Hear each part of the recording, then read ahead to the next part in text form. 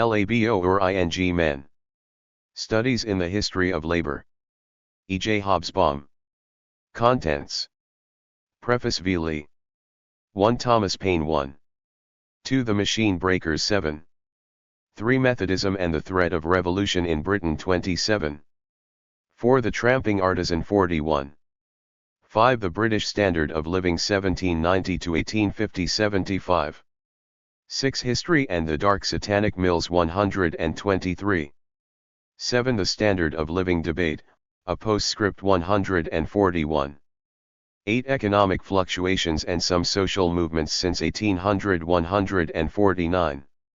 9 British Gas Workers 1873 to 1914 185. 10 General Labour Unions in Britain, 1889 to 1914 211. 11 National Unions on the Waterside 241. 12 Hindman and the SDF 273. 13 Dr. Marx and the Victorian Critics 283. 14 The Fabians Reconsidered 295. 15 The Labour Aristocracy in 19th Century Britain 321. 6. 16 Trends in the British Labour Movement since 1850 371. 17 Custom, Wages, and Workload 405. 18 Labor Traditions 437. Index 455. Preface. The essays printed here consist partly of articles published in various journals, some of them rather inaccessible, and partly of unpublished studies, the product or byproduct of several years' interest in working class history and affairs. They range, in the main, from the late 18th century to the First World War and fall broadly into 4 groups, up to the middle of the 19th century, studies in the New Trades Unionism of 1889 to 1914, studies in the late 19th century revival of socialism in Britain, and a group of general papers covering a rather wider chronological span. Most of these have one negative thing in common. They lie outside the borders of the straightforward chronological or narrative history of labor movements. This was ably pioneered by the Webbs and G.D.H. Cole, and in the golden age of British labor history which began about 15 years ago, a number of excellent scholars have continued, added to, or revised their work. However, there has been comparatively little work about the working classes as such, and about the economic and technical conditions which allowed labor movements to be effective, or which prevented them from being effective. In recent years this field has begun to attract greater attention, but it is still fairly thinly cultivated. Most of the essays in this volume belong to the latter category. Several are expository. The Aristocracy of Labor, Custom, Wages, and Workload, and the Tramping Artisan were first attempts to collect together material about their subjects and to consider some of their implications. This also applies to the studies in the New Trades Unionism. Others are polemical, or in the nature of historical revisions. Thus the Machine Breakers attempts to revise traditional views of Luddism, Methodism, and Revolution refutes Elie Halavy's well-known contention that Wesley saved Britain from social upheaval in the early 19th century, and the papers on the standard of living are contributions to a controversy among historians which has become rather lively in the past few years. The Fabians Reconsidered also sets out to revise traditional views on the subject. Other papers deal with various aspects of radical, labor, and socialist ideology. Since some of the essays were written for non-specialist journals or for a non-specialist public, they are less fully loaded with the usual apparatus of scholarship than those aimed primarily at the experts. However, I hope that even the apparently most specialized ones contain something of general interest, for I have tried to make them broader than their titles may sometimes suggest. Most of the reprinted papers have been left substantially unchanged, except for minor corrections or modifications, and a few references to subsequent literature. The chief exceptions are the main paper on the standard of living, into which I have incorporated material collected since 1957, or embodied in other articles not reprinted here, and Trends in the British Labour Movement, first published in 1949, which has a rewritten and much amplified last part.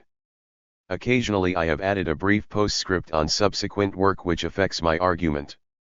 Readers who wish to pursue the matter further should consult the complete bibliography of British work on labour history since 1945, published in earlier issues of the Bulletin of the Society for the Study of Labour History. My thanks are due to the editors of the Economic History Review, History Today, Marxism Today, the New Left Review, the defunct New Reasoner, the New Statesman, Past and Present, and Messrs. Macmillan and Lawrence and Wishart, for permission to reprint material which first appeared in their pages or under their imprint. Villy. E. J. Hobsbawm. London, December 1963. 1. A moderate revolution is a contradiction in terms, though a moderate putsch, coup, or pronunciamento is not. However limited the ostensible aims of a revolution, the light of the New Jerusalem must shine through the cracks in the masonry of the eternal establishment which it opens. When the Bastille falls, the normal criteria of what is possible on earth are suspended, and men and women naturally dance in the streets in anticipation of utopia. Revolutionaries, in consequence, are surrounded by a millennial halo, however hard-headed or however modest their actual proposals may be.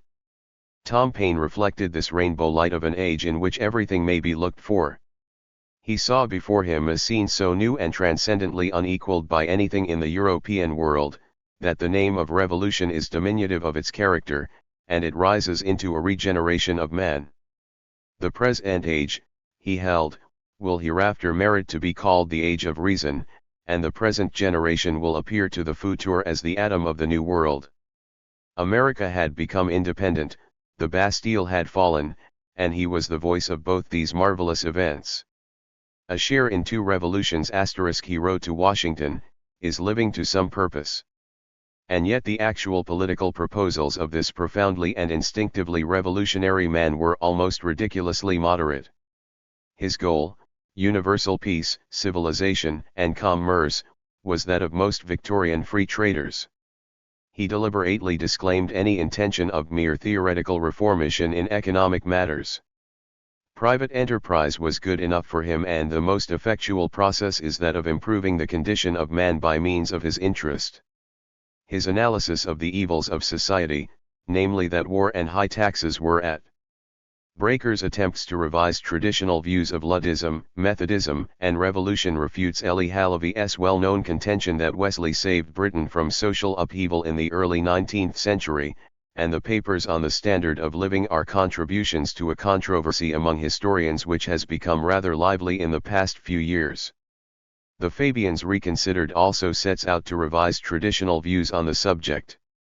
Other papers deal with various aspects of radical, labor, and socialist ideology.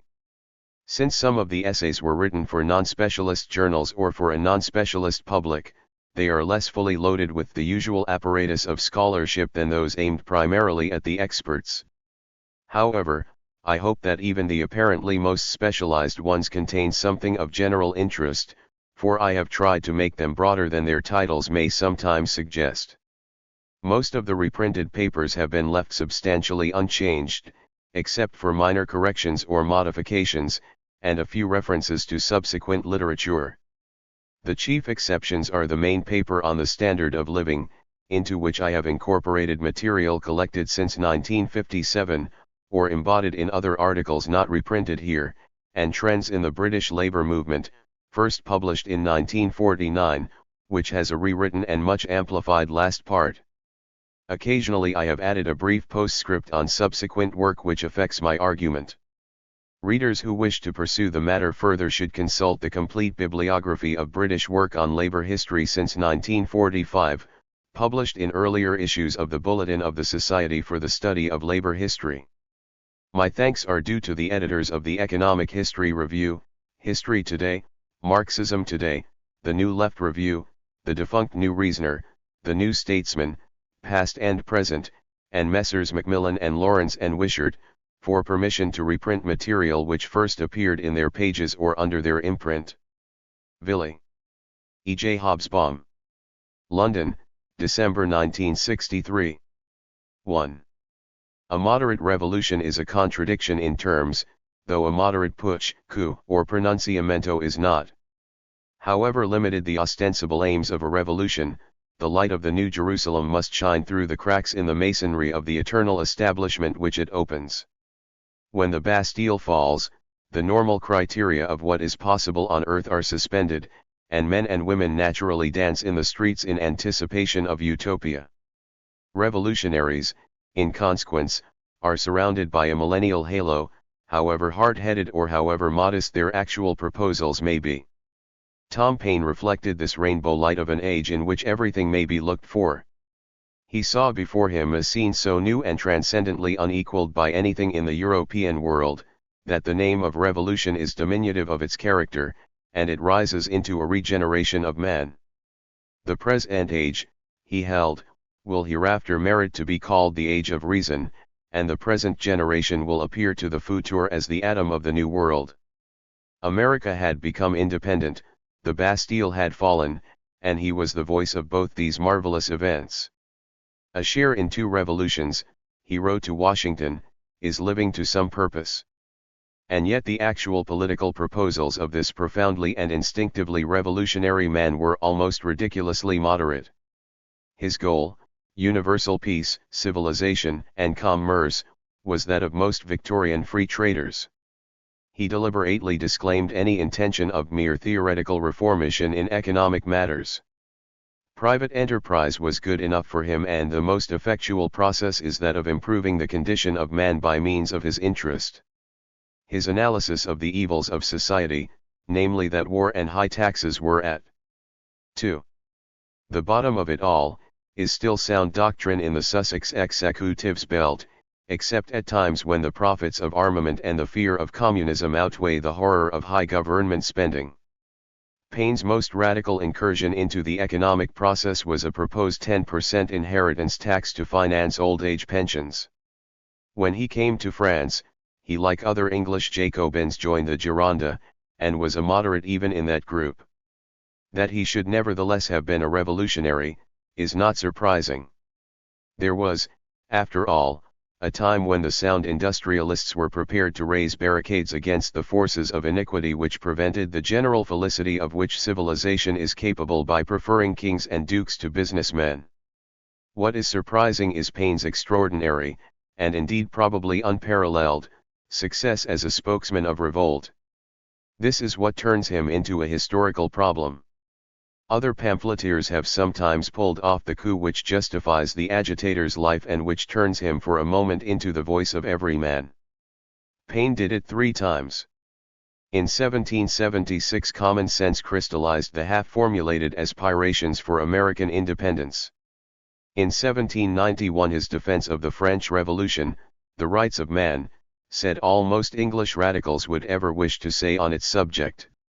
It is said to have sold 200,000 copies in a few months, at a time when the entire population of Britain, including children and other illiterates, was less than that of Greater London today. In 1794 his Age of Reason became the first book to say flatly, in language comprehensible to the common people, that the Bible was not the Word of God.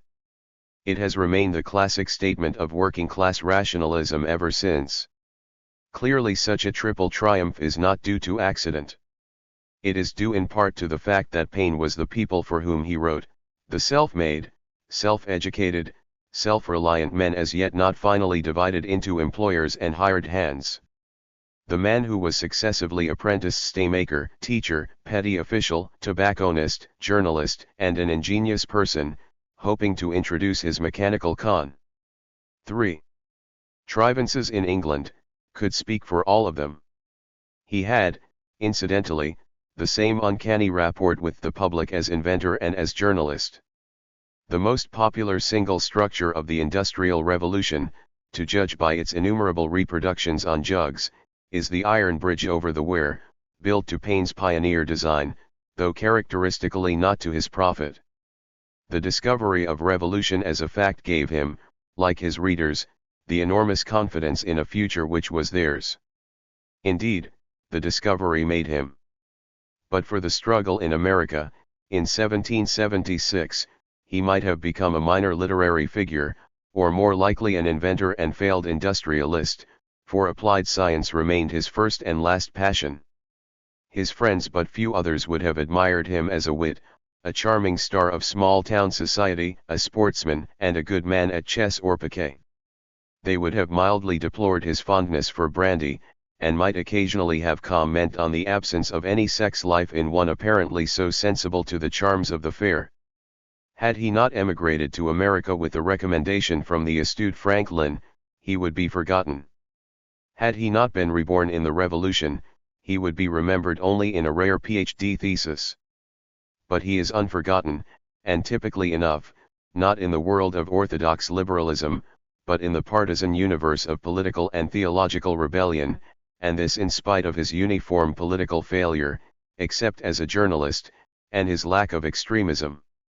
6 of the 8 lives published before the most recent, Professor Aldrich's, are by left-wingers. A communist has edited his collected works. Why? Because for most of Paine's readers salvation by private enterprise was not the answer, whatever he or they may have thought.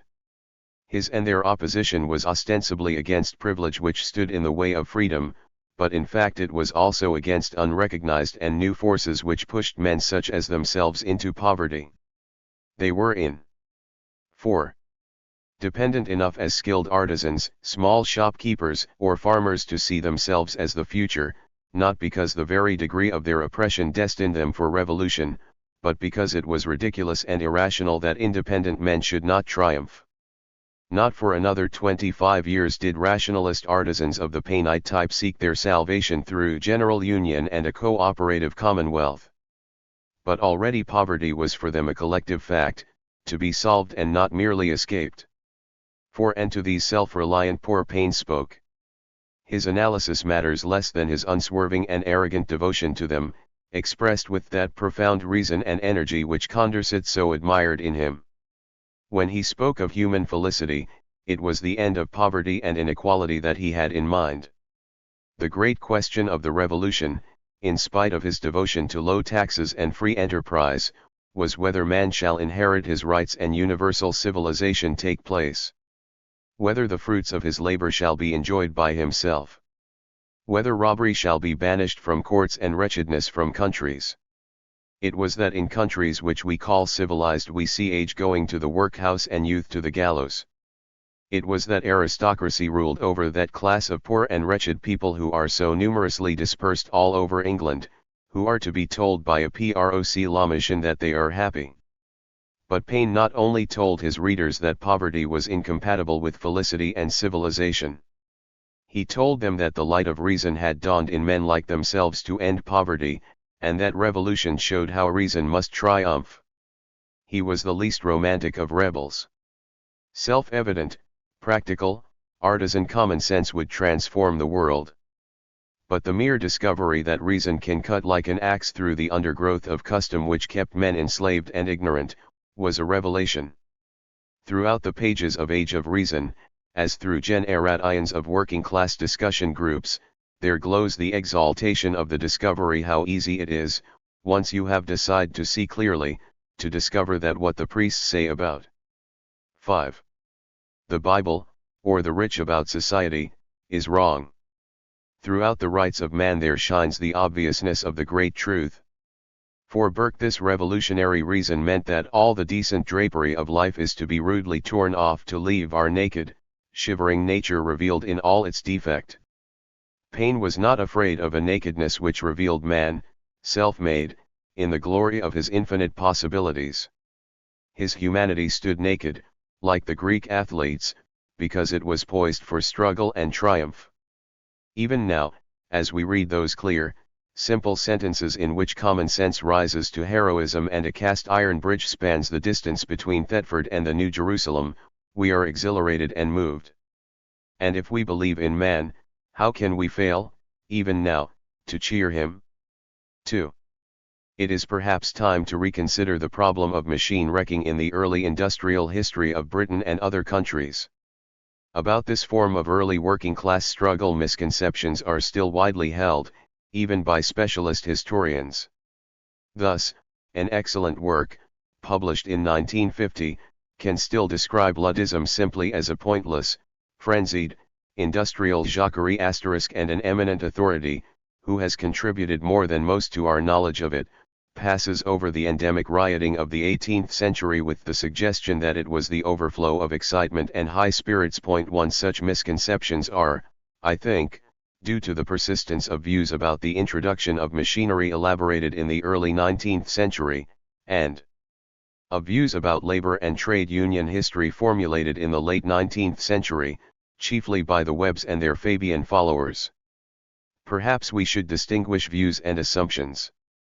In much of the discussion of machine breaking one can still detect the assumption of 19th century middle-class economic apologists, that the workers must be taught not to run their heads against economic truth, however unpalatable, of Fabians and liberals, that strong-arm methods in labor action are less effective than peaceful negotiation, of both, that the early labor movement did not know what it was doing, but merely reacted, blindly and gropingly, to the pressure of misery, as animals in the laboratory react to electric currents. The conscious views of most students may be summed up as follows: the triumph of mechanization was inevitable. We can understand, and sympathize with the long rearguard action which all but a minority of favored workers fought against the new SYS. 8. Tem, but we must accept its pointlessness and its inevitable defeat. The tacit assumptions are wholly debatable. In the conscious views there is obviously a good deal of truth. Both, however, obscure a good deal of history. Thus they make impossible any real study of the methods of working-class struggle in the pre-industrial period. Yet such a study is badly needed. A very cursory glance at the labor movement of the 18th and early 19th century shows how dangerous it is to project the picture of desperate revolt and retreat, so familiar from 1815 to 48, too far into the past. Within their limits, and they were, intellectually and organizationally very narrow, the movements of the long economic boom which ended with the Napoleonic Wars, were neither negligible nor wholly unsuccessful. Much of this success has been obscured by subsequent defeats. The strong organization of the west of England woolen industry lapsed completely, not to revive until the rise of general unions during the First World War. The craft societies of Belgian woolen workers, strong enough to win virtual collective agreements in the 1760s, lapsed after 1790, and until the early 1900s trade unionism was for practical purposes dead. 2 Yet there is really no excuse for overlooking the power of these early movements, at any rate in Britain, and unless we realize that the basis of power lay in machine wrecking, rioting and the destruction of property in general, we shall not make sense of them. To most non-specialists, the terms machine wrecker and Luddite are interchangeable. This is only natural, for the outbreaks of 1811-13, and of some years after Waterloo in this period, attracted more public attention than any others, and were believed to require more military force for their suppression. Mr. Darville III has done well to remind us that the 12,000 troops deployed against the Luddites greatly exceeded in size the army which Wellington took into the peninsula in 1808. Yet one's natural preoccupation with the Luddites tends to confuse the discussion of machine breaking in Gen. 9. Errol, which begins, as a serious phenomenon sometime in the 17th century and continues until roughly 1830. Indeed, the series of farm laborers' revolts which the Hammonds baptized the Last Laborers' Rising in 1830 was essentially a major offensive against farm machinery, though it incidentally destroyed a fair amount of manufacturing equipment. 2.4 In the first place, Luddism, treated as a single phenomenon for administrative purposes, covered several distinct types of machine breaking, which for the most part existed independently of each other, but before and after. In the second place, the rapid defeat of Luddism led to a widespread belief that machine breaking never succeeded. Let us consider the first point. There are at least two types of machine breaking, quite apart from the wrecking incidental to ordinary riots against high prices or other causes of discontent. For instance, some of the destruction in Lancashire in 1811, and Wiltshire in 1826.5. The first sort implies no special hostility to machines such, but is, under certain conditions, a normal means of putting pressure ou employers or putfers out. As has been justly noted, the Nottinghamshire, Leicestershire and Derbyshire Luddites were using attacks upon machinery, whether new or old, as a means of coercing their employers into granting them concessions with regard to wages and other matters. 6 The sort of wrecking was a traditional and established part of industrial conflict in the period of the domestic and manufacturing system, and the early stages of factory and mine. It was not directed only against machines, but also against raw material, finished goods, or even the private property of employers, depending on what sort of damage these were most sensitive to. Thus in 3 months of agitation in 1802, the Wiltshire shearmen burned hayricks, bams and kennels of unpopular clothiers, cut down their trees, destroyed loads of cloth, as well as attacking and destroying their mills. 7 The prevalence of this collective bargaining by riot is well attested.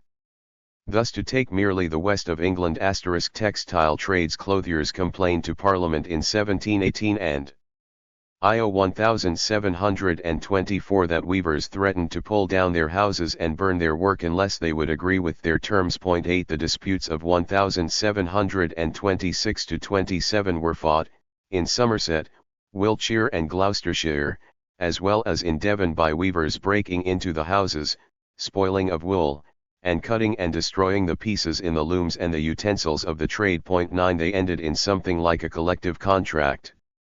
The great textile workers' riot at Melksham in 1738 began with workers cut all the chains in the looms belonging to Mr. Colthurst.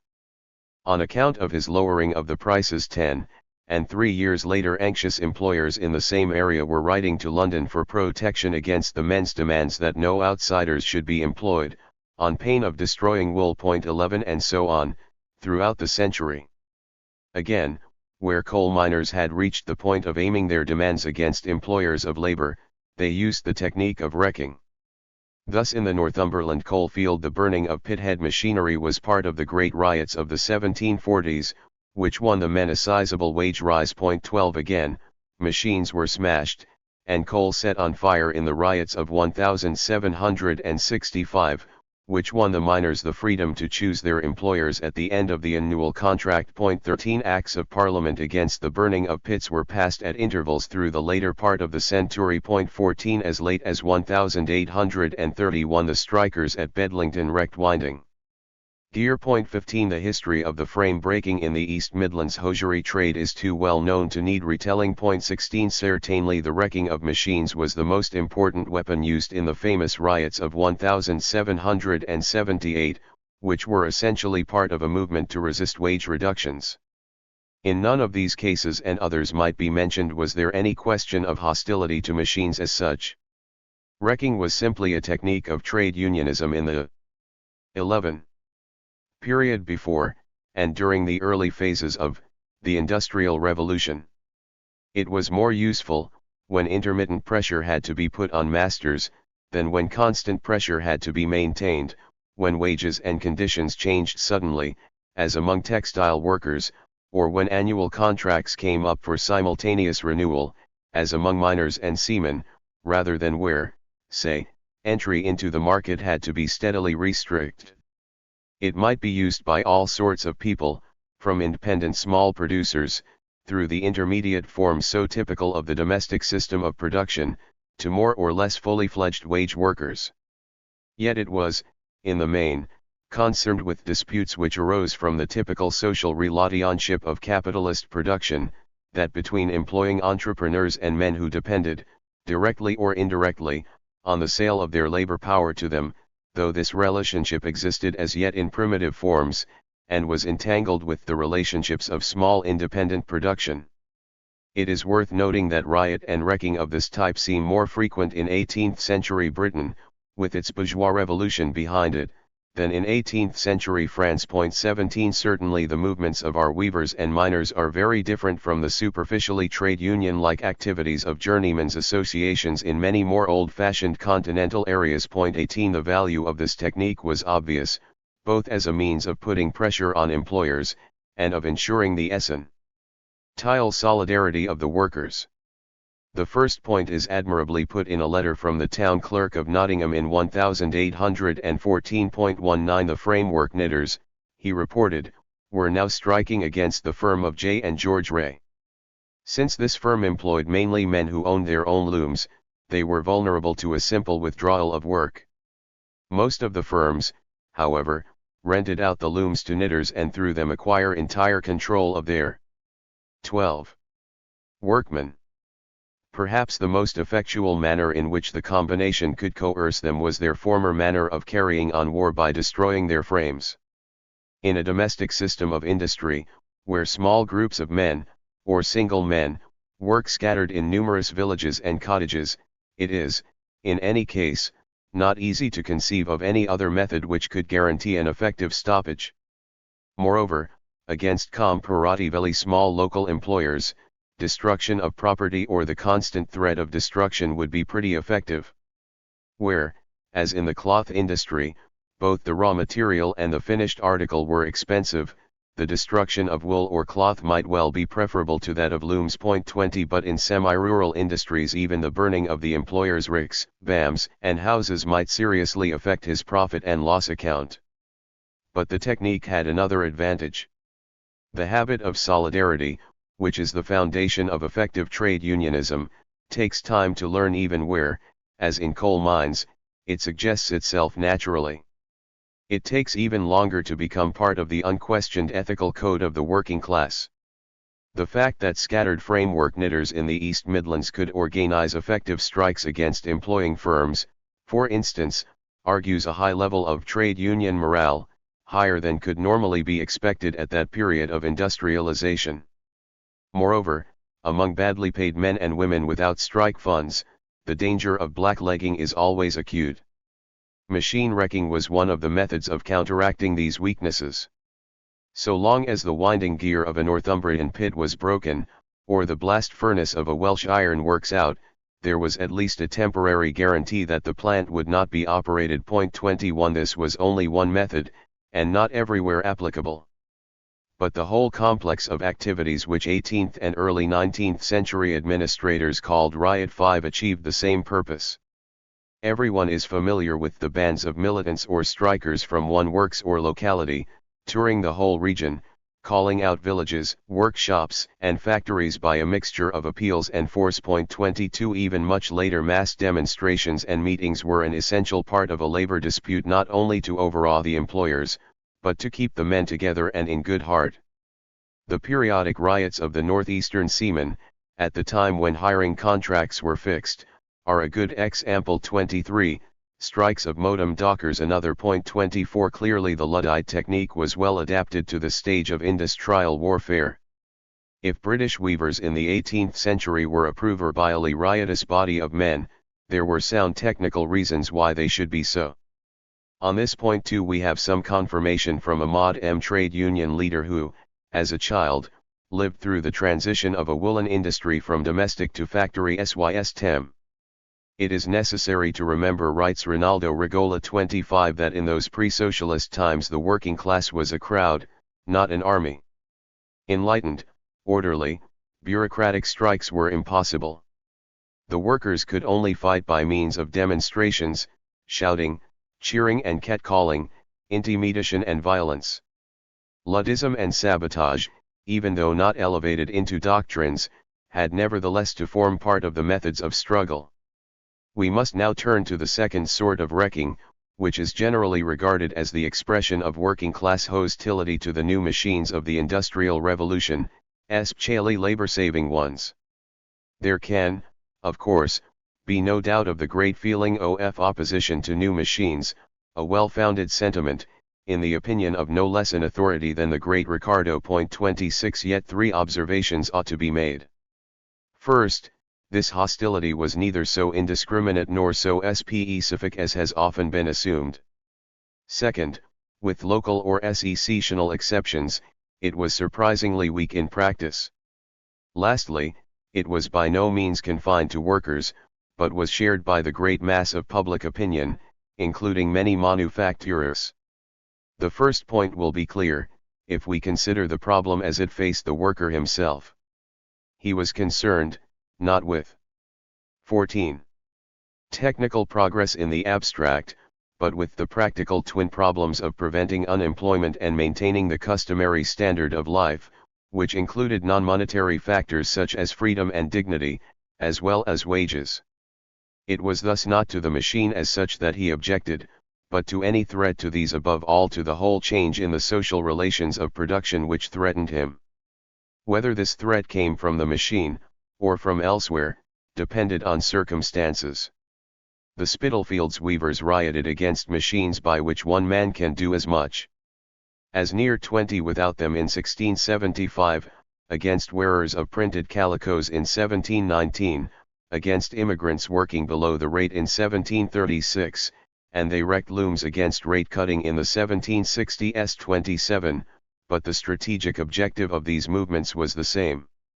Around 1800 the Western weavers and shearmen were simultaneously in action, the former organized against the flooding of the labor market by extra workers, the latter against machines. 28 Yet their object, the control of the labor market, was the same. Conversely, where the change did not disadvantage the workers absolutely, we find no special hostility to machines. Among printers, the adoption of power presses after 1815 seems to have caused little trouble. It was the later revolution in typesetting which, since it threatened wholesale downgrading, provoked a fight. 29 Between the early 18th and the mid-19th century, mechanization and new devices greatly increased the productivity of the coal miner, for instance, the introduction of shot firing. However, as they left the position of the hewer untouched, we hear of no important movement to resist technical change, though peatmen were proverbially ultra-conservative and riotous. Restriction of output operated by workers under private enterprise is a different matter altogether. It can and does occur in wholly unmechanized industries, for instance, the building trade, nor does it depend on overt movements, organizations, or outbreaks. In some cases, indeed, the resistance to the machine was quite consciously resistance to the machine in the hands of the capitalist. The Lancashire machine wreckers of 1778–80. 15. Distinguished clearly between spinning jennies of 24 spindles or less, which they spared, and larger ones, suitable only for use in factories, which they destroyed. 30 No doubt in Britain, which was more familiar with social relations of production which anticipated those of industrial capitalism, this kind of behavior is less unexpected than elsewhere. Nor should we read too much into it. The men of 1760 were still a good way from understanding the nature of the economic system they were about to face. Nevertheless, it is clear that theirs was not a simple fight against technical progress as such. Nor is there, for the most part, any fundamental difference in the attitude of workers towards machines, taken as an isolated problem, in the earlier and later phases of industrialism. It is true that in most industries the object of preventing the introduction of undesirable machines has given way, with the coming of full mechanization, to the plan to capture them for workers enjoying trade union standards and conditions, while taking all practicable steps to minimize technological unemployment. This policy seems to have been adopted patchily after the 1840s 31 and during the Great Depression, more generally after the middle 1890s. 32 Nevertheless, there are plenty of examples of the straightforward opposition to machines which threaten to create unemployment or to downgrade labor even today. 33 In the normal working of a private enterprise economy, the reasons which led workers to distrust new machines in the 1810s remain persuasive in the 1960s. The argument so far may help to explain why, after all, the resistance to machines was so small. The fact is not widely recognized, for the mythology of the pioneer age of industrialism, which men like Baines and Samuel Smiles reflected, has magnified the riots which actually occurred. The men of Manchester like to think of themselves not only as monuments of enterprise and economic wisdom, but also a more difficult task as heroes. Wadsworth and Mann have reduced the riots of 18th-century Lancashire to more modest proportions. 34 In fact, we have record of only a few really widespread wrecking movements such as that of the Yarogthnarm jvhikva probab destroyed lost bk oesbtk areas zfeshad 55. The specialized campaigns of the SS-22J1 body of Sherman High Britain iod elsewhere. 3 Qui perfopt the riots a ost povericons H1S26.37. The Lancashire wreckings of 1778 to 80 iod 1811 were confined to finite areas iod limbed numbers of mfa. This is AOD olredo io. The fact v our mechanization was regarded as harmless. As has b's oa, 5 most lochims tended iobh trodost high nme of risa prosperity, when employment was improving and apogeo atel cot fully mobilized. Could be for a rhymed spad. By the time one reason why the wrecking by Die Shearman was so much more persistent and serious than that by others was that these highly skilled and organized key men retained AOC control over the labor market, even after partial mechanization. 3 The mythology of the pioneer industrialists has also obscured the overwhelming sympathy for machine wreckers MAFL parts of the population. In Nottinghamshire not a single lot was denounced, though plenty of wall masters most have knows perfectly weffel who broke through frames in Ulksra where the CKXH snism middlemen ad snal masters were known so sympathized WKH the Shearman 41. The real terrorists of 1802 could not be discovered. 42 The merchants and woolen manufacturers of Rossadale This's he's passed resolutions against power loom some years before the men smashed them. 43 During the 1830 laborers rising the clerk to the magistrates M. Hindu, walks higher, reported that where the mobs have not destroyed the NT. 17.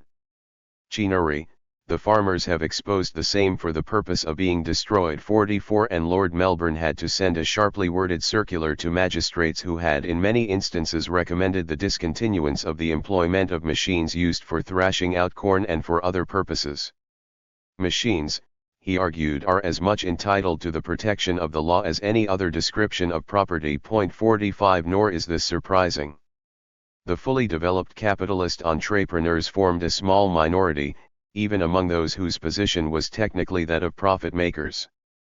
The small shopkeeper or local master did not want an economy of limitless expansion, accumulation, and technical revolution, the savage jungle pursuit which doomed the weak to bankruptcy and wage-earning status. His ideal was the secular dream of all little men, which has found periodic expression in Leveller, Jeffersonian, or Jacobin radicalism, a small-scale society of modest property owners and comfortably off-wage earners, without great distinctions of wealth or power, though doubtless, in its quiet way, getting wealthier and more comfortable all the time. It was an unrealizable ideal, never more so than in the most rapidly evolving of societies. Let us remember, however, that those to whom it appealed in early 19th century Europe made up the majority of the population, and outside such industries as cotton, of the employing class. 46 But even the genuine capitalist entrepreneur could be in TWO minds about machines.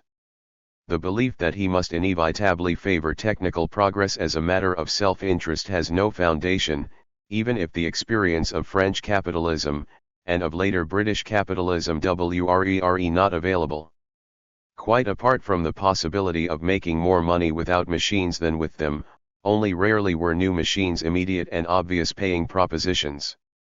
There is, in the history of any technical device, a threshold of profit which is crossed rather late. The larger the capital that has to be sunk in a machine, the later. Hence, perhaps, the proverbial lack of business success of inventors, who sink their own and other people's money in their projects while 18.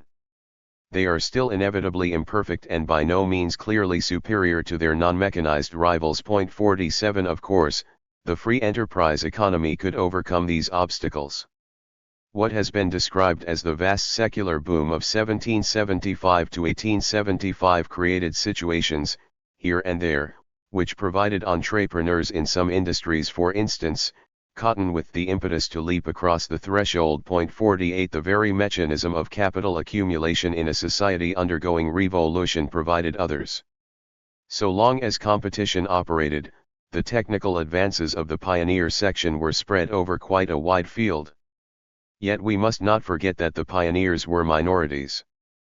Most capitalists took the new machine in the first instance not as an offensive weapon, to win bigger profits, but as a defensive one, to protect themselves against the bankruptcy which threatened the laggard competitor.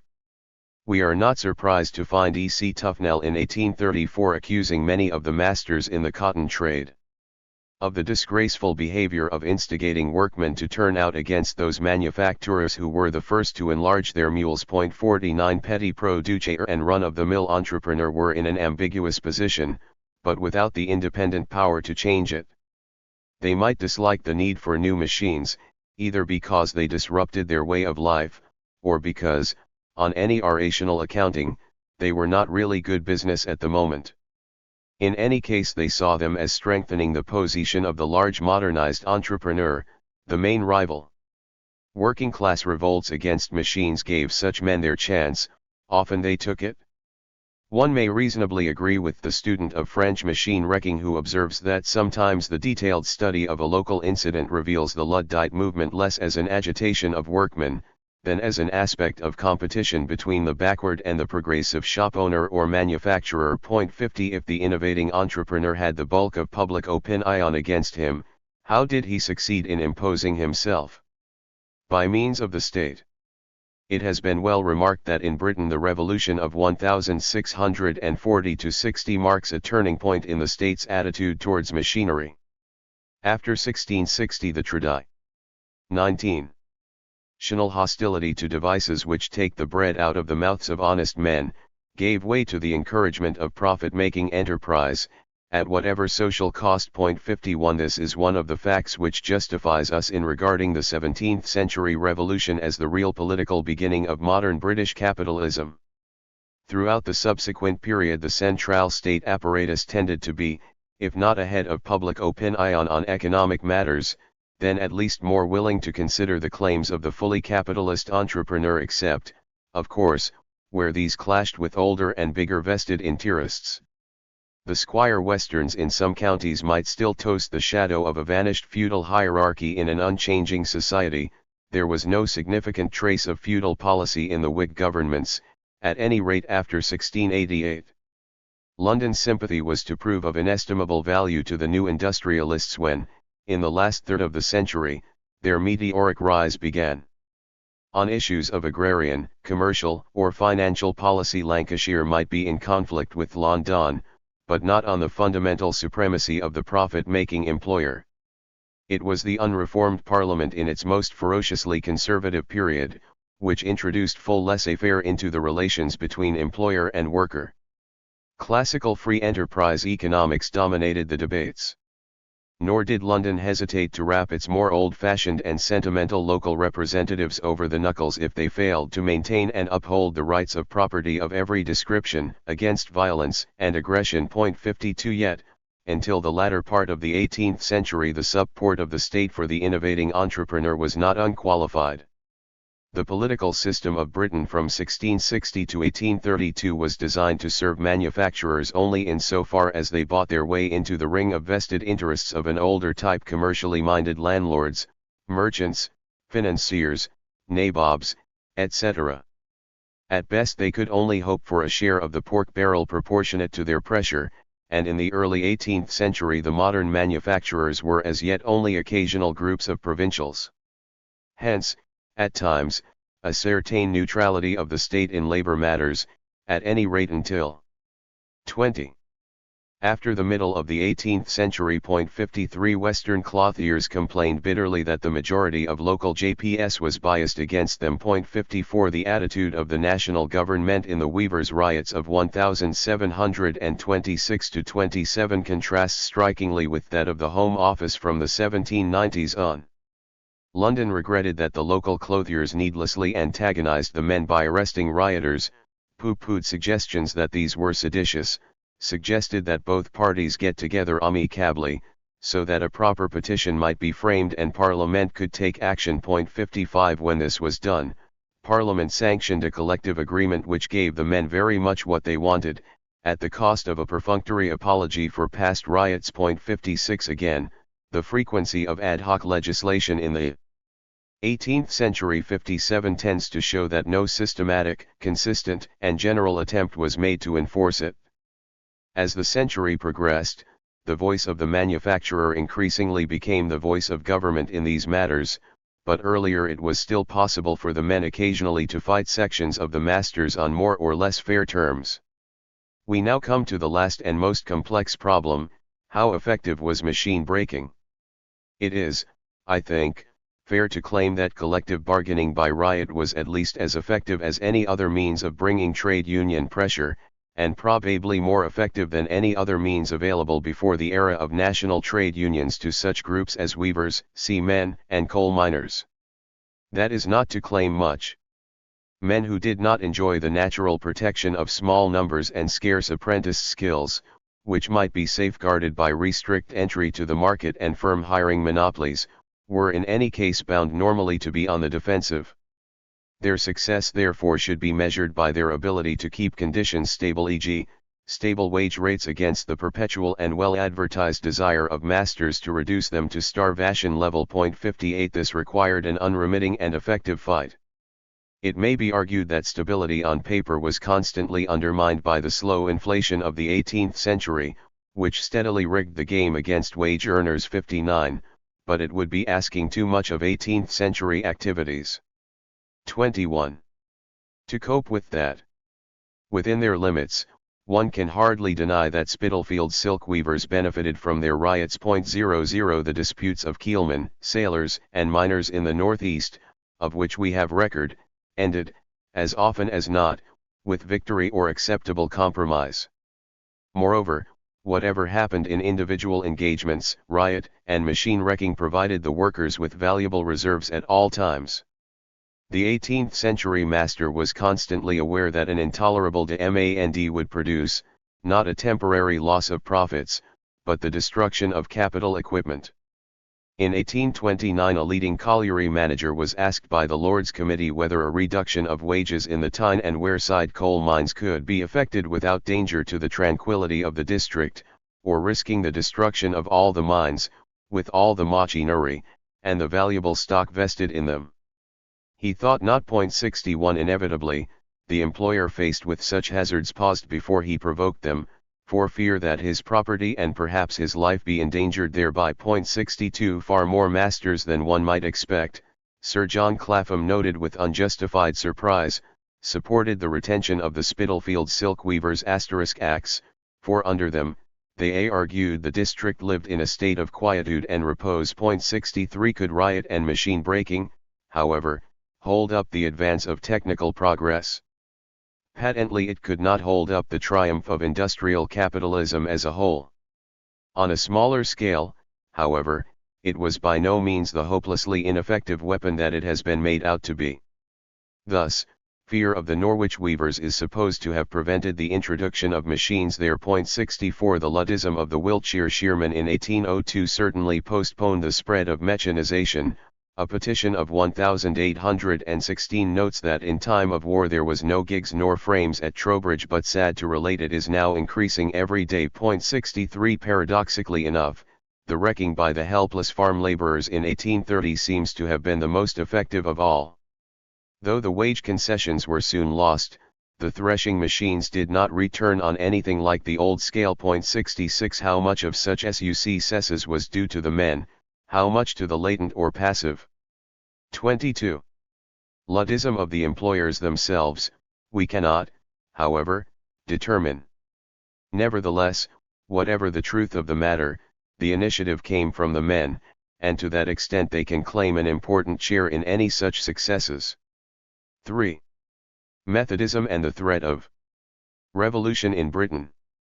Did Methodism prevent revolution, or the development of a revolutionary movement in Britain? The question has long interested historians. The period 1789 to 1848 is full of revolutions in all parts of Western Europe, but not in Britain, and it also happens to be the period when Methodism grew most rapidly in this country. That Methodism kept Britain immune from revolution is, indeed, widely believed. The late Eli Halavy's History of the English People supports this view very strongly. It may therefore be useful to elucidate the relations between Methodism and the threat of revolution in this period. We know, of course, that John Wesley and the early leaders of his connection, as well as those of Whitefield's Calvinistic Methodists, disapproved violently of revolution. They were extreme conservatives in politics, opposed not merely to social revolution, but also to the liberal and radical reform which later became so closely identified with 19th-century British nonconformity, to trade unionism and to other manifestations of labor activity. Hence it is a mistake to argue that the modern labor and trade union movement derives its inspiration from Wesley. He would have been shocked by it. Cornish Wesleyans were proud that their members did not take part in strikes and agitations. Calvinistic Methodists excommunicated supporters of Roman Catholic emancipation and members of trade unions. Wesleyans in radical Leicester were conservative. Government agents were quick to observe that Wesleyans were pillars of the status quo. Indeed, the connection even fought shy of the militant temperance movement which radical nonconformity held so dear. Neither 28. Wesley nor the early Wesleyans can even be described as democratic in their ideas of church organization and propaganda, and between 1797 and 1849 a number of secessions from the main body occurred, mainly for this reason. After 1850 Wesleyanism was liberalized, and politically speaking it became rather more like the rest of nonconformity. In its youth and middle period, however, it was quite certainly not so, and this is the period with which we are mainly concerned. Though there was no revolution in Britain in the 18th or 19th centuries, there was, nevertheless, a good deal of revolutionary feeling in large parts of the country, particularly during the bleak half-century from the middle 1790s to the late 1840s. If the actual outbursts of violence were few, limited, and rather small, it was not because at certain times, for instance, during the appalling depression of 1841-42, great masses of British citizens were not angry, desperate, and ready for almost any political action.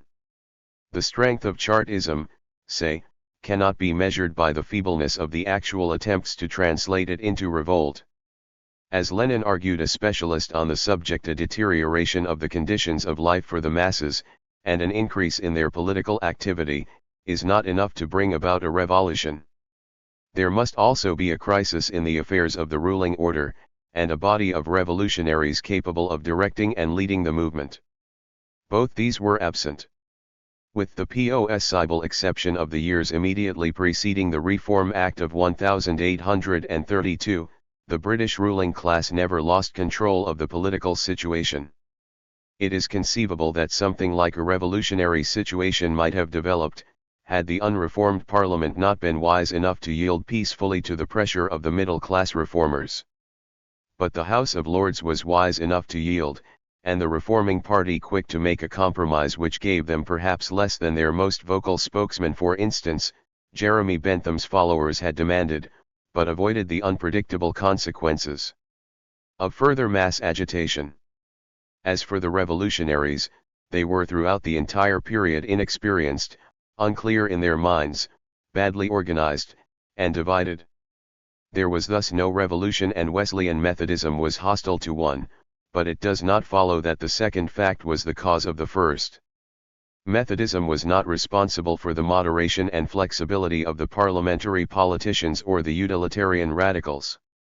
Nor can it be held responsible for the weaknesses of the revolutionary movement among the working classes. In order to demonstrate this, it is necessary to discover, insofar as this is possible, what effect it had on the politics of the British working classes in our period, and especially during the two major periods of unrest within it, the years from the Luddites to Peterloo and the years from 1829 to 1849, which covered the reform agitation, the great trade union, factory reform, and anti-poor law movements, Chartism, and the major agricultural unrest. This implies an answer to the more general question, what hold had organized religion, and in particular the various nonconformist sects, upon the working classes in the period of early industrialism? The first question we must ask is whether the Wesleyans were numerically strong enough to make a decisive difference anyway. for it is quite clear that the other nonconformist sects did not share their political conservatism. The old dissenters, Independents, Baptists of various sorts, Presbyterian Unitarians, were totally uncommitted to the support of the government, and had no respect whatever for constituted authority as such, which still officially discriminated against them in various ways. The first three groups had indeed long moved towards the left, and most active supporters of the French Revolution had come from among them. Unquestionably they became more respectable after the 1790s as they be 29, 30, came more numerous. Whether the influence of Methodism, which helped to revivify them, is responsible for this, and if so, to what extent, may be debated. The question cannot be answered conclusively. All one can say is, that there are many other possible reasons why they should have become less Jacobin, chiefly the fact that most Englishmen between 1793 and 1815 had, for obvious reasons, little sympathy for Jacobinism. Hence, that typical 17th-century Puritan, Zechariah Coleman in Mark Rutherford's Revolution in 10 Nez Lane complained bitterly about a sad falling off from the days, even in my time, when the dissenters were the insurrectionary class. Nevertheless, their sympathies remained throughout with the cause of radicalism and reform, and they actively supported both. The various seceding Methodist groups did not sympathize politically with the Wesleyans.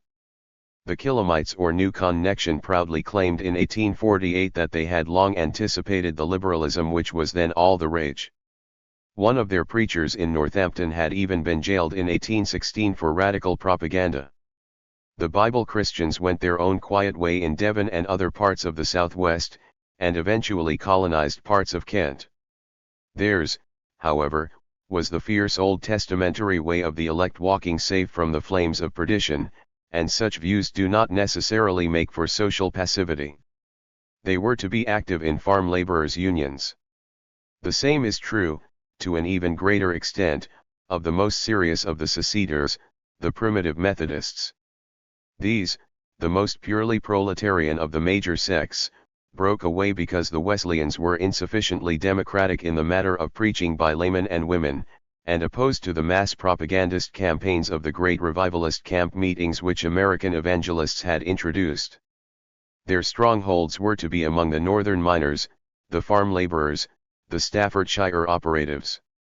Here primitive Methodism was so closely identified with trade unions as to become, practically, a labor religion. When Lord Londonderry evicted strikers after the 1844 coal strike, 2/3 of the Durham Primitive Methodist circuit became homeless. Whoever was for turning the other cheek, it was not the primitives. Moreover, though preachers were debarred from politics, several probably interpreted this to mean that they were only prohibited from making speeches in the Tory interest. Even among the Wesleyans the rank and file were less conservative than their leaders, certainly in Leicester. At least one Yorkshire minister was only just in time to stop the Luddites burying one of their casualties in the Wesleyan cemetery, amid political speeches, from which we may conclude that Methodists were not above machine breaking. In remote areas, where no more congenial sect penetrated as in Dorset, Wesleyans might even become trade union leaders, as did the Tolpuddle martyrs. Before the 1850s, however, this was very much the exception. How strong, then, were the Wesleyans relatively to the other denominations, and to the total population? The only adequate information we have about these matters is that of the religious census of 1851, and it is as well to summarize this, therefore, before groping back into less well-documented periods. Broadly speaking, this gives us the following picture of the industrial areas of England and Wales.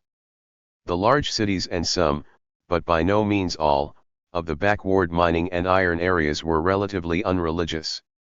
Bristol, Leicester, Nottingham, Leeds, and Liverpool, however, the latter on account of its many Roman Catholics, showed rather high attendance figures. Of the industrial areas, Lancashire, the most important, was also the least religiously minded. The northeast came next in the scale of apathy. Staffordshire was divided in the matter.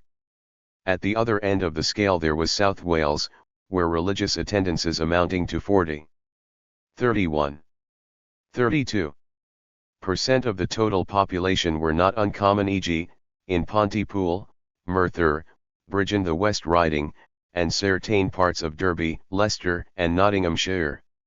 Rural areas were, of course, on average, much more church-going than urban ones. Again, with the exception of Lancashire, the cities and industrial areas were nonconformist rather than Anglican. The Church of England was not merely a minority group in most of them, but was often completely outclassed. For instance, in 8 poor law unions of the West Riding and in part of the Potteries, the main nonconformist bodies were more than twice as numerous as the Church. In Wales, of course, the Church was a negligible force, for national reasons. Among the nonconformists, however, the Methodists as a whole were not equally strong everywhere. Speaking broadly, they were not a serious force south of a line drawn from the Wash to Dudley in the Black Country and thence west to the Welsh coast, except for certain parts of Norfolk. They were also extremely strong in Cornwall. South of this line, the nonconformity that counted was that of the old dissenters, the Independents and Baptists. In South Wales the Methodists were even weaker.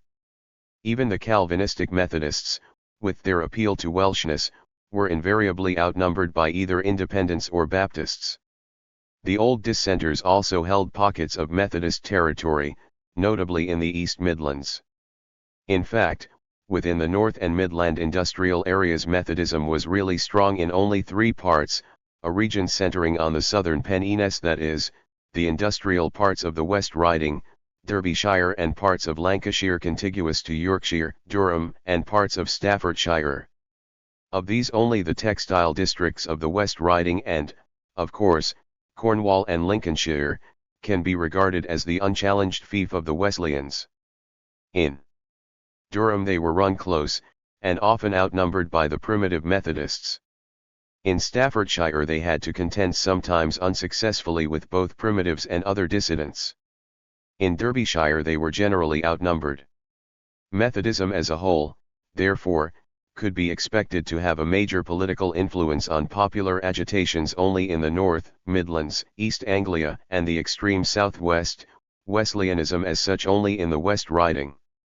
The point is worth making, because a great deal of the radical and revolutionary unrest of the period took place in areas in which both were weak, in London, Bristol, and Birmingham, in South Wales, in the East Midlands. Much of it, of course, took place in areas in which organised religion as such was weak, for instance, in Lancashire and the cities.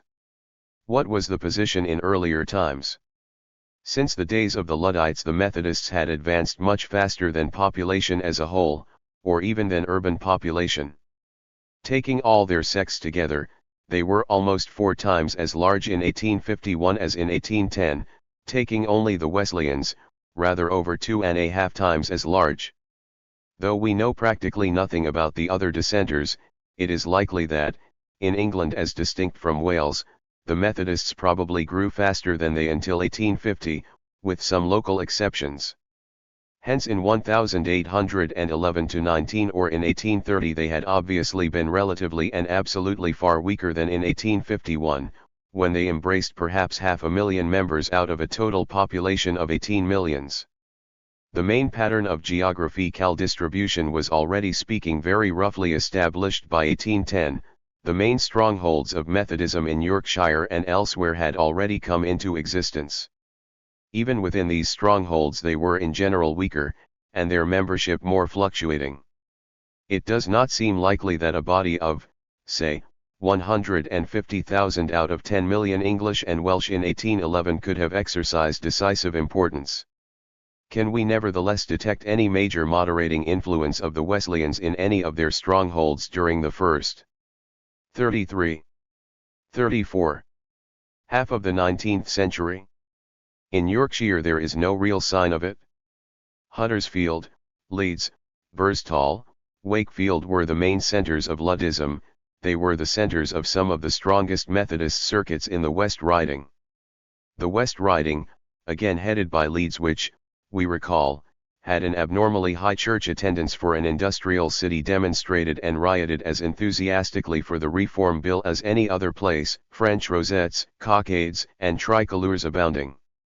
During the 1830s and 40s it was perhaps the firmest stronghold of violent radicalism and Chartism in the north. Huddersfield had the second strongest Wesleyan congregation in the West Riding in 1851, and certainly the one which had grown most rapidly throughout the whole period since 1814. Yet Huddersfield was the center of an almost insurrectionary resistance to the new Poor Law, and its Chartists held out for the revolutionary general strike for the Charter in 1839. It had also been a noted center of Owenism. Bradford had the strongest Wesleyan congregation in the Riding in 1851, and had been a stronghold of the sect for 40 years. But Bradford was a center of Chartism. When Feargus O'Connor planned to tour the north after his release from jail, meetings were arranged for him in 17 towns in which, presumably, he expected the greatest support, 10 of them in the West Riding. Plus in 1851 the Methodists in these towns formed anything from 5 to 12 and 15% of the total population. Ironically enough, it was in the least Methodist of these towns, Sheffield, that Chartism was, throughout this period, least inclined to extremism. The truth is that Methodism developed in this area, and so did radicalism. There were perfectly convincing reasons why the woolen and worsted weavers of the West Riding should be desperate and riotous. Worsted weavers' weekly earnings fell from 34s. 60 in 1814 to 215. In 1821, from 205. In 1829 to 125. 60 in 1838. While this was so, Methodism, York, Leeds, Sheffield, Keighley, Halifax, Bradford, Todmorden Den, Huddersfield, Dewsbury, Barnsley, had no more chance of preventing large numbers of them from being rebellious than had the Archbishop of Canterbury. Indeed, many Wesleyan operatives must have taken part in the great agitations. In Cornwall, on the other hand, political radicalism and Chartism were weak among the miners, who were the main supporters of the Wesleyans. We should not hastily conclude that this was due to the moderating influence of the Wesleyans. Cornish industrial and social structure was, in many respects, archaic. Skilled miners, for instance, could continue to regard themselves not as wage laborers but as subcontractors or partners under the so-called tribute agreements. Hence the feeling that workers as a class opposed employers as a class developed slow and late. The first labor dispute occurred in 1831, the first actual strike in 1857. The characteristic form of Cornish social agitation, and the miners were a proverbially riotous group, was the riot against high food prices in times of shortage. As in 18th century France, labor regarded not the employer, but the profiteering middleman as the real enemy. But, Methodism or no Methodism, miners and other workers in Cornwall still marched into the towns to seize food, forcibly to prevent the export of corn, or to force the sale of food at fair prices, in the classical manner of 18th century rioters, for instance, in the hard year 1846-47. Moreover, miners, whether of coal or metal, were an isolated body of men, often geographically separated from the rest of the working people and concerned less with politics than with their specialized economic struggles. Hence in most parts of the country they took surprisingly little part in the radical and Chartist agitations. In Yorkshire, Lancashire, and above all Staffordshire, they struck in the desperate year 1842, together with the rest of the operatives among whom they lived, and as this vast strike movement merged with Chartism they may be regarded as having been in the thick of it. In the main coal fields of the northeast and in South Wales, they did not strike, though they were in the 36 middle of forming a national union which reached the point of explosion a year or so later. Very probably the coal fields which came out in 42 would have waited till then also, had they not been drawn in by the factory workers who surrounded them. In South Wales the Methodists were negligibly. In the northeast, the primitive Methodists, with their championship of unions predominated. The Wesleyans cannot be held responsible for the passivity of these mining communities in 1842. Hence it is probably wisest to put the lack of interest in and feebleness of Cornish Chartism down to factors unconnected with the religion of the Cornish. Another claim to have prevented revolution has been put forward on behalf of the Primitive Methodists by their OFFI Chale historian H. B. Kendall, writing in 1906. It rests mainly on the fact that the first great advances of this sect occurred in Nottinghamshire and Leicestershire in 1817-19, that is to say, in two of the chief strongholds of Luddism and Radicalism. Examples of villages abandoning levelling * doctrines are quoted. This claim cannot be taken very seriously either. In the first place, the 20-odd villages in Nottinghamshire in which the Primitives established themselves in 1817-18 were overwhelmingly in the least industrialized part of the county. They contained only something like 7% of the county's knitting frames. In the second place, the Methodist advances in this area were temporary, and much of the ground was lost again in the 1820s and not regained till much later. In the third place, the East Midlands did not become noticeably less radical after 1818. In fact, Leicestershire is one of the places where more active Methodists than usual appear to have been enthusiastic Chartists. It would have been surprising if the handloom weavers and stockingers, whose weekly income had according to the Methodist Chartist, Thomas Cooper of Leicester fallen to 4s. a week by 1841 had not been radical when they starved. We can therefore sum up the relations between Methodism and the threat of revolution somewhat as follows. The official leadership of the connection wished to keep it entirely outside any radical, let alone revolutionary agitations. Even had it succeeded in doing so, however, the strength of Wesleyanism was probably not great enough, and not well enough distributed, to affect the political situation decisively. But, in fact, the members did not keep outside radical agitations. It is likely that Wesleyanism lost ground to politically radical sects such as the Primitive Methodists, and there was certainly increasing rank and file opposition to the conservatism of the leaders, notably in the 1830s and 1840s, sometimes on political grounds, more generally on ostensibly moral grounds, such as temperance. Many Wesleyans must have taken part in the radical and revolutionary agitations, from Luddism to Chartism, with their non-Wesleyan fellows. The effectiveness of official Wesleyan conservatism has often been exaggerated. This may be due to a fundamental misconception of the reasons that turned workers in early industrial Britain towards various sects. It is too easily assumed that they did so as an alternative to revolutionary or radical politics. To some extent they did. In the early stages of the capitalist transformation of town and countryside we do indeed often meet sects mystical, apocalyptic, quietist which preach resignation and complete non-involvement in the affairs of an evil world. Gerhard Hauptmann's magnificent drama, The Weavers, which is based on a documentary account of the Silesian Weavers' Revolt of 1844, contains a wonderful portrait of an old sectarian of this sort. Similar mystical cults of the Virgin spread in the Belgian industrial areas about the same time, while a body called the Nazarenes made headway among the landless Hungarian farm laborers later in the century. But there is another kind of religion which might seize the miserable mass of the people at such times. Preachers, prophets, and sectarians might issue what the laborers would regard as calls to action rather than to resignation. Such sects are equally well documented. In the northern Rhodesian copper belt, for instance, in our generation, the Jehovah's Witnesses 37. 38. For a time played a similar part to that of the Primitive Methodists in the Durham pits.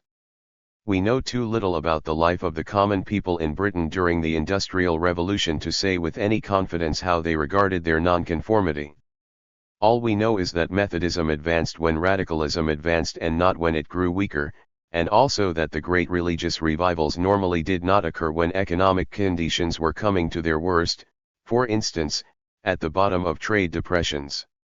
The periods when Wesleyanism recruited most rapidly at an annual average of 9,000 to 14,000 members were also, with the one exception of the boom years 1820-24, periods of mounting popular agitation, 1793-94, 1813-16, 1831-34, 1837-41 and 1848-50.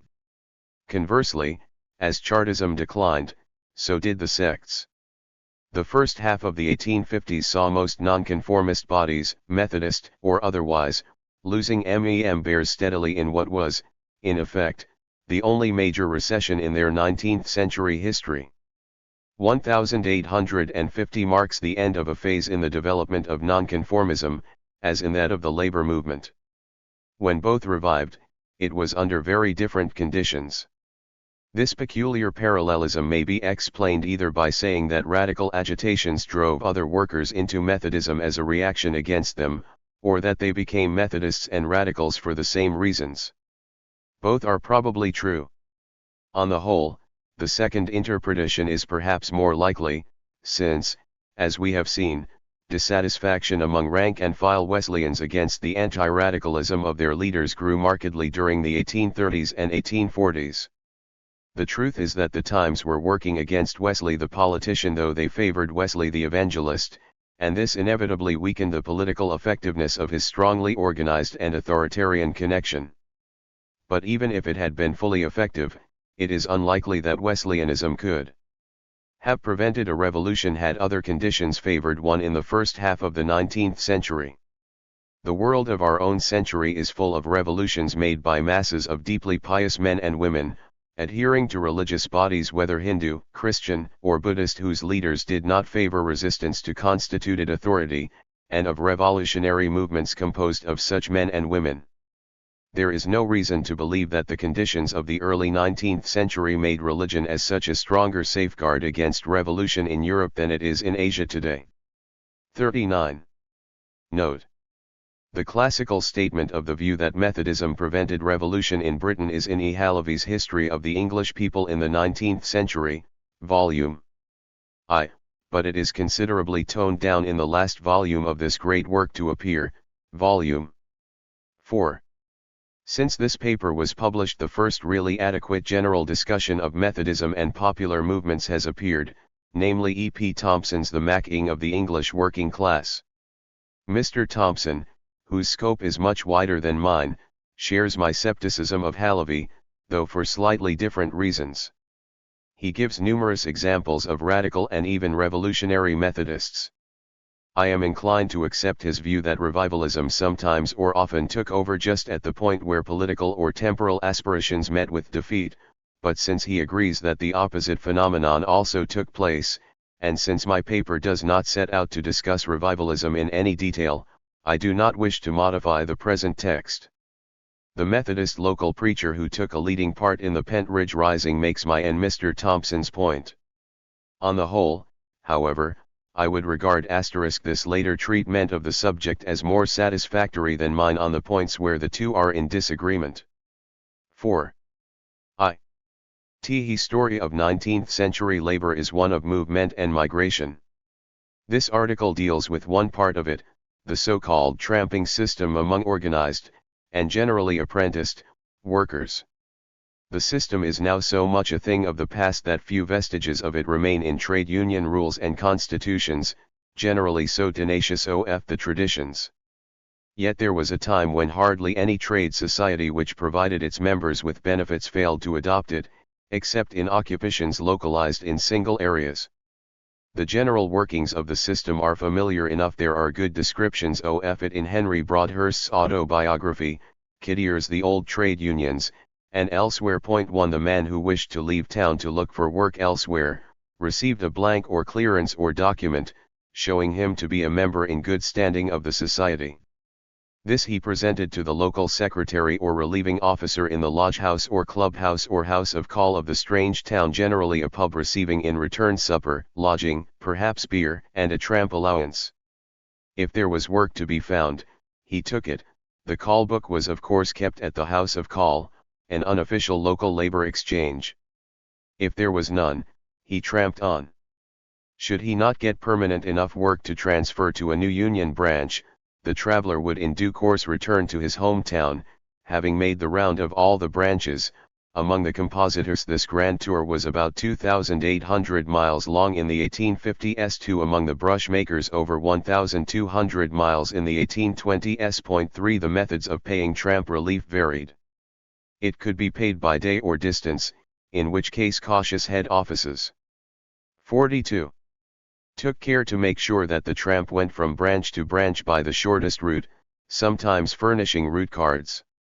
Relief for the weekend was generally higher than for weekdays.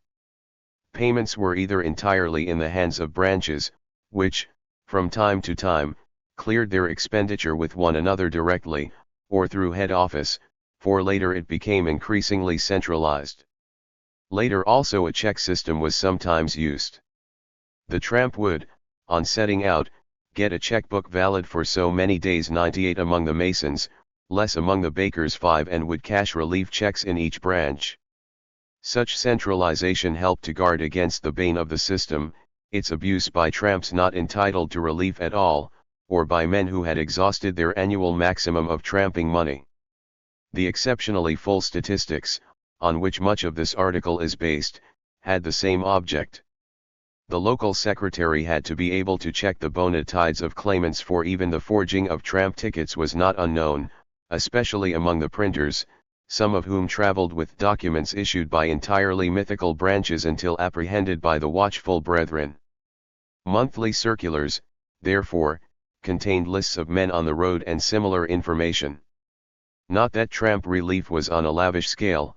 Among the masons it was 60 a day until late in the century, hence relief was fairly regularly supplemented by passing the hat round among fellow members and their mates on any job the tramp encountered in his travels. Still, the system worked. Indeed, among many unions it was for long the only method of unemployment relief, in some of the building trades as late as the 20th century. 2. We know extremely little about the early history of the system. It was so called by at least one union, though its similarity to the continental custom of travel among journeymen has often been noted. 6. In fact, research has not fundamentally altered the picture sketched by the Webbs in 1894, a tribute to those extraordinary scholars. Among the Devon wool combers, organized tramping existed as early as 1700, spreading to cognate trades between 1700 and 1726.7. The Taunton weavers appear to have had a rudimentary tramping arrangement in 1707,8, though weaving, as distinct from combing, remained organized on a purely local basis. 9. The Cuyas had a tramping federation by the middle of the century. The hatters in the 1770s. 10. Tramping arrangements among calico printers, paper makers, and compositors were so well advanced at the turn of the century that they must have flourished for quite a while before then. Certainly by the early 19th century the evidence accumulates. Blanks are recorded among cordwainers in 1803, tramp relief among Preston carpenters in 1808.11. Calico printers report titanic journeys in search of work of 1,000 and 1,400 miles. 12. By the time of the Select Committee on the Combination Acts, Dublin crafts had tramping arrangements with English ones. 13. Francis Place found houses of call in London among hatters, smiths, carpenters, boot and shoemakers, metal workers, bakers, tailors, plumbers, painters and glaziers, bookbinders, and others. 14. And the tramping system among many old established crafts could be taken for granted. 15. Though W. J. Ashley did not think so, the problem of the origin of the system is important. Plainly, tramping was a central institution of several old unions, and it is difficult to see how some of the federations of trade clubs which so frightened the authorities after 1792 could have come about without it. Was it the expression of the artisans' newfound mobility, as has been suggested? 16. Or did it spring from an old and living tradition of journeyman travel? How did it spread? At first sight the modern evidence seems the strongest. So far as we know there is no record of customs and institutions. 1836 rules. 44. Like the Continental Tour de France or Wanderpflicht here. British tramping systems seem, from the start, not part of the final polish in the craftsman's education, but devices for meeting seasonal or irregular unemployment. This was the case among the wool combers, West Country weavers and hatters. Moreover, organized tramping in the 18th century seems to have been confined to a few trades. 17 The tailors had elaborate houses of call in London and Dublin as early as the 1720s, in Birmingham before the 1770s, in Edinburgh by the 1780s at least, 18 but they did not adopt tramping until sometime before the 1860s, perhaps during or after the collapse of the tight closed shops in the towns in the 1820s and 1830s. 19 There is no doubt that after, say, 1790 the system was adopted by previously non-tramping trades and perfected by tramping ones. Though masons must have tramped, we have no record of the practice among other builders before the 19th century. The hatters did not adopt the blank until 179 8,20 though they had houses of call in the 1730s 21 and some sort of tramping federation in the 1770s.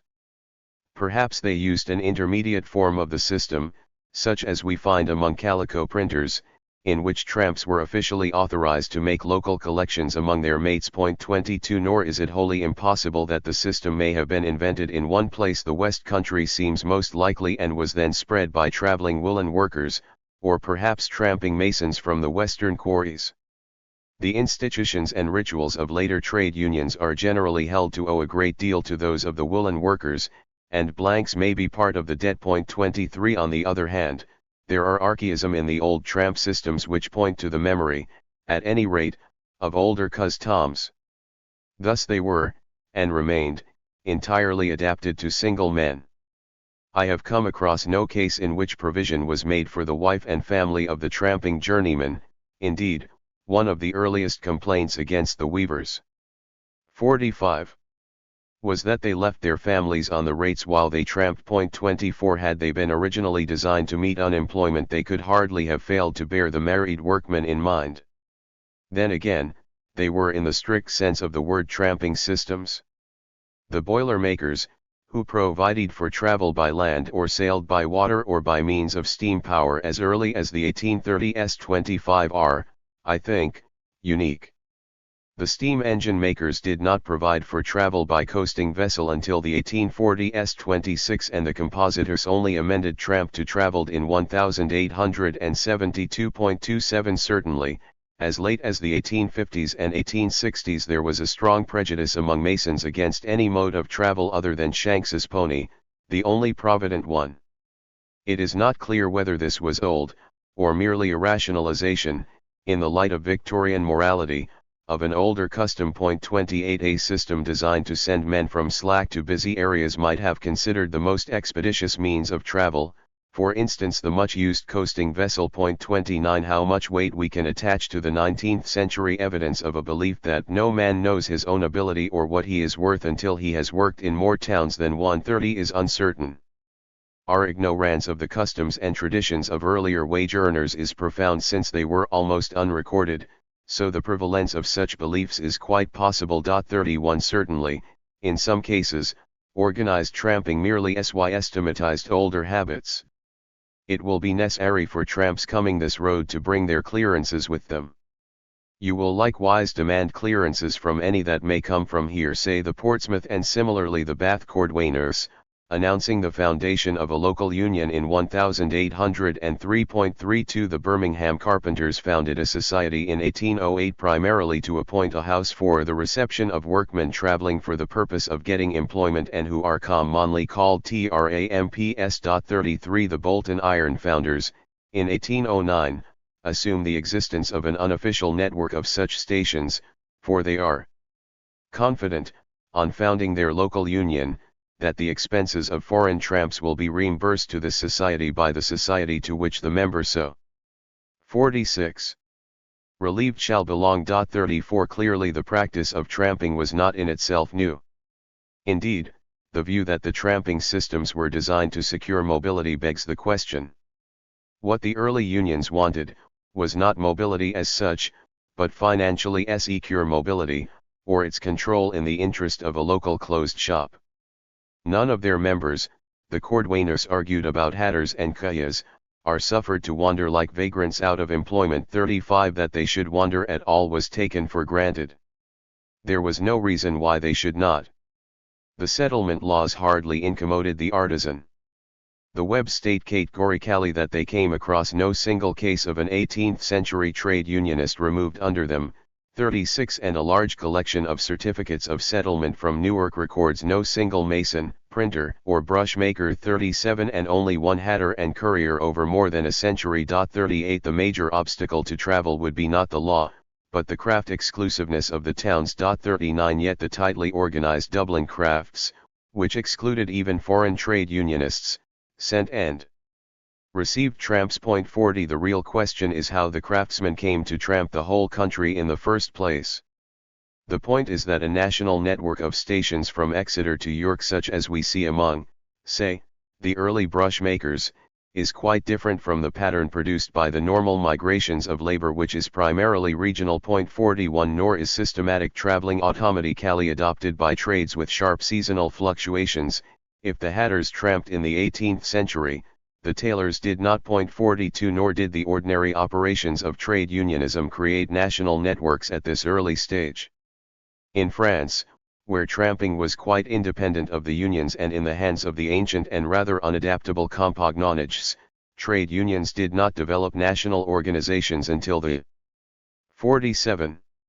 1880s, or like the hatters, the very end of the Second Empire. 43 Where local industrial units were in some sense interdependent, and recognized as forming part of a national whole, as in the woolen industry, tramping is more easily explained, and this may account for its early appearance among the woolen workers.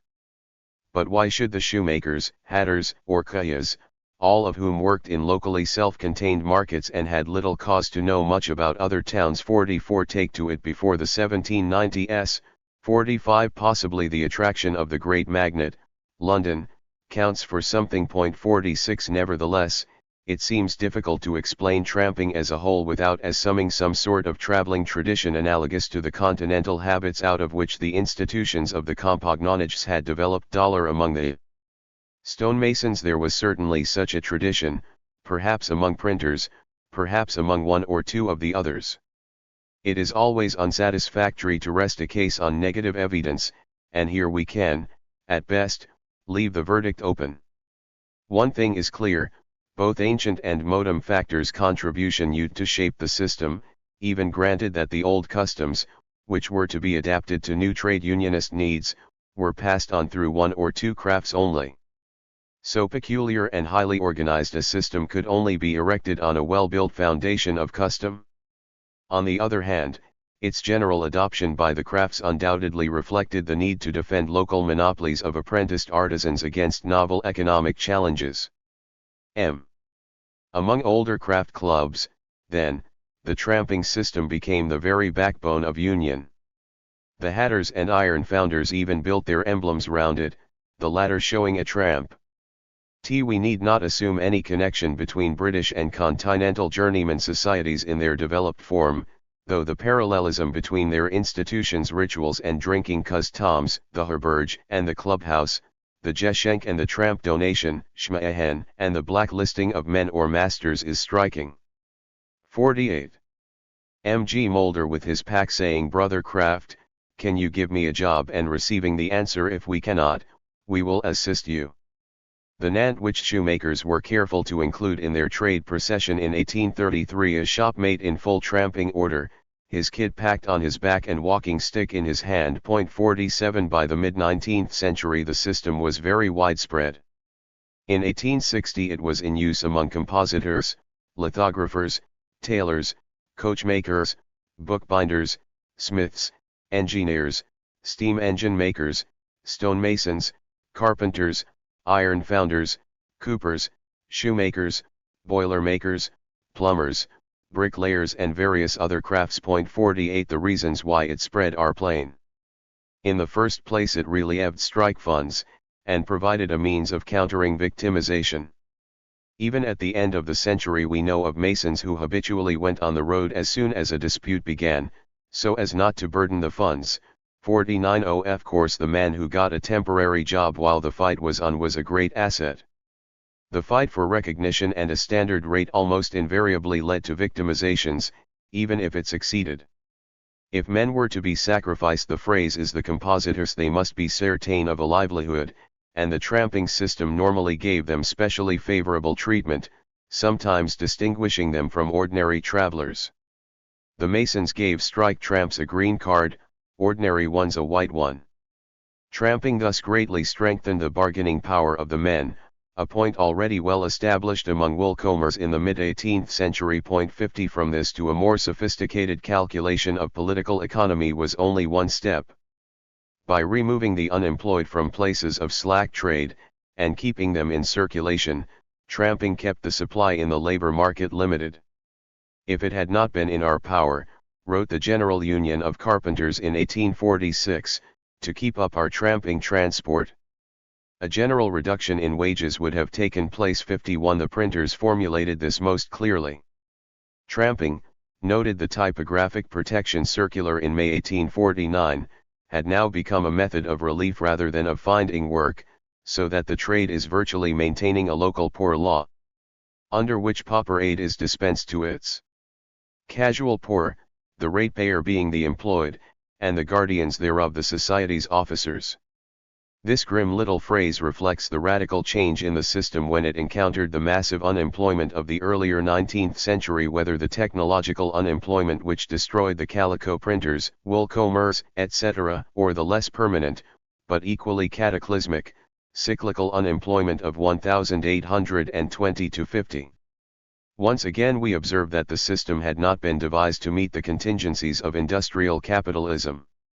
It fitted the old woolcombers admirably, a smallish closed group of mobile craftsmen, in a fluctuating trade, operating under fairly stable long-term conditions.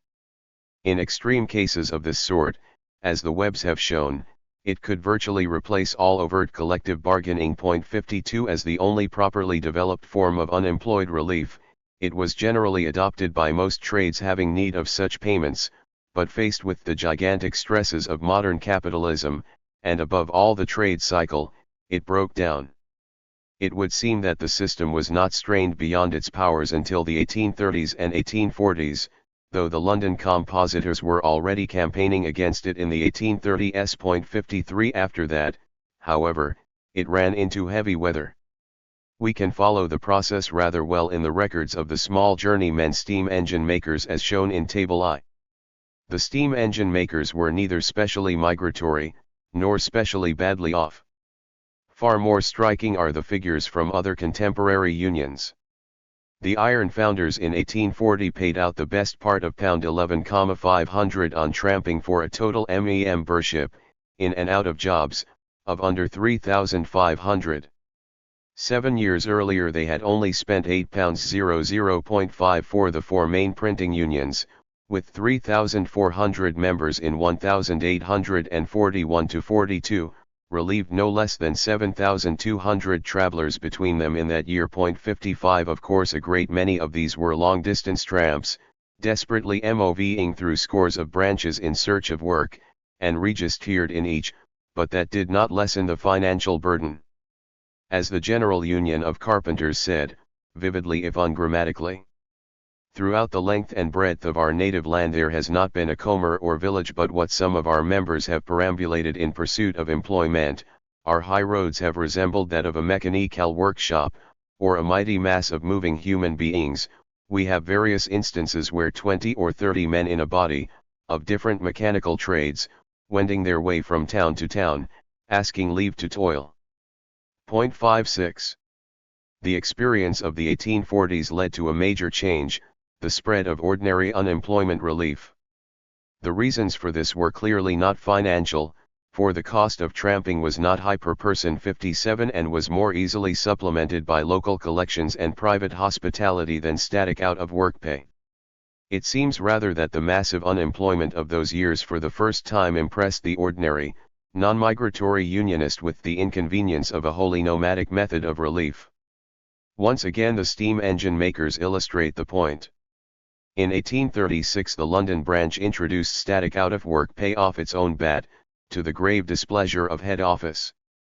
By 1847, 9 other branches, from Leeds to Portsmouth, had followed London's lead. In the 1848 rules revision branches were formally given the right to institute such payments. In 1851 it was introduced nationally as an alternative to tramping. 58 About the same time the iron found. 51. ERS introduced a similar donative payment. 59 The new Amalgamated Society of Engineers started life with it, but then its ancestor the old mechanics had never relied purely on tramping, perhaps one reason why it overhauled the somewhat older steam engine makers. 60 The ambitious National Typographical Association had abolished tramping altogether in the 1840s, but the slump broke it, and its successor, the Provincial Typographical Association, reverted to it, though with misgivings. 61 Not until 1872 was static relief introduced for good, though large local units Manchester, Leeds, London, Liverpool, and Sheffield had already taken to it. 62 Even the old-fashioned General Union of Carpenters introduced it in 1863, doubtless as a result of the foundation of the more modern Amalgamated Carpenters in 1860. Of the large tramping trades, few continued to rely exclusively on tramping, like the stonemasons, who kept to it until the present century, filling up to 5 pages of their rule books with tramp laws. From this time on tramping declined rapidly. 4. Before we study this decline and the reasons for it, let us recall the very striking mobility of many mid-Victorian artisans, as indicated by tramp statistics of their unions. Thus in 1872, when tramping was already on the decline, and unemployment was low, 6% of the iron founders took out travel cards, and the percentage of men who did so did not regularly fall below 10 until after 1888. The Amalgamated Tailors in 1877 had 5 to 6% of their members on the road, of whom about 1/6 returned to their home lodges within the year, i.e., 4 to 5% of the union membership transferred their place of work during this year by means of tramping. The percentage of travel. 52. Cards taken out between 1869 and 1877 was much the same. Among provincial printers the figures are even more startling. Between February 1873 and December 1876 the Union issued travel documents to an annual average of just under 25% of its total membership. Since the average tramp covered several stations, the total number of reliefs was of course much larger, about 100% of the Union membership in a prosperous year. 64 It is not easy to analyze these figures. Some men tramped constantly, like American hobo workers, especially among masons, compositors and iron founders.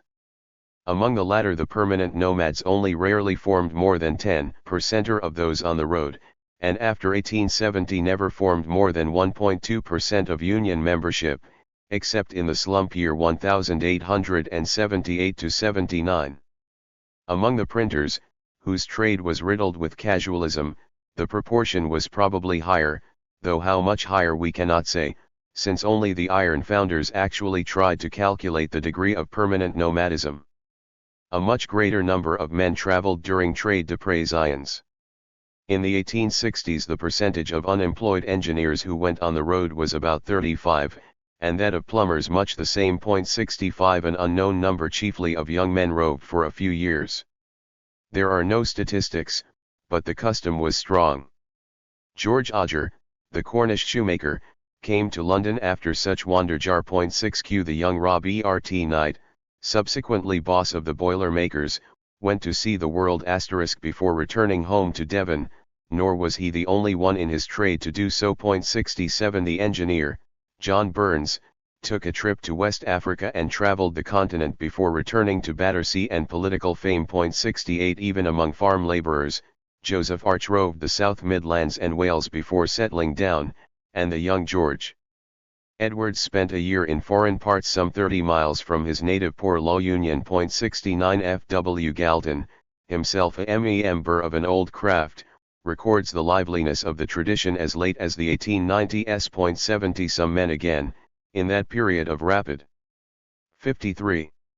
Industrial growth, were semi-nomadic, leaving a permanent home for varying periods, or shifting their families from time to time, especially among builders, specialist craftsmen and supervisory workers. 71 These movements, again, cannot be accurately measured. In small traditional tramping crafts probably almost everyone reckoned to tramp sometime in his life, apart from depression travel. In all trades, however, there seems to have been a fairly sharp line between the majority, who no longer reckoned to travel except in the most unusual circumstances once they had settled down, and a minority which was more footloose. Whatever the exact kinds of movement, and these are only some of the sorts which inadequate analysis lumps together under the general name of mobility of labor, there is no doubt that most of them decreased. By the 1870s George Howell could describe the system as obsolescent. 72 As usual, the iron founders' figures are the fullest. The number of travelers fell, absolutely and relatively, through the second half of the century, and if we take another index, the percentage of members who annually drew travel link cards, the decline continued even between 1900 and 1908. Not even the major catastrophe of the Great Depression did more than slow it down.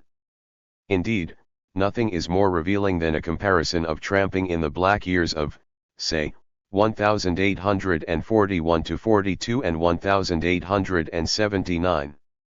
In the former, the Northern Typographical Union relieved about 5 times as many travelers as it had members. In the latter, the Provincial Typographical Association relieved only about double its membership in travelers. The decline is especially palpable in depression travel. In the 1860s 35% of unemployed engineers traveled, in the 1890s 10%, in the 1900s, 4%, from 1910 to 1914, 1%. 73 Among the steam engine makers the proportion of tramp to static unemployed relief ranged between 1:2 and 1:6 in the 1850s, between 1:4 and 1:11 in the 1860s, between 1:10 and 1:60 in the 1870s, 1:15 and 1:70 in the 1880s. Even more striking is the decline among the traditionally tramping compositors. Between 1880 and 1889 tramp relief amounted to between 20% and 40% of unemployed relief, between 1890 and 1899 between 6% and 20%, between 1900 and 1906 it was never more than 9% and fell as low American Samoa 5%. The tramping printer was rapidly becoming extinct. While tramp relief was the only form of the dole, this tendency was to some extent masked. The speed with which static out-of-work pay overhauled its older rival makes this quite clear. Among the plumbers, who reintroduced static pay in 1901, evidently because they were beginning to feel the need of some sort of unemployment pay 74, it was 20 times as important as tramp relief from the start. Such diminution of tramping did not necessarily mean a decline in mobility. From the 1880s on, for instance, the growth of urban transport made it possible for the better-off workers at any rate to look for work within a large labor market without automatically changing their lodgings every time they sought, or got, a job beyond walking distance from their homes. London is a case in point. 75 The tram replaced the tramp. It need not even mean a decline in long-distance mobility. The new model unions which introduced static out-of-work pay also introduced methods of transferring workers from slack to busy places more efficient than the happy-go-lucky tramping systems. Engineers, steam engine makers, boiler makers, iron founders, amalgamated carpenters and others evolved plans for paying or advancing the rail fares of their members to distant jobs. 76 The carpenters even tried to turn themselves into a national labor exchange for their trade. 77 These devices were not, on the whole, very successful indeed. Like the emigration benefit, which became popular in the same period, they are interesting chiefly as signs of the growing adoption of orthodox economic ideas, but they were not negligible. Moreover, the factors causing the decline were, in part at least, offset by others. This is probably least true of the most important form of tramping, depression travel, which tended to diminish pretty constantly, except in catastrophically bad years. The tramping of young men, on the other hand, was more than kept alive. In the first place, the stream of apprenticed men from low-wage to high-wage areas continued unabated, all the more since certain trades building, for instance in the cities, came to rely for their recruitment of artisans chiefly on such immigration. 78 Lawrence's 1897 Inquirer 79 shows that several trades in Bristol, the great gateway from the low-paid West Country, were composed mainly of such travellers, most of them regarding the town as their first stopping place. Many such young men would, of course, travel straight from their hometown to the city, especially as there would be a nucleus of fellow townsmen or relatives working there, who could find them jobs. 80 Thus the transfer of some Dundee jute workers to Barrow-in-Furness soon led to that town becoming a sort of vestibule, through which the young Dundonian passed to the outer world. 81 On the other hand, the young man was just as likely to make his way to his final place of settlement by stages. For once he was saddled with wife and family, the roving life was no longer easy, and the lodge house and the relief gave him the run of the country. There is no doubt that in the later stages of tramping, the system was much used as a means of making the artisan's equivalent of the Grand Tour, just as the emigration benefit frequently was. Moreover, with the mechanization of certain crafts, a new incentive to travel appeared, and caused bitter complaints during the Great Depression. 82 Instead of being fully trained as an all-round craftsman, the young man would be set on to man's work as an improver on less than the full wage. If he wanted to earn a man's wage, he had to take a job in another shop or another town, where only his ability to do the work, rather than his lack of full journeyman status, would count, though of course this sort of movement would be only very faintly reflected in the tramp statistics. Nevertheless, in spite of such offsetting factors, there is little doubt that tramping, in the old sense, grew less. Why? Let us consider the decline in Depression travel first. Sometime between the 1840s and the 1870s a profound change took place in the attitude of the compositors to unemployment. The Typographical Delegate Conference in 1849 heard the argument that tramping was essential since a man with a large family could neither move easily nor emigrate, a con. 57. Tension which assumed that migration was the necessary answer to bad trade. 83 38 years later the Manchester compositors, on the contrary, defended the idea of the newly introduced out-of-work dole by the argument that it would enable members to stay in various towns awaiting the call for their labor, keep them and their families together, and prevent members from being vagabondized by hawking their labor round the country. In fact, on the opposite assumption. 84 Put crudely, we have here the difference between men who have accepted the trade cycle as the typical form of depression, both national and transitory, and men who have not. But this was a novel point of view. As Labrousse has shown, the cyclical crisis was not, so far as the bulk of workers were concerned, the typical one till well into the 19th century. 85 In any case, up to the 1850s its effects appeared to be overlaid by those of other kinds of crisis, generating unemployment which could not be solved by staying put, example the technological changes which broke up older forms of industrial craftsmanship.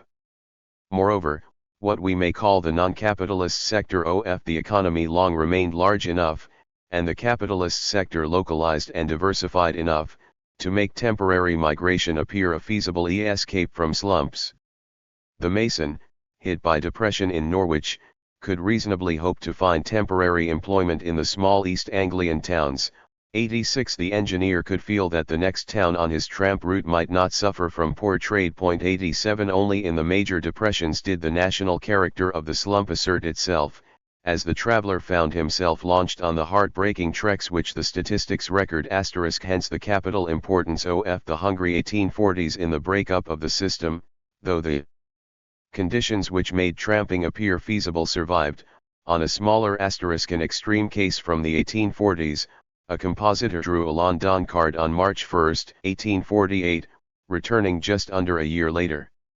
He had tramped to Brighton and round the south coast to Bristol, thence via Birmingham, Liverpool, and Carlisle to Edinburgh, to Stranraer, Belfast, Dublin and 19 Irish towns, returning to London via Liverpool, Yorkshire, and Cambridge.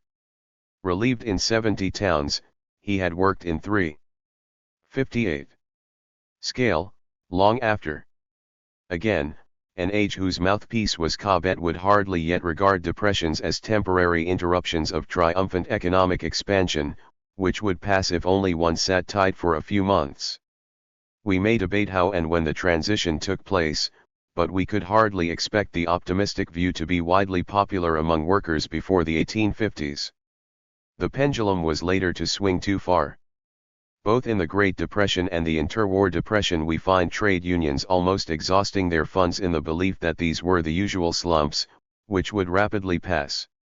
The dogged reluctance to migrate of workers in depressed areas between the wars may well reflect the last survivals of this faith in the capacity of the economic system to right itself in all circumstances. It would be wrong, however, to dwell exclusively on this faith in British expansion. Insofar as the innovations of the early 1850s static out-of-work pay, etc. meant a recognition of the trade cycle, it marked an important stage in the education of the labor movement, the recognition that the capitalist economy was not something to be sidestepped, but had to be dealt with by understanding its specific laws of motion. This new, and more mature, attitude towards the economic system explains most of the decline in the tramping of the out-of-work. It does not wholly account for the decline in other forms of mobility. 3 possible causes of this are perhaps worth mentioning.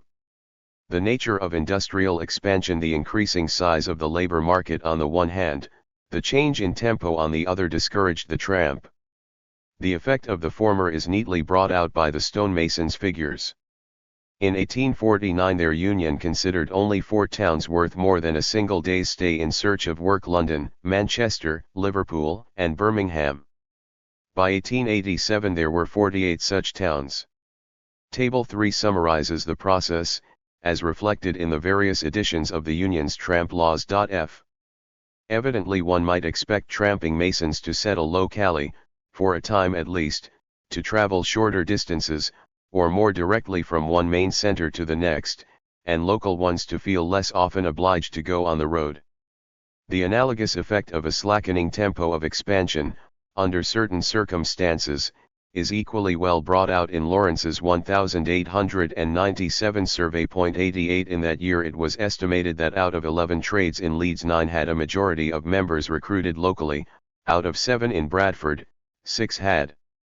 But in Sheffield and Birmingham, which were still in a more effervescent stage of industrial expansion, only 3 trades out of 12 and 3 out of 10 respectively were mainly composed of native townsmen. The more sluggish the current of expansion, the smaller the number of tramping artisans swept into it. The second force making for greater immobility was the decline of casualism, the inevitable concomitant of small-scale competitive industry in the laissez-faire market. 89 To what extent casualism decreased, we do not yet know, but a tendency to decrease from the latter part of the century is observable, though the subject still awaits investigation. The third factor is the growing specialization of the apprenticed artisan. The ideal of the early craftsman, with his 60 all-round training, capable, like the old millwright, of turning his hand to every task in the trade in any part of the country, could be maintained only for a steadily diminishing proportion of the trade. Perhaps there was self-interest in the complaints that Bradford bricklayers could not be admitted to the union, because they were only half-trained, and, if transferred to other towns, could not be expected to earn the full rate, 90 or about the inferior training of engineers from the West Country, or the Yorkshire textile towns.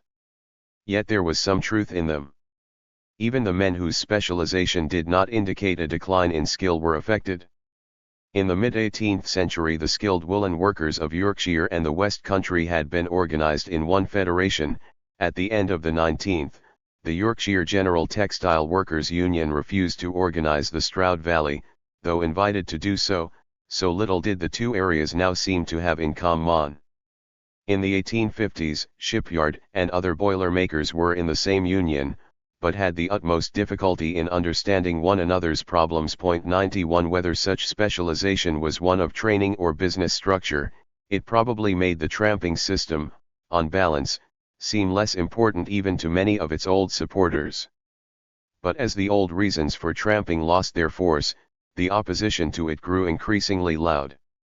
The tramping section of a given trade included, besides good men with migratory habits, casuals relying on catching the peak demands in various places, also a very large number of the marginal and substandard workers, the first to be sacked, the last to be set on. A generation of artisans imbued with prudence and self-help grew steadily less enthusiastic about subsidizing what it felt to be its black sheep.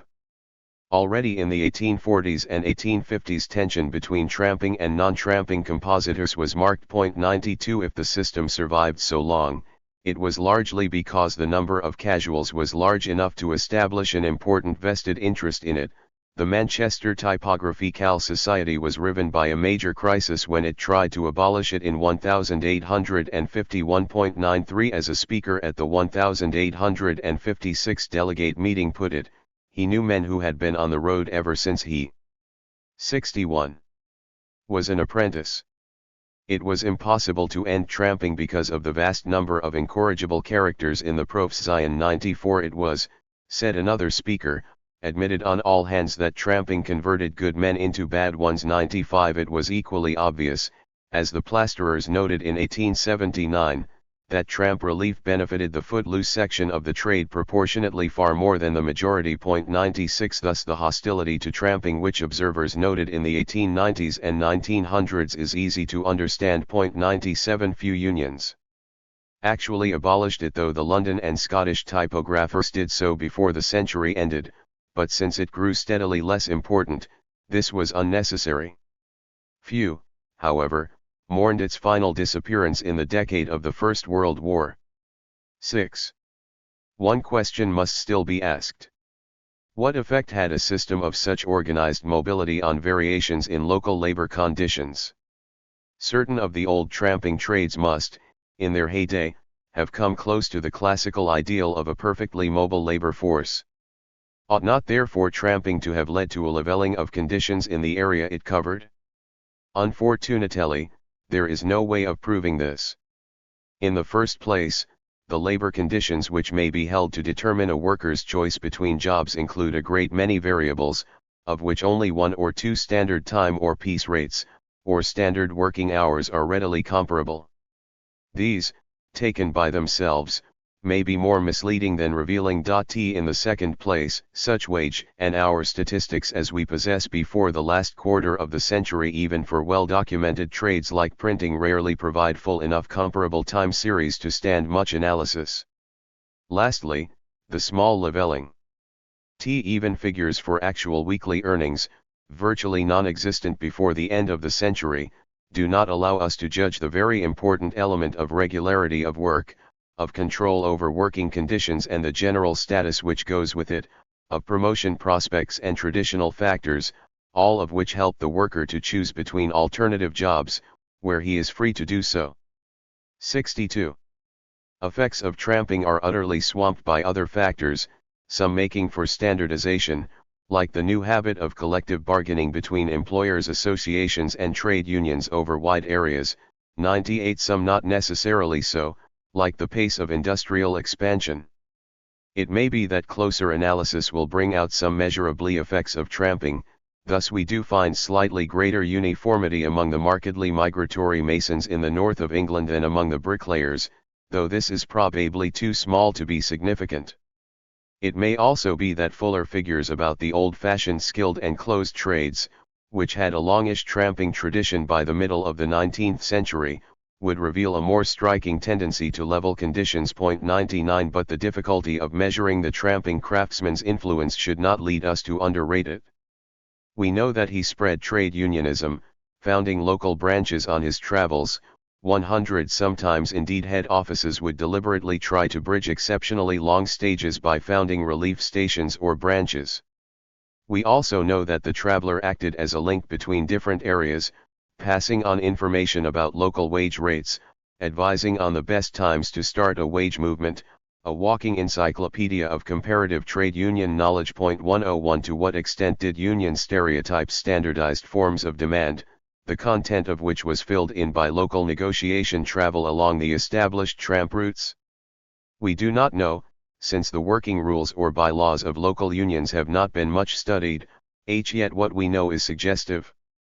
Those of the Sheffield bricklayers, for instance, fixed a standard working week of 49 VZ hours in the early 20th century. Most of the West Riding towns had the same standard week, but it was also in force across the Pennines, in the Ribble Valley, along the Lancashire coast north and south of the Ribble estuary, from Merseyside to Blackpool and Fleetwood, and in a ribbon of towns from the Ribble via Darwen to Bolton. The rest of the Lancashire bricklayers worked quite different hours, 53 or 54 per week. 102. Or let us take another Sheffield rule, fixing extra payment for workers on culverts, sewage work, and chimney stacks.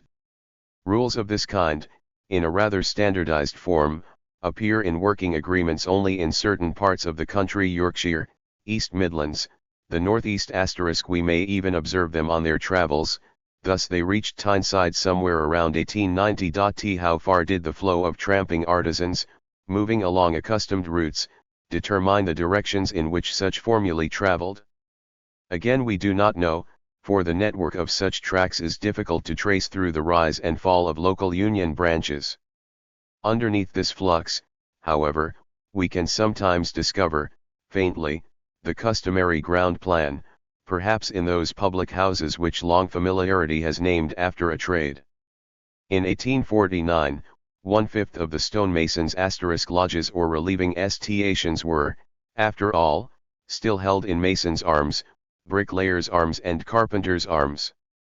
Between then and 1859 masons' arms were used not necessarily continuously in at least 20 different towns. 103. We should do well to remember these tool-carrying journeymen, tramping along routes, putting up at lodge houses which had been fixed by the usage of generations of their predecessors.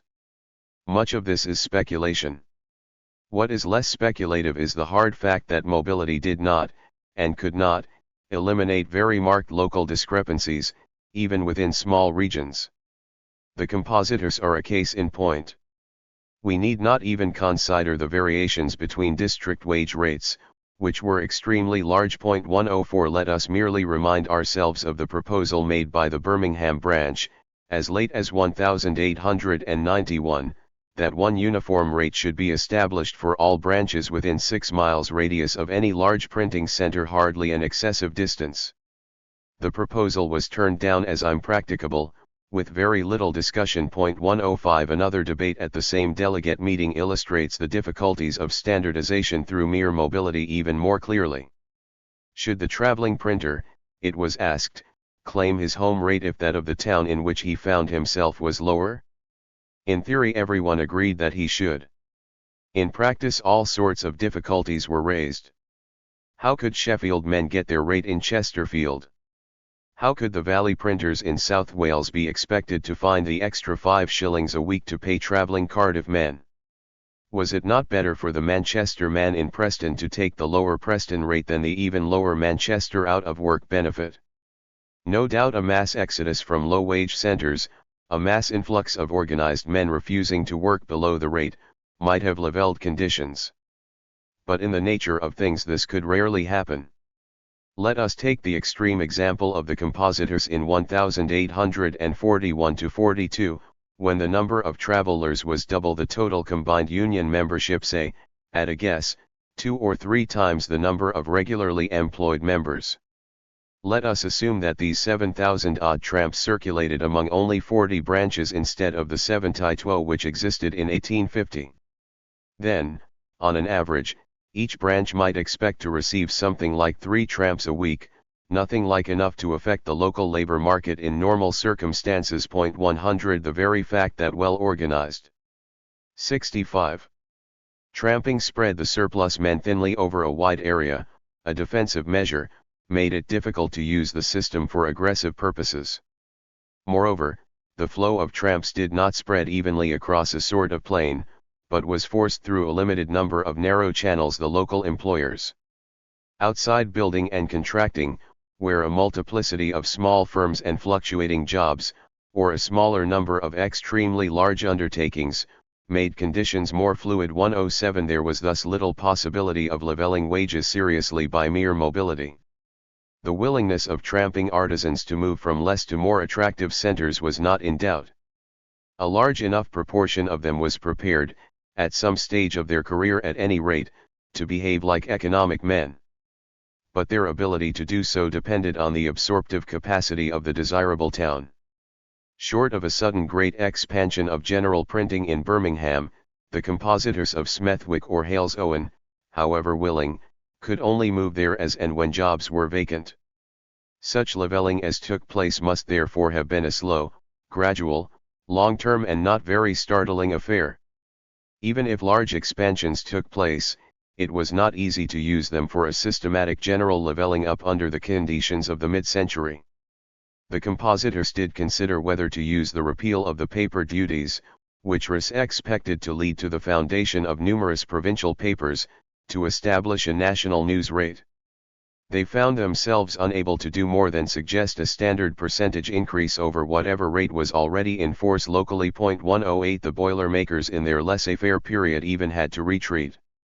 Their original plan to establish uniform methods of overtime and night shift payments all over the country broke down on the hostility of the lodges, and between 1842 and the beginning of district and national negotiation in the 1870s and 1880s each locality was entirely autonomous. 109 It was not the free market mechanism which leveled labor conditions in Britain except within a very small local labor market.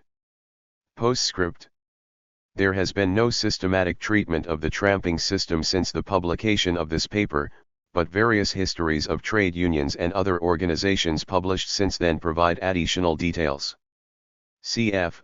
in particular A. E. Musson, The Typographical Association, which discusses the subject fully and ably, as any history of the printing trade must, and P. H. J. Gosden, The Friendly Societies in England 1815-75 especially 76-77 and Appendix A, which gives tramp statistics and arrangements for such bodies. 5. The British Standard of Living 1790-1850 * The debate about the standard of living under early industrialism has now continued for some 30 years. Among academic historians, in Britain at any rate, the pendulum has swung away from the classical view, held by inquirers and historians of all political views until the appearance of Clapham's Economic History of Modern Britain. It is today heterodox to believe that early industrialization was a catastrophe for the laboring poor of this or other countries, let alone that their standard of living declined. This article proposes to show that the currently accepted view is based on insufficient evidence, and that there is some weighty evidence in favor of the old view. So far as possible, I propose to refrain from using the type of evidence which has been criticized as biased and unrepresentative. I do not in fact believe it to be unreliable. It is dangerous to reject the consensus of informed and intelligent contemporaries, a majority of whom, as even critics admit, took the dark view. It is illegitimate to assume that even reformers who mobilize public support by drawing attention to dramatic examples of a general evil, are not in fact attacking a general evil. But the classical case can be based, to some extent, on quantitative evidence, and, in order to avoid irrelevant argument, I shall rely mainly on it. For the sake of convenience, the classical view will be called the PESI. An initial observation is perhaps worth making. There is no a priori reason why the standard of living should rise markedly under early industrialism. An initial rise must almost certainly take place, on demographic grounds 3, but it may be very slight indeed and need not be lasting once the new rhythm of population increase has been set up. It should be remembered that the decrease in mortality, which is probably primarily responsible for the sharp rise in population, need be due not to an increase in per capita consumption per year, but to a greater regularity of supply, i.e., to the abolition of the periodic shortages and famines which plagued pre-industrial economies and decimated their populations. It is quite possible for the industrial citizen to be worse fed in a normal year than his predecessor, so long as he is more regularly fed. This is not to deny that the increase in production, which greatly exceeded that of population, in the long run brought about an absolute improvement in material living standards. Whatever we may think of the relative position of laborers compared to other classes, and whatever our theory, no serious student denies that the bulk of people in northwestern Europe were materially better off in 1900 than in 1800. But there is no reason why living standards should improve at all times. Whether they do, depends on the distribution of the additional resources produced among the population. But we know that under early industrialism there was no effective mechanism for making the distribution of the national income more equal and several for making it less so, and that industrialization under then prevailing conditions almost certainly required a more burdensome diversion of resources from consumption than is theoretically necessary, because the investment mechanism was inefficient. A large proportion of accumulated savings were not directly invested. 77. In industrialization at all, thus throwing a much greater burden of savings on the rest of the community. In countries with an acute shortage of capital, a depression of popular living standards was almost inevitable.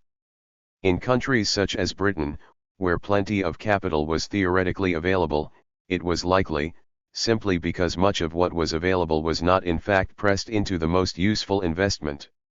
At best, therefore, we should expect improvements in the standard of living to be much slower than they might have been.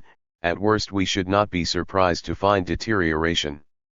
There is no reason to assume that in countries with a rapidly rising population and a large reserve of rural or migrant labor, shortage as such is likely to push up real wages for more than limited groups of workers. It may be argued that industrialization and urbanization automatically improve living standards in any case, because industrial wages normally tend to be higher than non-industrial or rural ones, and urban consumption standards than village ones. But we are not merely concerned with the incomes of one section of the laboring poor, but of all. We must not isolate any group of the laboring poor, whether better or worse off, unless it forms a majority of the population. Moreover, the argument is not always correct. Thus, while in many continental countries social indices, like mortality and literacy, improve faster in town than country, in Britain this was not always so. Lastly, we must beware of interpreting the qualitative differences between urban and rural, industrial and pre-industrial life automatically as differences between better * and worse *. Unless we bring imponderables into the argument, townsmen are not necessarily better off than countrymen, and as the Hammonds showed, imponderables can also be thrown on the pessimistic side of the dot scale. One final point must be made. Optimists often tend to exonerate capitalism from blame for such bad conditions as they admit to have existed. They argue that these were due to insufficient private enterprise, to hangovers from the pre-industrial past, or to similar factors. I do not propose to enter into such metaphysical arguments. This chapter is concerned. 78. Primarily with fact, and not with accusation, exculpation, or justification. What would have happened if all citizens in Europe in 1800 had behaved as textbooks of economics told them to, and if there had been no obstacles or frictions, is not a question for historians. They are, in the first instance, concerned with what did happen. Whether it might have happened differently, is a question which belongs to another argument. And we may now consider the views of the optimistic school. Its founder, Clapham, relied primarily on calculations of real wages which showed them to rise in the period 1790 to 1850 at times when contemporaries, and the historians who followed them, assumed that the poor were getting poorer. On the money side, these calculations depended mainly on the well-known collections of wage data by Bowley and Wood. On the cost of living side they depended almost wholly on Silberling's index, for it is not too much to say that Clapham's version of the optimistic view stood or fell by Silberling. It is now generally realized that the statistical basis of Clapham's conclusions is too weak to bear its weight, especially as the argument for the period 1815 to 40 turns largely on the question whether the curve of the cost of living sloped downwards more steeply than that of money wages, it being admitted that both tended to fall. Clearly in extreme cases, Example, when prices fall and wages rise, or the other way round, even a thin index may be reliable. In this case, however, the possibilities of error are much greater. Now our figures for money wages are chiefly time rates for skilled artisans. About piece workers we know very little. Since we also know little about the incidence of unemployment, short time, etc., our figures cannot be regarded as a reliable reflection of actual earnings. For large sections of the laboring poor, the unskilled, those whose income cannot be clearly expressed in terms of regular money wages, we are almost completely in the dark. We therefore possess nothing which would be regarded as an adequate index of money wages today. The weakness of the cost of living figures is equally great. Silberling has been criticized by Cole, by judges, and most recently by Ashton, the most eminent of the optimists. 5 For practical purposes, it is no longer safe to generalize about the working class cost of living on this basis. Indeed, practical, as distinct from methodological, doubt has been thrown on such attempts to construct real wage indices for the first half of the 19th century.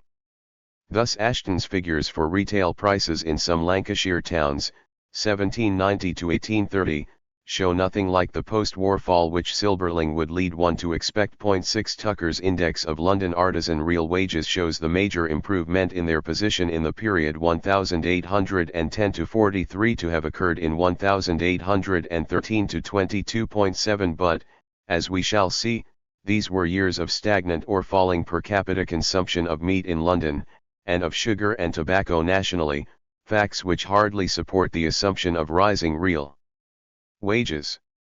In defense of Clapham, it ought to be said he was more cautious in his conclusion than some of the optimistic vulgarizers have been.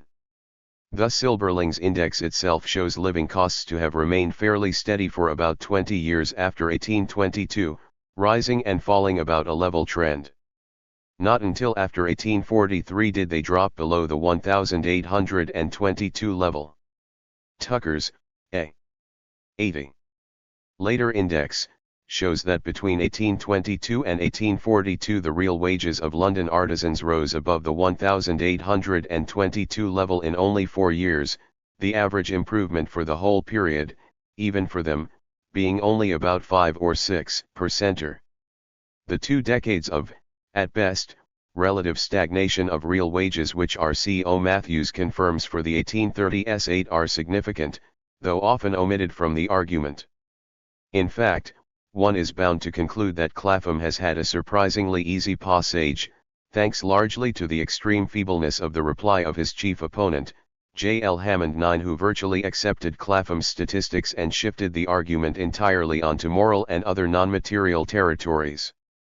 However, today, the deficiencies of Clapham's argument have been admitted, and the most serious of the optimists, Professor Ashton, has in fact abandoned it, though this fact has not always been realized. 10 Instead, he relies on arguments or assumption of 3 types. First, on various theoretical arguments designed to prove that a rise in real wages must have taken place. Second, on factual evidence of rising material prosperity such as improvements in housing, food, clothing, etc. Third, on the so far as one can judge unsupported assumption that the part of the laboring population whose real wages improved must have been larger than the part whose real wages did not. It is admitted that conditions for part of the working population did not improve. I do not propose to discuss the first lot of arguments, since, if there is evidence that the standard of living did not improve significantly or at all at the relevant periods, they automatically fall to the ground. It is perhaps worth observing how scanty the hard evidence for the optimistic view is today, when it can no longer rely on Clapham's type of support. It rests essentially on the sort of evidence adduced by McCulloch, an early optimist, in 1839, though today it is often less detailed. 11 Now McCulloch's case 12 is built on the following foundations. The substitution of white bread for brown is shown by the known, but not measured, decline in the consumption of brown cereals since 1760, in Cornwall of barley eating since 1800. But McCulloch's estimate that only 20,000 rye eaters were left by 1839 is patently wild. The increase in meat consumption rests on the assumed increase in the weight of livestock sold at Smithfield, the actual numbers of animals having only kept pace with the growth of London population since 1740 to 50. But, as we shall see, the number of beasts sold at Smithfield had not kept pace with London population growth, as M.C. Culloch must have known quite well, and at least one contemporary did know. 14 Moreover, the view that weight increased dramatically has been virtually put out of court by Fussell. 15 Lastly, McCulloch's estimate of 800 pounds as the contemporary carcass weight of beef was grossly inflated. Other estimates give it as 668 pounds, 630 pounds, 640 lb16, while both Braithwaite Pool and the Smithfield butchers consulted on McCulloch's estimate in 1856 were also less sanguine. 17 For clothing, McCulloch relied on the fall of prices of cotton goods and not on direct evidence. For Scotland he gave a confident, but statistically undocumented, comparison between past and present. He did not mention potatoes, dairy produce, groceries, etc. His statistical basis was thus slight, and his bias verged on the disingenuous. Subsequent optimistic scholars have not investigated the evidence much further. Thus the data on meat consumption appear to have been almost totally neglected.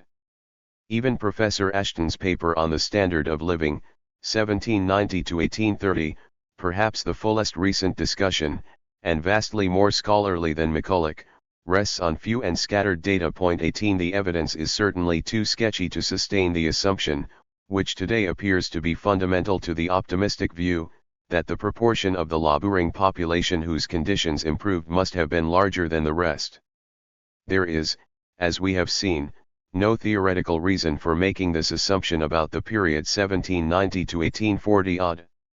It is, of 82 course, impossible to verify owing to the absence of adequate data on the British income structure at the time, but what we know about this structure in later periods does not support it. As I have attempted to show at greater length elsewhere, about 40% of the industrial working class in later periods lived at or below the poverty line, i.e., at or below subsistence level on the prevailing definitions of this concept. Perhaps 15% belonged to a favored stratum which was in a clear position to improve its real wages at almost all times. That is, the first group lived in what amounted to a permanently glutted labor market, the second in one of permanent relative labor scarcity, except during bad slumps. The rest of the laboring population was distributed between the two groups. Only if we assume either that in 1790 to 1850 the favored stratum was markedly larger, the poor stratum markedly smaller than later, or that at least 5/7 of the intermediate stratum were more like than unlike the labor aristocracy, does the optimistic view, insofar as it is based on assumptions about income structure, hold good. This is not very plausible, and until there is more evidence for the optimistic assumption, there is no reason for making it. For the sake of brevity, I do not propose to enter further into the complex discussion of social stratification among the laboring poor here. It thus seems clear that the optimistic view is not based on as strong evidence as is often thought. Nor are there overwhelming theoretical reasons in its favor. It may, of course, turn out to be correct, but until it has been much more adequately supported or argued, there seems to be no major reason for abandoning the traditional view. In view of the fact that there is also statistical evidence tending to support that view, the case for its retention becomes stronger. We may consider three types of evidence in favor of the pessimistic view: those bearing on mortality and health, unemployment and consumption. In view of the 83 weaknesses of wage and price data, discussed above, it is best not to consider them here. In any case, actual consumption figures shed a more reliable light on real wages. However, we know too little about the actual structure of the population to isolate the movements of working class indices from the rest of the laboring poor and of other classes. But this would be troublesome only if the indices showed a fairly marked rise, which they do not. Since the laboring poor clearly formed the majority of the population, a general index showing stability or deterioration is hardly compatible with a significant improvement of their situation, though it does not exclude improvement among a minority of them. A. Social indices. Our best indices are mortality rates, morbidity rates, and anthropometric data. Unfortunately, in Britain we lack any reliable anthropometric data such as the French, and any index of health such as the percentage of rejected recruits. Nor have we any useful morbidity figures. The Friendly Societies, whose actuarial advisors made some useful calculations about sickness rates 20, cannot be regarded as representative samples, since it is agreed that they included mainly the more prosperous or stably employed workers, and in any case, as far demonstrates 21, there is little enough evidence from them before that date. It is possible that work on hospital records may allow us to find out more about sickness trends, but too little is available at present for judgment. 22 We must therefore rely on mortality rates. These have their limitations, though it has been plausibly argued that even the crudest of them, general mortality below the age of 50, 23, is a sensitive indicator of living standards. Still, a high or rising mortality rate, a low expectation of life, are not to be neglected. We need not be too much troubled by the known imperfections of the figures, at any rate where trends emerge over periods of time. In any case, the worst imperfection, the fact that births are less completely registered than deaths, thus swelling earlier figures for infant mortality, helps to correct a pessimistic bias. For as registration improves, recorded mortality rates also drop automatically on paper, though in fact they may change much less in reality. The general movement of mortality rates is fairly well known. On theoretical grounds, such as those discussed by McKeown and Brown 24, it is almost inconceivable that there was not a real fall in mortality rates due to improvements in living standards at the beginning of industrialization, at least for a while. General mortality rates fell markedly from the 1780s to the 1810s and thereafter rose until the 1840s. This coincided with a change in the age distribution favorable to a low death rate, namely an increase in the proportion of those in healthy middle life. 25 The figures therefore understate the real rise in mortality rates, assuming the same age composition throughout the period. The rise is said to have been due chiefly to higher infantile and youth mortality, especially in the towns, but figures for Glasgow 1821-35 suggest that there it was due primarily to a marked increase in the mortality of men of working age, greatest in the age groups from 30 to 60. 26 Social conditions are the accept explanation for this.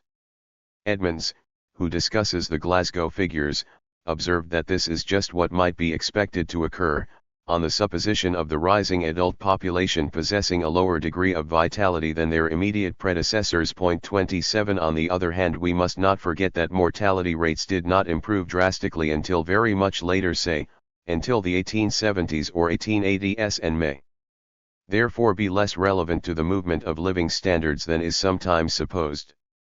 Nevertheless, the rise in mortality rates in the period 1811 to 41 is clearly of some weight for the pessimistic case, all the more as modern work, especially the studies of Holland during and after World War II, tend to link such rates much more directly to the amount of income and food consumption than to other social conditions.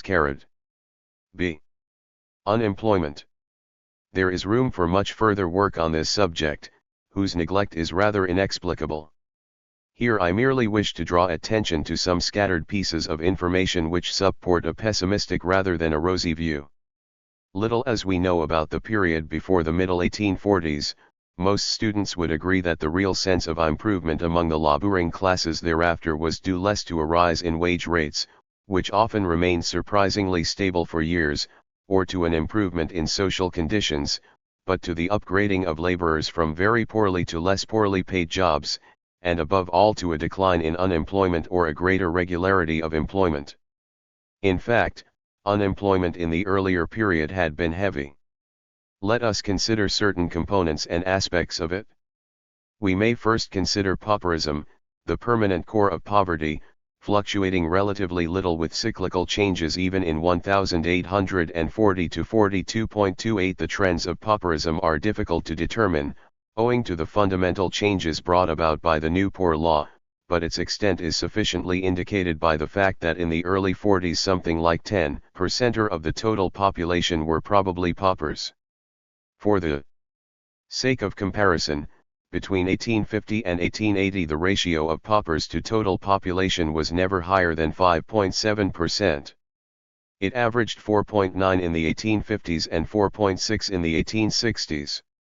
The paupers of the period with which we are concerned were not necessarily worse off than the rest, for Tufnell, in the second annual report of the Poor Law Commissioners, estimated that farm laborers ate perhaps 30% or less in crude weight of foodstuffs than paupers. This was also the case in depressed towns like Bradford-on-Avon, where in 1842 the average working class consumption of meat was not 2/3 of the workhouse minimum. 29 The impact of structural unemployment cannot be measured.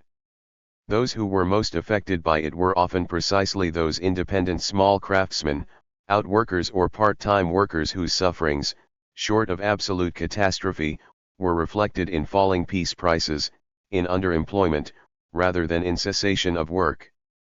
The sufferings of the largest group among them, those working the 500,000 or so handlooms 30 have been amply documented. If, taking the more modest figures of Geyer, Rostow and Schwartz, we bear in mind that in the course of the 1830s well over half these weavers abandoned their looms, we have some measure of the possible impact of structural unemployment in this occupation, though this is, of course, no guide to any other. As to the impact of cyclical slumps or other periods of acute depression, we have a good deal of evidence for two of these and scattered evidence for other dates. 32 The figures we possess naturally tend to some extent to overstate the distress, for particularly bad areas were more likely to attract attention than less hard-hit ones, especially in 1826, when our source is a relief committee. Nevertheless, the figures are so startling that they can bear a good deal of deflation. They suggest that in the hard-hit areas of Lancashire between 30 and 75% of the total population might have been destitute in the course of the slump, in the woolen areas of Yorkshire between 25% and 100% in 87. The textile areas of Scotland between 25% and 75%. In Salford, for instance, half the population was wholly or partly out of work, in Bolton about 1/3, in Burnley at least 40%. 33 for the slump of 1841-42, which was almost certainly the worst of the century. Our figures are more representative, for a great deal of information was collected at this time, not only for purposes of relief, but for purposes of political argument. Moreover, several of these inquiries command confidence, being evidently based on serious and detailed surveys by hard-headed, statistically minded local businessmen. Ashworth's survey of Bolton may be summarized in the following table I. It will be seen that unemployment of iron workers in this industrial center was higher than the national average for the Iron Founders * Union, which was then about 15%. Again, in the Vauxhall ward of Liverpool 34 a little over 25% of smiths and engineers were unemployed, in Dundee 35 somewhat over 50% of the mechanics and the shipbuilders. Slightly under 50% of the Liverpool shoemakers, over half the Liverpool tailors, 2/3 of the London tailors 36 were unemployed, only 5 out of 160 Dundee tailors were in full work.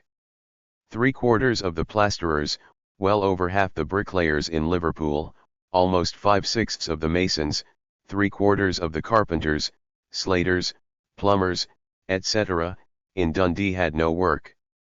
Neither had half the labourers and almost 3/4 of the women workers in the Liverpool ward.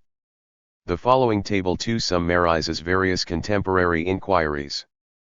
The list could be prolonged. 37 such figures mean little, unless we remember what they implied for the standard of living.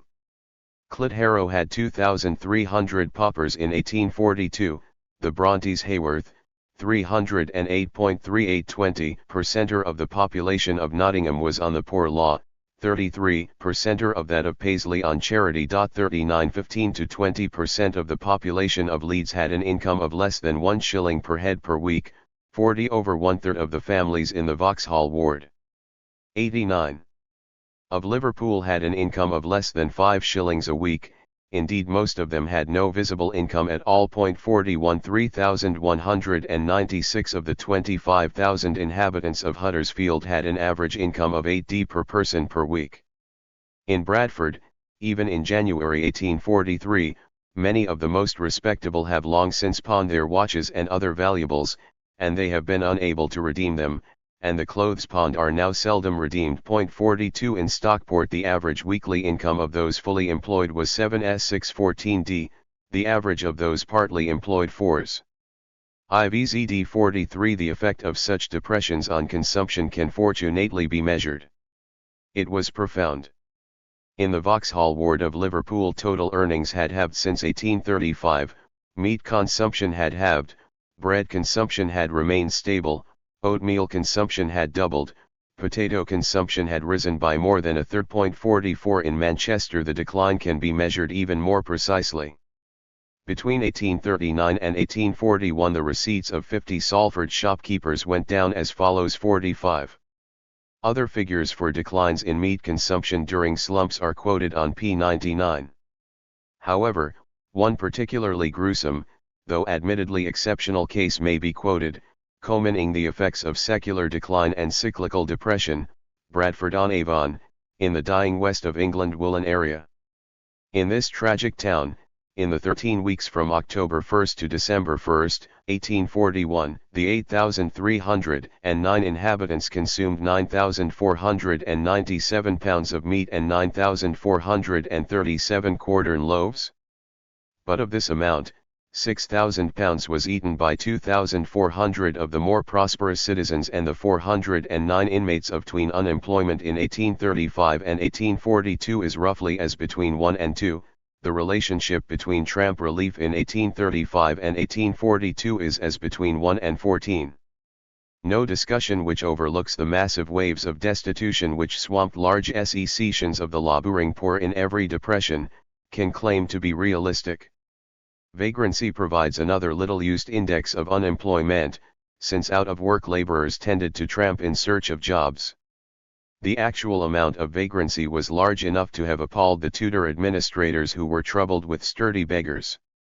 The only full census of vagrants, that undertaken in 1847-51 by the police of the Derwent Division of Cumberland, recorded 42,386 in 1847, 42,000 in 1848, and as proof of the cyclical nature of this aspect of unemployment, rapidly declining numbers in subsequent years, 33,500, 24,000, 18,000.52, allowing for those who used neither common lodging houses nor the poor law, but probably not allowing for the tramping artisans who were catered for by their unions, we may well have had something like 1,000 tramps a week passing up and down this highway during a slump.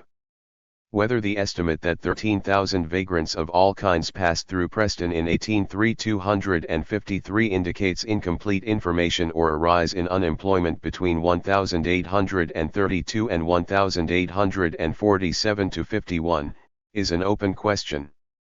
It is, however, clear that vagrancy tended to increase from the Napoleonic Wars until the early 1830s, largely because of commercial fluctuation. 54, partly because of the increase in Irish vagrants, that is to say, Irish-born unemployed rather than seasonal harvesters. 55 Table 3 illustrates this trend. Unemployment indices such as these may bear directly on the argument between optimists and pessimists, as in the case of the building trade, where the optimistic view based on real wages clashes particularly sharply with the pessimistic view, based also on literary evidence. 56 There is no debate about the relatively good wages of building artisans. However, Shannon's Brick Index 57 shows that out 93 put, and hence also employment, in the industry fluctuated in the following manner: periods of rapid expansion are followed by periods of slower expansion, and these in turn by slumps. Both the latter phases create unemployment, for in an industry geared to expansion and which, haphazardly recruited under private enterprise, tends to produce an excess labor force anyway, even a slowing of expansion will throw marginal workers out of jobs. In an era of pioneer industrialization under private enterprise, this effect will be all the greater, because workers are not yet accustomed to a fluctuating and blind economy. Thus builders in pre-industrial places are accustomed to a labor force whose size is fairly well adjusted to the normal amount of repair and replacement, and perhaps to a gradual expansion of demand by known consumers. Now we know for a fact that builders, including artisans, tended to become exceptionally militant in the early 1830s. There is also some literary evidence about poverty and destitute. Tween unemployment in 1835 and 1842 is roughly as between 1 and 2, the relationship between tramp relief in 1835 and 1842 is as between 1 and 14. No discussion which overlooks the massive waves of destitution which swamped large sections of the laboring poor in every depression, can claim to be realistic. Vagrancy provides another little-used index of unemployment, since out-of-work laborers tended to tramp in search of jobs.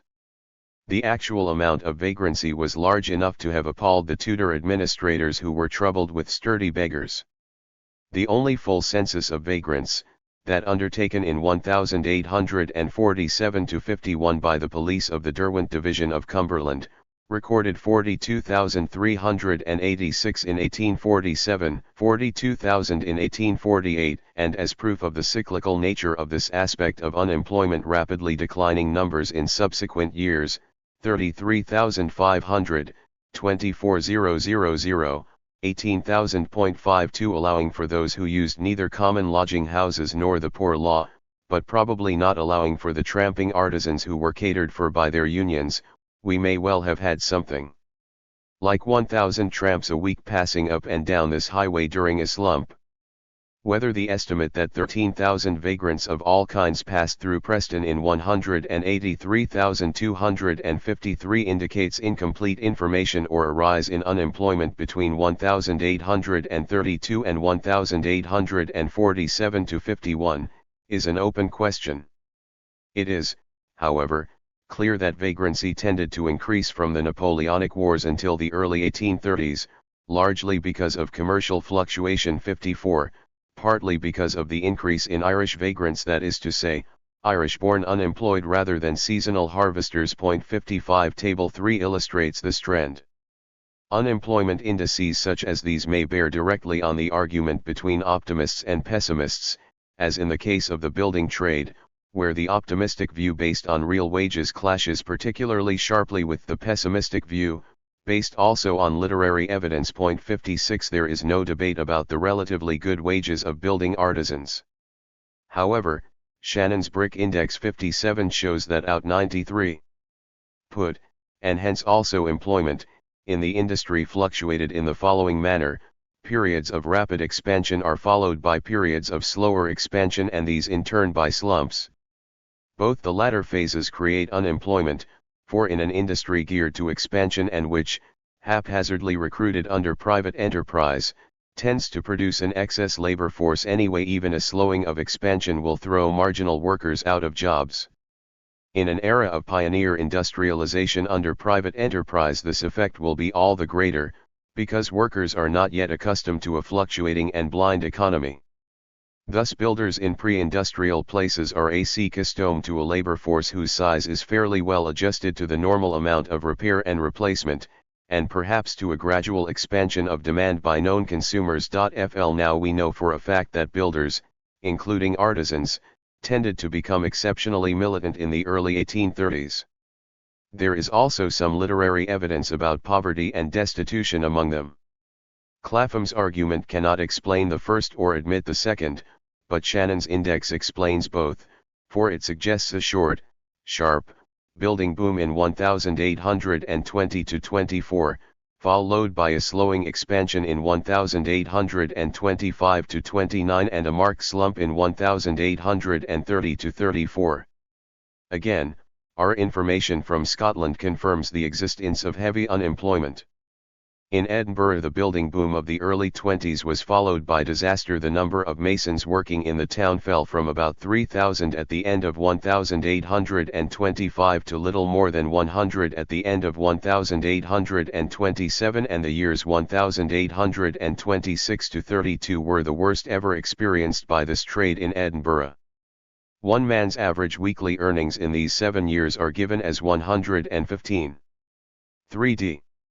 Other building trades record equally bad times then, though the revival of trade unionism in the early 1830s appears to mark their end point. 58. Nothing is more plausible than that, by the early 30s, there should be both poverty and discontent.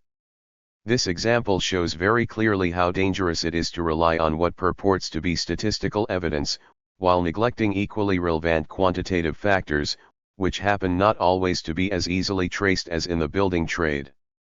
Nor is the force of such arguments confined to builders.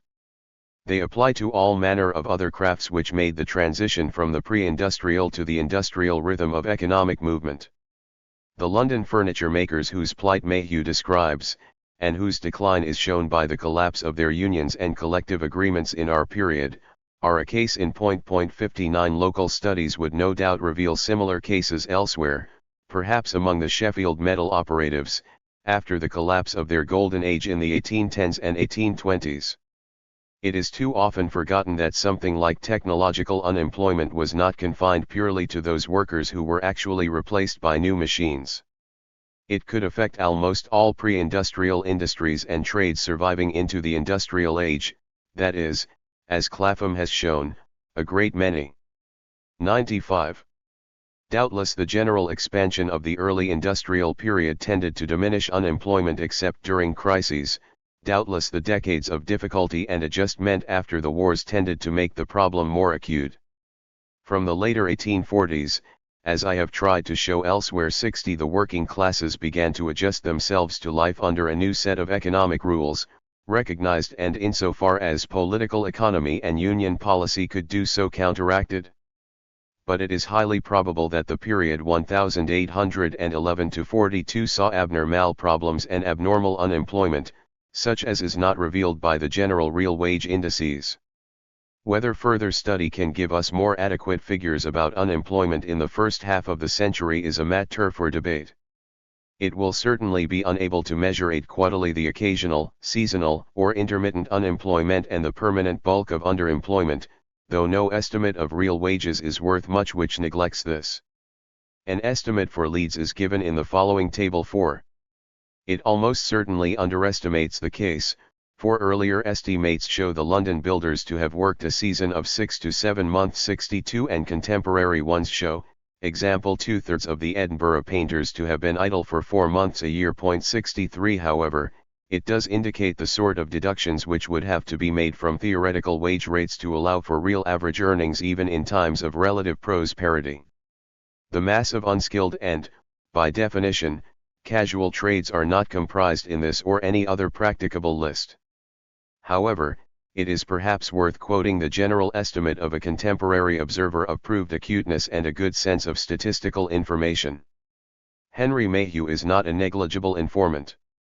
And if, as E. P. Thompson has lately reminded us again, in his valuable discussion of the standard of living problem, the controversy really depends on a guess as to which group was increasing most, those who were able to share in the benefits of economic progress and those who were shut out, then Mayhew's guess is worth our attention. 64. Estimating the working classes as being between 4 and 5 million in number, I think we may safely assert that there is barely sufficient work for the regular employment of half our laborers, so that only 97.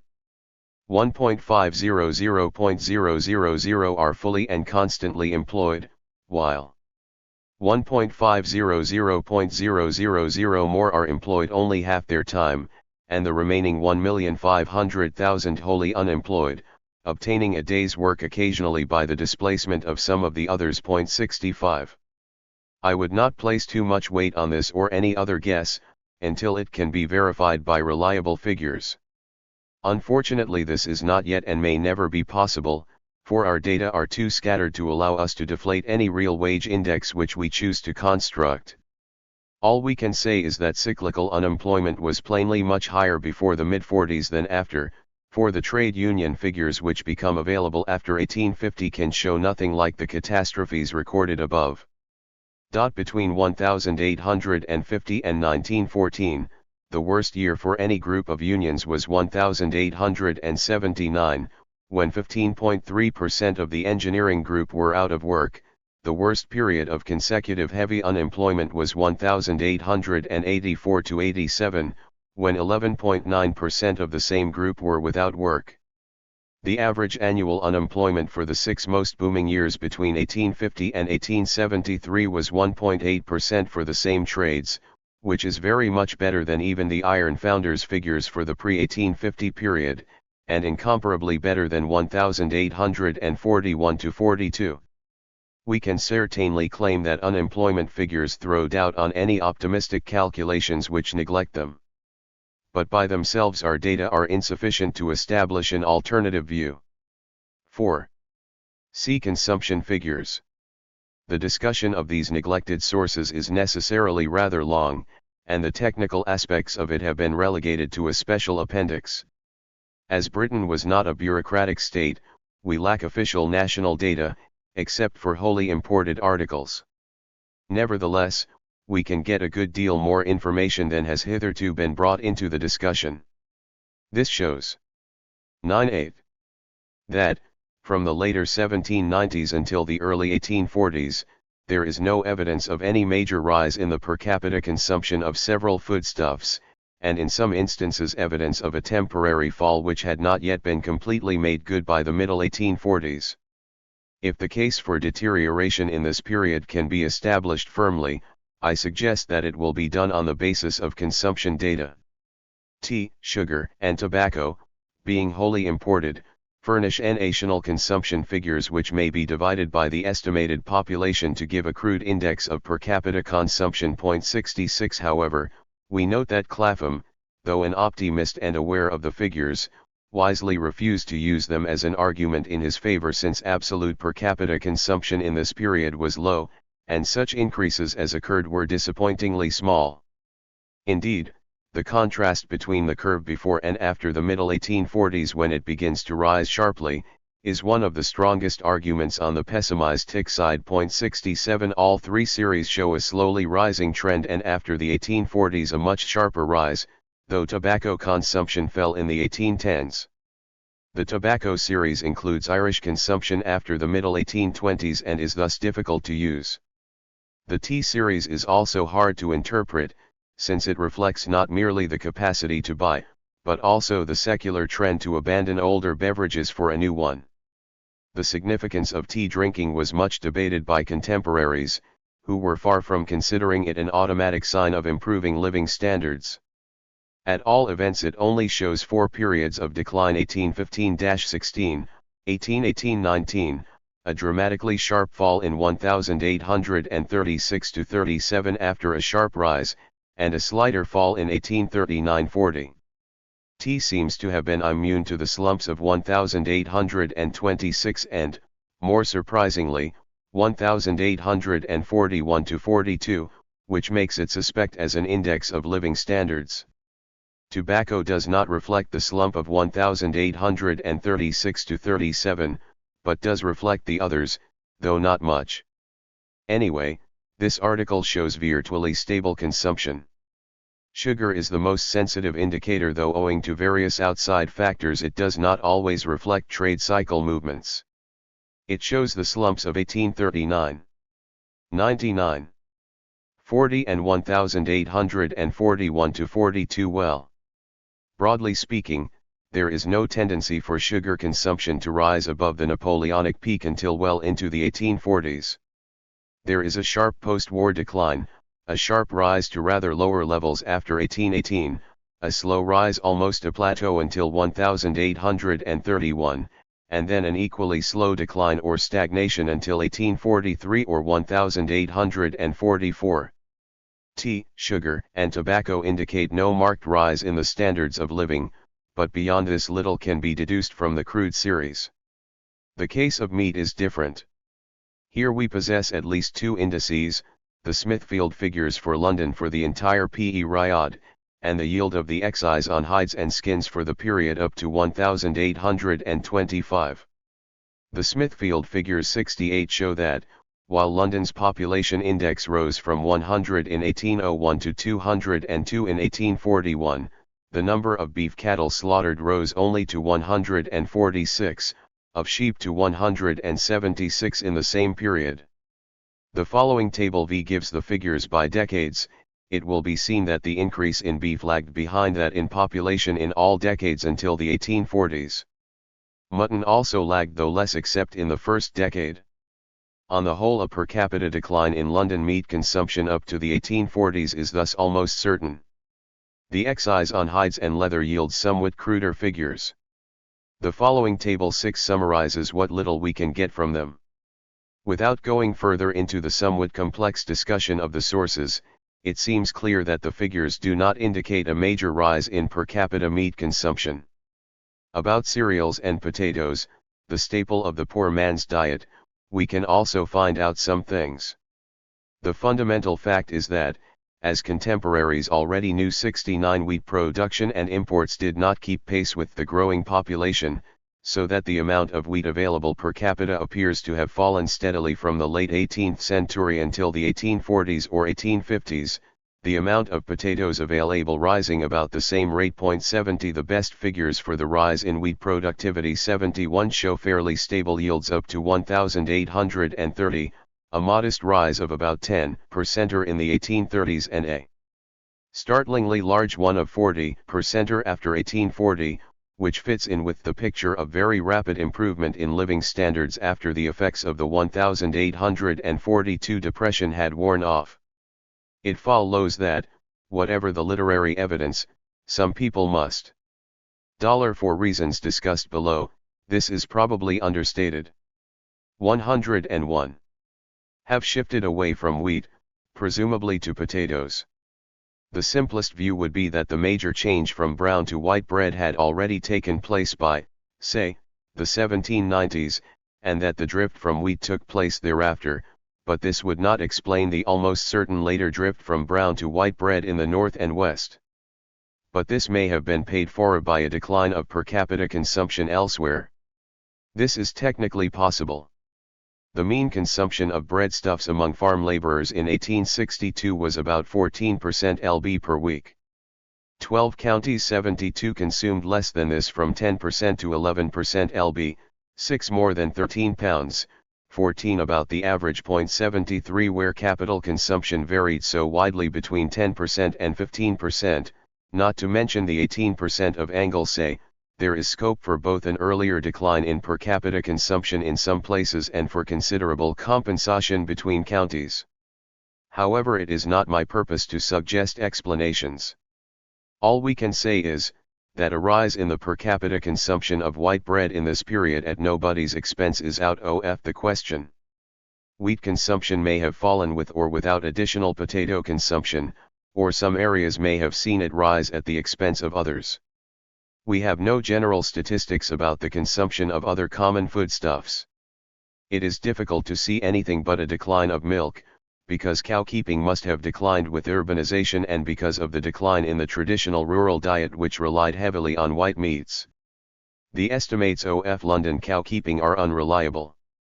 As against one of 20,000 metropolitan and suburban cows in 1854, we have another of 10,000 in 1837, one or both are likely to be wrong. 74 However, even in 1862 some fortunate groups of poor workers stuck to the old diet.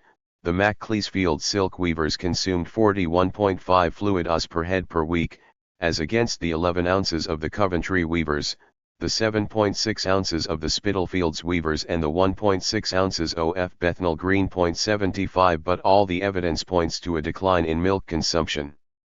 Not so with butter, which was evidently and 102. Naturally, since bread formed so large a part of the labourer's diet considered a greater necessity than meat. 76 In Dukenfield and Manchester outlays on it were comparable to those on meat, and comparison with 1841 shows that they were rather inelastic. 77 The few comparable budgets from Eden 78 show a similar pattern of expenditure, though perhaps a rather smaller outlay on butter than on meat. The poor man thus ate butter, only the destitute man might be unable to. It is not impossible that butter consumption rose during urbanization, for other things to spread on bread, e.g., lard or dripping, must have been harder to come by when people kept fewer pigs and meat consumption was low and erratic. Cheese consumption seems to have declined, for many urban workers seem not to have had or to have developed the fashion of substituting it for meat. In Dukenfield and Manchester they spent much less on cheese than butter, and the 1,862 farm labourers ate much more of it, even allowing for their slightly better position, than the urban poor. Eggs seem to have been of small importance. Per capita consumption can hardly have risen. The view that the consumption of perishable commodities either declined, or can hardly have risen much before the railway age, has also been taken by other scholars, though it has been challenged on no very obvious grounds. 79 A notable increase in consumption is, however, recorded for fish. 80 In Birmingham per capita consumption, negligible in 1829, had more than doubled by 1835 and continued to grow at a rapid rate until 1840.81. Undoubtedly this improved the nutritive value of the poor man's diet, though it may not indicate that they felt themselves to be eating better, for the poor had always had a marked prejudice against this cheap and abundant food, and the lower class of people entertain a notion that fish is not substantial enough food for them, and they prefer meat. 82 They may well have moved to fish because they could not afford enough meat. The evidence is thus not at all favorable to the optimistic view. Though it does not necessarily or firmly establish the pessimistic one, consumption study rather points towards it. 103. The growth of adulteration slightly strengthens the pessimistic case. The increase of adulteration has been doubted, but on quite inadequate grounds. It grew rapidly. 83 The Lancet Inquiry in the 1850 S84 brings the following points out very clearly: all bread tested in 2 separate samples was adulterated, over half of oatmeal was adulterated, all but the highest quality teas were invariably adulterated, a little under half the milk and all butter was WA-tiered. Over half the jam and preserves included deleterious matter, but this may have been due simply to bad production. The only commodity of common use not largely adulterated was sugar, almost 90% of which seems to have been straight, though often filthy. The discussion of food consumption thus throws considerably doubt on the optimistic view. However, it should be pointed out that this does not mean that early 19th century Britons had an Asiatic standard of living. This is nonsense, and such loose statements have caused much confusion. Britain was almost certainly better fed than all but the most prosperous peasant areas, or the more comfortable classes, in continental countries, but then it had been so, as Drummond and Wilbraham pointed out 85 long before the Industrial Revolution. The point at issue is not whether we fell as low as other countries, but whether, by our own standards, we improved or deteriorated, and in either case, how much? V. There is thus no strong basis for the optimistic view, at any rate for the period from c. 1790 or 1800 on until the middle 1840s. The plausibility of, and the evidence for deterioration are not to be lightly dismissed.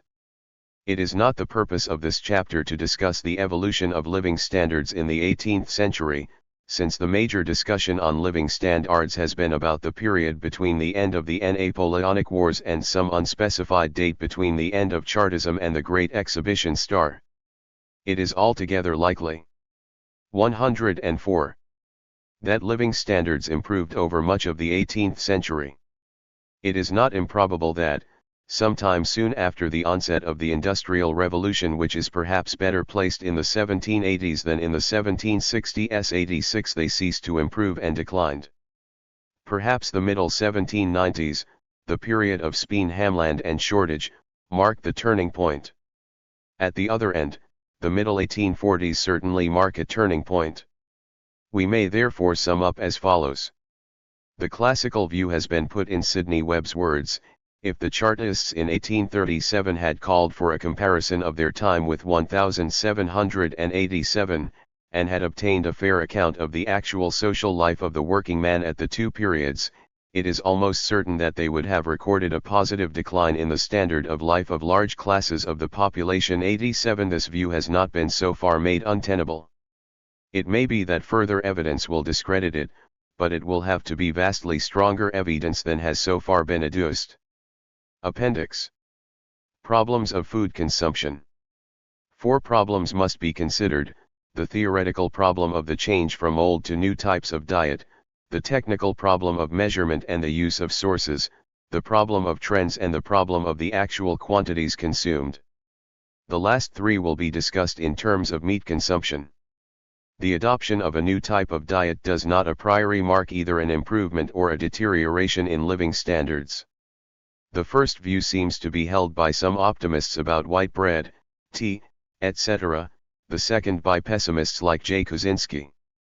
A new food can be regarded as evidence of a rising standard of living only if it is adopted because believed to be superior to the old, and if bought without sacrificing what people believe to be necessities.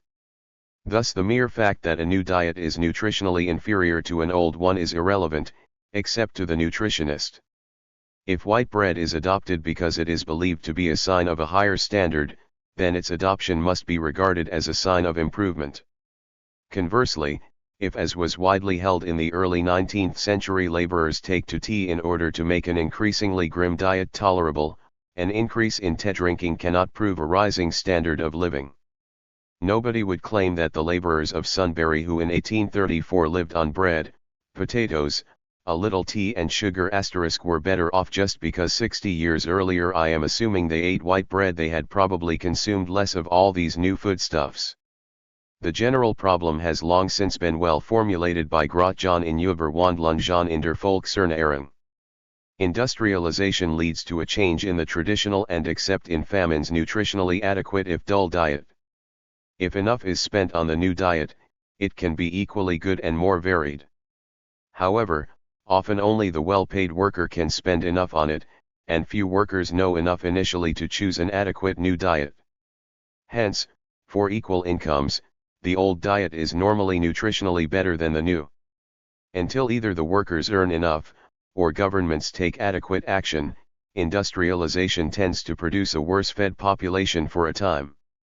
However, if we blame the diet of the early 19th century, it is not only because the dietitian prefers the magnificent dietaries of the old North Country, to white bread, potatoes, tea, and sugar, but because the new diet contained less of the foods which Englishmen regarded as desirable, than did earlier ones. It is reasonable, especially in England with its mystique of meat eating, to take meat consumption as a criterion of the standard of living. However, all our sources have considerable weaknesses. There are the general estimates, of which Gregory King's, p. 276, is the first to interest us. It claims that half the poor households at the end of the 17th century ate meat daily, most of the rest ate it twice weekly, and only paupers once weekly.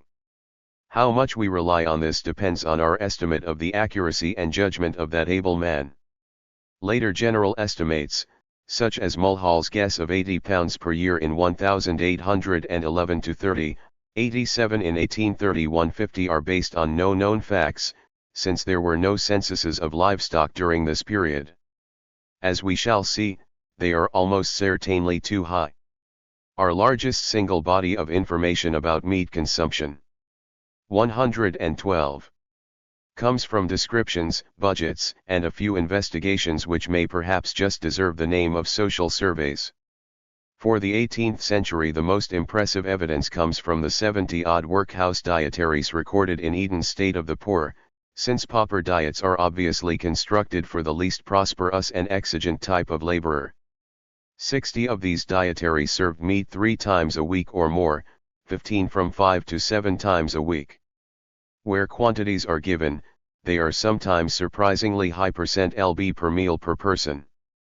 What men thought desirable for full-grown hard-working laborers can be seen from the harvest diets, p. 584, Agriculture of Hertfordshire, p. 219 meat 3 times a day including 1/4 or 1/3 butcher's meat, beef, or mutton daily. We do not know where the average consumption lay between these two conventional extremes. It is not unreasonable to assume that it rose during the 18th century, and was quite high by the 1790s, when the food situation turned worse. Now they dine off butcher's meat, potatoes, and pudding, p. 214. It is also reasonable to assume that in England, unlike the continent, the worker who ate John Bull's food, bread, beef, beer would not regard himself as wildly rich, but as decently paid, while one who could not afford meat regularly would regard himself as near destitute. p. 290 advising on cooking for the poor, cut a very thick upper crust of bread, and put it into the pot where salt beef is boiling and near ready. It will attract some of the fat, and when swelled out, will not be an unpalatable dish for those who rarely taste meat. It seems clear that after the 1790s the meat consumption of farm labourers declined, as probably did cottage pig keeping. For Shropshire both declines seem established, p. 2, Marshall, Review of Reports. For the Western District, p. 242. In the 1830s local parsons and similar people believed that, out of 899 parishes, labourers in 491 could live on existing wage rates with meat, but the detailed returns show that meat rarely meant butcher's meat and that it was not normally eaten regularly or in quantity, pages 55 to 61. 113. 81-89, in fact, the picture of the Hampshire labourers in 1813 eating bacon and pickled pork only, the Berkshire one's bacon, seems to be fairly typical. The first estimate of quantities, made in 1862, shows farm labourers to have eaten on average 16 ounces per week per adult. It is difficult to believe that this diet, even though probably an improvement on the earlier 19th century, was more plentiful in meat than that of the later 18th century, or that men fed on it would have developed the myth of the bluff, beef-fed John Bull. As to the towns, we must forget the optimistic estimates of middle-class observers who saw labourers eating 6 pounds of meat or thereabouts per week. Even L.E. Play's Sheffield Cutler in 1855 seems to have had an annual adult consumption of only 81 pounds, which is considerably less, p. 197.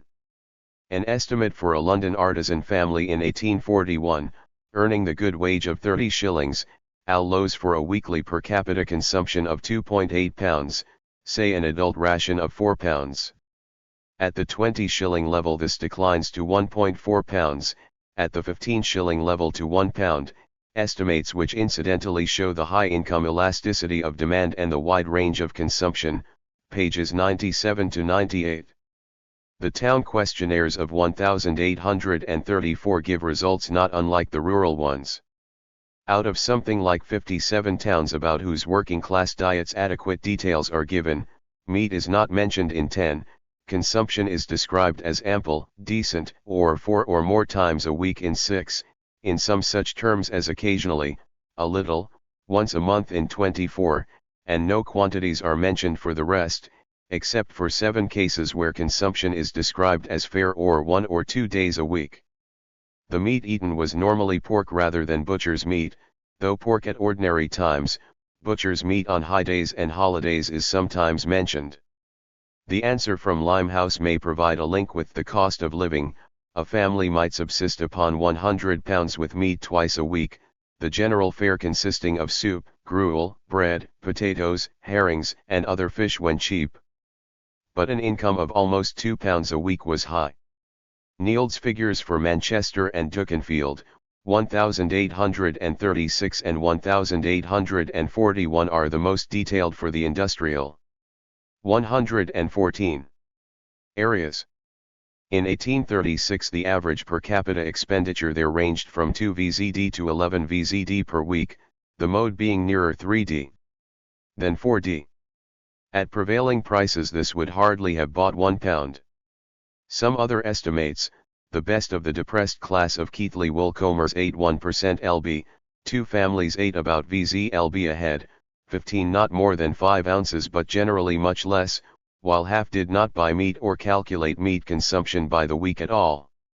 Of the urban poor investigated by the Privy Council in 1862, 96% ate meat, the average consumption being 13.6 ounces per adult, ranging from the 18% oz of the glove stitchers to the 3.25 ounces of the Macclesfield silk weavers.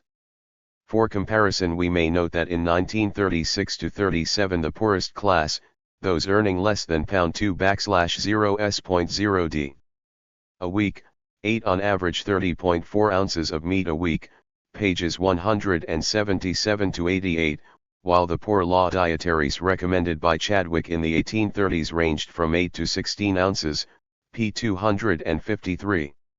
It is thus not unreasonable to assume that the average urban meat consumption per head in the first part of the 19th century was at least one-third below that of the poorest class in 1936-37, and probably not much more than 1 pound, if that. That of butcher's meat was obviously much less. There remain the statistical sources. These consist primarily of the Smithfield and Excise series, but also of a few other scattered data. Further research would doubtless add to them. The chief weakness of the Smithfield series is that it does not comprise all the meat sold in London, since it neglects pork, and both home and country killed meat, which was sold mainly at Newgate. About pork we know little, except that urban pig keeping was almost certainly negligible. In the Birmingham urban area in 1843 only 3,375 pigs were kept. Home killing of other kinds of meat almost certainly declined. Indeed, some of the meat consumption indicated by the market figures may be due to a transfer from home to butcher-killed meat, such as, Dr. Pollard tells me, took place in Sheffield. Our ignorance about home killing thus gives our figures, if anything, an upward bias. We have no quantitative estimates for country-killed meat before the later 1840s, p. 273. But, for the following reasons, I do not. 115. Believe that it invalidates the Smithfield figures, which were certainly regarded as representative in the middle 1830s. Supplies of Scottish killed meat by steamer to London are already noted in the middle 1830s, the time of transport being about 2 days. We may perhaps take the middle 1820s as the date when this form of transport became economically significant. But while this source of supply was clearly no longer negligible, except in summer, I know of no suggestion in the contemporary sources that it was anything like large enough to fill the gap between population and meat which existed in this decade. Railways, of course, made an even bigger difference both to the supply of country killed and of live meat, especially from the home counties, which had previously sent carcass meat to town, the main increase of dead meat now coming from further afield. But in 1842 these had clearly not yet affected supplies very much too, p. 322, see also the evidence of R. Moseley for the Eastern Counties Railway in Smithfield Commission, 1871 quetzales. The really drastic increase in meat or cattle transport by railway seems to have come in the middle 40s, as the following table for livestock traffic on the Grand Junction Railway from Liverpool illustrates. 116. We may therefore take it that railways do not seriously disturb the picture until after the 1842 depression. This view is strengthened by the movement of meat market prices in London for the 1840s. These show that the cheapest beasts sold at 3s. /d.x03s. AVZD. In 1840-42, and thereafter fell markedly, averaging about 25. 8d for the rest of the 1840s, except for the bad years of 1847-48. On the other hand, at earlier periods there had been a marked decline in dead meat. It had almost halved from 1818 to 1830. We may take it that this offsets the possible new supplies of dead meat by steamer in this period, even if it does not include these supplies. It is doubtful whether even in 1850 Smithfield had lost much ground to the other markets. At all events, in spite of considerable pressing, the witnesses before the Smithfield Commission were unwilling to say that it had. At most we may therefore hold that the Smithfield figures increasingly understate the numbers of sheep available in London, as the sale of dead mutton passed to Newgate, a view which is supported by the tendency of Smithfield sheep sales to lag in the 3 months in which the sales of dead meat were briskest, December to February. For obvious reasons dead meat could hardly be brought to market in summer. We can thus conclude in the present state of our knowledge that the sheep series may be affected somewhat, that the beef series is not really affected, that conversely the neglect of dead meat introduces an optimistic bias between 1818 and 1830, and that the distorting effect of new methods of transport or sources of supply is not likely to be very great until the early 40s, when per capita consumption was beginning to rise in any case. On the whole, therefore, the Smithfield series can be used for London without too much hesitation. Since the original publication of this paper it has increasingly been so used, p. 341. It has been argued that these figures are affected by a supposed increase in the average size of beasts sold at Smithfield. There is no evidence of this. The estimates for the contemporary carcass weight of beef we have are 668 pounds for 1,821, 630 pounds for 1,836 and 640 pounds for 1,842. This is roughly of the order of the 6 to 7 cwt which the Navy fixed as the size of 117. Beasts to be bought for salting at the end of the 18th century, H. Drummond, on the condition of the agricultural classes. 2. p. 261, quoting Youatt, C. Knight OPCIT, 2.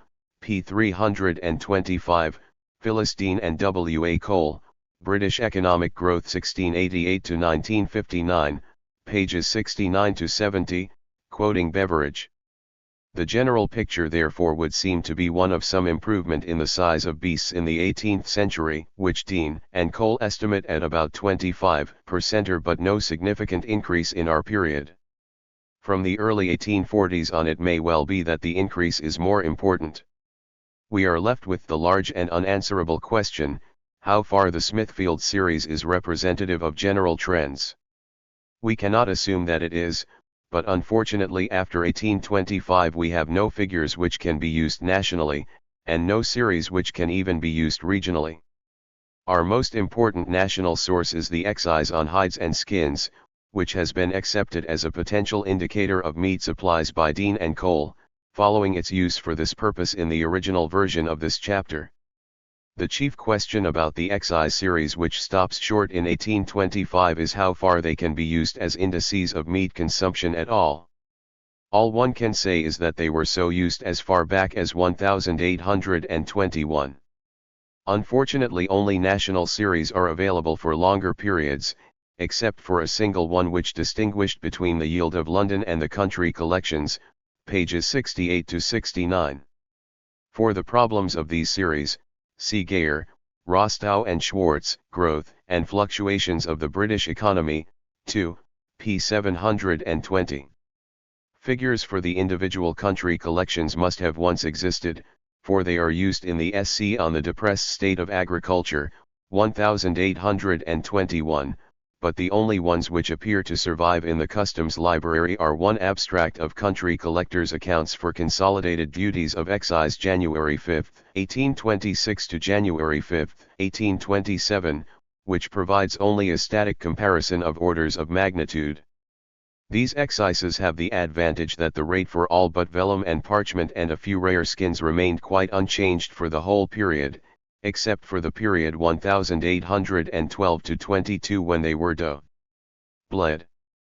They were normally charged by the lb, so that they at least to some extent allow for changes in the size of animals. Hence the actual yields can be used as an index of production, though if we divide the yield in 1812 to 22 by 2, the result is rather lower than the rest of the curve justifies, presumably due to a greater amount of evasion. In order to avoid the complications which arise when one seeks to put together series representing, say, sheep or beef cattle from among the skins tanned, tawed, or dressed in oil, in their various subvarieties, I have relied on the gross produce of collections, though this also includes skins of other animals, and is thus rather cruder than is desirable. The annual gross produce figures for London and the country are printed in Table A as percentages of 1801, the accounting year running from July 5 to July 5. It will be seen that the London yield showed no sign of absolute increase until 1810. It seems improbable that meat consumption as measured on this basis had recovered to anything like the 1800 level by 1820, even allowing for the underestimate of the series, but the boom of the early 1820s was marked. The series is not incompatible with the Smithfield figures. The provinces were clearly better off, or at least they lagged less, except for the rather bad years of 1815 to 21. The actual local figures, as given in the 1821 committee, demonstrate, above all, the remarkable income elasticity of demand for meat. Thus, between 1818 and 1820, Birmingham slaughterings fell by 29%, Walsall ones by 38%, Dudley ones by 29%, Leeds ones by 19%, Liverpool ones by 18%, but Manchester only by 13%, and Sheffield by 12%. Conversely, the slaughter of calves in Liverpool rose by about 25% in 1803 to 5, that of beef by 37% or by 26% in Manchester in the same period. The 1842 depression shows equally sharp drops. In the Yorkshire woolen trade, it was estimated that meat and groceries consumption had halved since 1835 to 36, in Kendal that it had fallen by 1/3, in Rochdale that it stood at half of 1837. This last estimate seems modest, since C. Knight gives the figures of Rochdale slaughterings as 180 oxen a week in 1836, 65 to 70 in 1841. The turnover of 14 Manchester butchers fell from £27,800 in 1839 to £17,200 in 1841. Comparisons by decades are only possible for Liverpool and Manchester in the period 1801 to 20, and show a decline in per capita consumption in Liverpool, a probable rise in Manchester. See Table B. All the data given in the SC on the depressed state of agriculture are tabulated in Table C. For Birmingham, the figures for 1818 are 127, 91, and 582. For 1819, 104, 93 and 470, for 1820, 91, 90 and 388. It will be observed that the depression 1815 to 16 appears not to affect beef slaughtering in any of the 4 towns, and veal only in 1. Only mutton is consistently affected. This is surprising, since we should normally expect the cheapest meat to be less sensitive to such fluctuations. A few individual estimates are also available for Dundee and Glasgow, 1833, Wolverhampton, Liverpool, Manchester, Glasgow, Newcastle for 1848 to 50. For Glasgow, these show an increase of 25% in beef, a decrease of 60% in veal and of 10% in mutton. There are also figures for comparative weekly slaughter in Leeds, 1835-36 2,450 animals, and in 1841 1,800 animals, and in Rochdale 180 oxen a week in 1836, 65 to 70 in 1841. I do not know what are the sources for these figures. The question of changes in the size of animals has not yet been discussed. All one can say is that in London beef consumption must have declined unless the average carcass weight of beef cattle increased by at least 40% between 1801 and 1841, that of sheep by at least 15%. Even if the average weight of both had gone up by 25% or so, a decline is still likely. All these figures are global, that is, they do not distinguish working class consumption from the rest, or the consumption of different strata of the laboring poor. This means they are subject to misinterpretation on the optimistic side, for the changes in meat consumption by the relatively small section of the population which ate a good deal of meat, carry a disproportionately heavy weight. The possibilities of error inherent in such figures may be gauged by the following example. The report of the Statistical Committee appointed by the Anti-Corn Law Conference, held in London 8 to 12 March 1842, p. 18, estimates that in Leeds consumption had declined by 25% since 1835 to 36, but since the consumption of the better-off classes had not declined, it estimated the reduction in working-class consumption at 50%. For most of the past 150 years the debate on what social conditions were like under early industrial capitalism has been pretty one-sided. The majority of the British people in the first half of the 19th century was convinced that the coming of industrial capitalism had brought them appalling hardships, that they had entered a bleak and iron age.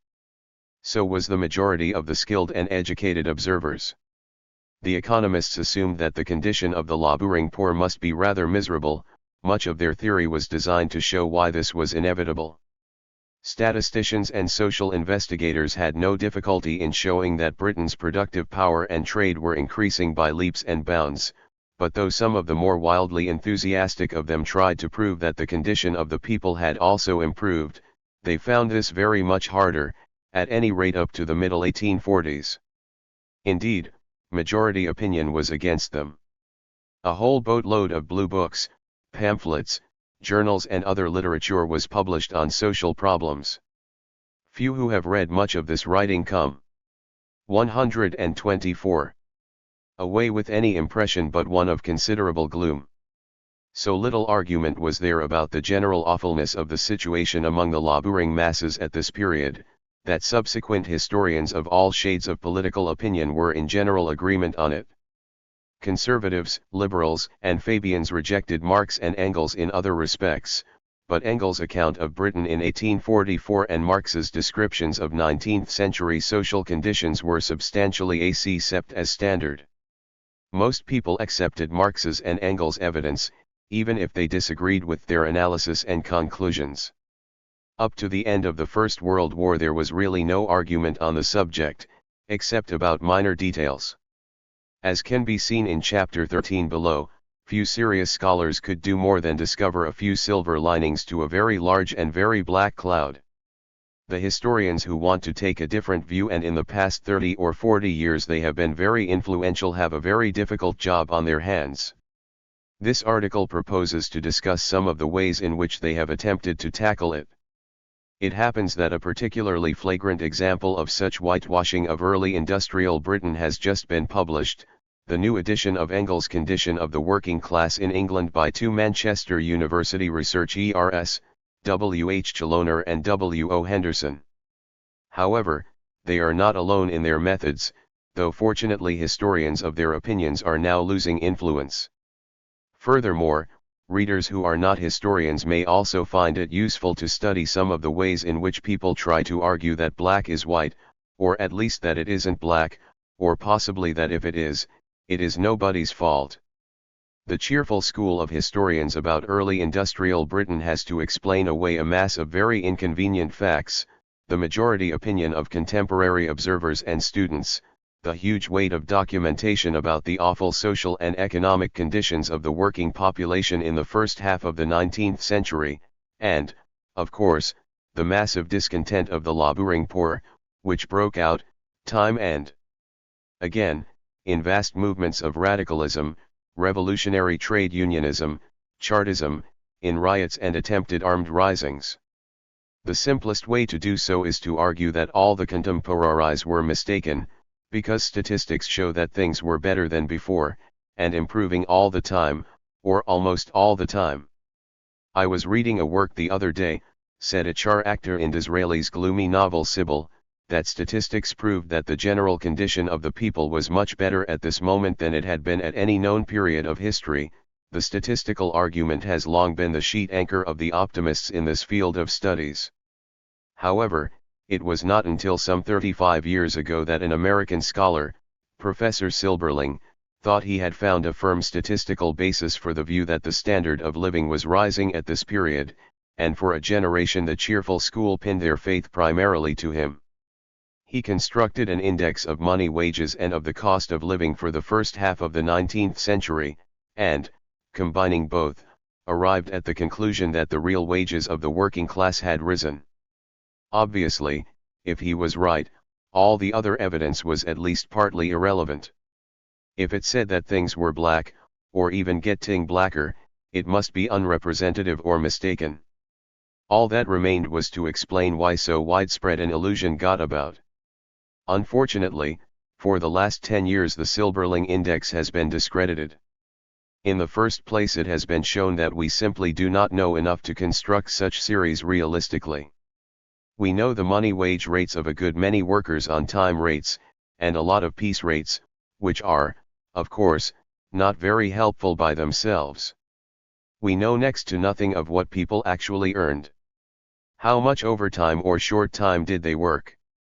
How often were they unemployed and for how long? Who knows? As for the cost of living index, it is equally shaky, being largely based on guesswork. Anyway, we know from modern experience how full of pitfalls cost of living indices can be even in our own time, when considerable efforts are made to collect statistics specifically for their compilation. What is more, we can actually catch the statisticians out. For instance, they argued that the cost of living fell very steeply after the Napoleonic Wars, so that people were better off.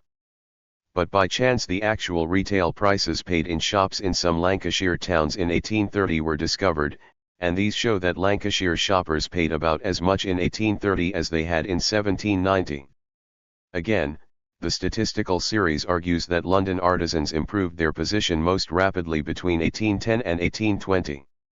That may be so, but we happen to know from other sources, that the consumption of meat per head of the population in London went down quite notably in this period, i.e., that Londoners in general were able to afford less meat. A third example is even more revealing. The late Sir John Clapham, the founder of the Cheerful School, rebuked R.W. Postgate in very schoolmasterly terms, because he had argued, on the basis of other evidence, that the builders in the 1830s were suffering very badly. Did not statistics show that their money wages were rising, and that they were rather well paid? So they do. But it so happens that for the building trade we actually have some idea of unemployment also, and the statistics for that show that the early 1830s were a period of profound depression for the building trade. Clearly a mass of builders was out of work. Nothing is more natural than that many of them were ragged and starving, and that, as we know, this normally skilled and well-paid trade became extremely discontented and radical. The attempt to prove statistically that early capitalism made people better off has failed, for the time being. Prof. Sor Silberling has been quietly dropped. The cheerful historians are left with the mass of evidence, which remains gloomy. What can they do? They can attempt to discredit it, and the new edition of Engels is a particularly fine example of how they set about this. Now there is a well-known and venerable academic technique for proving that, let us say, a desert is not dry and infertile. The critic points out that it is not actually waterless and lifeless. There are wells in it, and occasional temporary torrents, and sometimes it rains. Camels and Bedouin, and various animals, down to fleas and mosquitoes, live in many parts of it, and so do plants, sometimes in profusion. Nor is it all composed of sand. It is therefore wild and unscholarly exaggeration to say a desert is dry and infertile, and though the true scholar will not question the motives of other people, it is pretty clear that those who say so are unscholarly or probably actuated by a prejudice against deserts. Admittedly, there is a lot of evidence that many people regard deserts in this light, but they should know better. This method is extraordinarily useful.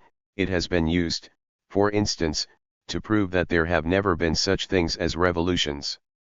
A realistic historian has once said that it is possible so to define subsistence agriculture as to prove that it never existed anywhere, and the same goes for deserts, revolutions, poverty increasing or diminishing, capitalism, or whatever we choose. The only trouble is that, if the scholar were actually to find himself in a desert, he would not be helped by the proof that it did not, strictly speaking, exist, or if it existed, was not as dry and infertile as was often said. Fortunately for themselves, the historians of Britain's early industrial age, having proved by these means, example, that the hungry forties are misnamed, will not find themselves in the situation of an English or Irish labourer of that period. The cheerful historians have systematically tried to discredit the contemporary evidence in this manner. That Drs. Chaloner and Henderson have concentrated on Engels is due to the fact that his book on the condition of the working class was the only important contemporary work which tried to deal with the working class as a whole, that it has been consistently in print, and is widely regarded by non-Marxist historians as a reliable account which they can safely recommend to their students. But it is worth remembering that similar attempts have been made to discredit other contemporary observers and the parliamentary reports, for instance by Professor W. Hutt in the volume Capitalism and the Historians, edited by Professor F. A. Hayek, the author of The Road to Serfdom, a book which frankly sets out to defend the good name of capitalism against the historians. The first and simplest way of doing so is to point out Engels' slips and minor errors, which are very numerous. It is surprising how shady a book can be made to look by systematically listing all errors in transcription and the like, until we look at the nature of these errors. To be shown on page after page that Engels did not quote his blue books textually, that he wrote T6 years when the source says T7, that he said a sample of children was drawn from one Sunday school, whereas it was two, and so on, naturally saps the confidence of the reader. But it proves only that anyone wishing to quote blue books textually should go to the original sources and not lift the quotes from Engels, not that Engels' account is unreliable. In actual fact, the concrete cases where Engels' slips or bias are alleged to have led him to give a wrong or misleading impression of the facts, can be counted on the fingers of two hands, and some of the accusations are wrong. This is not the place to go through them in detail, but it may be worth mentioning the two which a reviewer in the Sunday Times has picked out as particularly bad examples of his cheating. The first is a sensational account of the illegitimate birth rate among female operatives in a particular FAC. Tory turns out to refer not to 1840 but to 1801, the second a gloomy account of the sanitary condition of Edinburgh upon an article written in 1818. As to the first case, Engels does not say that it took place in 1840. In the course of analyzing the social effects of overwork and night work, he instances the case of a factory which in the past introduced night shifts of 12 hours, which demoralized the workers so much the illegitimacy rate doubled during the 2 years the system was in force that it had to be given up. It so happens, as Drs. Chaloner and Henderson point out, that this case occurred in 1801, also. That the witness who reported it claimed that the night work had been introduced only because a mill had been burned down and the owners operated double shifts in another mill to keep the workers employed. But this is neither here nor there. If a man says, when soldiers are kept on parade too long, some of them faint, I can give you a concrete instance where this happened once, the validity of the statement is not affected by claiming that it happened much longer ago than one might think, or that they were kept on parade for the best of motives. Engels might be attacked if he said immorality is going up by leaps and bounds today, as witness this case which then turned out to refer to 40 years ago. But he does not say this. The second example is even more illuminating, because Engels does not base his justifiably gloomy account of the housing conditions in Edinburgh on an article published in 1818 at all. He bases it on accounts dated respectively 1836, undated, 1842, 1843, which is contemporary enough for 1844. There is, indeed, as the editors pointed, one mistake in this account. Two sentences, presumably taken from the report of 1842, refer not to Edinburgh but to Tranent, though this report also contains a description of the Edinburgh slums. Drs. Chaloner and Henderson do not suggest that the bits about Edinburgh which Engels did not quote presumably by a slip give a better impression of that city than the sources he did quote. In other words, there is no evidence here that Engels cheated, and no evidence that his account gives a wrong impression of what his sources say, or of reality. The second way of discrediting Engels is to argue that the sources he uses are unrepresentative or selective. This is a well-known method of throwing doubt on the contemporary evidence of bad social conditions. It runs roughly as follows. These blue books were not disinterested searches for truth. They were compiled by reformers, passionately anxious to abolish certain abuses. Therefore they picked out the worst cases, because these would cause most public indignation. It does not follow that things were as bad as all that generally. A good instance of this is Drs. Chaloner and Henderson's treatment of the farmhouse women in the mines. Engels' account of coal mining in Britain in the 1840s may give readers the impression that women and children worked underground in all the colliery districts. Actually, at this time the employment of women was virtually confined to mines in the West Riding, Lancashire, Cheshire, Scotland and South Wales, and they add the number of workers involved was quite small. In 1841 some 6,000 women and girls were employed underground and at the pithead in all kinds of mines in Great Britain. In the coal mines 1,185 females over the age of 20 and 1,165 females under that age were employed underground and at the pithead. They also add that Engels said the 1842 Act forbidding the employment of women and children underground was virtually a dead letter, since no inspectors had been appointed under it, but he was wrong.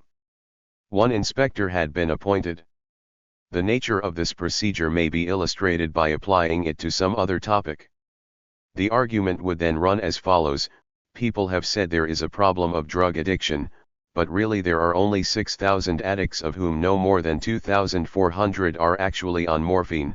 It has been suggested that this is a general problem, but really it occurs only in all major cities except Newcastle and Birmingham. After all, let us not lose our heads and start making wild accusations against drug peddlers. As for whether the single inspector under the 1842 Acts was likely to have made much difference by 1844, we need only quote a later inspector for only one mining district, to the effect that it would take him 4 to 5 years to inspect all the collieries in his district once. It merely remains to add that Engels, so far from suggesting that the number of women in the mines was greater than it was, actually reprinted the detailed table containing the statistics quoted above. In a word, this method of attempting to discredit contemporary evidence is based on two kinds of blindness. It is blindness not to see that good men can be legitimately outraged even by 6,000 miserable wretches. It is even greater blindness not to see the general abuse behind the exceptional examples which reformers and revolutionaries often use to arouse public opinion against it. The historian of the 21st century who will throw doubt on the hardships of old age pensioners, because he finds out that a lot of them are not quite as miserable as some of the cases quoted by campaigners for better pensions, will be a fool.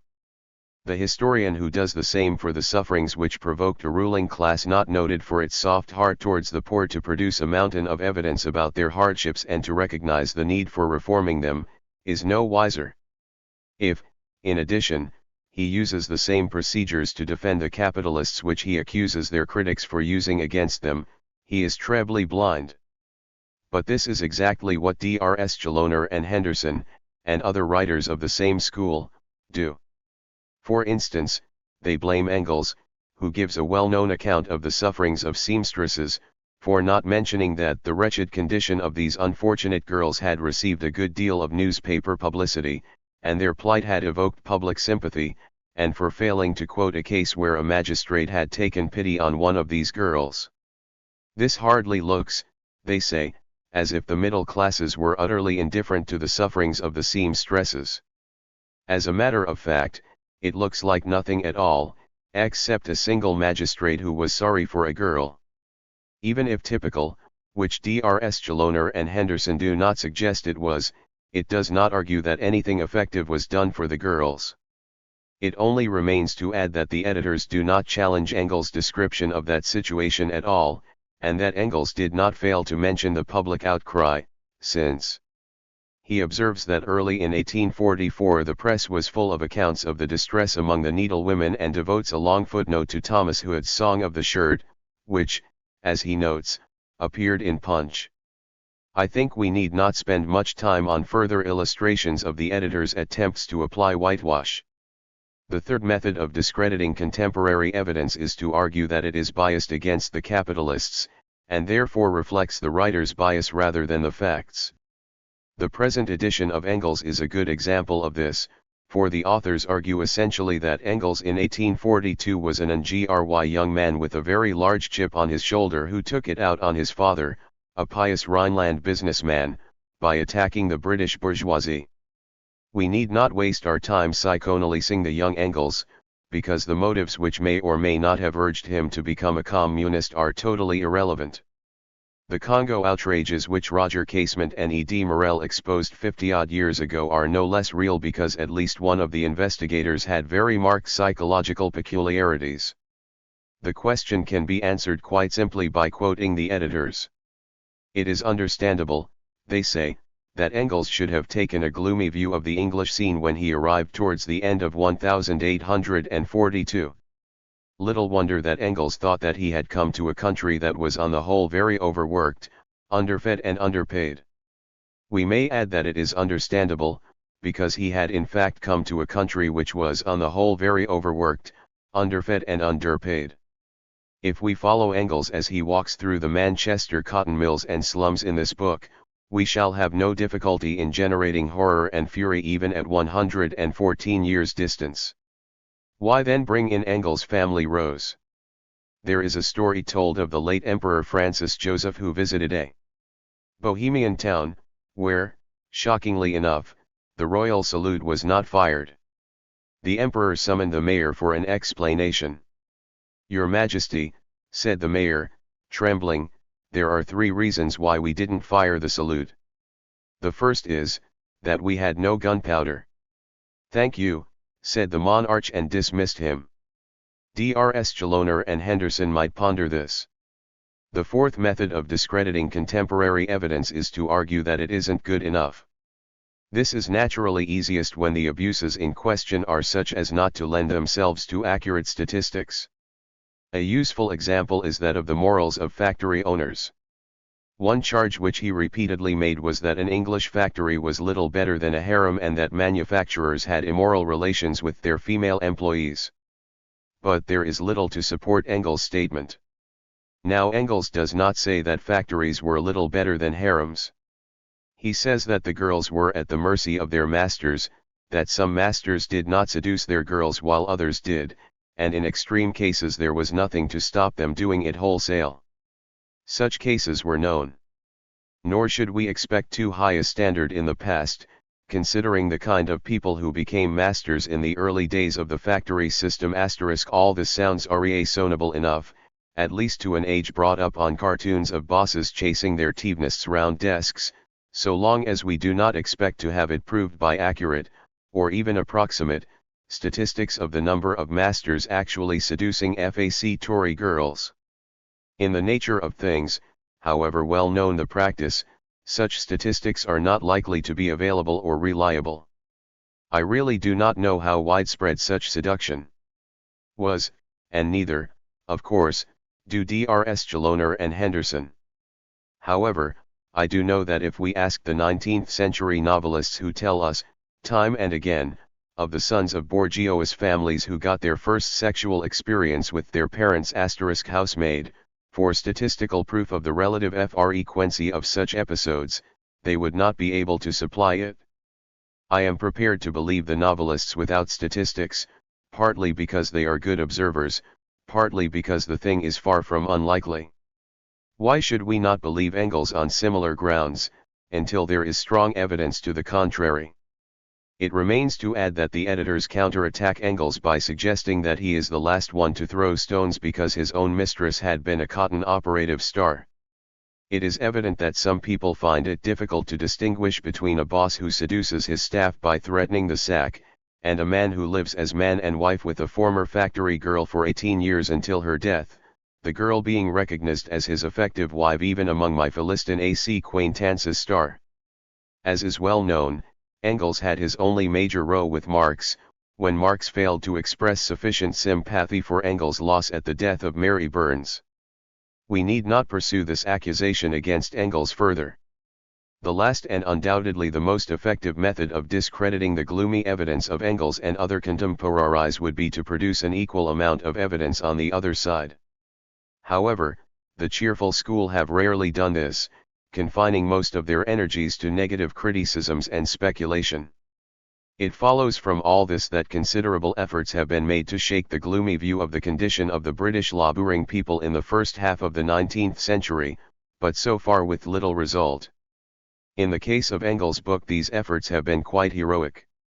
The two editors have clearly worked for years checking every reference of Engels, discovering every slip and error, not to mention some which are not there.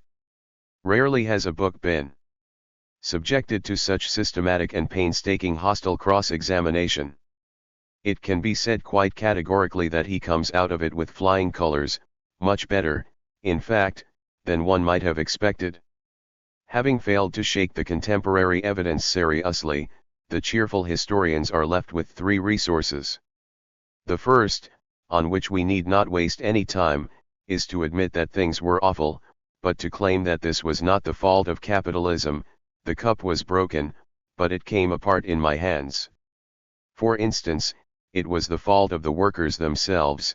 In the 1840s, much hardship among the workers was due to secondary or self-induced poverty, the result of excessive and feckless expenditure on drink, gambling, and tobacco. The second, which need not detain us either, is that the horrors of this period were not due to cruelty or ill will. Many people, including capitalists, were good and full of the best intentions. No doubt, but as we know, the way to hell is paved with good intentions. The indictment against early 19th century capitalism becomes no less black if we assume that every capitalist was like Dickens' brothers Cheeryble, and that there were no Gradgrinds at all.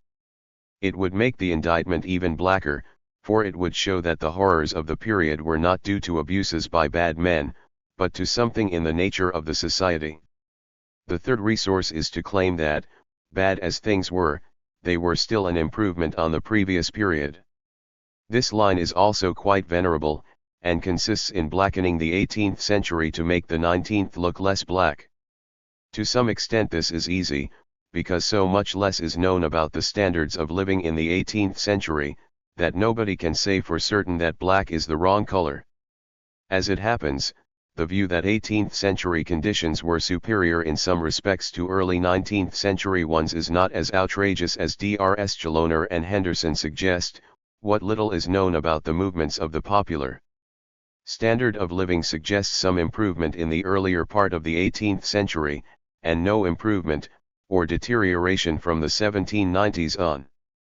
In the present state of knowledge I would not even like to guess at what happened in between.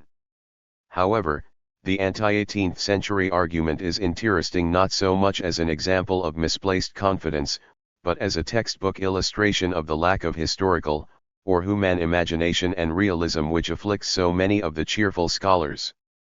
This may be shown by the well-known example of the domestic workers v.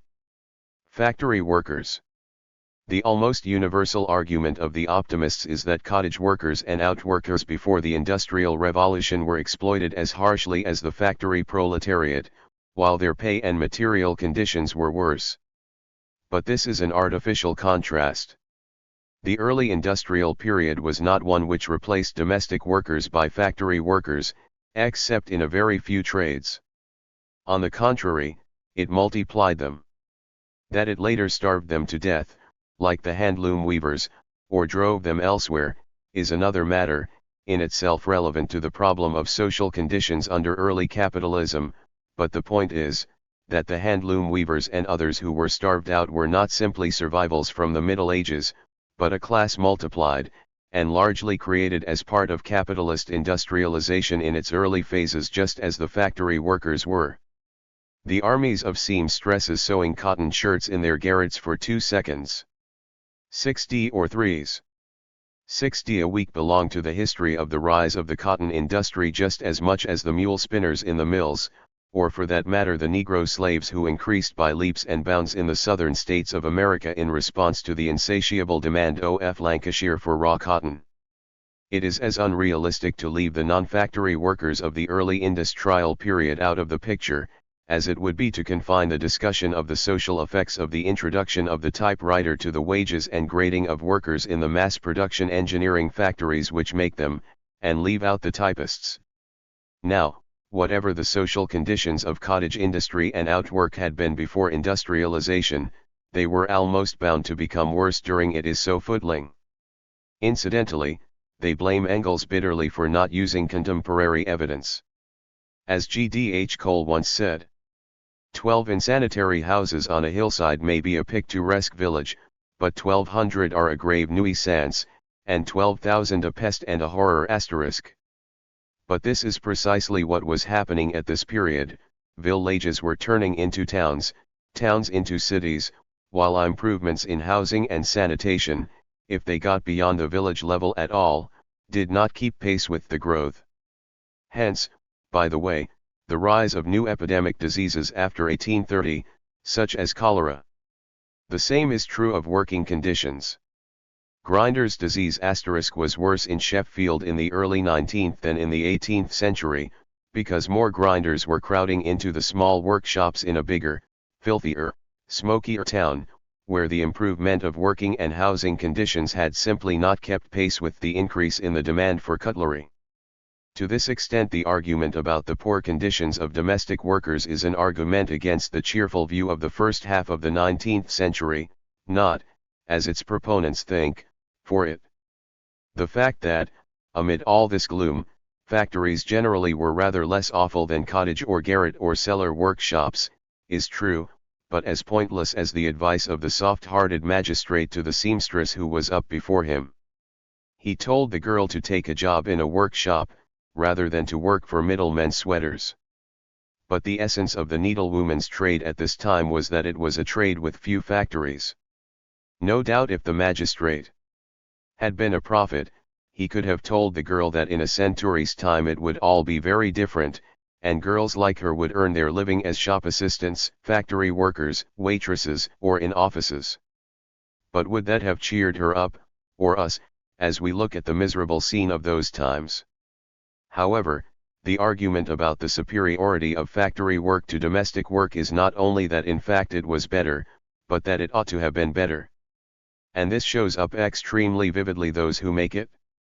Take this extract from an older history book T. Although the sentimentalists were shocked by the breakup of family life, yet the commissioner considered that domestic happiness is not promoted but impaired by all members of the family muddling together and jostling each other constantly in the same room, for in the opinion of the commissioner the man was improved morally by working regular hours, which were said to engender regular habits. Now, as Engels himself points out, the workers of that period were undoubtedly often ignorant, brutalized, and short-sighted, and no wonder.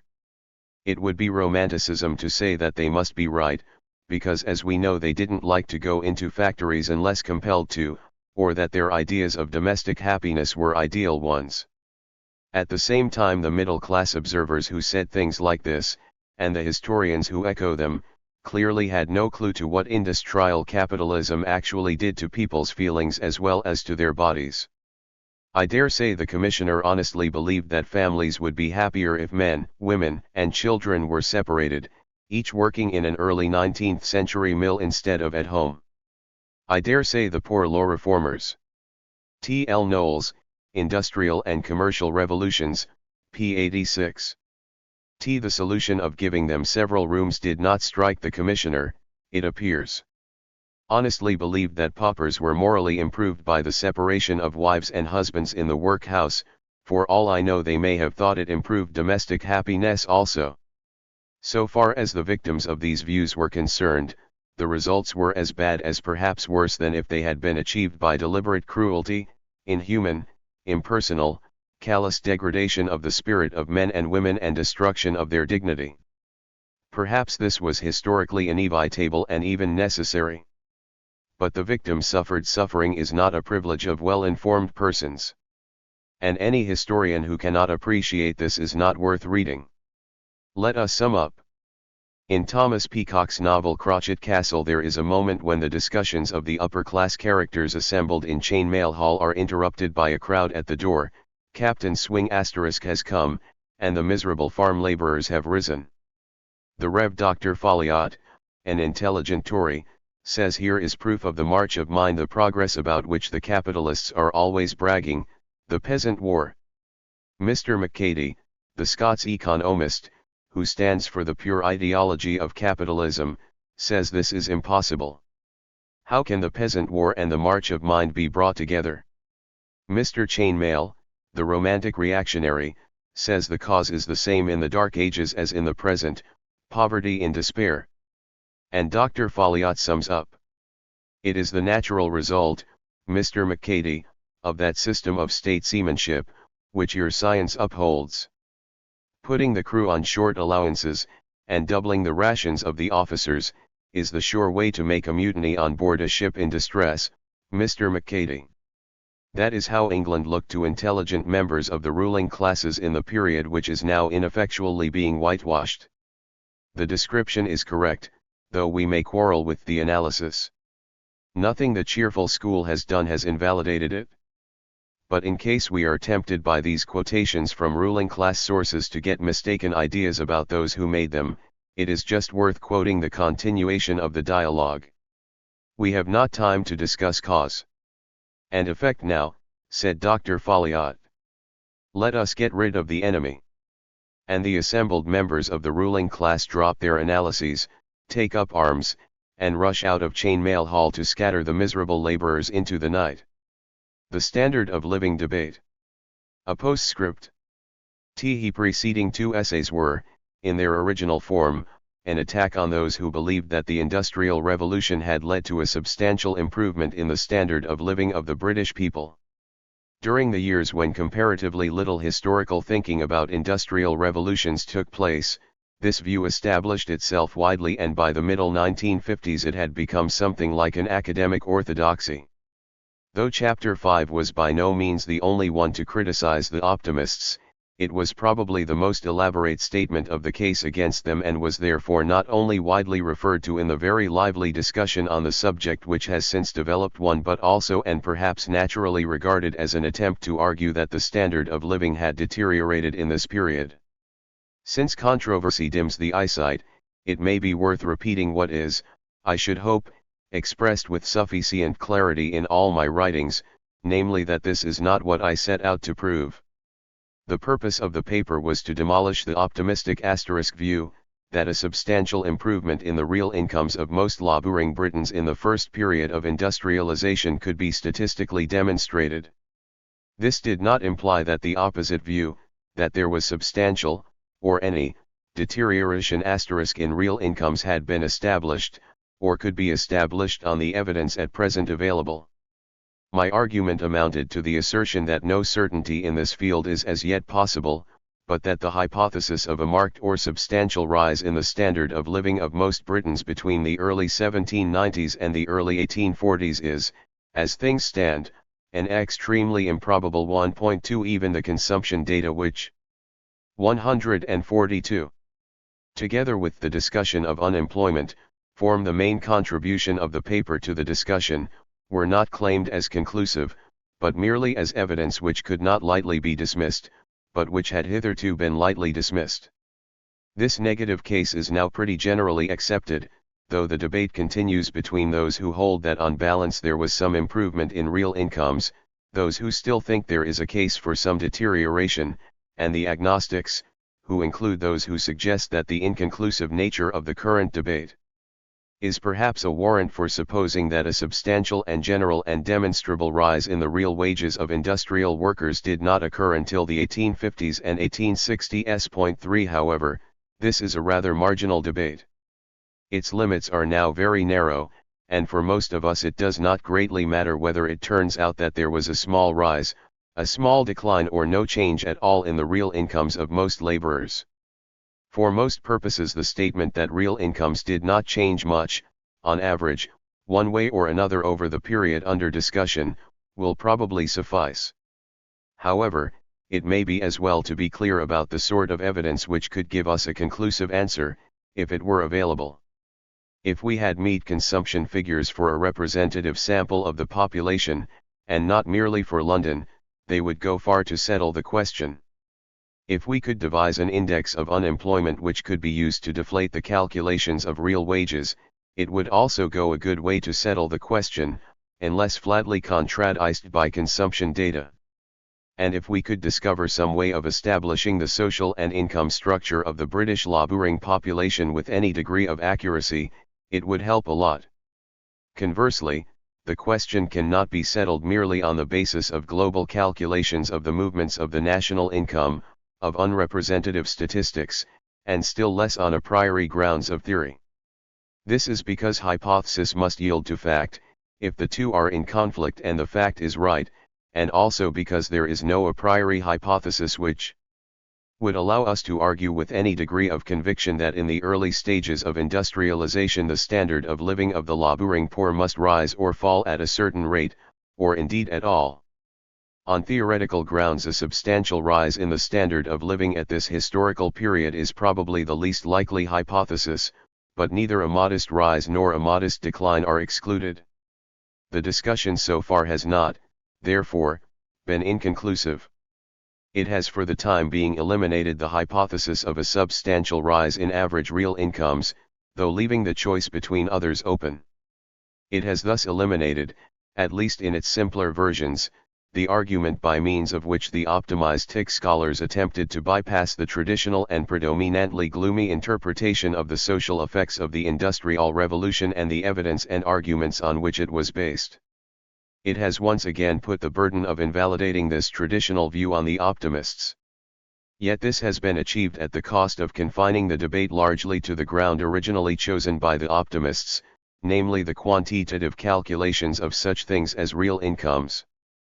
And in doing so it has risked diverting us from the real historical problem which the original observers of the Industrial Revolution and the classical historians saw, but the optimists have failed to see. The effects of the Industrial Revolution on the laboring poor are both economic and social. The two cannot be isolated from each other. And now that the attempt to prove that economic benefits were so great that there was really no material reason for discontent, has been rejected, it is time that we return to the wider and more sensible perspective of the pre-Claphemite historians. Their case has been reformulated in modern terms as follows. The Industrial Revolution was a bad thing for the laboring poor at least for several decades because it produced pressure on consumption and material standards of living of the mass of the population at a time when it is forced to adapt itself to major social changes. Point 4. It is worth repeating that this does not imply an absolute tendency of standards to deteriorate. 14.4. Rate, though most traditionalists probably believed that they did up to the 1840s. The debate so far has concentrated almost entirely on the first half of the statement, and obviously it had to. If the optimists were right, and the poor, though subjectively disturbed and unhappy, merely wept all the way to their increasingly ample Sunday dinners, then the analysis of the social effects of industrialization clearly required a good deal of revision. Moreover, much of British history in the early 19th century became extremely hard to understand, notably the uniquely deep and widespread and desperate popular discontent of the period. But the second half of the classical case was always of equal or even greater importance.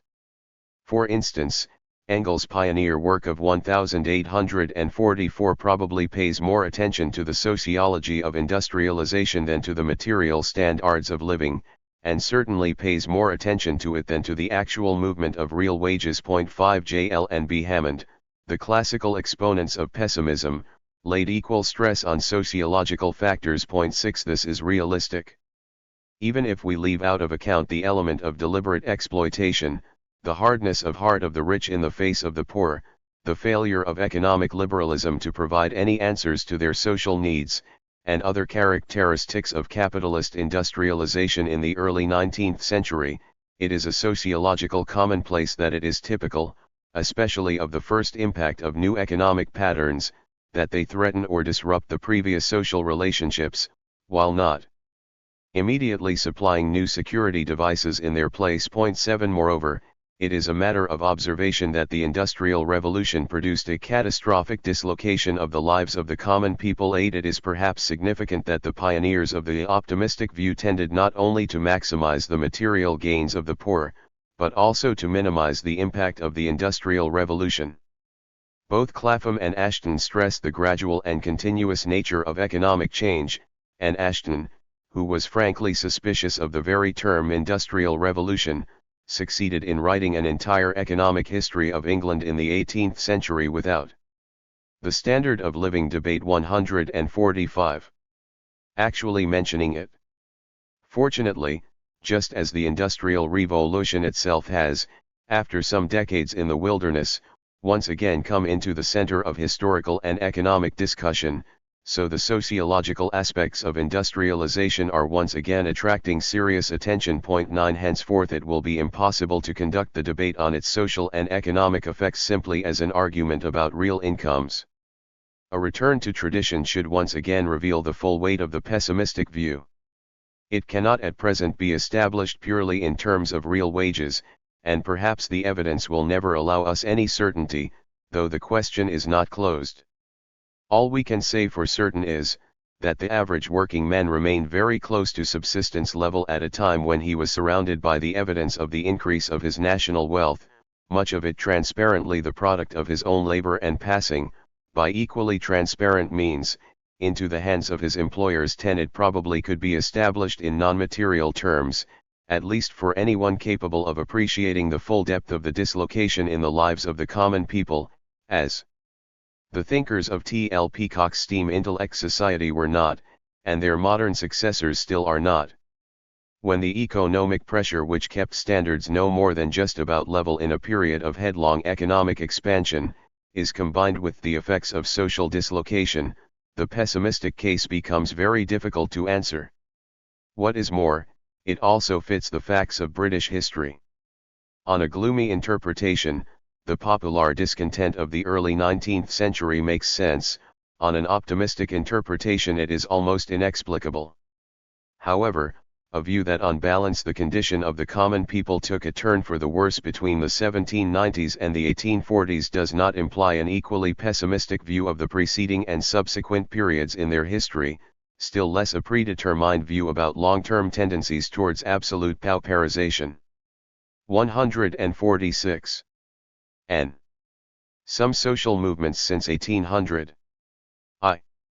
His chapter * deals with the periodic and sudden expansions in the size, strength, and activity of social movements, mainly in 19th and early 20th century Europe. The period is, roughly speaking, that in which the economic fluctuations of an industrial and capitalist economy are of decisive importance, the area one in which the structures of society in general, and the labor market in particular, are fairly similar. For this reason such countries as Australasia and the United States have been omitted. The article will deal primarily with the questions why such movements are jumpy * and discontinuous, why they occur when they do, and, to a lesser extent, with problems of international coordination. Since continuous measurement, however crude, is almost impossible except for such phenomena as strikes and trade union movements, these will be mainly considered. Similarly, since the material, poor as it is much better for Britain at any rate before the 1890s than for other countries, British data are mainly used. Even so, a good deal of the discussion must remain speculative. The most dramatic of sudden expansions of social movements are the great social revolutions of 1789 to 1917, but the pattern of discontinuity is quite general even in less disturbed times and in narrower fields. The graph of the membership of virtually every trade union movement, for example, looks like a series of sloping steps, or of broad valleys broken by * based on a paper read before the annual meeting of the Economic History Society in April 1951. For the sake of brevity I shall call these phenomena explosions or leaps / 150. Sharp peaks, or a combination of both. Very rarely is it a mere rising slope. In Britain the jumps about which we are best informed are those of 1871 to 73, 1889 to 91 and 1911 to 13.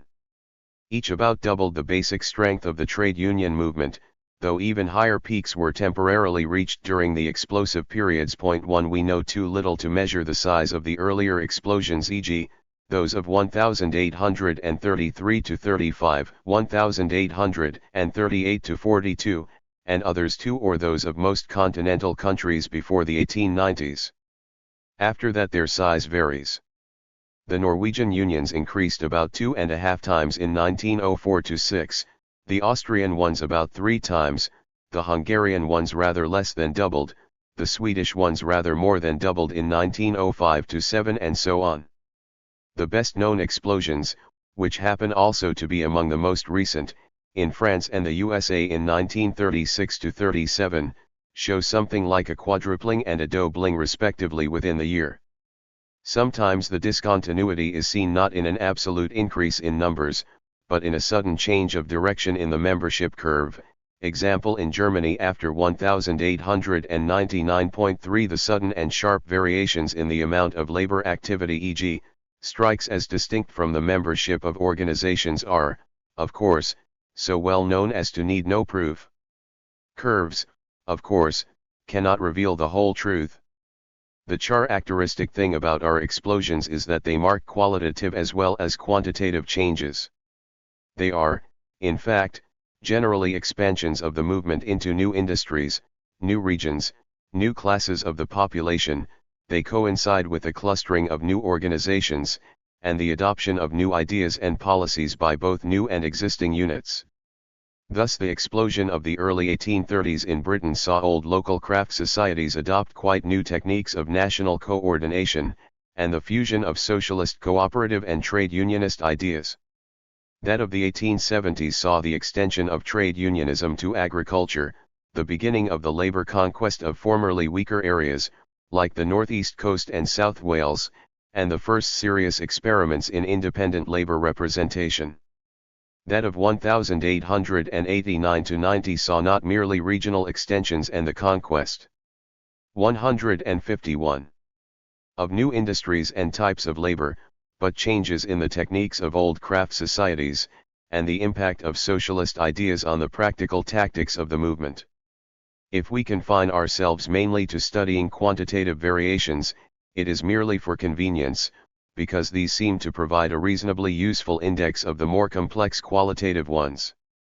The leaps asterisk have attracted remarkably little attention among students. Scholars have recently done some work on the period before 1850,4, sometimes without observing clearly that the explanations they offer do not apply to subsequent periods.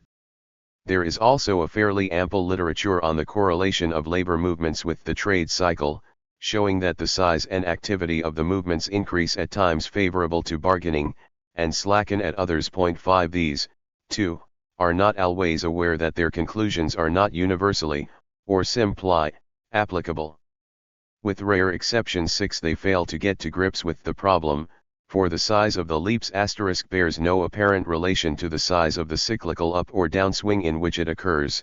At any rate after 1850 1868 to 73 was admittedly an outsize in booms, but one would hardly claim that the upswings of 1887 to 90 or 1909 to 12 in Britain were so much bigger than 1880 to 82, 1896 to 1901, or 1904 to 7 as to explain the absence of comparable explosions in those years. It has indeed been argued 7 that the great leaps occur after exceptionally severe slumps, which impress workers with the value of organization. However, while this may be a contributory factor in Britain in 1889 as in the USA in 1933 to 37, it obviously does not apply to the turn of the 1860s, a time of almost universal leaps asterisk throughout Europe, to many of the continental expansions of social movements of 1899 to 1908 or to Britain in 1911 to 13. No adequate explanation of the phenomenon therefore exists at any rate after 1850. All we know is that they are related in some way to short-term cyclical fluctuations, and probably also to the longer periods of economic change with which most students now operate, the economic expansions of the period up to 1815, from the 1840s to the early 1870s, and from the late 1890s to the First World War, and the periods of difficulty and crisis which alternate with them. 152. N. Our first task must be to see what light changes in the livelihood and working conditions of the laboring classes throw on the problem. The most usual indices used by statisticians, those of wages, cost of living, and unemployment, are extremely defective. First, because of our abysmal ignorance of the way in which various classes of the population got their living and how economic fluctuations affected them. Second, because of technical drawbacks in the indices themselves which, in any case, were rarely designed for our purpose. The fact that most of them are averages of components whose movement varies greatly, and may even simultaneously go in opposite directions is not, perhaps, fatal, for the great leaps normally affect widely differing groups at the same time. Yet it is important to remember that they often obscure such vital distinctions as that between the section of workers who normally lived in Britain at least under conditions of full employment, and those who normally lived in a glutted labor market. A more serious drawback is this. If a wage or unemployment index is to be used, one must assume that it applies to a regular wage-earning class, employed in a fairly permanent form, and supplying most of its need by cash purchases in a market. The further we recede from 1880 to 1913, or the further we go from highly proletarianized countries like Britain or Saxony, the less representative do they become. They cannot be applied without the greatest caution to domestic workers, subcontractors, or other forms of small commodity producers on the way to joining the working class, or to the large body of casual, floating, and irregular labor, or to semi-agricultural labor. Thus for the casual man in the 19th century a depression would mean, not an absolute frontier between work and idleness, but merely an increase in the length of the always present spells between work, a shortening of working spells, a difference in degree rather than kind. For the independent producer or outworker it might not mean unemployment at all, but merely harder work for longer. 153. Hours in order to make ends meet less adequately. Moreover, we cannot even assume that the general state of the labor market was much the same among those to whom trade union indices did not apply as among those to whom it did. At the very least we must assume a much greater volume of constant, if concealed unemployment than the indices show. 10 Their use is thus dangerous, though it becomes less risky as more workers come to fit into a standard pattern of full-time wage earners, though on different levels of income and status. Lastly, we do not possess any usable indices for certain important factors which affect working class behavior, for instance, intensity and discomfort of work, and can, at best, improvise a few scattered and partial series. Armed with such fragile tools, what can we discover about our explosions? Very much less after 1s50 than before, in spite of the increasing abundance of our material.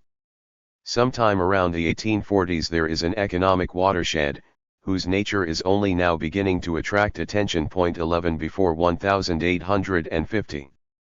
And in some backward countries after that date also, social movements were greatly affected by catastrophic and simultaneous increases in misery for most of the working population, which even the sketchiest evidence reveals. Expansions occurred at or near the bottom of slumps. So much may this be taken for granted that Professor Rostow can construct a legitimate, though somewhat arbitrary 12 index of social tension for 1792 to 1850 on the assumption that the trough of the slump and a rise in food prices inevitably indicate maximum unrest. Professors Labrousse and Ashton have shown why this should be so. 13 Depressions then began in the main in the agrarian sector, most often with bad harvests, and affected the industrial sector through raw material shortages, but chiefly through contracting the main body of home demand, which was rural. Consequently, high unemployment tended to occur at times of famine. Pricist situation. Local prices tending to fluctuate quickly and wildly. 154. Which almost compelled rioting. We may add that in the absence of unions, and of employment policies which were adopted, if at all, only much later, depressions normally meant extremely drastic wage cuts for the less skilled factory workers, and very sharp falls in earnings for the vast penumbra of semi-dependent artisans and outworkers. 14 This analysis can only be applied to Britain with some reserve. The primacy of the genuine trade cycle here is not in much doubt after 1815, or perhaps even from the 1780s, though the Labrutian nature of our export markets no doubt influenced it, and the policy of the agricultural interest up to 1846 probably kept food prices fluctuating more sharply than they need have done. Thus we do not find the clear seasonal pattern of the pure unrest of the old type, mounting to a minor peak towards the end of the year, after the immediate effects of the harvest have worn off, and towards a major one in the months just preceding the new one. Still, slump explosion remains the rule before 1850, maintained doubtless by contemporary wage policies, by the narrow zone which separated workers from destitution, even at good times, by rigidities in the system of food distribution and similar factors. After 1850 matters changed. The trade cycle won its general victory. 1857 was perhaps the first worldwide crisis. The bottom of the Depression and the peak of the cost of living no longer tended to coincide. Indeed, if anything the opposite was true, the scarcity of 1853–55 was the first which did not produce a major unrest in most countries. 16 being offset by the riots are recorded in 36 years of the period. 155. Exceptionally full employment of that monumental boom. 17 In any case, the disappearance of famines and the smoothing of cost of living fluctuations in Western Europe in the succeeding 2 generations, caused the old pattern to lose some of its distinctness. No equally distinct pattern replaced it. For one thing, a wide variety of countries, each at a different stage of economic development, now came into the orbit of the capitalist economy, and in many of these the old rhythm was still dominant, and it remained important in others with an exceptionally low general level of earnings. The Belgian miners' jacquerie of 1886, the great political strikes of the Depression years 1893 and 1902 are at least as prominent in the social history of that country as the trade union expansion of the 1904–7 upswing. 1819 The Italian movements present an almost classic Depression pattern until well into the 20th century, notably in the nationwide riots of January to May 1898, which were set off by an old-fashioned leap in the cost of living. 20 Even the main trade union expansion in 1901 may have coincided with a dip rather than a rise in the economic curve. 21 And the old cost of living pattern was still very much alive in 1906. 22 In the genesis of the Russian Revolution of 1905 the Depression periods, the middle 1880s and the early 1900s are more immediately important than the boom expansions of industrial agitation in the later 1890s. Nor, of course, did the Depression pattern disappear entirely in countries like Britain, after it had lost its primacy. It has been observed that franchise campaigns, even after 1850, tended to revive in times of slump, when industrial forms of activity were inadvisable. Just as even before 1850 trade union expansions had, sometimes without attracting more than local attention, tended to occur in the upswing of booms, example in 1792, 1818, 1824–25 and 1844–46. Nevertheless, it remains true that striking leaps increasingly tended to occur, less at the bottom of slumps, and more at times of cyclical upswing, of rising employment or, a special case of great importance in the 20th century, of war. Much might be said about the political implications of these changes, which led to a sort of dispersal of unrest, both between different classes in one country, and between different countries. The history of 1848, for instance, might well have been different if the deepest trough of the countries dominated by an industrial rhythm had not occurred some years previously in 1839–42, 24 if the old and new rhythms had more nearly coincided over the whole continent. British history in the 1880s was much affected by the fact that the peaks of the Irish movement, an affair of small sellers and tenants, occurred in the cyclical troughs of 1879 to 81 and 1886 to 87, and not, like those of the British Labour movement, on the upswing of 1888 to 91.25. Again, the observer cannot help noticing the oddly syncopated rhythm of the European trade union leaps between 1889 and 1914, notably the habit of the main British stresses of falling on comparatively less accentuated continental beats dollar. Similar phenomena may be observed in the worldwide trade union expansions of the second half of the 1930s, which were rather less marked in Britain than in most other countries, including notably, in many British colonies and dependencies. 26 Such changes are reflected in the evolution of the ideas and tactics of those who believed in European or world revolution, from the traditional assumptions of the men of 1848 to the complexities of Lenin's law of uneven development.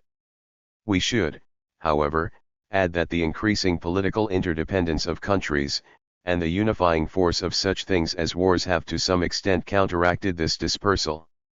The Russian labor revival from 1912 and the Belgian general strike of 1913 are the main continental exceptions.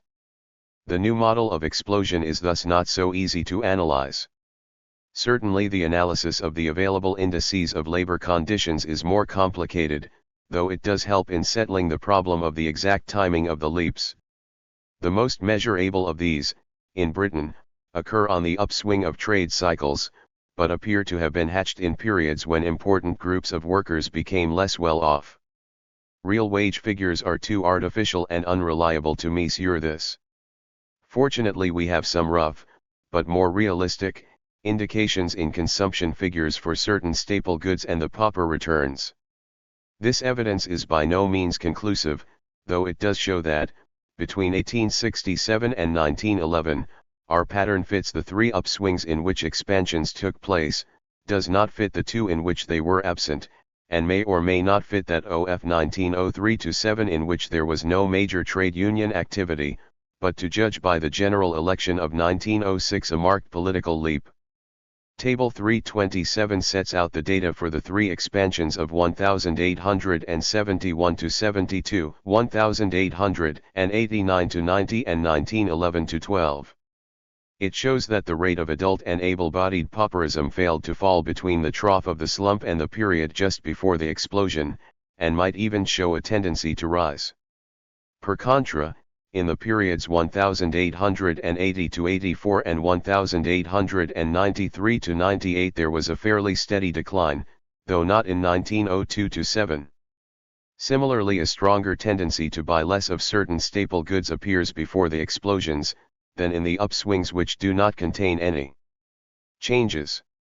In 1871 unemployment had been improving for 2 years or so in the metal industries, and was just beginning to improve in building, printing, and other less cyclical and more sluggish occupations, which may, however, give a better idea of what happened to unorganized workers. 34 In 1889 unemployment in the main cyclical industries showed a sharp decline from the great peak of 1886, flattening out somewhat in 1888-89 and rising a little in 1889-90. The figures of unemployment among builders, printers, cabinet makers, showed the expected lag in 1887-88, declined more steeply in 1888-89 and flattened out in 1889-90. Some industries, however, which we know to have been greatly affected by the subsequent explosion, were heterodox. The boot and shoemakers had their unemployment peak in 1888 and had only just begun their decline. 35 The railwaymen and locomotive engineers also had delayed unemployment peaks in 1887 and 1888. In 1911 the rise in employment is more uniform. Even the builders, whose figures of unemployment had been sluggish for a decade, were coming out of their depression, though there was an odd, and quite untypical, layoff of 5% of them in June, which may be interesting. 36 Unfortunately, it is difficult to compare this with other countries' experience. The data are scanty. 37 And in view of the less industrialized state of other areas, less representative of the classes which join labor movements. Such as they are, they fit fairly well.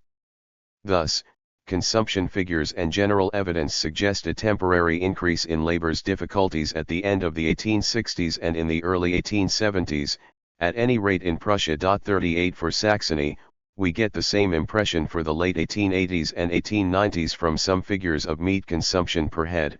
39 For all Germany, and for some widely separated towns the same seems to apply in 1904 to 6.40. How much value is to be put on these and other isolated and tricky indices 41 is another question. It is perhaps worth noting that the first steps in labor organization in Asian countries are widely ascribed to the lag of wages behind prices in the abnormal booms of wartime, which may be regarded as an extreme. 162. Instance of what we have been describing. 42 There is room for much more research in this difficult field. Nor is it possible without laborious, and probably vain, researches and calculations, to make any general estimates of the annual changes in intensity and discomfort of work in any European country of our period. That these have an important connection with explosions is highly probable. There is some general evidence on this matter. 43 And it is interesting that the periods of explosion are normally among the few in which demands for shorter hours, which, in this period, may generally be taken at their face value. F play a significant part in labor struggles. The short time committees of the early 1830s, the 9-hour campaign of 1871–72, the 8-hour campaign of the late 1880s and early 1890s spring to mind in this country. We may also gauge the importance of this factor by comparing the behavior of groups whose labor had been intensified with those where it had not. Thus Simian's excellent figures show 5 major periods of labor activity in the 2 northern French coal fields between 1850 and 1902. Table 4 shows that the fields in which intensification of labor took place were those in which labor activity was greatest, up to 1893.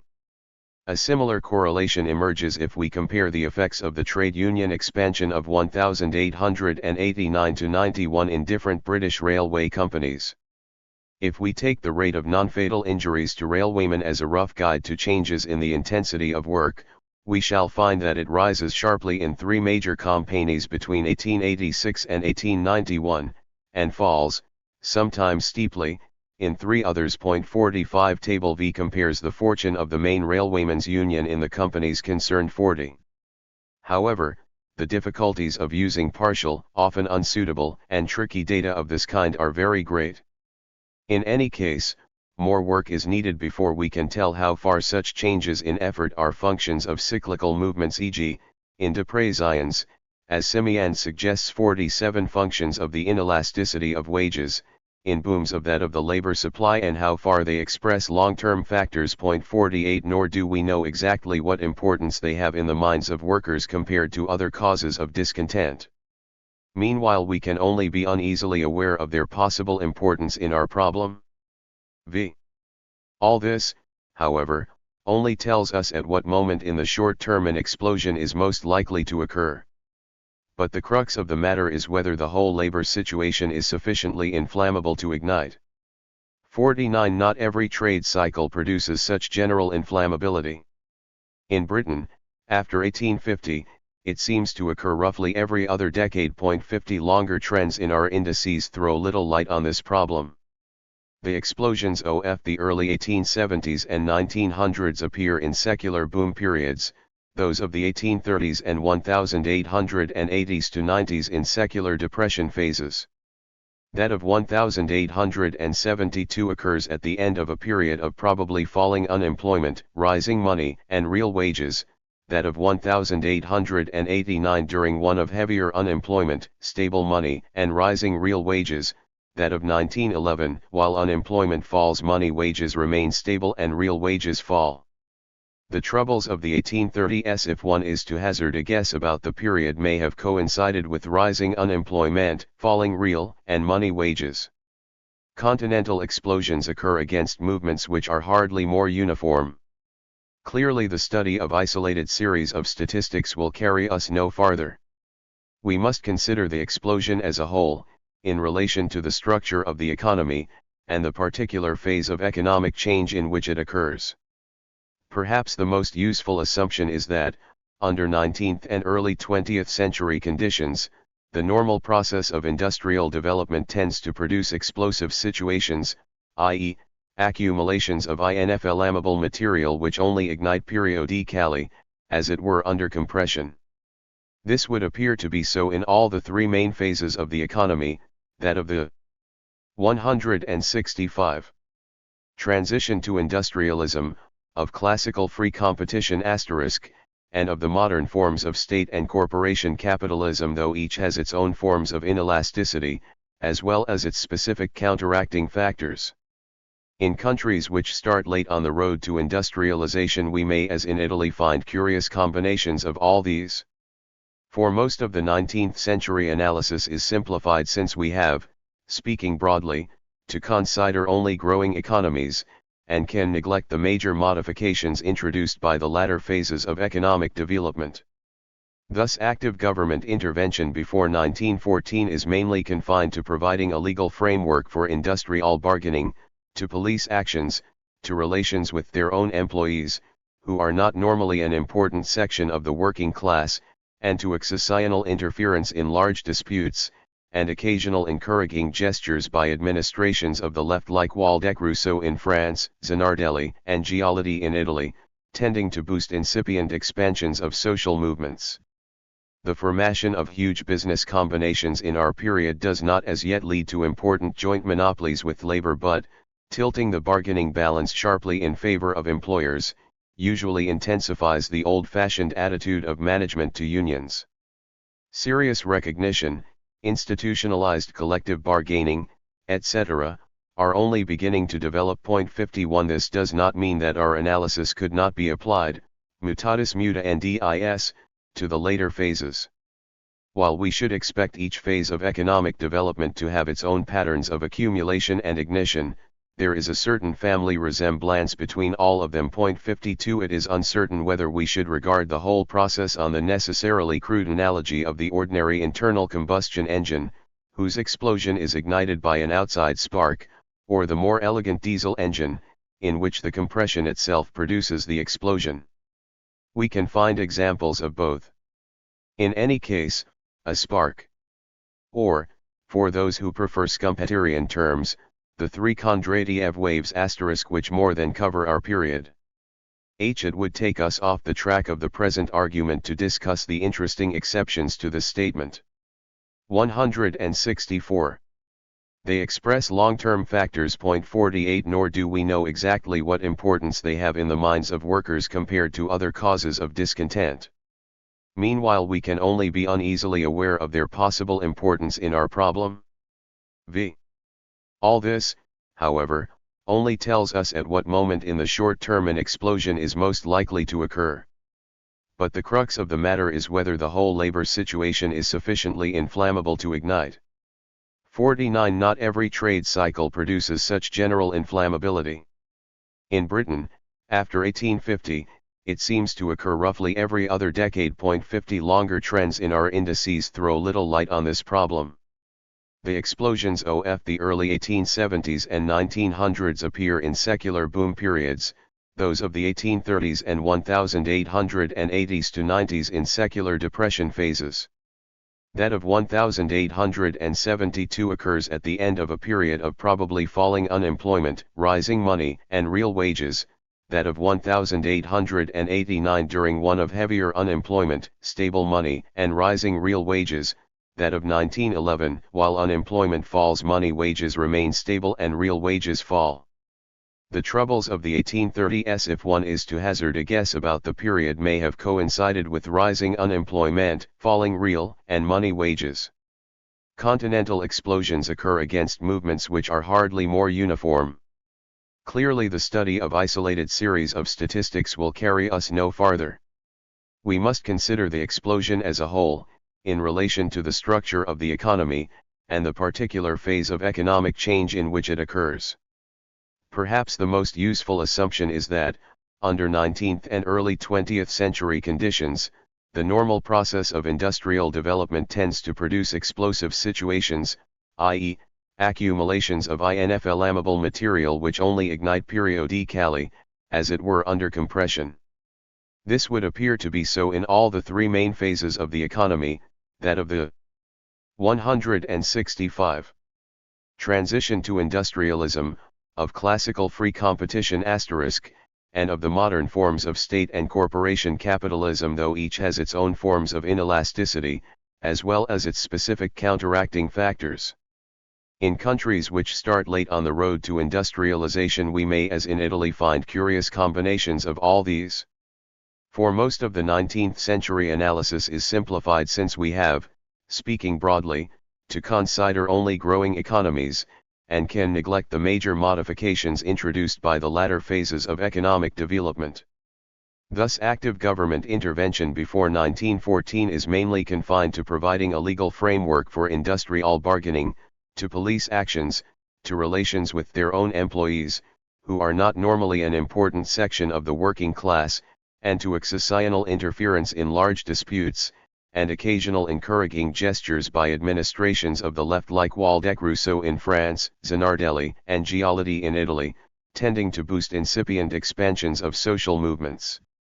The formation of huge business combinations in our period does not as yet lead to important joint monopolies with labor, but, tilting the bargaining balance sharply in favor of employers, usually intensifies the old-fashioned attitude of management to unions. Serious recognition, institutionalized collective bargaining, etc., are only beginning to develop. 51 This does not mean that our analysis could not be applied, mutatis mutandis, to the later phases. While we should expect each phase of economic development to have its own patterns of accumulation and ignition, there is a certain family resemblance between all of them. 52 It is uncertain whether we should regard the whole process on the necessarily crude analogy of the ordinary internal combustion engine, whose explosion is ignited by an outside spark, or the more elegant diesel engine, in which the compression itself produces the explosion. We can find examples of both. In any case, a spark plug is readily available in the trade cycle, or in political events. Even when all simplifications have been made, the phenomenon remains rather complex. Perhaps the most convenient way to approach it is therefore to take a particular explosion * as a starting point, that of 1889–90 in Britain. Though this is traditionally associated with the London dock strike, the organization of the unskilled, and the revival of socialism *, in fact it touched almost all industrial parts of the country, and a wide variety of industries and grades of labor with very varying political affiliations. 53 We may range the various groups affected by this phenomenon into a sort of spectrum. At one end of it we find those whose explosion was dominated by the trade cycle, e.g. coal miners and traditional heavy industries. At the other end, groups like the gas workers, almost unaffected by cyclical movements. In fact, most groups were somewhere between these extremes, though the cyclical factors which affected them were not so much sharp periodic jabs of unemployment or wage cuts in slumps, as more indirect and piecemeal forms of pressure which bore on them, as employers attempted to escape the general tendency of profit margins to fall. The movements dominated by the cycle began well before the main outbreak among the miners, in the trough of the selling price of coal, in the shipyards, just after their most disastrous year, in cotton even earlier. 54 They had surprisingly little immediate effect on the rest of the country, which waited for the spark to come from sailors, dockers, and gas workers 2 years later. 55 Moreover, they continued semi-independently of the main movement, though sometimes, like the miners in the TUC, allying with it in pursuit of common demands. Of the wider unions among the unskilled, that which had its headquarters in the northeastern shipyards was the only one not to be under socialist leadership. 56 We may note in passing that explosiveness * was less, where regular institutions existed which were believed capable of safeguarding the general bargaining position of the men, and 167. Their basic minimum of life. Cotton did not explode in the 1880s, but adjusted gradually. Wool, which lacked any such machinery like cotton in the 1820s and 1830s, and coal mining, which suffered under sliding scales, did explode. We may thus conclude that long-term depression factors help to accumulate inflammable material rather than to set it alight. However, it should be remembered that the direct pressure of the Great Depression on labor in Britain was rather milder than in the 1815 to 47 period, or between the wars. Such pressure was not, of course, confined to secular depression periods. In secular periods of expansion there might be less cause for employers to attack labor conditions directly, but the indirect effects of business policies might be equally serious, example changes in the direction of investment. Insofar as such factors which we need analyze no further here affect labor conditions and wages, they have already been briefly considered in section 4 above. We may next group our industries differently. At one end of the scale we shall place those which increase their output or activities without any significant technical or organizational change, example the gas workers, at the other those undergoing rapid technical revolution of the sort most likely to affect workers, example mass production clothing manufacture.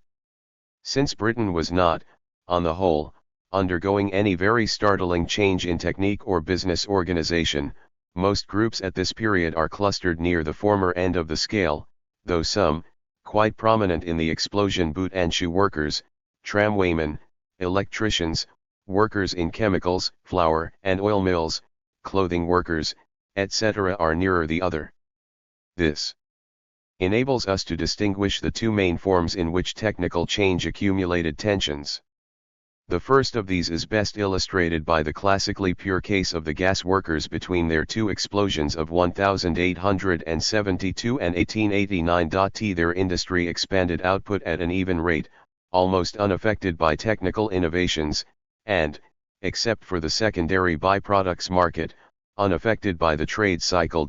Moreover, it worked without substantial unused capacity to complicate the picture. 57 For 16 years it had been virtually free from unions or labor troubles until the almost universal demand in 1889, not for wage increases, but for a shorter shift, i.e., for a decreased intensity of work. The increase in this intensity may be roughly measured.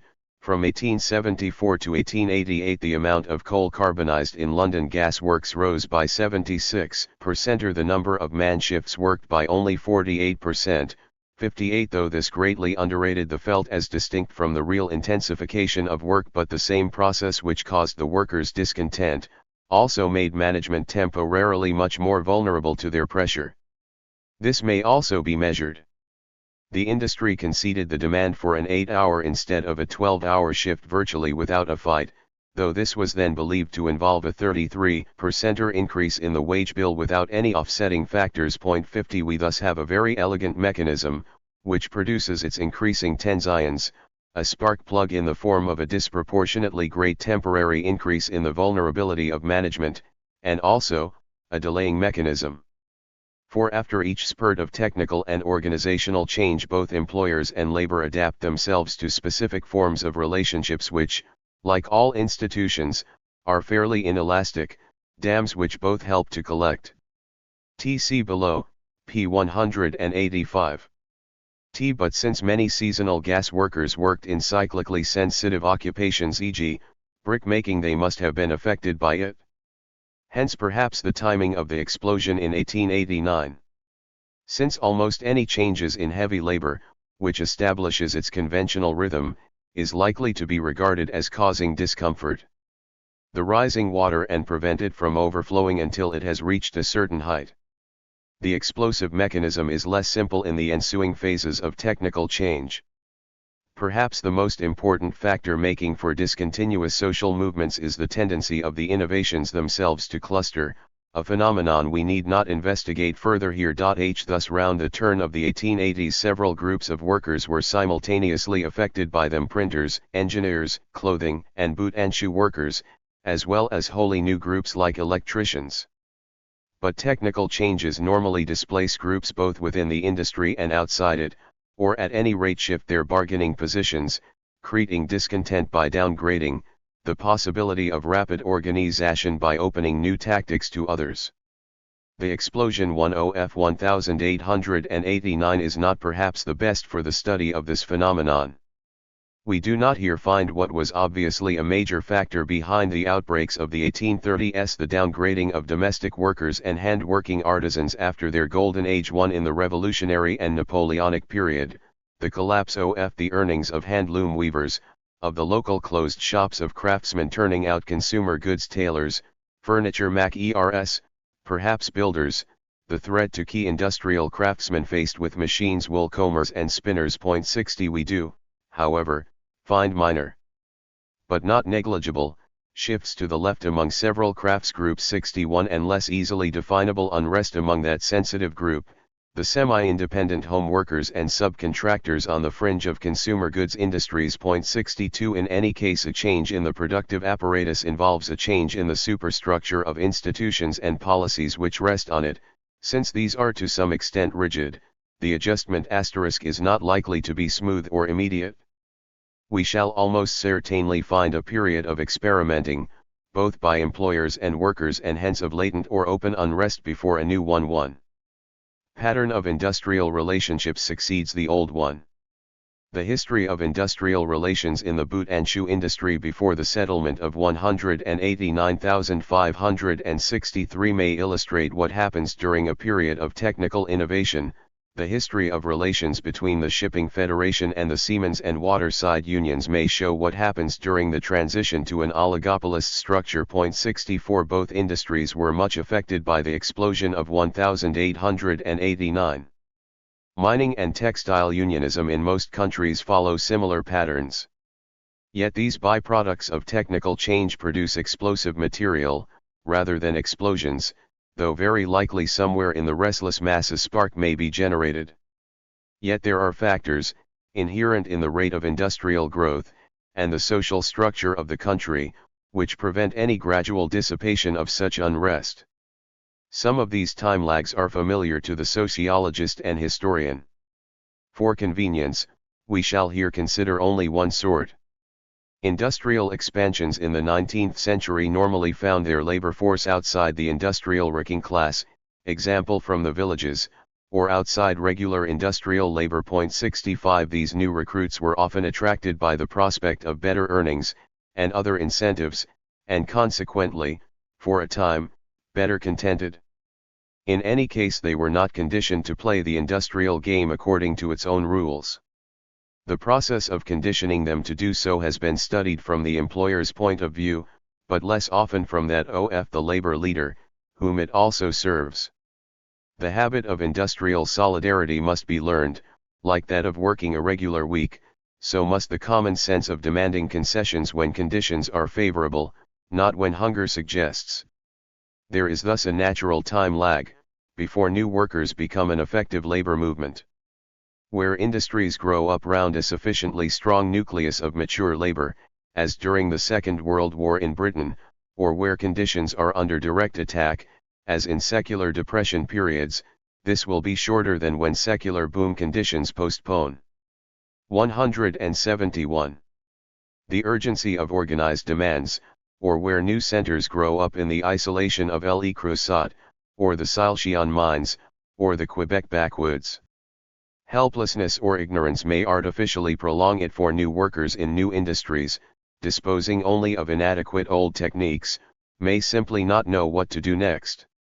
Thus in the years before the 1834 outbreak we may see them casting round for new techniques of national or industrial organization with which to cope with problems which baffle the methods of local craft societies. 00 The early 1900s are full of similar strategic and tactical discussions in several European countries. Various factors may precipitate such artificially retarded entrances of workers into organized labor activity. The news of labor unrest elsewhere, once it penetrates the new area, may set it off. So may political events and stresses, example the French general election of 1936 or the setting up of Congress provincial governments in India in 1937.07 In most European countries one may suspect that the political and military events of the middle 1860s, followed by the great boom of the early 1870s, are largely responsible for the remarkable simultaneous explosions in so many places. The mechanism of this may be illustrated by the British railwaymen, prominent in all three expansions between 1850 and 1914, and differing from most foreign railwaymen not prevented from organizing by law, in being among the last rather than the earliest industrial groups to do so. 08 Outside the skilled footplate and workshop grades, most of them were drawn from the villages, or other unorganized groups. 69 In addition to the factors already mentioned, the structure of the industry virtually forced an explosive pattern onto them. Either they had to organize on an all-grades basis and over a whole network, in itself a difficult task requiring novel techniques, or not at all. 70 Yet as soon as they had established themselves, they immediately became centers of labor activity, especially in the countryside, thus helping to propagate the explosion of which they formed part. 71 They leaped to such activities. Yet where the ideological impetus is greater than that provided by conference resolutions and the like, its power to make sparks leap from one country to others should not be underrated. It did so in 1830 and 1848, and the explosion in Central Europe in 1905-7 owed more than a little to the news of the greater one in Russia. 79 We may sum up briefly and tentatively. Only individual analysis can reveal the specific combination of tensions which make up any given explosion *, and attempts to discover exactly the same combination are likely to be unsuccessful. Thus in Britain the main factors in the 1830s were perhaps the secular displacement of previously well-established groups, and direct pressure on labor standards. In the 1860s and 1870s time lags and discontinuities of technical growth may have been the most important. In 1889 the situation seems to have been dominated by the peculiar Great Depression pattern of technical stagnation, expanding business activity and falling profits. In 1911 all major factors may be traced, though technical discontinuities and falling real wages stand out. 80 No doubt fuller analysis would attempt to distinguish smaller families of explosions within the larger one which has been considered here, those of countries engaged in the transition from pre-industrial society to industrial capitalism, those of classical 19th century free market and competitive capitalism, and those of the modern capitalist economies, dominated by government, imperfect competition, and the second industrial revolution, and the various ways in which the uneven development of economies combines and telescopes these. It is neither possible nor desirable to do this here. However, we may suggest that further study will not be much concerned with cyclical factors. Purely short-term cyclical factors would seem to explain the timing of explosions within individual cycles, but not much else. British gas workers 1873 to 19,141. The student of the history of collective bargaining is generally at a great disadvantage, as soon as he stops recording the exiguous facts, and tries to analyze them. It is not often possible to disentangle the influence of, say, the trade union, from the many others which shape industrial policy and organization, and even if it is, few industries are sufficiently documented to allow him to get much further in any case. Yet there is at least one industry in which a fair amount of quantitative analysis is possible, the British gas industry at the end of the 19th and in the early 20th century. Though, as a public utility, and one largely under municipal and monopolist ownership, it is not necessarily typical of British industry at this period, it is well worth investigating, and this chapter attempts to do so. Let us first look at the problem. The British gas industry presents a remarkable and extreme example of the rise of trade unionism. Gas workers were, in common with others who were conventionally thought of as unskilled, believed to be incapable of strong and stable trade unionism, and indeed, with short-lived and local exceptions too, they had never formed important and lasting organizations before 1889. For 17 years before that date they possessed no traceable unions at all. Yet when in 1889 they demanded concessions which, it was generally held, would raise the industry's wage bill by 1/3, their demands were conceded virtually without a struggle. Moreover, the new unions maintained themselves against subsequent counterattack. Over a large part of the country, therefore, the industry changed overnight from a wholly unorganized into an exceptionally unionized one, with important effects on its structure and policy. Why did it? 18.6. Change. Why did it remain changed? What effects had the rise of the union? The question should interest others besides students of trade unionism. The general picture in the established British industries after the end of the Great Depression is one of technical stagnation, and a tendency for productivity per man to fall. 4 Among the few exceptions to this is the gas industry, and 1889 marks a turning point in its technical history as well as in that of its industrial relations.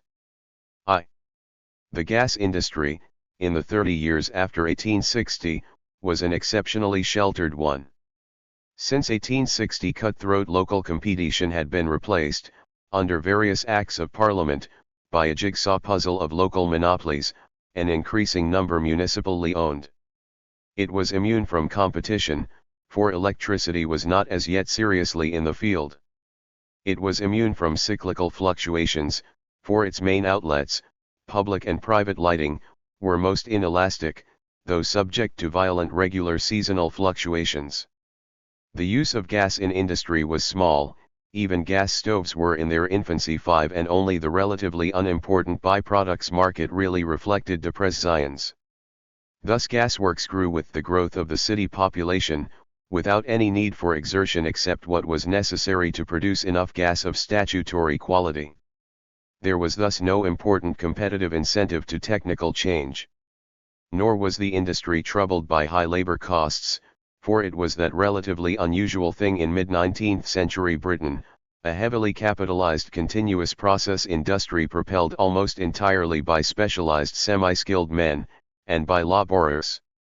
In 1889 carbonizing wages, the only reliable guide 6, amounted to between 9.2 and 14.1% of total expenditure in 9 London and provincial works, a mean of 13.4 in London, and under 11.1 in Manchester, Birmingham, Leicester, Stafford, and Warrington. 7 The actual labor cost per 1,000 cubic feet of gas produced varied between 2.26 d and 5.29 d in 20 towns in 1883, between 1.84 and 4.80 in 1888.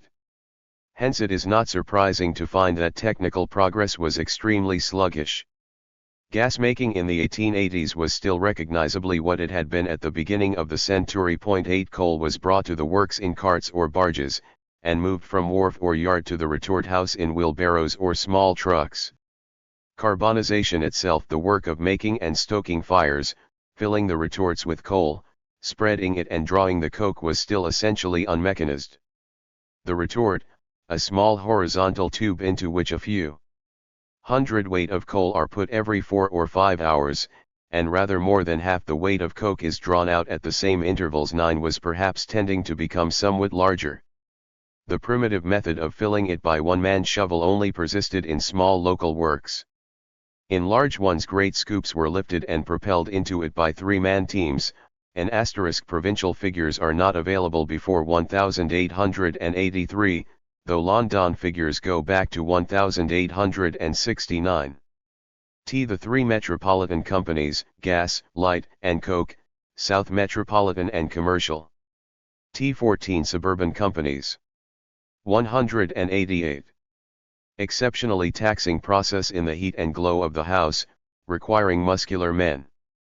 Teams of stokers and firemen worked 12-hour shifts, for production was necessarily continuous. 10 The primitive nature of the basic operation had begun to tempt inventors, and from the early 1870s attempts to mechanize stoking were seriously made, but came to little, owing to the cheapness of labor. 11 In any case, the really novel idea of making the retorts inclined or vertical, thus using the force of gravity to fill them, was not widely adopted until after 1889, when the incentive to large re-equipment was much greater. 12 The work of the firemen had been affected more seriously with the increasing adoption of generator and regenerator firing in the early 1880s.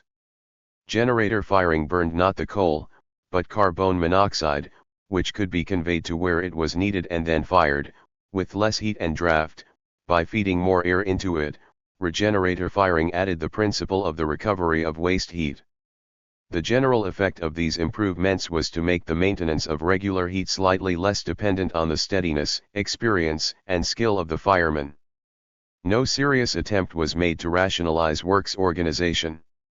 Here and there an undertaking introduced 3 8-hour shifts instead of 2 12-hour ones, but so little impact had these experiments made on technical opinion, before the men began for their own reasons to demand an 8-hour day, that the leading trade journal professed to be unaware of their existence. Point 13 on paper, therefore, the bargaining position of the stokers and firemen, the key men in the whole process, as they were to be the core of the union, was exceptionally strong. They could put a stranglehold on the works whenever they wanted. A relatively slight reduction in their efforts, and the lighting power of the gas would fall below the statutory requirement, or even, lights might go out. Almost everything depended on their exceptional strength and judgment, as in individuals and teams.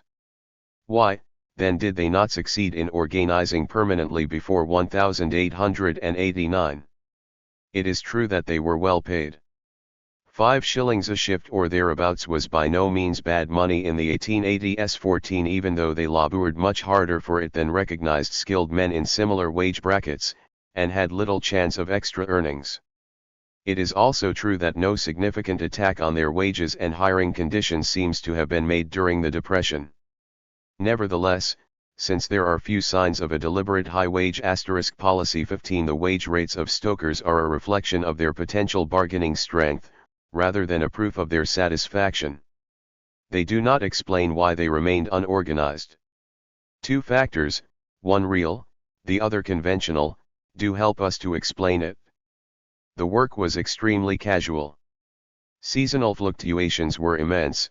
The winter load was 3 times AC according to an American observer, 5 times the summer load. One made demands which clearly placed them in the upper stratum, they would go on being treated as part of the lower. A considerable impetus was therefore needed to overcome this dead weight of tradition and irregular labor. 2. What was the nature of this impetus? There is no doubt at all that the stokers complained of the intensification of labor. The very fact that the demand of the men in 1889, however different their local circumstances, was almost universally for an 8-hour shift, bears this out. Point 27 On the other hand, the argument of the union's pioneers, that mechanization was the cause of their trouble, cannot be accepted. 28 As we have seen, there is no sign of any major mechanization, though groups of key men in some large works may have been affected by the experimental introduction of some devices. Intensification of work is, of course, what we should expect to find in an industry which continues to expand production for 17 years, without making any major changes in technique or works organization. Thus, taking 1874 as 100, the amount of coal carbonized in the London gasworks making returns had, by 1888, risen to 176, the amount of gas produced to 187, while the amount of carbonizing wages had only risen to 148.29. Thus in 14 years each stoker had, on average, increased his output considerably, most of it, though by no means all, by extramuscular exertion. Yet the exertion which he felt himself to be making was much greater than this. It is a great mistake to make overall statistical figures the measure of such subjective exertion. Demand expanded, but there must inevitably be a time lag between this expansion and the hiring of new men, during which the old staff had to work that much harder. If new men were hired, they could not get going until new houses had been built and new retorts installed, and in the interval, once again, the old staff, working inadequate old equipment, had to work like the devil to keep the gas pressure up. For the industry, as we know from the bitter complaints of managements in 1889–90, operated without any significant reserve capacity or equipment. Moreover, speed up might take place at some times of the working shift and not at others. The stokers' 12 hours consisted of alternating packets of short and hard effort, and complete rest. Point 30 If this balance of work and rest were altered slightly, even if the total work were not increased, Even if it were conceivably decreased, the stoker might still feel himself to be working harder or less comfortably. For instance, if a rather larger retort were introduced which needed fewer but longer charges. But even if there were no real change in effort, the very fact of change might cause legitimate discontent. Semi-skilled routine labor is a very conventional thing, working to rhythms, and in patterns, which have been unconsciously tested and evolved over long periods. The swing of the peasant's scythe, the navvy's, or the stoker's shovel, or the housewife's scrubbing brush. The very absence of mechanization forced the stoker to turn himself into a specialized machine. So far does adaptation go that the men working beside him, whose business is to wheelbarrow loads to the furnace door, can wheelbarrows all day, but could not carry on the furnace operations, while the furnace man, if put into the yard, where he has general laboring to do, will be found at first very unfit for such toil. 31. The more specialized and strenuous the conditions of work, the greater the need to adapt oneself to them completely for the time being, and the greater the discomfort of any change, even one for the better at any rate in the short run. We may therefore legitimately assume that the 17 years of unbroken expansion accumulated tensions and discontents which were quite enough to break out at the first opportunity, the boom of 1888 to 90. By the second half of 1888 signs of unrest are faintly discernible in the trade press. 32 In the first half of 1889, separate unions were formed in Birmingham, London, and Bristol, and there was trouble in the West Riding. 33 By August the Londoners had won the 8-hour day, and unrest had gained Lancashire, the North East, Nottingham, Sheffield and Rotherham, Derby, Bath, Swansea, Northampton, Norwich, Glasgow, and Edinburgh. 34 The only important areas in which nothing seems to have happened were the Potteries and Monmouth East Glamorgan. Most of the men went into 3 unions, the Birmingham Gas Workers and Brickmakers, the Tyneside and National Labour Union, but mainly into the London Gas Workers and General Labourers Union of Wilthorne and Eleanor Marks, though independent local bodies existed also. 35 This exceptional coordination in a widely scattered industry of many self-contained units is no doubt due to the universal adoption of certain standard demands, 8-hour shifts with a fixed number of retorts and charges for stokers, wage rises for workers not on shift. There were a few other demands: Sunday, and good time pay in the Northeast, holidays with pay and the abolition of subcontracting, but they hardly alter the picture. Even the towns which had long been on 8-hour shifts 36 joined wholeheartedly in the demand for fewer retorts and charges. Another reason is probably the influence of the Socialists, who dominated the London gas workers, and whose local groups naturally linked up with them, for instance in Lancashire, Yorkshire, and Bristol.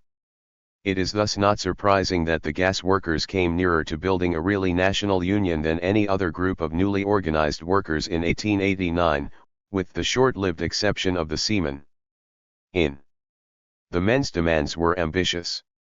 The Gas Light and Coke Company estimated their annual cost at £50,00037. The Birmingham Corporation thought they would add some £8,000 to £10,000 to a wage bill of £35,00038. Bradford saw an extra £5,00039. Glasgow £20,000 and 40 pence to grant such demands. 41 Put forward by an ad hoc body of unskilled men who had hitherto never succeeded in forming a stable union, seemed grotesque. Yet between June and December 1889 most of the important gasworks in the country yielded, hardly even testing the men's strength. 42 This remarkable fact requires explanation. The fact was, the industry discovered itself to be at the temporary mercy of its stokers. Its position was bitterly summed up by the authoritative Journal of Gas Lighting 43. A pleasant prospect opens before these gentlemen, it wrote of the Conservative Committee men and directors, with the advance of winter. There may be just enough retorts or just enough storage room to carry on with, if matters go comfortably in the works, and the afternoon gang are content to wait about with the lid slacked off until the putting on of the night pressure calls upon every retort to be charged in order to keep the holders off the ground. Suppose, however, the old gangs are broken up, and scratch ones have to be put in their places. Then the possession of a few extra retorts to help the less regular and efficient working of the new hands may make all the difference between keeping up the supply and plunging the town into darkness. Whatever lessons these labor troubles teach gas administrators, they prove the necessity of keeping plant well up to the mark, so that there will be time to turn round in case of a sweeping change of working staff. The industry had fallen into a rut, and worked without a margin. Nothing stood between it and breakdown, except the personal efforts of experienced men. When these threatened to strike, it was as though Jeeves had suddenly threatened to leave Bertie Wooster. But breakdown was something the industry could not afford. Quite apart from its electoral repercussions in municipally-owned works, gas was just then anxiously watching the advances of a potential rival, electricity. In London, at least, power stations had just begun to be constructed seriously. 44 Any sign that gas was unreliable might encourage thoughtless public authorities to introduce electricity. Had not this very thing happened in Halifax, 45 Moreover, monopolies are always unpopular, and the local labour vote had to be reckoned with, after the Acts of 1884-85 and 1888. Though the Fabians were wrong in assuming that municipal ownership guaranteed a progressive labour policy in Manchester, it patently did not. 46 Certain authorities 47 played politics and recognised the Union. The effect of the Union on the industry was striking, and wholly beneficial. At a time when most established British industries were content to stagnate, gas embarked on a program of major technical reorganization and re-equipment, and this before its sheltered markets had been seriously invaded by rivals. In any case, the figures speak for themselves. The adoption of the 3 times 8-hour shift in the major works was general, and lasting. 48 In the 5 years 1880 to 84, the metropolitan gas companies spent an annual average of roughly £127,000 on extension of buildings and machinery. In the 3 years immediately following the rise of the Union, 1890 to 92, they spent an annual average of £320,000, and prices had dropped considerably since 1884.49. The adoption of new machinery advanced more rapidly in Britain than anywhere else. 50 The consequent increase in efficiency and productivity can be very roughly indicated by a few figures.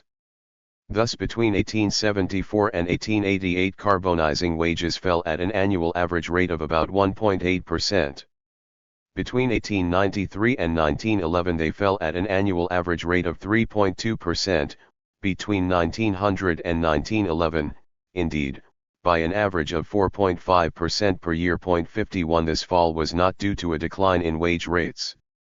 These, in fact, advanced in most major works by between 2 and 10% in the boom years of 1897 to 1901.52. As the absolute decrease of the carbonizing wage bills demonstrates, it was largely due to the saving of manpower in the retort houses.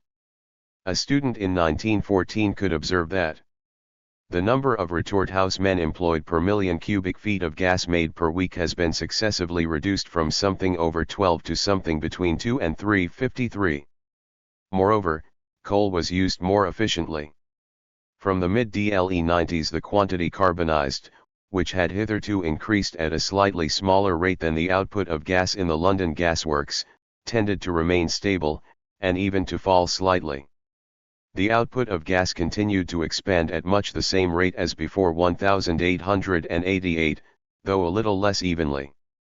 There is no doubt that the desire to eliminate skilled labor was the major incentive in the early stages of this re-equipment, when the economies of the new methods were still a matter of debate, and the wage bill had shot up high enough to wipe out, for the time being, declared profits. Mechanization did not seriously begin to pay for itself until the new century. 54 And even then gas technicians, especially in medium and small works, could debate the matter without reaching any real conclusions. 55 Nor can it fairly be claimed that the fear of trade unionism remained the only, or even the main incentive. The advance of electricity, and rival forms of gas production, the increasing importance of heating, cooking, and industrial gas consumption, the growth of the byproducts market, the fluctuations and rise in raw material prices, all these preoccupied the gas manager or engineer of the early 20th century more than the problem of the skilled worker. Yet there can be no doubt that the initial impetus was due to the Union. 56 For the first time, after 1889, the discussions of the experts have a note of urgency.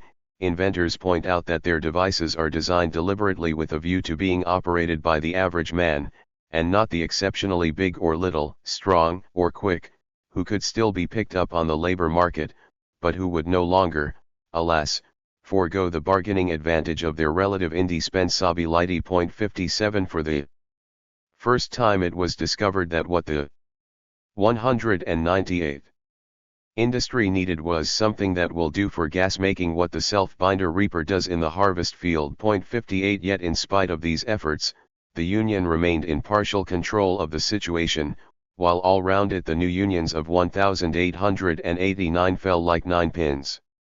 At any rate it kept its hold on some 30 to 50 towns, many of them important ones. 59 And even in 1908, the worst period for new unions, its organization could be described as considerable. 00 Again we must ask, why? The great concessions of 1889 had been followed by determined counterattacks from management.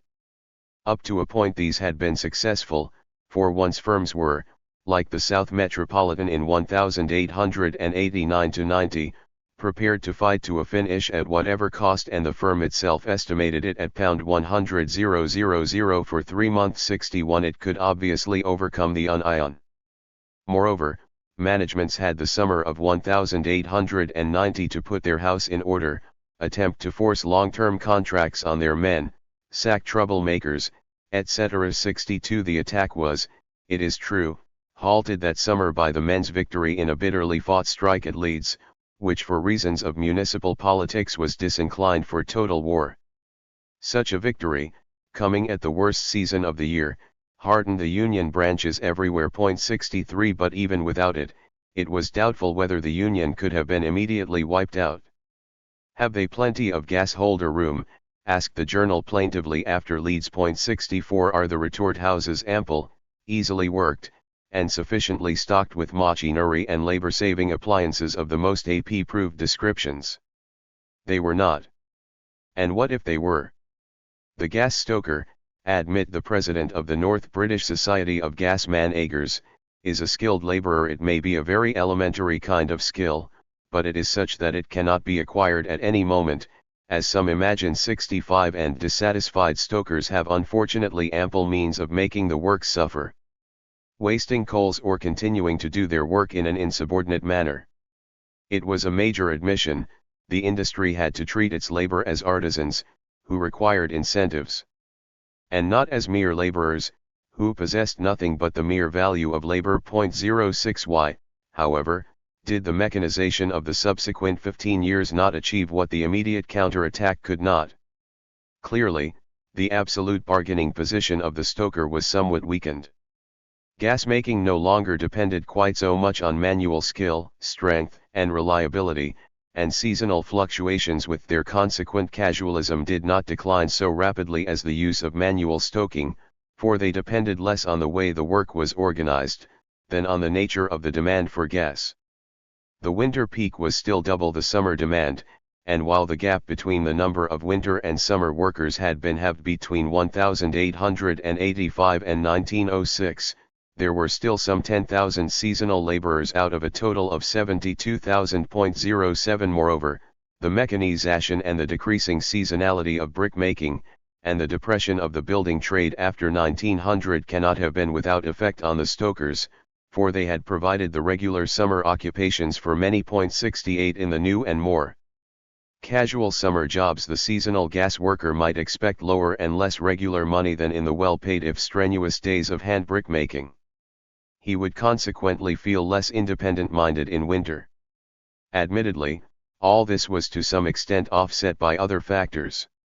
The continued expansion of the industry more than absorbed the men displaced by machines, Between 1885 and 1906 the average number of workers in the gas undertakings which made returns to the government had more than doubled. 69 Hence no exceptionally large reserve army of labor came into being. Moreover, the smaller proportion of retort house men still kept control of the vital production bottleneck, and the decreasing percentage of their wages to the firm's total outlay made employers more ready to bargain with them. 70 Nevertheless, on balance stokers were certainly weaker, firms less vulnerable in 1910 than they had been in 1888. Labor-saving and labor-simplifying devices do not, however, automatically dislodge key groups of workers from their strongholds.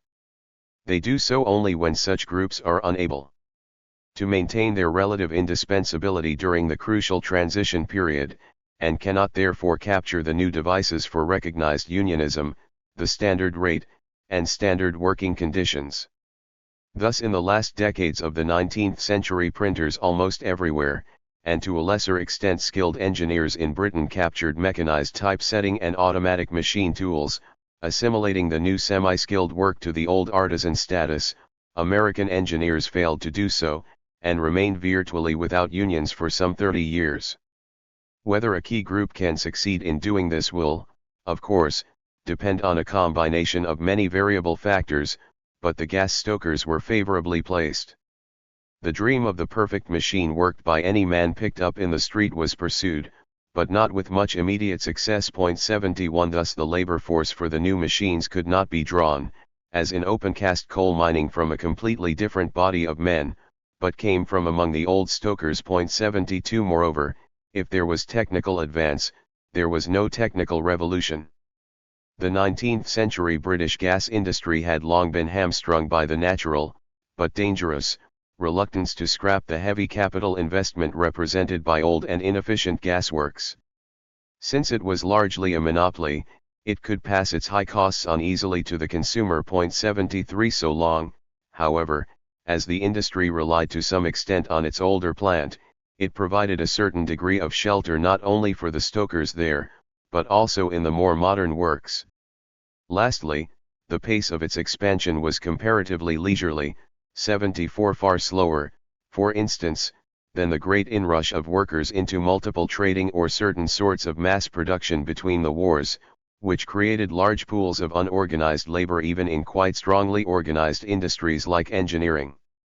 In addition to all this, the workers continued to enjoy the dual protection of the law, which imposed certain standards of service, and the public, both as users and increasingly important as municipal voters, or, to put it another way, of the industry's technical inability to keep really large enough stocks with which to maintain services during major interruptions.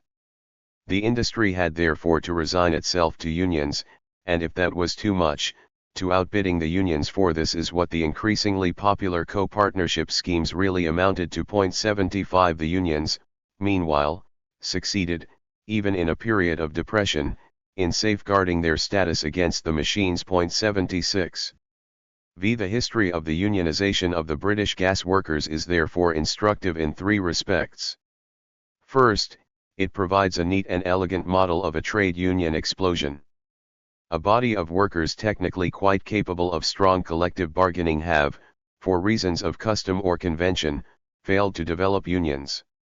Over a period of time there is a growing discrepancy between the fairly static technical and organizational structure of the industry and the expansion of its output. This produces, on the one hand, a gradual accumulation of discontent, and on the other an increasing sensitiveness and vulnerability of management to the workers' pressure. A relatively slight outside stimulus then suffices to produce explosion. Unions, previously almost unknown, become universal overnight. However, though elegant, this model is not universal. It may serve to explain trade union explosions in certain industries, or certain aspects of general explosions, but probably no more. Second, gas provides a striking example of an industry which enters upon a period of modernization almost entirely because of the pressure of labor, and therefore of the technologically beneficial effects of labor militancy. No doubt this example is also somewhat untypical, but it has considerable general interest. Technological conservatism is widespread, especially in countries of archaic industrialism like Britain, and the folklore of businessmen, which is reflected in much of even informed public opinion, has consistently tended to present militant labor demands as a mere obstacle to change. They are not. Where business is sufficiently sluggish, they may be an essential stimulus. 202. Third, gas illustrates the considerable strength of groups of skilled or otherwise indispensable workers in a situation of technological innovation, especially when this takes place within an already old, well-established, and heavily capitalized industry. 77 Unlike so many other unions of the 1889 vintage, the gas workers were never effectively dislodged from the positions they had occupied then. It is, of course, possible to imagine situations in which they could have been, and in which it would have been more worth the employer's while to dislodge them. But the fact that they did not collapse under the employer's counterattack of the 1890s as so many other unions effectively did, remains. A fourth reflection is suggested by the gas workers' experience. Of all the industries of the late 19th century, gas, being a public utility, was the most closely involved with public ownership, public control, and public opinion. 78 Their bargaining strength undoubtedly derived in great part from this, and perhaps part of their fondness for political affiliations does also. At the time of their foundation, the combination of public control with a labor force of potentially strong bargainers was exceptional. It has since become very much less so. Probably the exceptional nature of this industry explains why historians of trade unionism have paid so little attention to the extraordinary episode of the gas workers' sudden emergence, triumph, and the transformation of the industry which they achieved. General labor unions. In Britain, 1889-1914 I.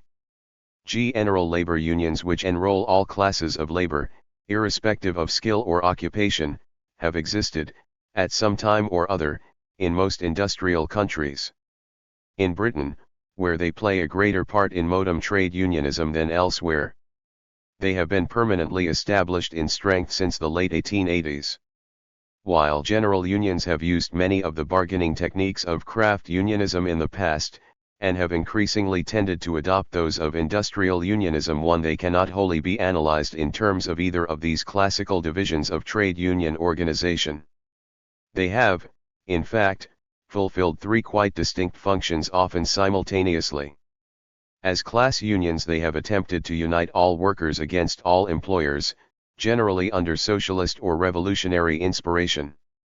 As laborers' unions, they have attempted to provide effective organization for workers incapable of, or excluded from, orthodox craft unionism. As residual unions, lastly, they have organized any body of workers not effectively covered by other unions. Neither the first nor the third functions call for any special form of organization.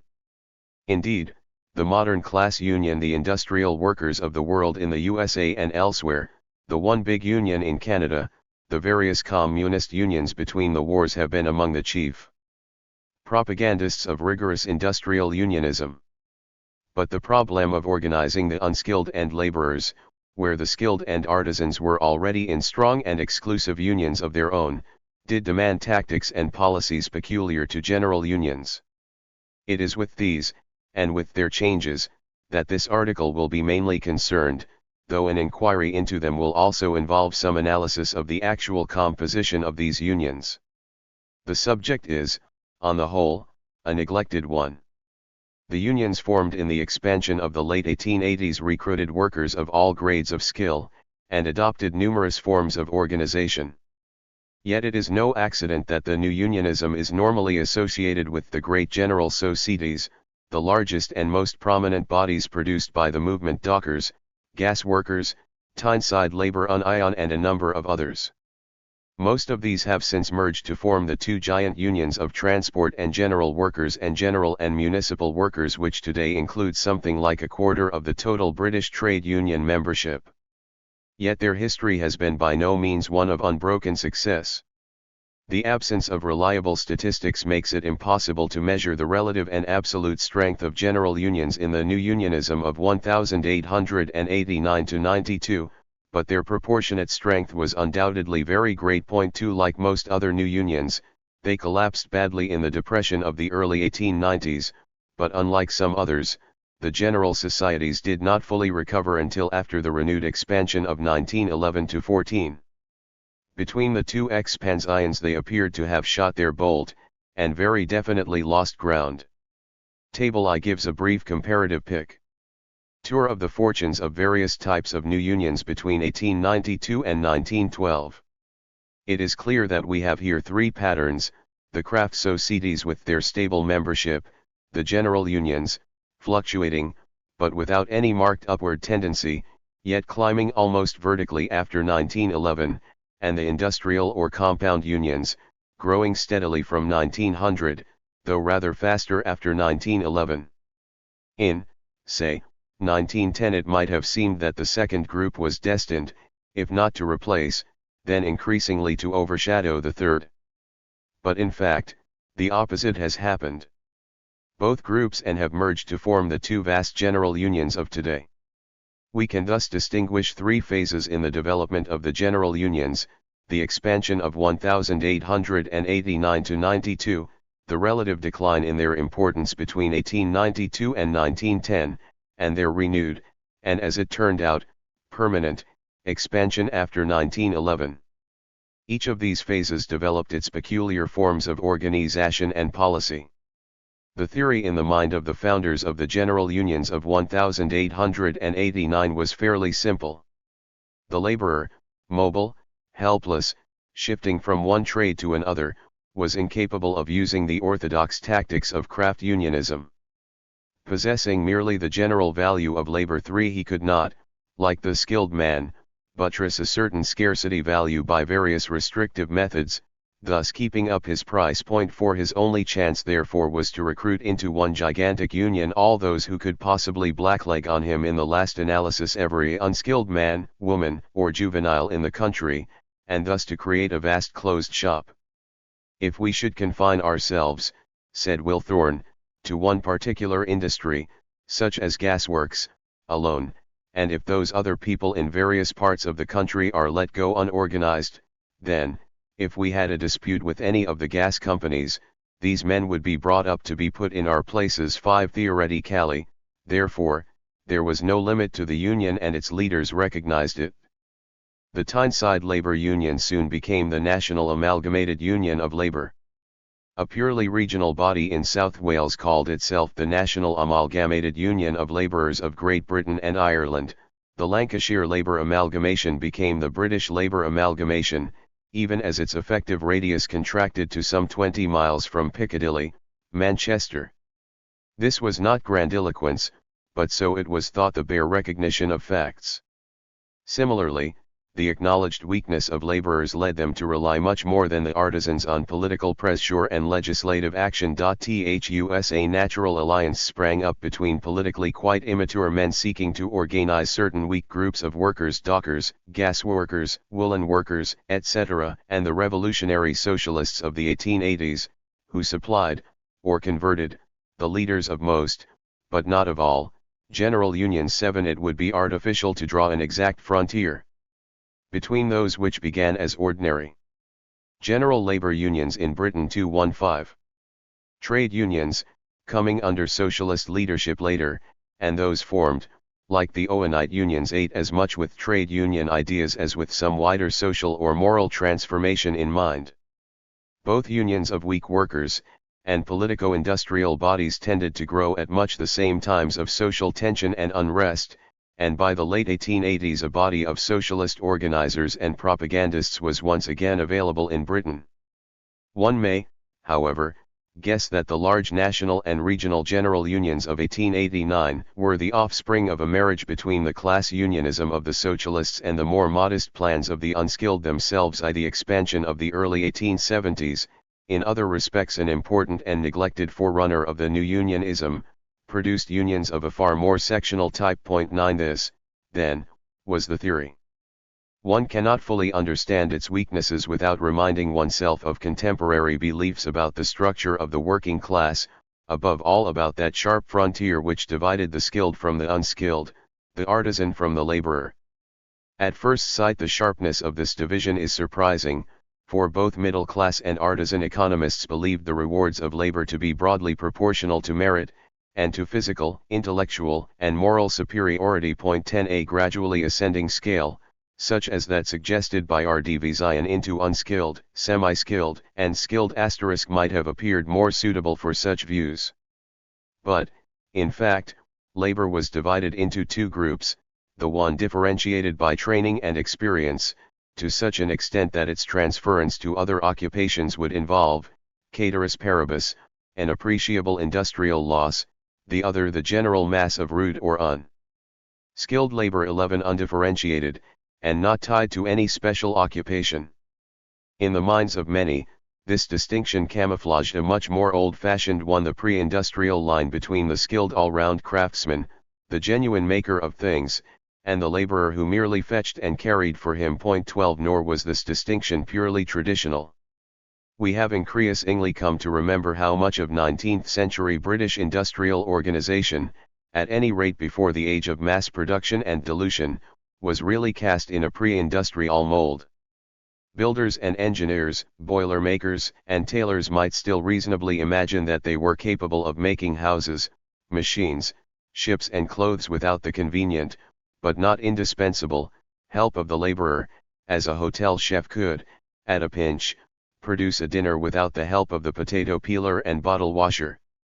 Alternatively, their position as subcontractors or co-employers of the laborers 13 would also lead them to regard the difference between artisan and laborer as one of kind, not merely, like that between craftsman, improver and apprentice, as one of degree. 14 The higher wages, the greater respect, the other ponderable and imponderable perquisites of the aristocrat of labor would thus be interpreted as a tribute to his peculiar excellence, and those groups of semi-skilled who, for one reason or another, succeeded in obtaining them, cotton spinners, locomotive drivers, some coal hewers, would readily assimilate their position to that of the craftsman.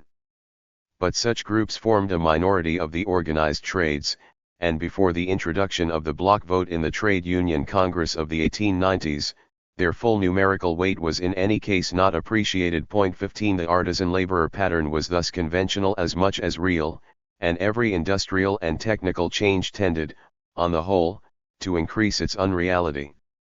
The artisans were all members of groups which exercised effective bargaining strength. But the laborers, defined by exclusion, did not necessarily contain only men without such strength, though it was easy to conclude that this was so. 16 On the contrary, the Great Depression saw labor on the defensive, and the leaders of the movement more inclined to reinforce restrictive barriers against blacklegs than to spread trade unionism. Hence, in spite of certain advances of semi-skilled groups towards artisan status, by the late 1880s the ranks of the laborers contained an increasing number of men immediately capable of orthodox unionism, and often of great bargaining strength. All they required was the impetus to organize, and this the explosion of 1889 gave them. 17 But even the ideal general laborer of the Victorian Convention, fluid, shifting from trade to trade, doing his undifferentiated fetching and carrying as well or as badly wherever he was put, was probably rather less common than was supposed. Moreover, as mechanization and modern factory methods spread, employers came to doubt whether even he lacked all special value. 18 The general unions thus found themselves recruiting a great many men who, for one reason or another, commanded that power to make themselves scarce, to cause appreciable loss upon transference, or to be worth inducements for greater efficiency, which were the basis of orthodox bargaining strength, an unexpectedly well-armed force. This was fortunate for them, for the genuinely floating, or mobile worker, however skilled, was devilishly hard to organize under laissez-faire conditions. Unions composed of such men, the navvies in Britain, the IWW in America, 19 were content if they could keep a few hundred regular MEM bears, and a few regular offices or centers, whence they could recruit a temporary mass membership and exercise temporary job control as and where the fight flared up. The vast national, regional or even local closed shops in which the old General Union saw its salvation were difficult to maintain. Generally, beyond the first flush of expansion, It is thus not surprising that the leaders of the general unions should have modified their policy. What appears surprising is that they should have been unaware of its inadequacies from the start, and have clung to it for so long. The official foundation of the unions was the local branch * comprising all kinds of workers. 20. A more realistic division was based on trades, places of employment and the like.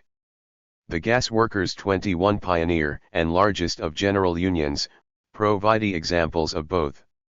Organization in the fluctuating London area was general, 44 out of the 61 branches in 1897, 37 out of 55 in 1906 being so described. Or unspecified.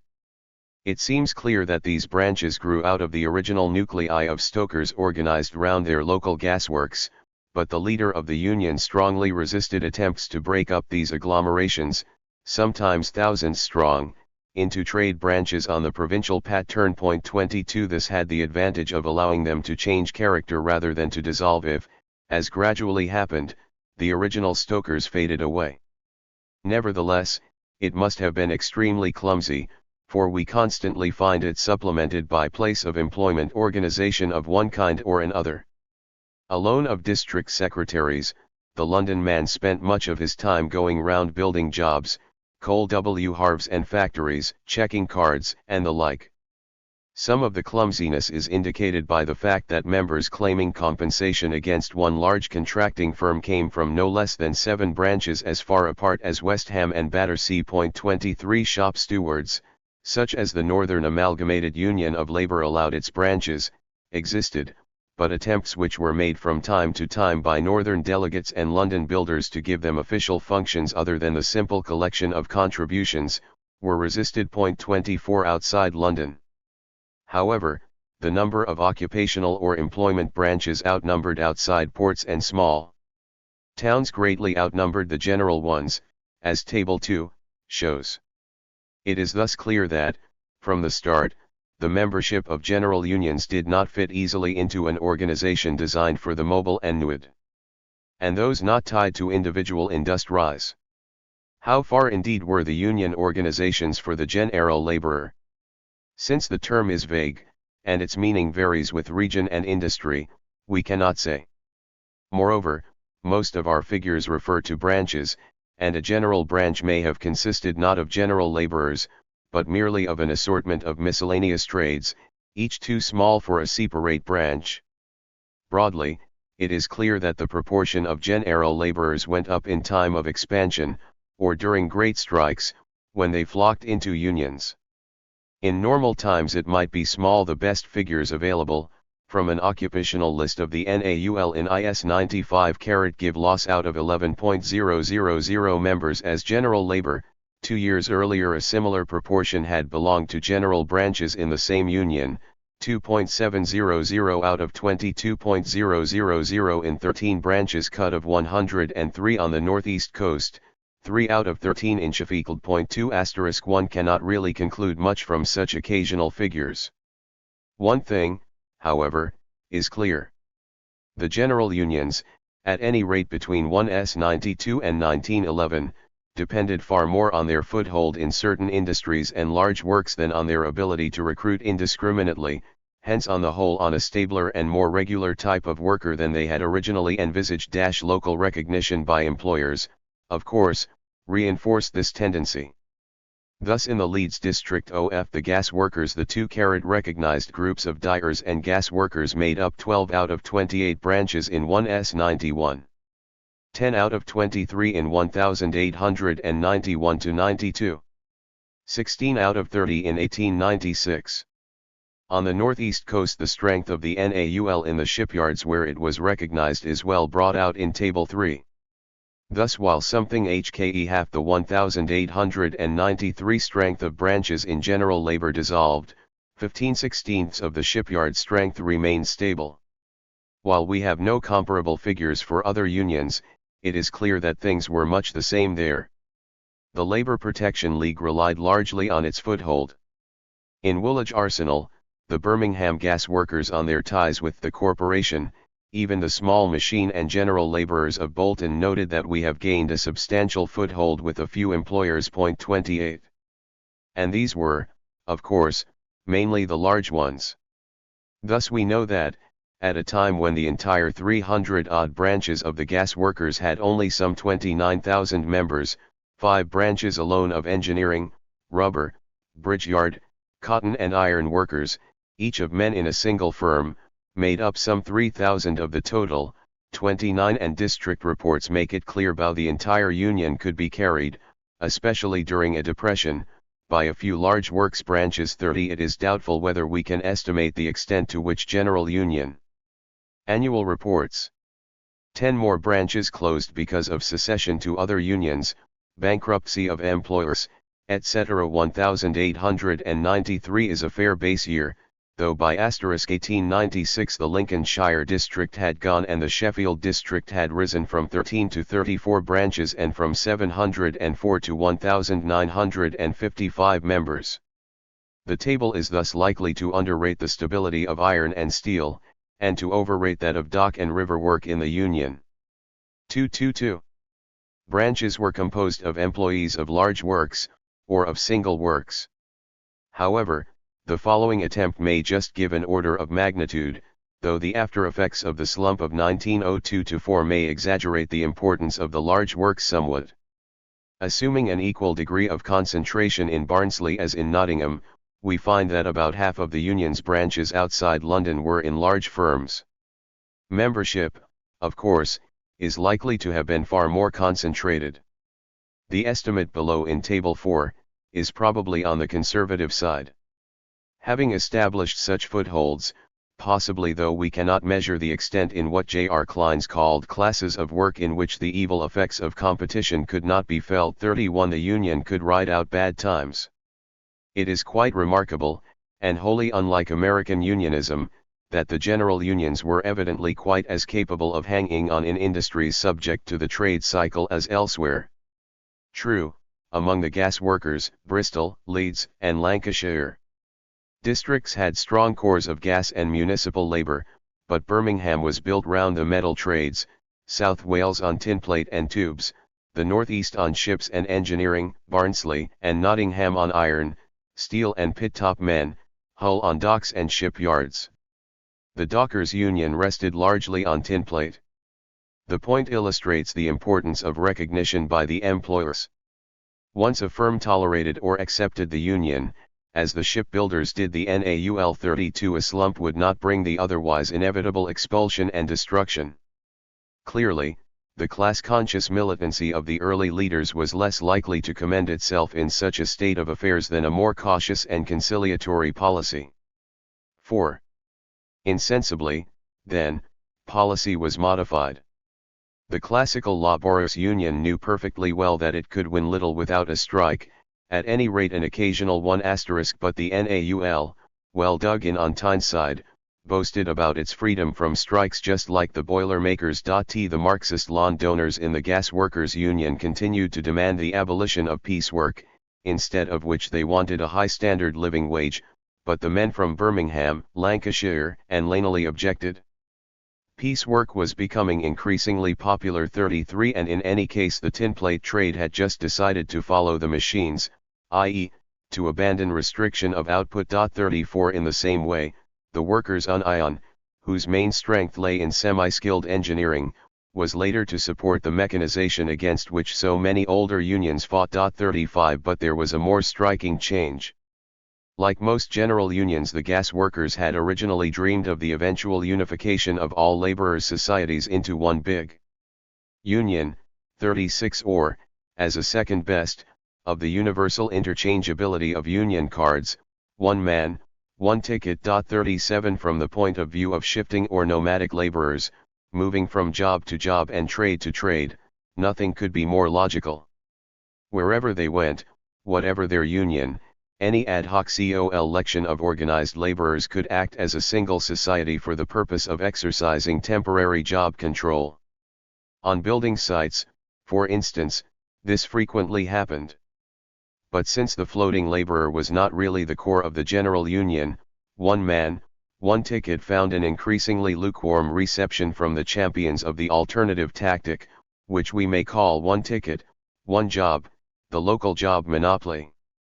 Each union, having perhaps just scraped local recognition, came to regard immigrants, not as reinforcements which enabled it to hold strong points in an ever-shifting labor market, but as potential blacklegs. Take any dock in the country, argued Ernest Bevin in 1914. What is the serious problem we have to face? It is that where the men have been organized longest, and have been able to build up certain conditions, the employer is always doing his best to attract a big surplus of labor around him so as to intimidate the men. 38 If indiscriminate mobility were to be encouraged, unionists might be quite as much of a menace as non-unionists.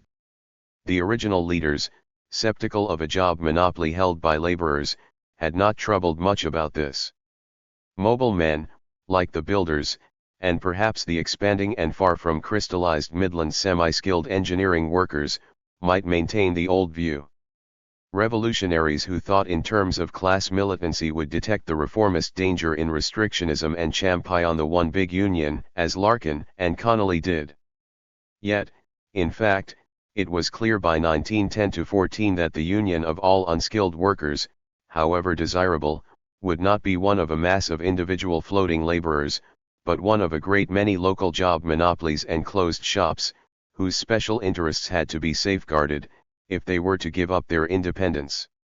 The extremely significant unity discussions between the General Laborers National Council and the Transport Workers Federation in 1911-14 reached deadlock on this very point. 40 It was only some 10 years later, when the Dockers Union had evolved a scheme of autonomy for trade groups, that the vast mergers which gave birth to the transport and general and municipal workers became possible. 41 We can thus distinguish three stages in general union tactics: the old-fashioned general unionism of 1889-92, the cautious, limited, and conservative sectional unionism of 1892-1910, and the revolutionary urge for amalgamation, the industrial unionism or the articulated general organization of the modern transport workers, which arose out of the expansions of 1911-20.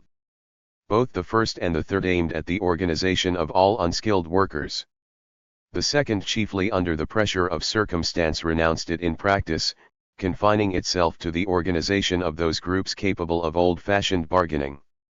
It is significant, for example, that it utterly failed to organize the genuinely weak example, the women. In spite of its early enthusiasm for women's organization, the 32,000 members of gas workers in 1908 contained only some 800 women. 42 General unionism in this period between the expansions had indeed become something like the sectional unionism of certain unskilled groups in the American Federation of Labor between 1896 and 1935, the Teamsters, the hod carriers, etc. Had there been no second expansion within 20 years of the first, it might well have been assimilated to the craft pattern, as in the USA. 43 The new unionism of 1889 thus became uncomfortably like the old unionism it had once fought, and the politics of its leaders changed accordingly. The revolutionary Marxists who led the dockers and gas workers then, were increasingly replaced by much milder socialists. Ernest Bevin, not Tom Mann, was to dominate the dockers after their second expansion. The gas workers, a very markedly party-dominated organization, whose leader was a protege of Engels, whose eminences Grices in the early 1890s were the Marx-Savelinks, and most of whose key positions were held by Social Democrats, became the Union of the RT. Honorable J.R. Kleins, and a distinctly moderate body. V. Yet after 1906 the fall in real wages and the rank-and-file unrest forced unions once again onto the offensive. The problems of massive recruitment and aggressive bargaining obliged leaders to reconsider their tactics. Hitherto this had not been really necessary. The impetus of the expansion of 1889 had given them all the offensive strength they originally needed. When slump and employers' attacks had weeded out all but the strongest, the general unions had discovered powerful defensive resources which enabled them to survive. They spread their risks between industries and areas, not all of which were liable to attack at the same time. They acted, in fact, as a convenient banker for a multiplicity of local and sectional bargaining units. 44 Such spreading of risks was quite essential, for the laborers' union faced actuarially quite unpredictable risks. At any moment its funds might be drained by disputes between masters and artisans, or between skilled unions. Hence nothing would have been gained, had the NAUL turned itself into a pure shipyard union, or the dockers split up into separate waterside and tinplate trade societies. On the contrary, the incentive to recruit widely remained. Thus the gas workers took in the pit-top men they had originally refused. 45 And the three main general unions used the boom of 1898 to 1900 to make important conquests their only really solid advances between the two expansions into coal, iron, steel, and tinplate in South Wales, and the Nottingham Derby South Yorkshire area. If much of the membership fluctuated, that need not weaken the union provided it had a nucleus of regular branches. On the contrary, a steady influx of entrance fees and temporary subscriptions merely added to the funds of societies which could not charge the high dues of the craft unions. 46 The more acute left-wingers, however, had long recognized the need for a more adequate aggressive tactic. Even in the 1889 days all manner of federations and centralized general staffs had been suggested. 47 Tom Mann, incomparably the ablest of the radicals, had even used the small expansion of 1898 to 1900 to found a body halfway between general and industrial unions, the Workers' Union, which was to embrace all industries and grades of skill, including the highest. 48 This union was not very successful until after 1911, when it became one of the major general unions, and one which long retained certain ecumenical ambitions. 49 Mann's theories did, however, enable it to make exceptional headway among farm laborers, and in the mass production engineering of the Midlands, where the coordinating of various degrees of skill was urgent, and the national craft unions relatively weak. From 1906, however, other unions again largely under the impulse of the left awoke to the importance of strategic recruiting, and systematic all-grades bargaining. Certainly by 1911 the Bristol dockers were systematically recruiting strategically important grades 50 and the Dockers Union as a whole took up the cause of industrial unionism and the new Transport Workers' Federation with enthusiasm. For most general unions, however, the problem of industrial bargaining resolved itself not so much into one of forming bodies covering an entire industry, but into one of recruitment, of demarcation, and of unscrambling their eggs.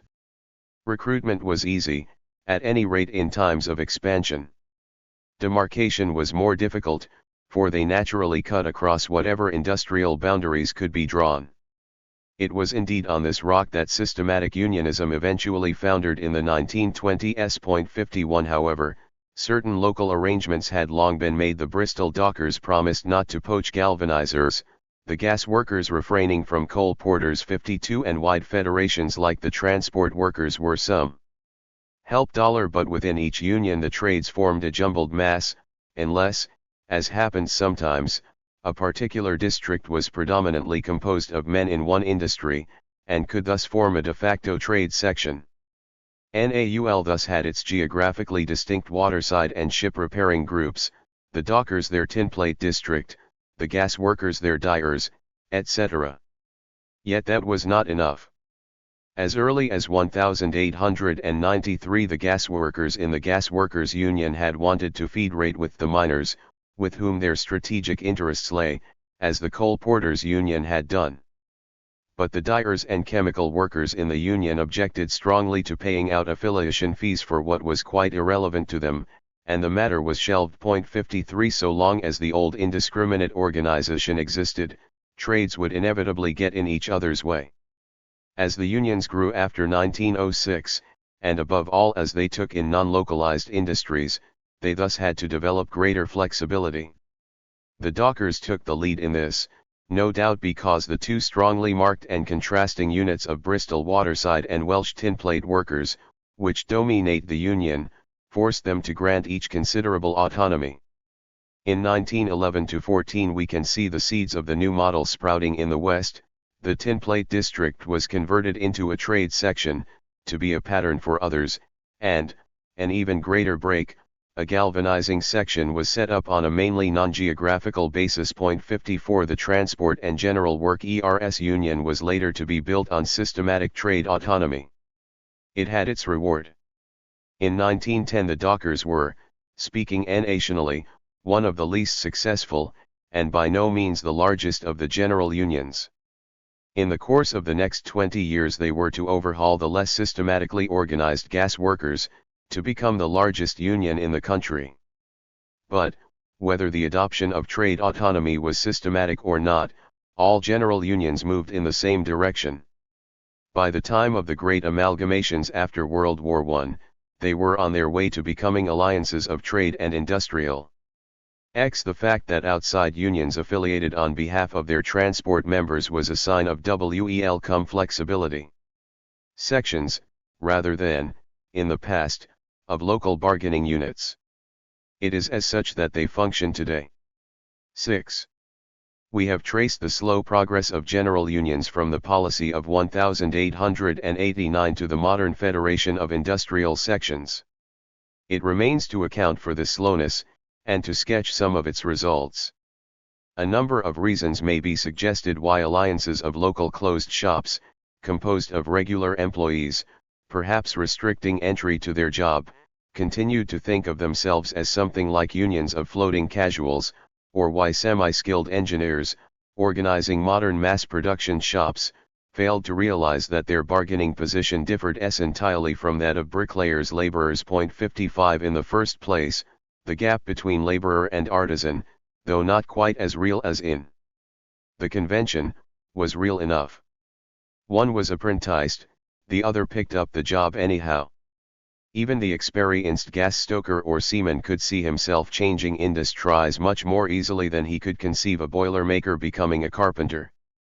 Hence the advance of mechanization would appear, to begin with, simply as something that added to the number of laborers as against artisans, and thus to raise no fundamentally new problem. 56 Moreover, what little we know of the actual process of picking up new skills, sometimes of quite a high order, shows us the young worker drifting from one works to another, perhaps from one trade to another, certainly from one machine or department to another, before finally settling down. 57 In the second place, the great irregularity, seasonality, and fluctuation of many non-apprenticed jobs suggested greater fluidity than actually exists.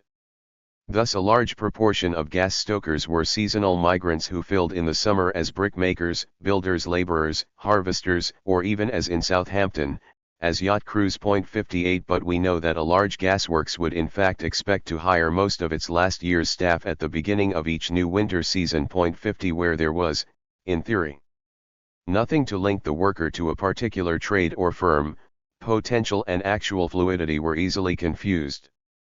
In the third place, the legal position of the more skilled was often exactly the same as that of the unskilled, from whose ranks they were recruited, and into whose ranks they might at any moment return, either permanently, or for a spell, when business was slack.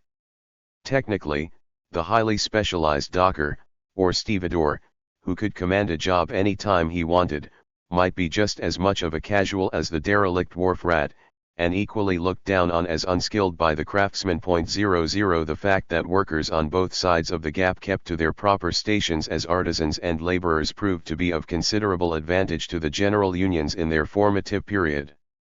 They avoided that competition with the crafts which wrecked the Knights of Labor in the more mechanized USA of the late 1880s. 61 For even if it had struck the shipyard laborers or pit-top men that their bargaining strength needed reinforcement by that of boilermakers or hewers, they were too weak to think, as the Knights did, of forcing union on their terms, and the crafts did not feel themselves in need of it on theirs.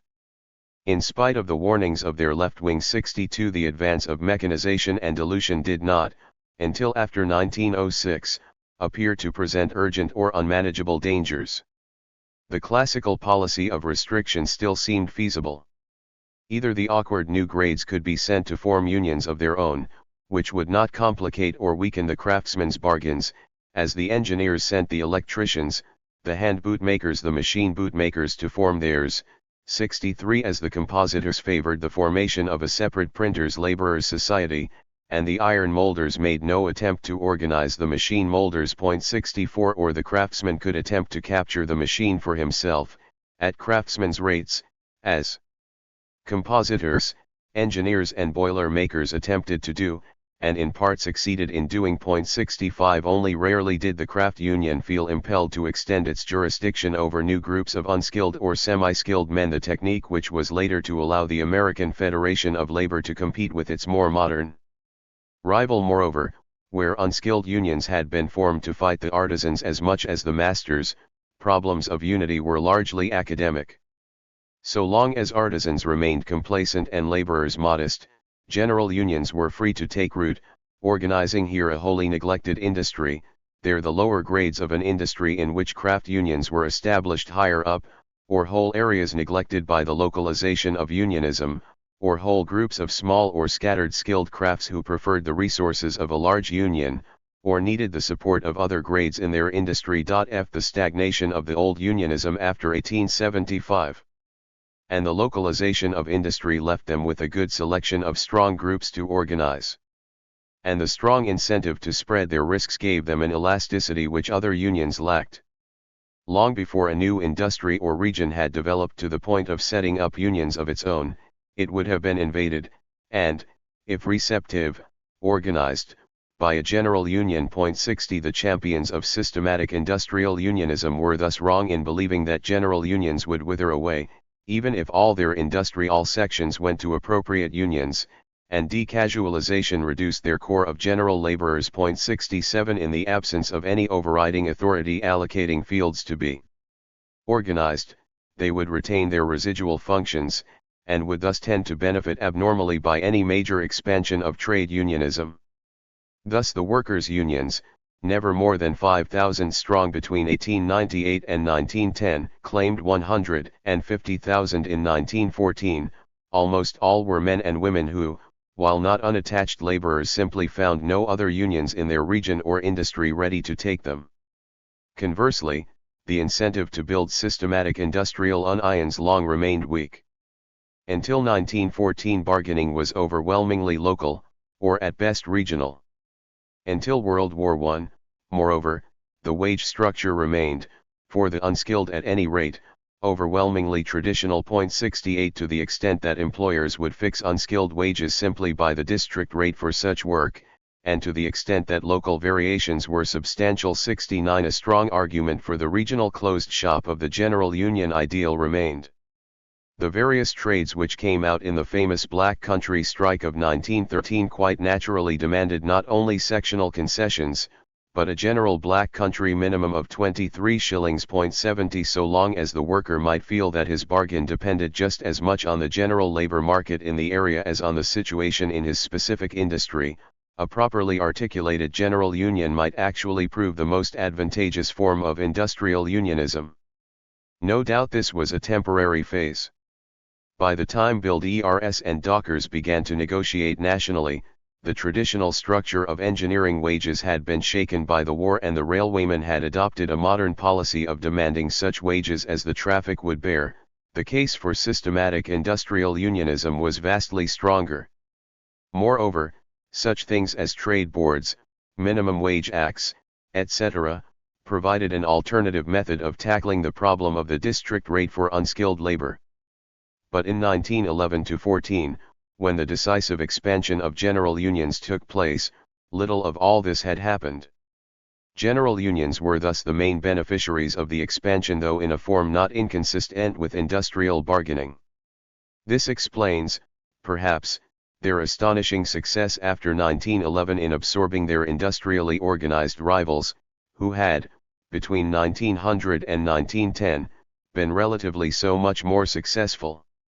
The tram and vehicle workers in merging with the transport and general workers, the municipal employees in joining to form the general and municipal workers, gained a double advantage, that of bargaining with other grades in their industry, and, to some extent, that of coordinating their bargains with those of the numerous easily interchangeable jobs, of which they organized one lot, quite apart from the fact that, with the giant transport and general workers in existence, it was much easier to merge with it than, let us say, to form the nationally organized compound union of road transport workers, of which the Carters of 1911-14 still dreamed. 71 The general unions had come to stay. Their strength and advantages were such that they continued to grow. Certainly, short of a revolutionary transformation of the trade union movement, any hope of eliminating them after 1911 was utopian. Whether their growth, in spite of the flexibility it has given to British trade union expansion, has not raised more problems than it has solved, is another question. The most dramatic battles, triumphs and defeats of the so-called New Unionism of the late 19th and early 20th centuries occurred on the British waterside. Its strikes, such as the conflict of 1889 led by John Burns, Tom Mann, and Bentillet, are remembered by many to whom few other episodes in labor history are familiar. Its lockouts and employers' counteroffensives were on an equally vast scale.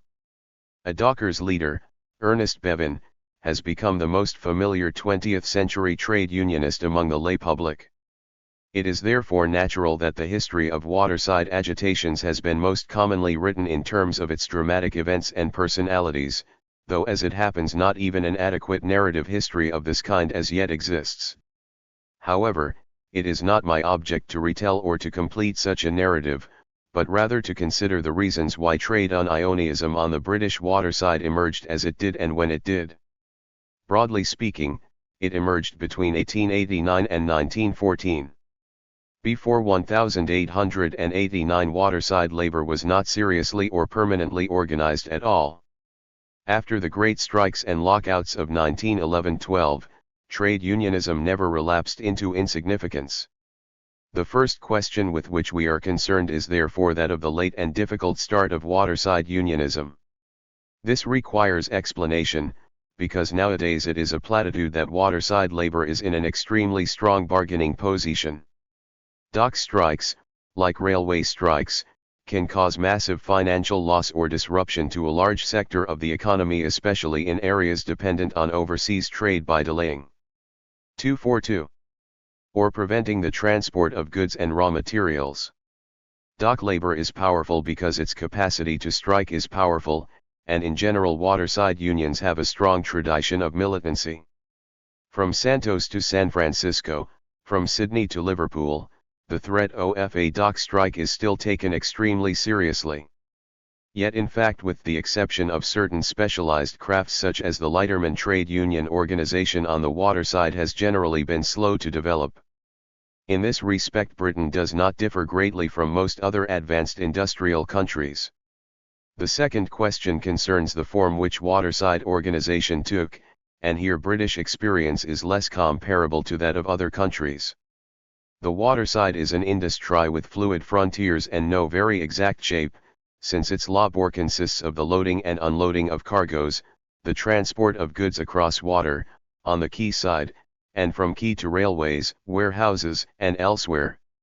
It also comprises the maintenance of the permanent dock installations and machines, the complex of white-collar and clerical jobs of checking, dispatching, and in general disposing the goods, small but key forces for the direction of the flow, and a larger force of supervisors, official and unofficial policemen and guards to prevent excessive losses of goods. 1 Hence the waterside has no obvious and predestined core for its union, such as the retort house men in the gasworks, the fitters and turners in old-fashioned engineering works, the hewers in mining or the spinners in cotton. At various times and in various places, almost any group can become the core of a union. In Bristol, the quayside men and shiploaders were its heart, in Harwich the railwaymen, in Grimsby the outside general union of the gas workers and the seamen. 2 In yet other ports each section of the work was separately organized on a semi-craft basis. Certain groups, notably the permanent maintenance staffs and machine operators, might be organized by outside craft or non-craft unions such as the gas workers, or even like the Glasgow cranemen by the steel smelters. Every possible pattern of unionism may be found on the waterside, separate and local craft unionism, as among coal trimmers, compound craft unionism, as among some carters and the seamen, general unionism, as among the members of the various general unions in the ports, and all varieties of local, regional, and national industrial unionism. Point 3. Similarly, the natural geographical base of union strength on the waterside is the port, or even, within the port, the specialized dock or wharf. A strongly organized port, such as Birkenhead, can exist when unionism elsewhere has virtually collapsed. A strongly organized part of a port, such as the south of Liverpool or London, can exist amid the disorganization of the rest.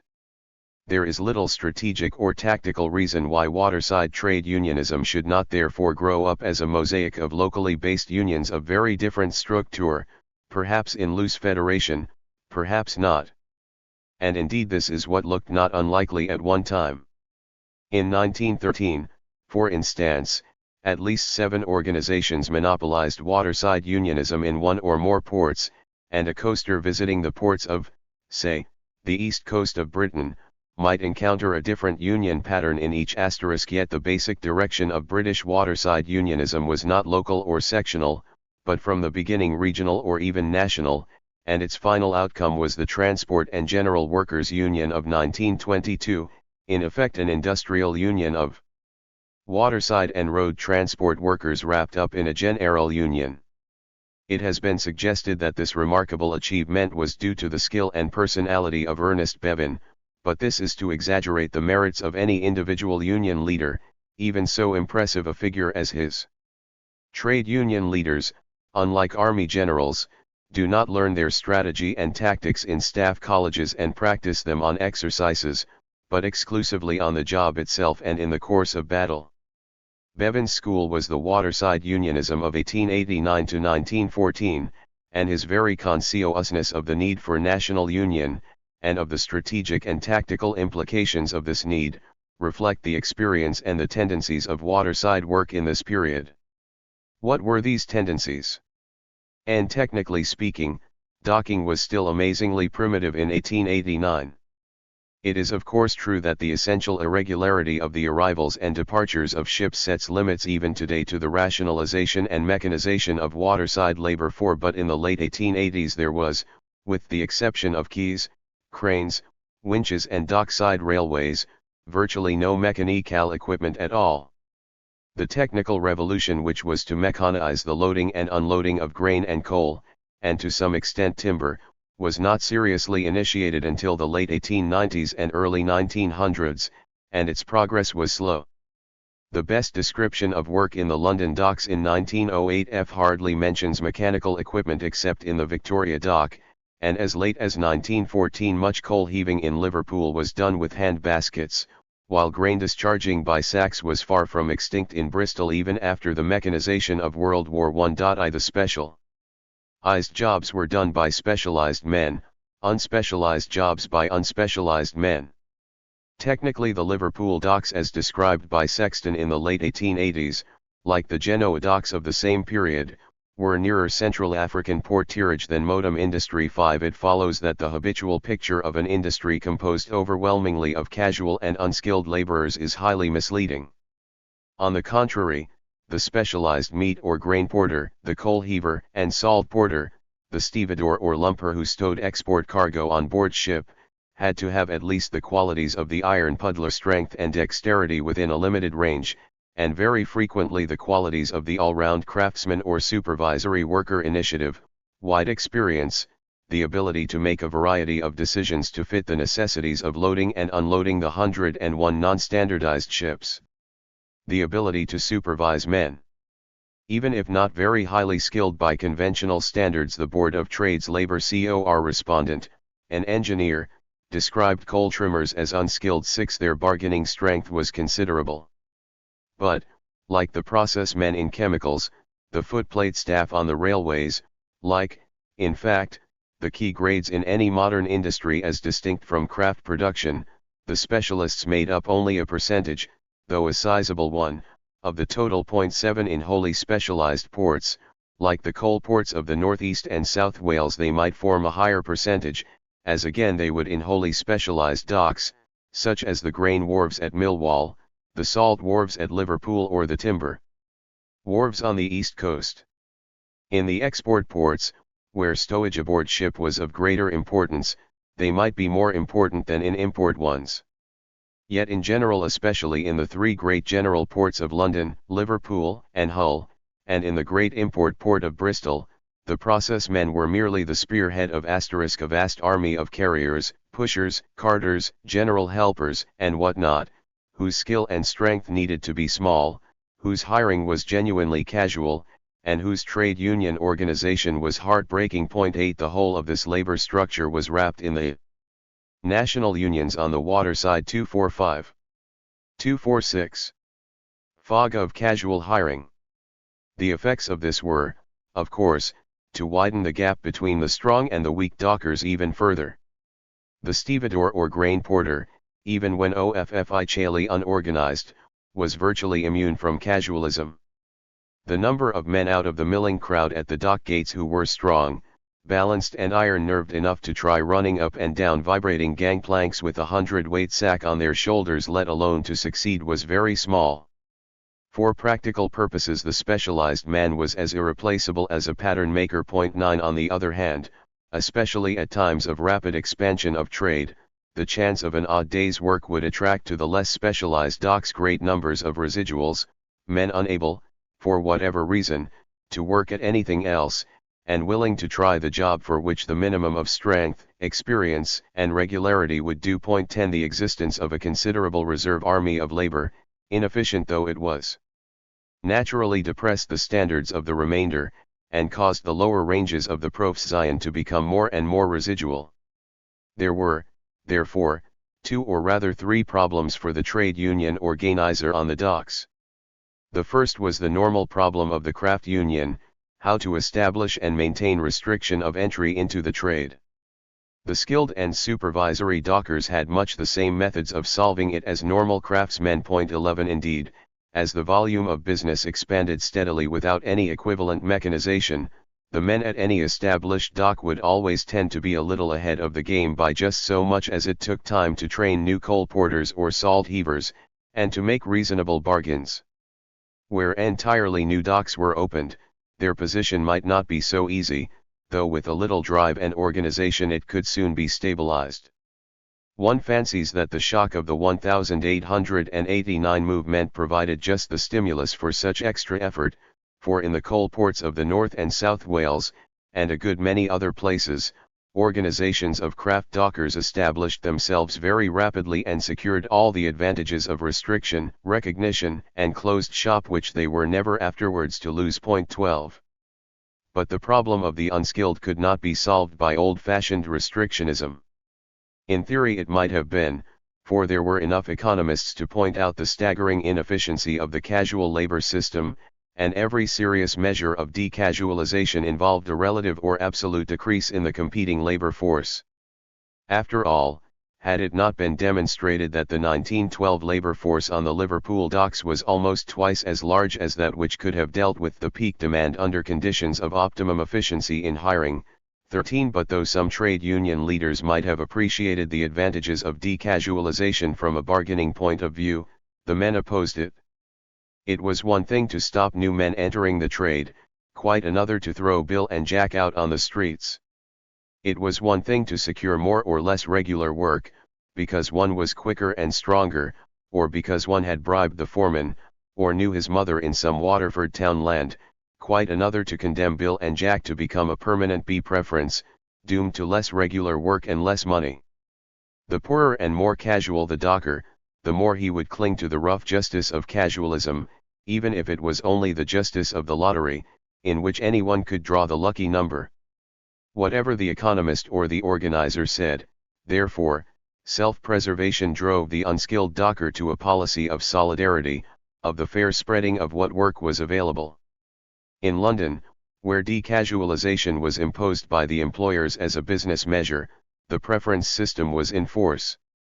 In Liverpool, where the union was strong, it could not be introduced, and even then, the rank and file struck against the new scheme, and the arrangement which gave the union a virtual control over the entire labor force of the port, had to be forced on the Birkenhead men by means of blacklegs. 14 Of course, restrictionism could operate in the long run.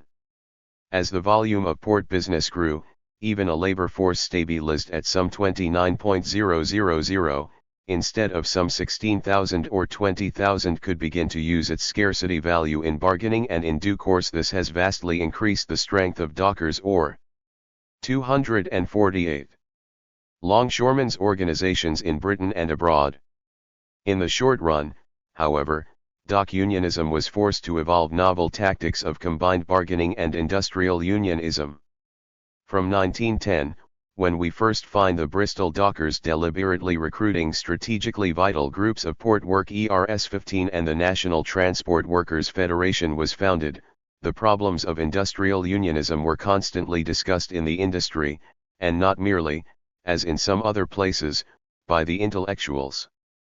But this raised the third problem of the dockyard organizer: how to prevent the strong sections from forming their own quasi-crafts unions, leaving the weak to the mercies of the market, or, failing this, how to ensure the most effective coordination between the various types of union.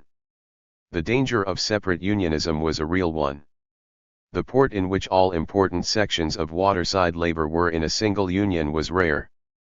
Bristol was perhaps the major example. In London, for instance, stevedores, lightermen, cranemen, and coal porters had their own societies, while the specialized porters on the south side joined in a local federation of independent trade union locals called the Labour Protection League. The dockers' union was left with a mixed lot of specialized men and ordinary quaysiders. Fortunately, there were several reasons which prevented the two levels from drawing too far apart, as seemed likely at one time. In the first place, to the outside world they were all alike laborers. Indeed, to some extent their technical position was the same, that of in theory wholly casual laborers, with no claim to regular employment. 16 Of course, in practice, the skilled men were regular, but, like the wealthy villain in the late Middle Ages whose servile status binds him to his less fortunate fellows, the comfortable stevedore did not find it easy to get accepted by the outside world. The London Union had some trouble with the London Trades Council in 1885 on this account. In the second place, unlike boilermakers or carpenters, skilled dockers did not possess a fairly standard set of qualifications and experiences. Each wharf or dock had its special set of problems and customs, not necessarily duplicated anywhere else, and those who were skilled in them were, as like as not, a purely localized body.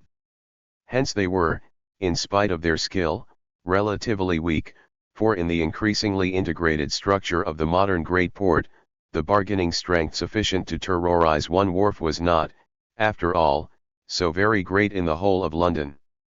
Moreover, and this is no doubt the most important factor, hardly had the craftsmen established their position than mechanization began to drive them out of it. The grain chute killed the specialized grain porter, mechanical coaling weakened the trimmers. The distinction between stevedores and non-stevedores began to disappear in some ports. 17 As semi-skilled men came to do the job. The short-term result of this might well be to make the craft union close its ranks, and draw the demarcation line between it and the rest of the workers more closely, and this seems indeed to have happened. Or else new craft unions might be formed. 18 But in the longer term it would also impress on them the necessity of common action within the industry as a whole. The stevedores' problems could not be effectively tackled without tackling those of the common dockers.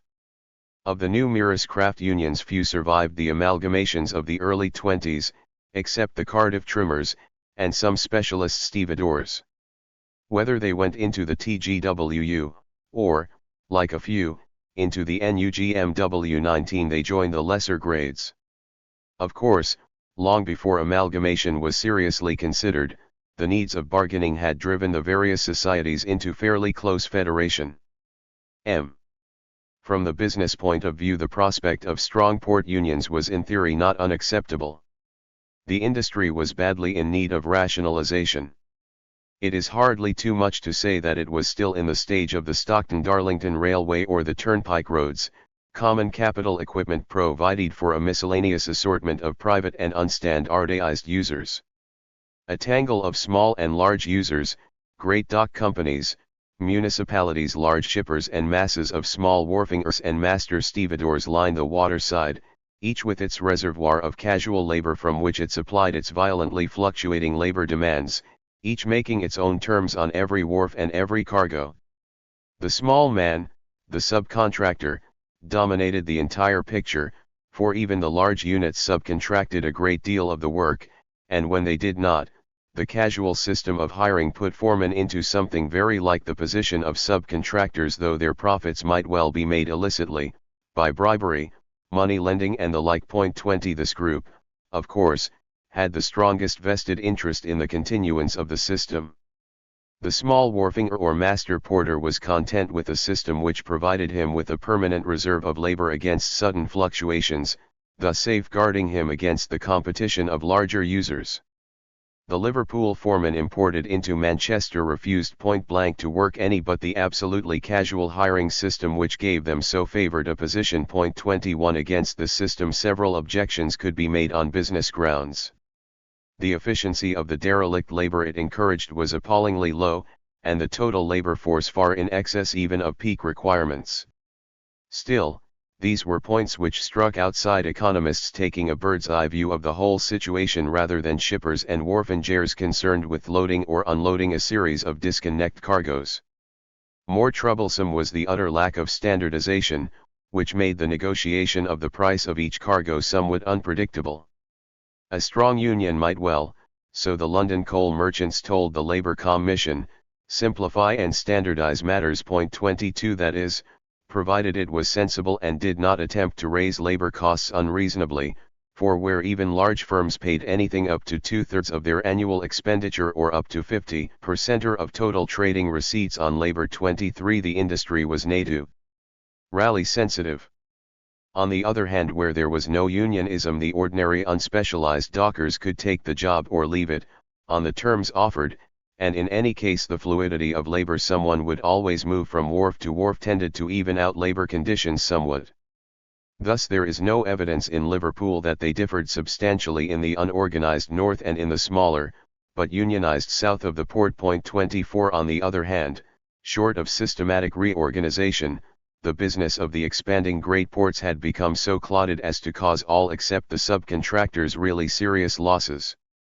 Williams, the champion of the Liverpool scheme, gives any number of instances. 25 A boat is partly discharged, but the cargo cannot be shifted rapidly from the quays, where it is dumped, it holds up others, and costs overtime pay to shift. Goods are deliberately left on the quays, ready to catch an early boat, for the sender prefers to pay extra charges rather than to risk the delay of the ponderous warehousing and handling apparatus. Meanwhile they too clog the available space. The merchant's man traditionally comes down to the docks in the morning to take delivery of his goods, but he may have to go to 3 or 4 places, and by the time he gets to them, the hiring is over, the dockers are engaged or gone, and the goods have to wait another day, using up yet more valuable space. Clearly, mechanization and any arrangement which made for more rational and flexible hiring over the whole port would recommend itself to the business community, provided they could get together to look at the matter from a common point of view rather than from the limited angle of the individual firm. The stimulus of a vast trade union upheaval, and the tactful assistance of government officials helped them to do so.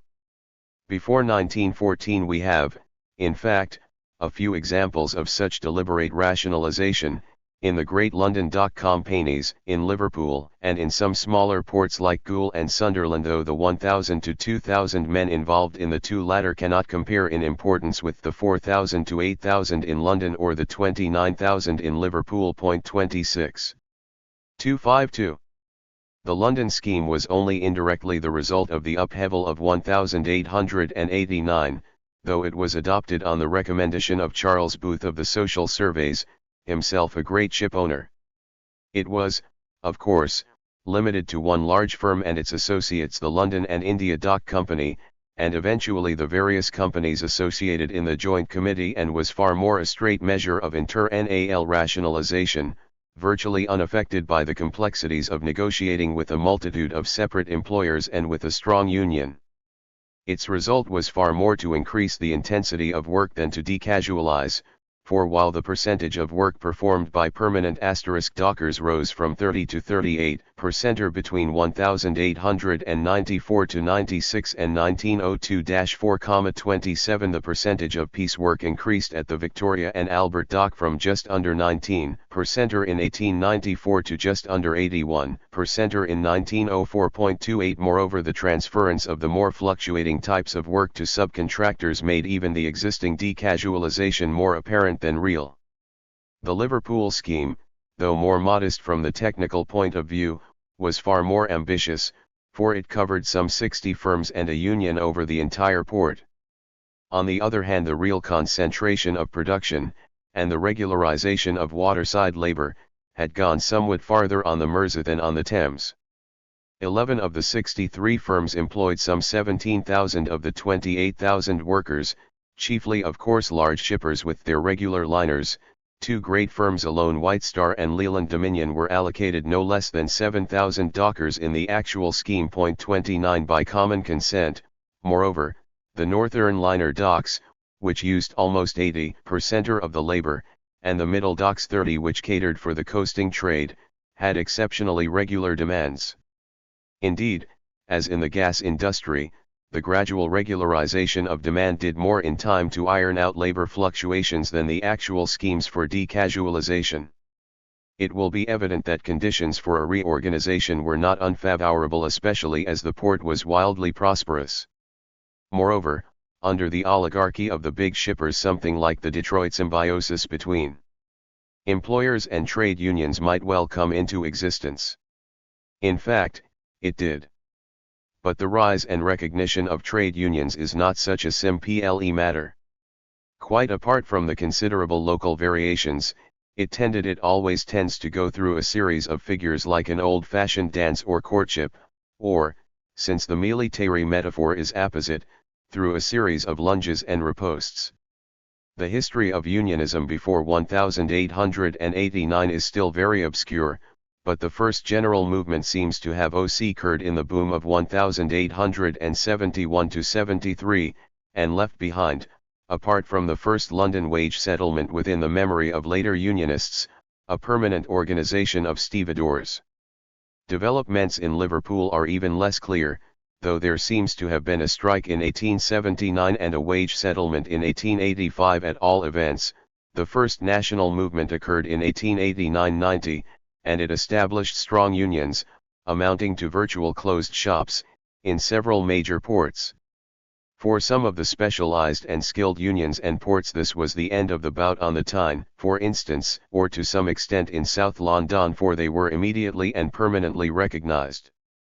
Elsewhere the counter-attack developed, stimulated by the excessive power which vast closed shops were believed to wield, for it is one thing to recognize the 1,000 or 1,500 Cardiff coal trimmers, whose strategic importance was as great as their share of the total cost of coal production and export was small. 31 And quite another to recognize a wholly unionized port. 32 Sometimes the counter-attack was uncoordinated, a leading firm or group of firms deciding to make a stand, and the rest awaiting developments.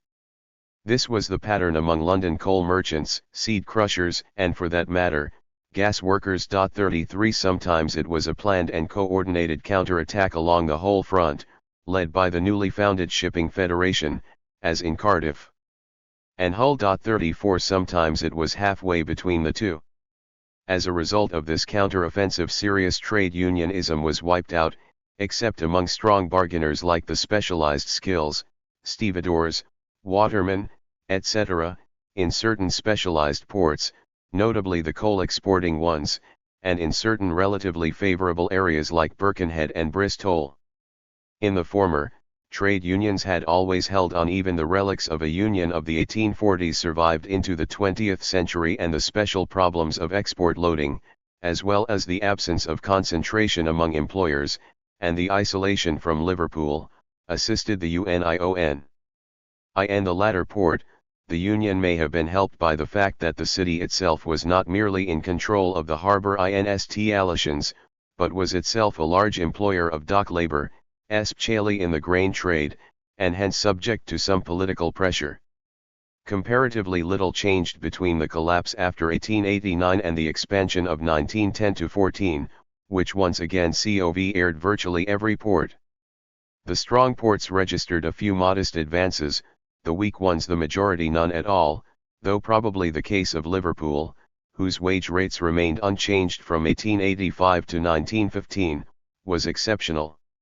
In 1910-14 the pattern of 1889 repeated itself, but under conditions more favorable to the unions. Quite apart from the political and administrative changes of the intervening period, no break in the prosperity of the ports came to encourage employers to cut costs. Moreover, the organizations which now expanded beyond even their former peaks were not raw fighters, but experienced veterans of more than 20 years campaigning.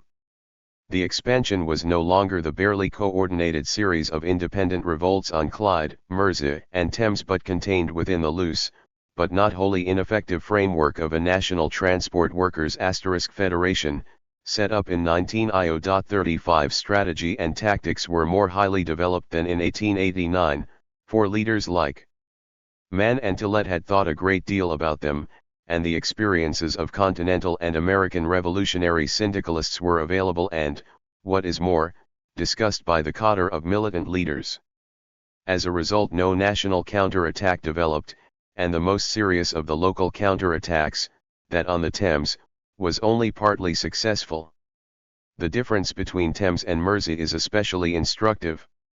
In both, the upheaval began in much the same way. In Liverpool, indeed, it was far more spontaneous than in London, where the official union stood behind it, though the revolutionary leadership of Tom Mann gave it cohesion. In both, the masters settled, as they had so often done in 1889 and were doing all over the country, because they were caught unawares and frankly lost their nerve. Yet while in London they soon regretted their concession and counter-attacked, in Liverpool the strike merely strengthened the collaboration of the two parties. Perhaps, all considerations of business differences apart, the existence of the new Port of London Authority, under the uncompromising leadership of Lord Devonport, explains this divergence.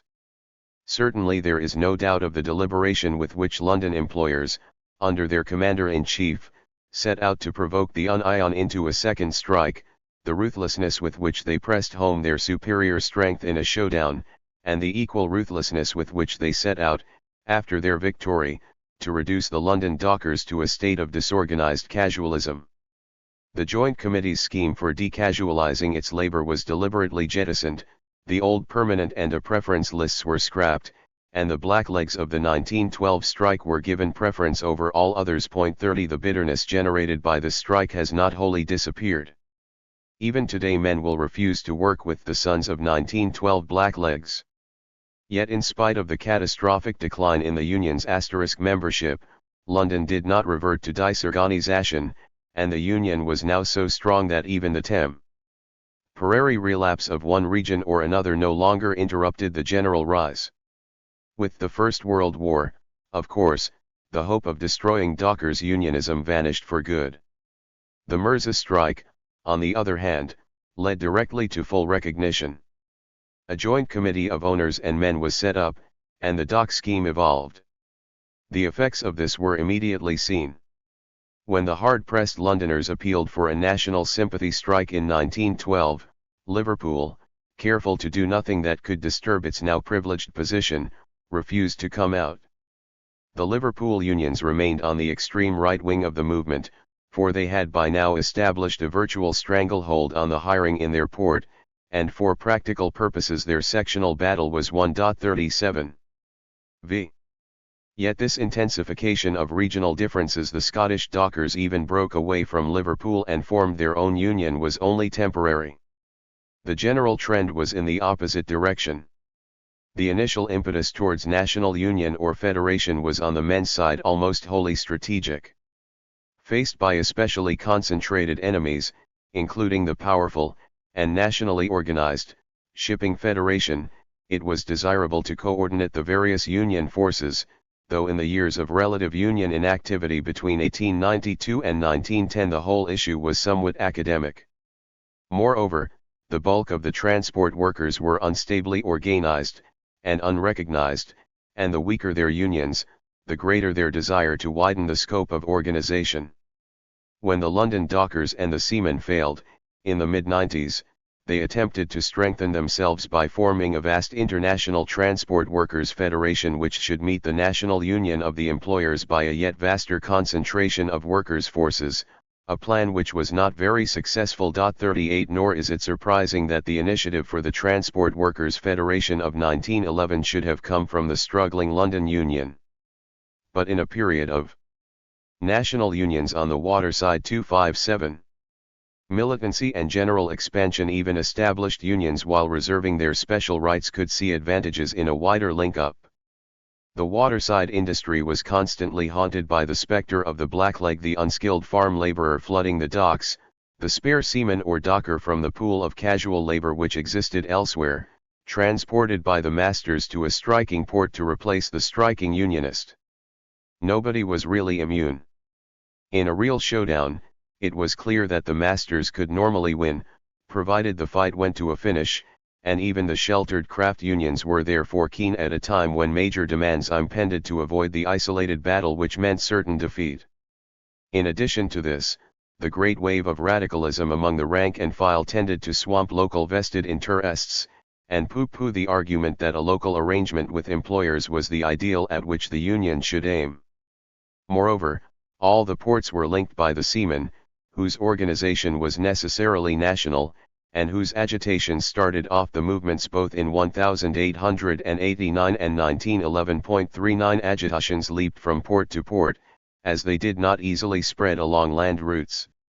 Within a few months of the outbreak in 1889 the Clyde-Liverpool Union had established itself from Limerick to the Five Ports. 40 However great the local differences, however self-contained the local bargaining, however irrelevant the demands of, say, Tyne dockers were to those in Plymouth or Sligo, they were easily linked into a general movement.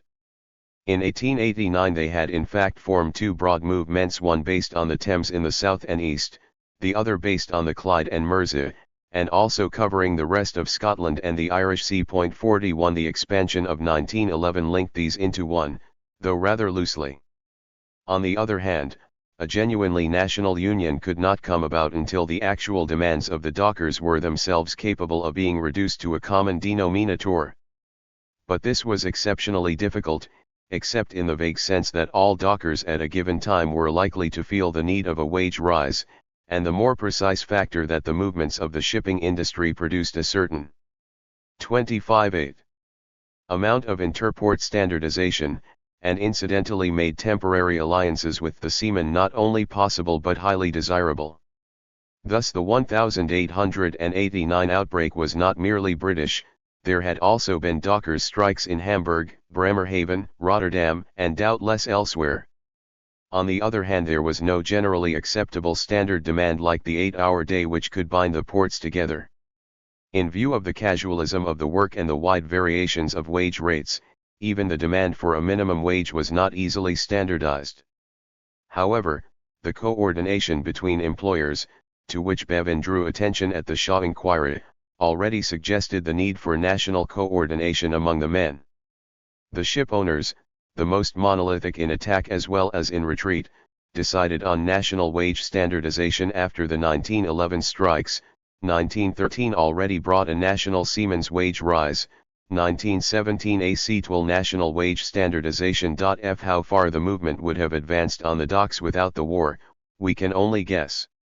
At all events the war speeded it up, because the rises in the cost of living and the post-war threat of renewed unemployment forced dockers everywhere to consider much the same problems at the same time, and the radicalization of the labor movement unified them.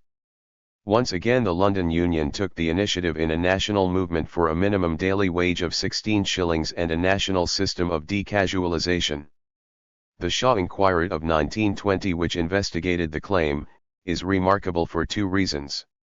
It formed the basis of a national agreement for the entire industry, and the success of the campaign, ably led by Ernest Bevan, convinced the separate unions of the value of national negotiation. A national union would henceforth rest on firmer foundations than mere class solidarity or the intermittent demands of great strike battles. The Transport and General Workers Union was formed shortly after. What light does this survey of waterside unionism before the Transport and General Workers Union throw on our initial questions? It suggests that they must be answered in terms of the logic of the dockers' position, but also of the historical changes which altered the setting of the waterside collective bargain. The waterside organized relatively late for three reasons. First, though this was probably of no great moment in the main British ports because ancient ports may have developed traditional guild-like or corporative forms of entrepreneurial and labor organization which, even in decay, may stand in the way of trade unionism, while rarely capable of being adapted to the functions of trade unionism. Second, because of the nature of the labor force from which most dockers were recruited and the high proportion of the unskilled and organizationally weak on its margins. But third, and chiefly, because the potential strength of the waterside was simply not mobilizable in the conditions and under the assumptions of the mid-19th century. Craft unionism was applicable only to limited sections of the industry, and these, unlike the hewers in coal or the spinners in cotton, did not automatically affect the rest, let alone carry them along. The employers required far more proof of the capacity for permanent organization of what they and most others regarded as a heterogeneous force of unskilled hands than they would have done with, say, shipwrights or boiler makers. Hence the characteristic waterside history of a series of gigantic battles before the granting of recognition. At the same time, the employers had to achieve a degree of concentration which allowed them to see the problem as one of the industry as a whole, and not merely as one of individual entrepreneurs or sections within it, or else sections of large employers, with wider views, had to be effectively counterposed to the multiplicity of small ones with a narrower outlook. On the waterside, this impetus probably came from the ship owners rather than the dockside entrepreneurs, for reasons which belong to the economic history of British shipping. However, while big shippers such as Holt's in Liverpool might be keenly aware of the inconvenience of dockside anarchy, which a regularization of industrial relations might mitigate, the hostility of shippers to seamen's organization, which was closely tied to waterside organization, made them initially into a powerful anti-union force, and thus postponed union recognition in the ports. Lastly, a new economic perspective of government was probably required to smooth the path of recognition. It was the consciousness of the possible dangers to the entire economy of any major strikes, and especially of major disruptions of transport, or of the political risks of immense labor conflicts, which brought about that increasing tendency of government to mediate in labor disputes and eventually to regulate industrial relations, and which first emerges with Rosebery's intervention in the Coal War of 1893. Before the Great Depression of 1873–96, this triple reorientation of labor, employers, and government was hardly to be expected. But the Depression produced the feeling that the British economy as a whole was for the first time vulnerable, because our position as the chief manufacturing nation of the world is not so undisputed as formerly one. Before this period, even middle-class apologists, anxious to discover reasons against strikes, could hardly claim more than that at some unspecified but remote date in the future the economy might be damaged by them. From 1889 on, however, the argument that such disputes are prejudicial to the producing power of the country is increasingly heard. And so, perhaps due to the experience of large strikes of this sort, are statements about the disruptive force of national transport strikes. The period of the Great Depression also created that sense of industrial concentration which helped to teach labor that the industry rather than the master, singly or in small or local groups, was the force which confronted it in industrial warfare, and it was this feeling that capital was extending outside the narrow boundaries of firm and trade, which was the chief argument, on the labor side, for such new tactics as those of industrial unionism. That concentration proceeded much more slowly and indirectly in Britain than in Germany ***** or the USA is much less important than that. So far as labor could see, it was proceeding much more obviously than before. What is more, the most patent concentrations were those in which employers united to defeat labor, such as the Shipping Federation and the Engineering Employers Federation of the 1890s. The process, both in industrial relations and politics, was what the nuclear strategists call escalation. Each blow by one side produced a greater concentration of forces by the other. The 1890s are already the age of the great, nationwide labor disputes such as the port lockouts, the coal dispute over the entire federated area in 1893, the national engineering lockout. Lastly, the period of the Great Depression produced a national and international socialist movement, which inevitably provided many of the most intelligent and dynamic leaders of the new unions. While in fact this movement was not particularly interested in the strategy and tactics of trade union operations as such, which it regarded as a necessary but subordinate aspect of the general movement, it did provide a systematic body of strategic and tactical thinking about labor movements, such as leaders of workers who would not, or could no longer, use the traditionally evolved tactics of older unionism, were badly in need of. Bentelet, deriving his first strategic ideas from an East End lecture on Napoleon by a subsequent Archbishop of Canterbury, and later, Arthur Horner, reading Clausewitz in jail, reflect this urgent need of trade union leaders for a theory of industrial warfare. Socialism, in fact, gave them such a theory, and this is why both bodies of New Union leaders and of New Thought about union organization and policy, grew out of it or attached themselves readily to it. This triple reorientation also explains the tendency of the waterside to develop all-embracing industrial and general, but above all national unions, in spite of a built-in tendency to local and sectional self-sufficiency. On the employer's side it was almost certainly the Shipping Federation which imposed a national perspective if only in the fight against nationally organized blacklegging on unions which otherwise might not have had one.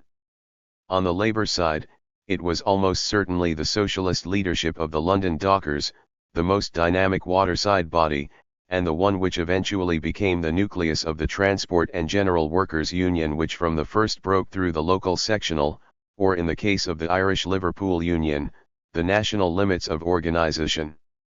Had permanent dockers' unions been able to emerge 20 years earlier, they would almost certainly have done so as a collection, perhaps eventually a loose federation, of independent ports and maritime zones.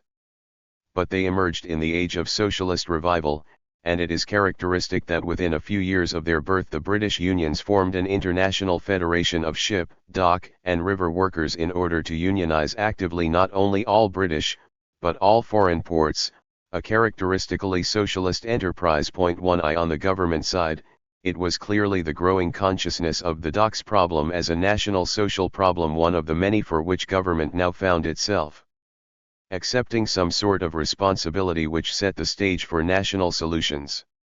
It was, as Beveridge pointed out, the leading instance of casual employment, and casual employment was one of the main components of the unemployment problem, which in turn was the chief reason why government, from the 1880s, found itself obliged to undertake the systematic welfare legislation which eventually led to modern social security. That national union should emerge in the form of a general rather than an industrial body was clearly not inevitable, though, given the structure of British trade unionism and the fluid boundaries of the industry, it was rather likely. In fact, waterside unionism became industrial, though tied to a general body. Only, we must beware of confusing the industry as it actually operated in terms of labor relations with the ideal industries constructed by the strategists of labor and government or the economists. They thought in terms of transport. Not only the seamen, but also more significantly the Liverpool Union joined under London's lead. Or at least water transport. Life operated in terms of ports. Sea and land transport met at the port, but the bulk of their problems in labor relations lay for the most part elsewhere, and their conditions of functioning were different. This is why such obvious strategic alliances as those between dockers and seamen never lasted long, and the occasional dreams of national or even international transport solidarity were never of more than momentary importance. It is true that the waterside has a closer and more permanent connection with road transport than with either railways or seamen. For historic reasons the British Union has grown up as a joint organization of these two connected groups, plus a miscellaneous collection of others, though it might possibly not have done so. The point is that, to this day, a dock strike is essentially based on the disruptive power of the men on the quayside and those operating between quay and ship or between ship, and not of those who come in and go out through the dock gates. 12. Hindman and the SDF. The Social Democratic Federation has long been the problem child of labor historians, especially Marxist ones or those anxious to place it rather than merely to chronicle its erratic development. It cannot simply be approved. It cannot be simply condemned. It certainly cannot be dismissed. The least subtle student of its affairs is forced into unaccustomed complexities, contradictions, and nuances. What precisely is its contribution to the evolution of the modern British labour movement? It cannot be dismissed, for it was, after all, the first modern socialist organisation of national importance in Britain, a pioneering achievement not diminished by Dr. Suzuki's demonstration that its Marxism was shaky and slow to develop, nor by the claims to priority of forgotten local men and groups. For the point about the SDF is not only that it was first in the field, but that it lasted. Through splits, crises, wild fluctuations of membership and activity, there shines the inextinguishable light of continuity, and what is more, of national political presence. It was the main British representative of Marxism from the early 1880s until 1920, when it contributed to the infant Communist Party the largest block of its original members and leaders. Marx disliked it, Engels opposed it, William Morris left it, together with most of its brilliant members. It survived. The dissidents who broke away from time to time disappeared in a few years, like the Socialist League of the 1880s, remained wholly unimportant conventicles like the SPGB, or became at best bodies of regional influence like the Socialist Labour Party on Clydeside. Even its founder and paternalist chief, H. M. Hindman, was jettisoned when he attempted to impose his imperialism on it during the First World War. Time and again former dissidents returned to it, like Aveling or Tom Mann, or rebels against the reformism of other groups joined it or merged with it, for want of any other lasting Marxist organization of national scope. Time and again its sheer staying power allowed it to recover from the consequences of its gigantic political errors, compounded of a mixture of sectarianism and opportunism. What is more, time and again its rivals of the left faded from sight. It is not a negligible record. Nor should we overlook its achievements. Though it never elected an MP independently, and was much less successful than the Independent Labour Party in winning local councillors, it established itself as the major socialist organisation in several areas, notably in London, where the provincial nonconformist tradition of the ILP never made much appeal, while the SDF took over the strong local heritage of secularist radicalism which stretched from Tom Paine via the Owenites to Charles Bradlaugh. It is no accident that the London Trades Council was a stronghold of the SDF, as later of the Communist Party, until dissolved by official Labour, nor that the first Labour majority on a local council was a coalition of radicales, the Irish and the SDF.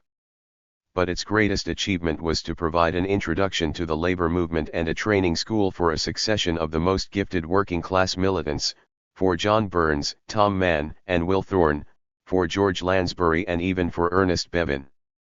Consequently also, in spite of its frequent neglect of trade unionism, its members, or those formed in its school, were at their most effective as trade union leaders.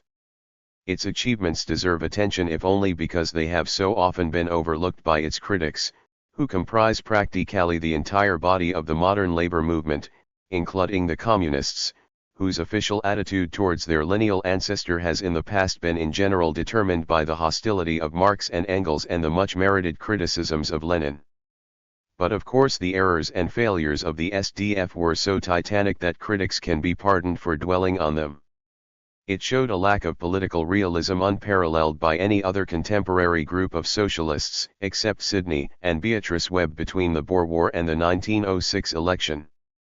In the middle of 1880s it made itself not only ridiculous but unpopular by accepting Tory help for parliamentary candidatures which then gained merely a few dozen votes. It was flatly hostile to the trade unions and, but for the sound instinct of its militants, would have taken no part in the great Union revival of 1889. Though it had sense enough to join in forming the Labor Representation Committee, it deliberately left the future Labour Party in 1901 to retire into sectarian isolation. It played no important part in the great swing to the left before World War I, even though this took the ideological form of a return to revolutionary socialism, or even formal Marxism. It was, in fact, as Marx, Engels and Lenin were never tired of repeating, a sect rather than a serious political organization. Hindman's influence. How much of this ingrained sectarianism, which did so much to stultify it, was due to its dictatorial leader H. M. Hindman, whose biography virtually merged with its history from 1881 to 1914. The question has not been asked by those numerous reviewers of this useful work, who have treated it mainly as an excursion into the history of British eccentricity or into the golden age of Paul. 276. Mall clubs and music hall. Hindman is indeed a rewarding subject for the sort of half-admiring and half-ridiculing treatment which nowadays produces West End musicals about the Edwardians or the 20s, though this is not how Professor Tsuzuki has treated him. There is piquancy in the picture of this gentleman, cricketer and stockbroker leading the toiling masses towards revolution in a top hat and frock coat, reinforced by that other stalwart of the SDF, the Countess of Warwick in the special train which she ordered to take her home from the Federation Conference. Moreover, Hindman's very marked individual peculiarities and his tendency to regard failures of the movement as a father regards the failure of a disappointing child to pass the General Certificate of Education, make it tempting to write the history of the SDF in terms of his personality, and to ascribe its failures to his own. To some extent they were. Hindman's personality made it difficult for him to collaborate except with inferiors. Consequently, those SDF leaders who did not drift away, or into opposition, were a loyal rather than a very bright group, though clearly rather more gifted than the equivalent group in the ILP. His tactlessness, lack of hypocrisy, sarcasm, and obvious self-satisfaction make his memoirs a pleasure to read, but were a distinct political liability. His highly individual version of theory and uncertain wobbling between utopianism, sectarianism, and opportunism in practice, complicated the SDF's relations with the international movement. Professor Tsuzuki, echoing Dennis Healy, calls him an Anglo-Marxist. This is nonsense, if only because in Hindman's day the only Marxist orthodoxy against which to measure national or other deviations was the German, as represented by, say, Koski. But the truth is that Hindman simply did not represent a clear Marxist trend at all. He was quite an orthodox follower of Marx in economic theory, as he understood it, and he certainly believed in the class struggle, though he had his reservations about historical materialism. At the same time he combined this with a naively utopian idea of revolution, based on French memories, and a consistent strain of jingoist, anti-German indeed racialist imperialism, which owed nothing to any British left-wing tradition. On practical issues he had no consistent policy at all, and hence no consistent theory. Neither he nor anyone else in the SDF with the exception of the cranky Balfour Backs who wrote pioneer Marxist histories produced anything much superior to good straightforward propagandist writing. Compared to the contemporary level of theoretical writing in such continental social democratic parties as the German, Austrian, Russian, Italian, and French, the theoretical production of the SDF is wholly negligible. The really interesting and original contributions to Marxist theory in these islands came from men like William Morris and James Connolly. On the other hand, it is surprising how little Hindman's individual quirks affected the SDF, where they happened to conflict with its fundamental orientation. Thus he succeeded in imposing neither his jingoism, nor his imperialism and anti-Semitism on the Federation. On the contrary, when it came to the point, it abandoned him on these issues. This was in part because the SDF was in practice much less centralized, and certainly much less under the control of Hindman, than he would have wished. Its branches were highly autonomous. It was also in part because the Federation, insofar as it was genuinely rooted in the working class, spontaneously adopted the attitudes most familiar to the militant workers, example in trade union matters. It would be too much to explain Hindman's peculiarities by the peculiarities of the SDF, but not too much to claim that it tolerated them because they either fitted in with its own tradition or seemed for long to be irrelevant to them. That tradition was first and foremost a proletarian one, like all the native traditions of the British labour movement in this period. The SDF neither attracted nor held homegrown. 278.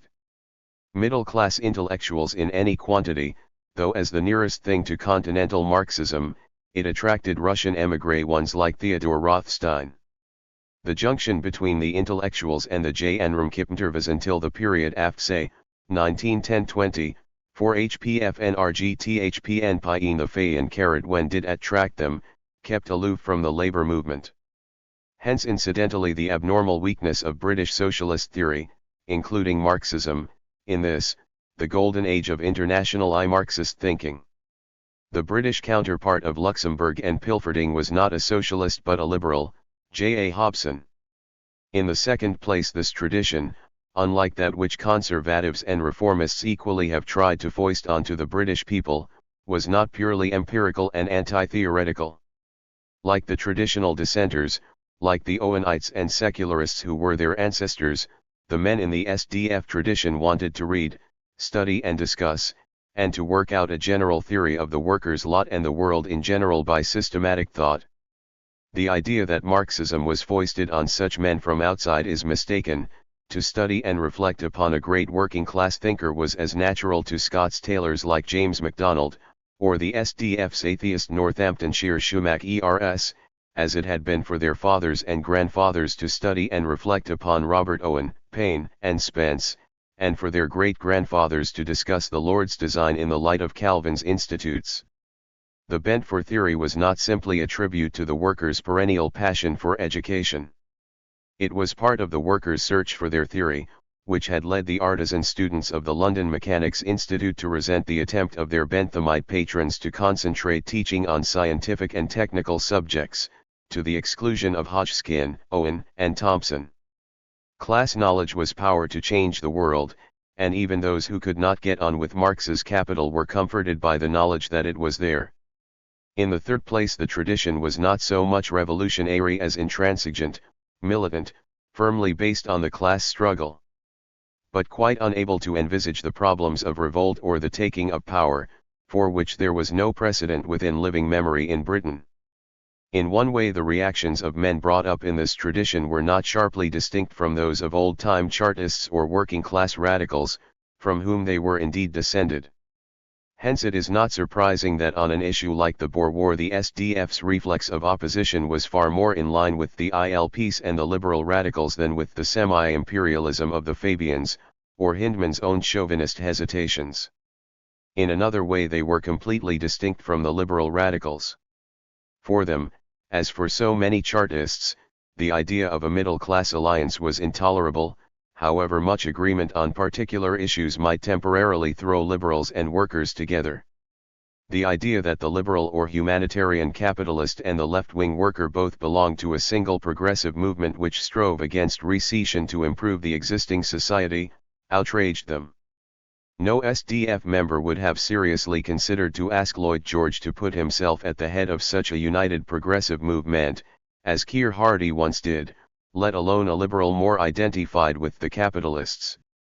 Lastly, the SDF tradition was one of a working-class elite and vanguard, rather than of a mass movement, of the thinking, reading, militant workers who put in a great deal of time on the cause, rather than of the average man. Everybody ought to belong to the Union, just as everybody was once supposed to sign the Charter and perhaps read or listen to the Northern Star, but not everybody was supposed to be an Owenite or secularist or a primitive Methodist lay preacher in the coal field. Both this elite tradition and the fact that reformism had driven its roots so deeply into the British working class, helped to turn these attitudes of the SDF tradition easily into sectarianism. The SDF's native intransigence was probably not much greater than that of the typical continental social democratic militant.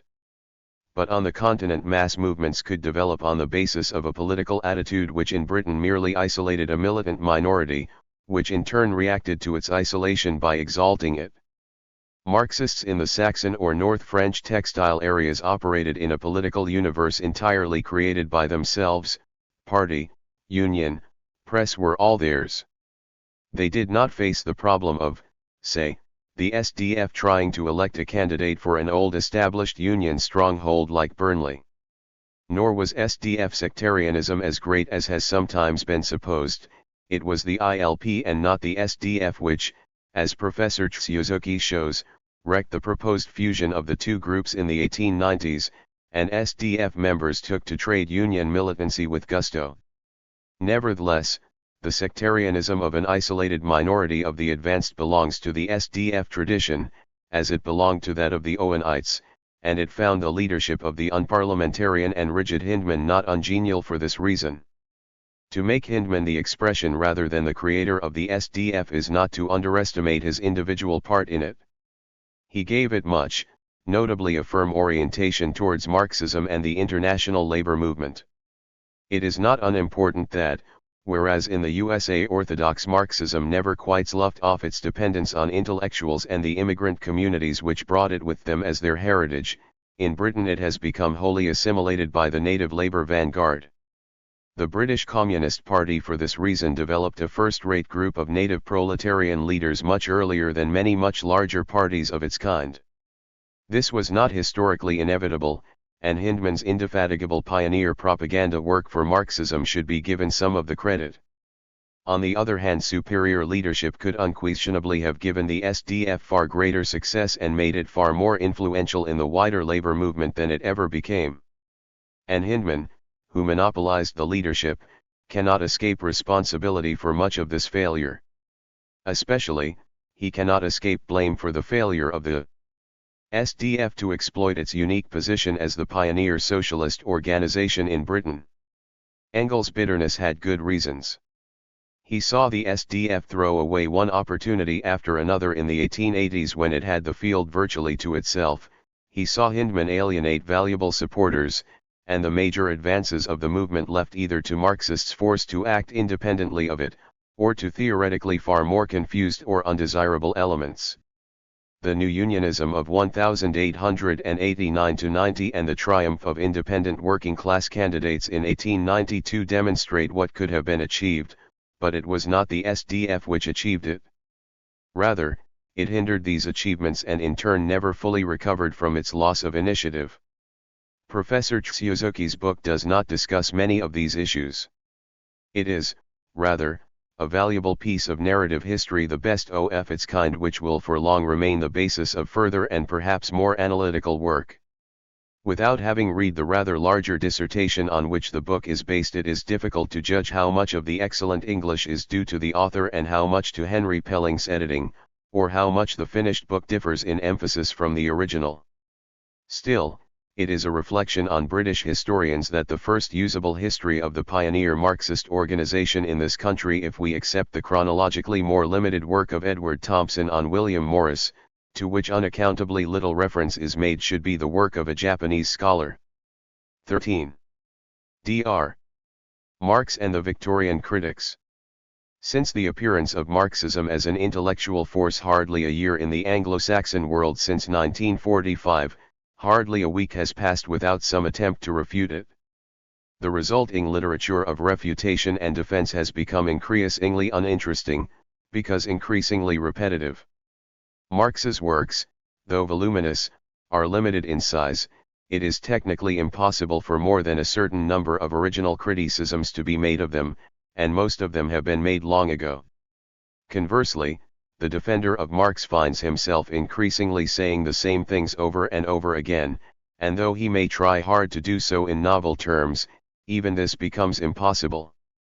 An effect of novelty may be achieved in only two ways: by commenting, not on Marx himself, but on later Marxists, and by checking Marx's thought against such facts as have come to light since the last critic wrote.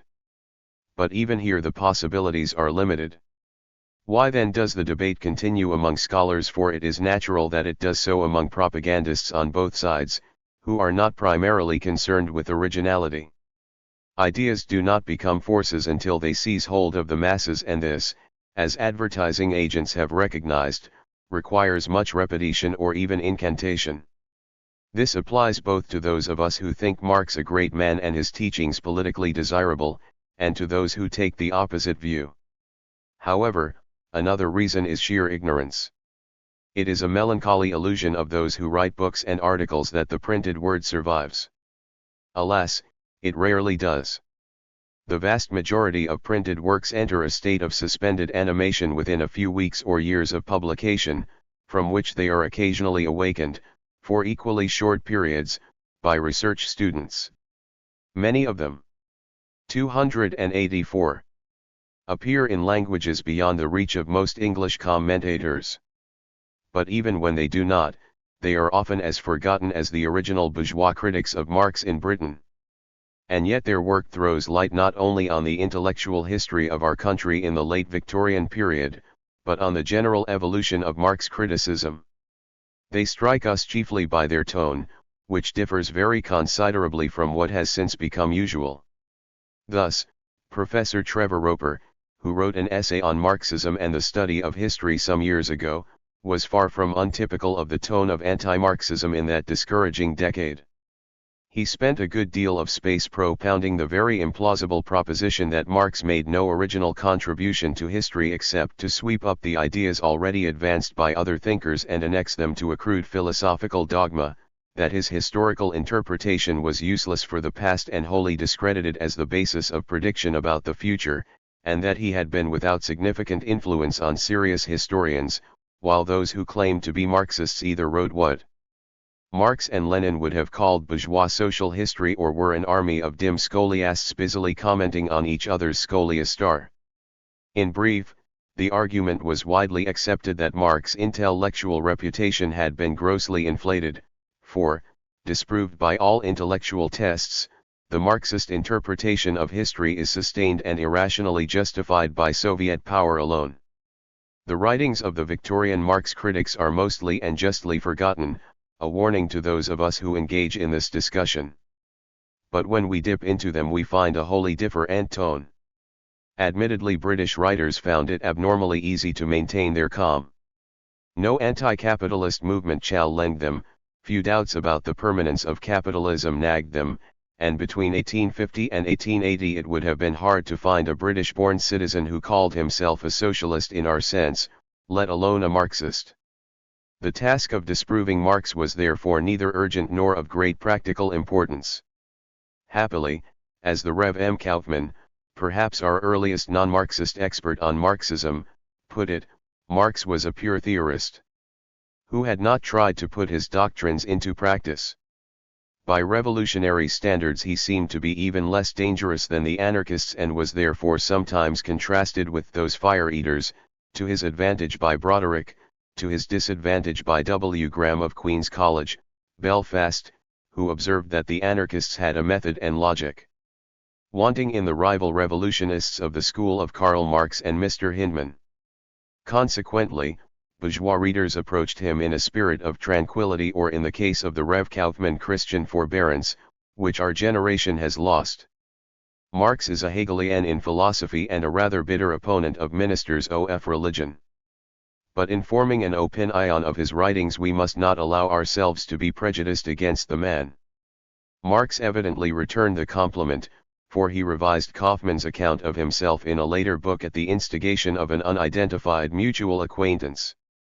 English literature on Marxism, as Bonner observed, not without smugness, thus showed a calm and judicial spirit already lacking from German discussions of this subject. There were few attacks on Marx's motives, his originality, or scientific integrity. The treatment of his life and works was mainly expository, and where one disagrees with it, it is because the authors have not read or understood enough, rather than because they mix prosecution with exposition. Admittedly, their expositions were often defective. I doubt whether anything even approximating to a usable non-socialist summary of the main tenets of Marxism, as they would be understood today, exists before Kirkup's History of Socialism. But the reader could expect to find, as far as it went, a factual account of who Marx was and what the author thought he was at. He could expect to find, above all, an almost universal admission of his stature. Milner, in his 1882 Whitechapel LEC tours, plainly admired him. Balfour in 1885 thought it absurd to compare Henry George's ideas with his either in respect of intellectual force, consistency, command of reasoning in general or of economic reasoning in particular. John Ray, the acutest of our early experts, treated him with equal seriousness.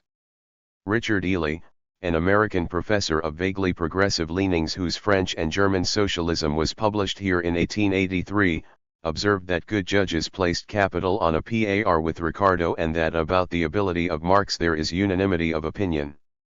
W. H. Dawson summed up what was almost certainly the opinion of all except, as he notes, the miserable Düring, whom recent Marx critics have been vainly trying to rehabilitate. However its teaching may be viewed, no one will venture to dispute the masterly ingenuity, the rare acumen, the close argumentation and, let it be added, the incisive polemic which are displayed in the pages. This chorus of praise is less surprising when we recall that the early commentators were far from wishing to reject Marx in toto. Partly because some of them found him a useful ally in their fight against laissez-faire theory, partly because they did not appreciate the revolutionary implications of all his theory, partly because, being tranquil, they were genuinely prepared to look at him on his merits. They were even prepared, in principle, to learn from him. With one exception, the labor theory of value, or, to be more precise, Marx's attacks on current justifications of profit and interest.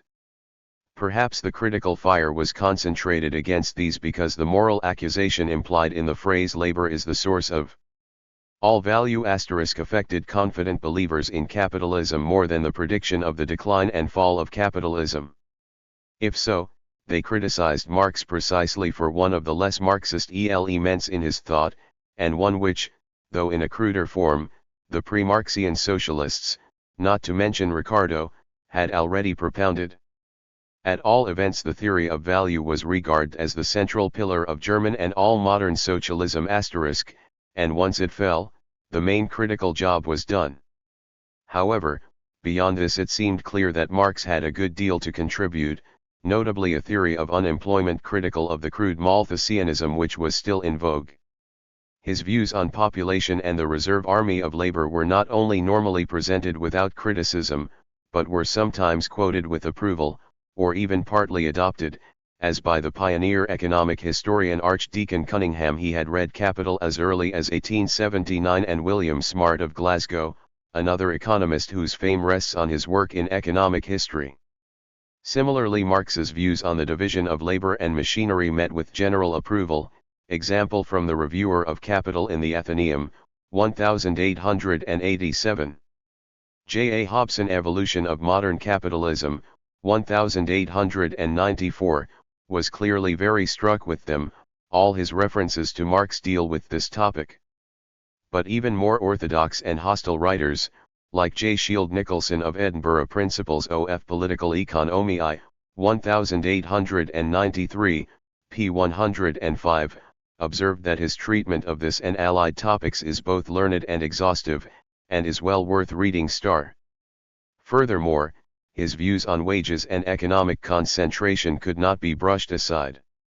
Indeed, so anxious were some commentators to avoid a total rejection of Marx, that William Smart wrote his 1887 Review of Capital specifically to encourage readers who might have been put off by the critique of the value theory from studying the book, which contained much of very great value both to the historian and the economist. An elementary textbook designed for Indian university students sums up reasonably well what non-Marxists saw in Marx, all the better for being slightly ignorant and thus reflecting current views rather than individual study. Three things were singled out: the theory of value, the theory of unemployment, and Marx's achievement as a historian. The first to point out that the economic structure of the present capitalist society has grown out of the economic structure of the feudal society. Indeed, Marx made his greatest impact as a historian, and among economists with a historical approach to their subject. In spite of recent writers, there was really no dispute among those who read him about his influence. Foxwell, as bitter an academic anti-Marxist as was to be found in the 1880s, mentioned him as a matter of course among the economists who have most influenced serious students in this country and among those who had produced the marked advance in historic feeling at this period. Even those who rejected the peculiar, and in my opinion erroneous, theory of value given in Capital felt that the historical chapters must be judged differently. Few doubted that, thanks to Marx's stimulus, we are now beginning to see that large sections of history will have to be rewritten in this new light, apparently ignoring Professor Trevor Roper's demonstration that the stimulus was not Marx's, but Adam Smith's, Hume's, Tocqueville's, or Fustel de Coulanges. Bosanquet has no doubt that the economic or materialist view of history is primarily connected with the name of Marx, though it may also be illustrated by many contentions of Buckle and L.E. Play. Bonner, though specifically denying that Marx invented historical materialism, he very properly instances the 17th-century thinker, Harrington, as a pioneer.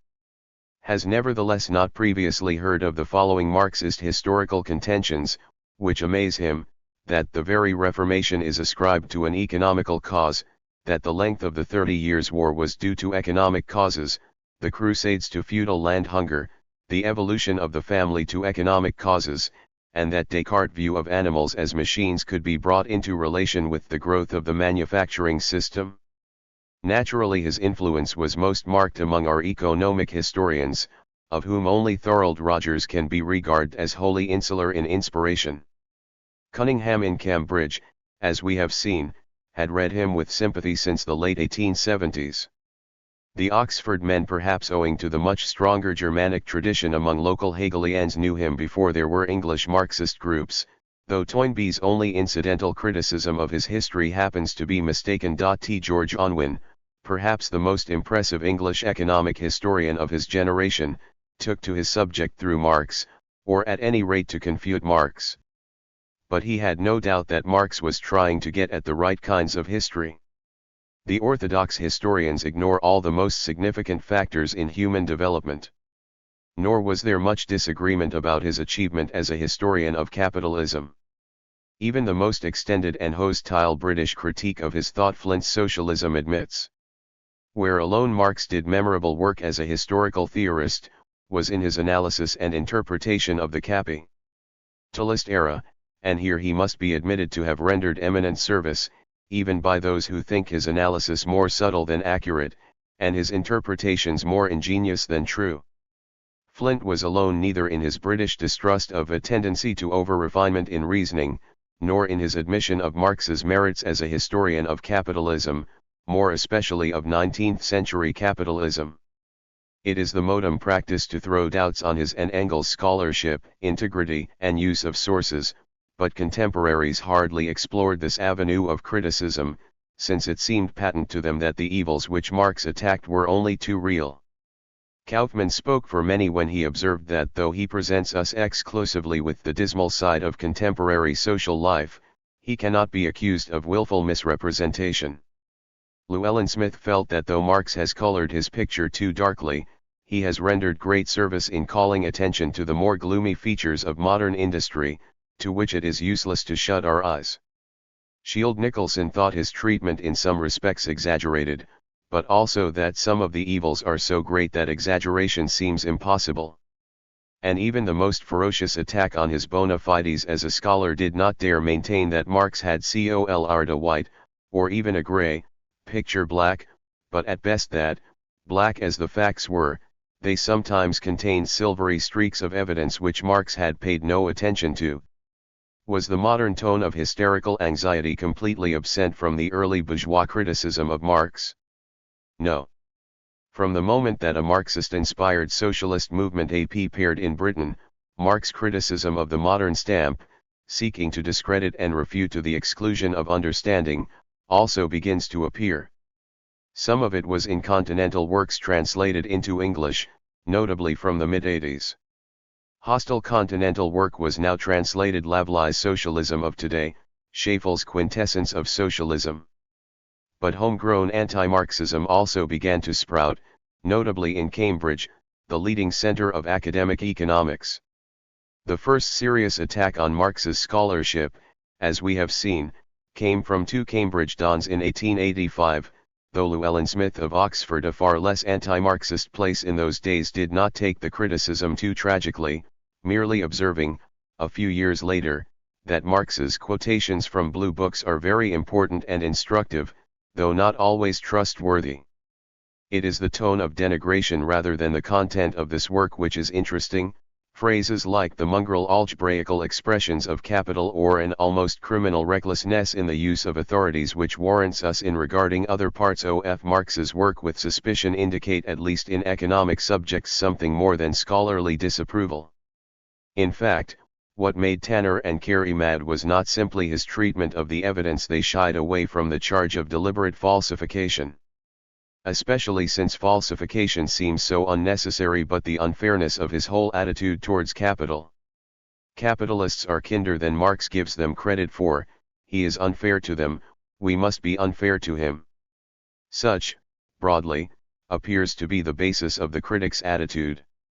At about the same time Foxwell of Cambridge developed the now familiar line that Marx was a crank with a gift of the gab, who could only appeal to the immature, notably among intellectuals, a man in spite of Balfour's warning to be bracketed with Henry George. Capital was well calculated to appeal to the somewhat dilettante enthusiasm of those who were educated enough to realize, and to be revolted by, the painful condition of 292. The poor, but not patient or hard-headed enough to find out the real causes of this misery, nor sufficiently trained to perceive the utter hollowness of the quack remedies so rhetorically and effectively put forward.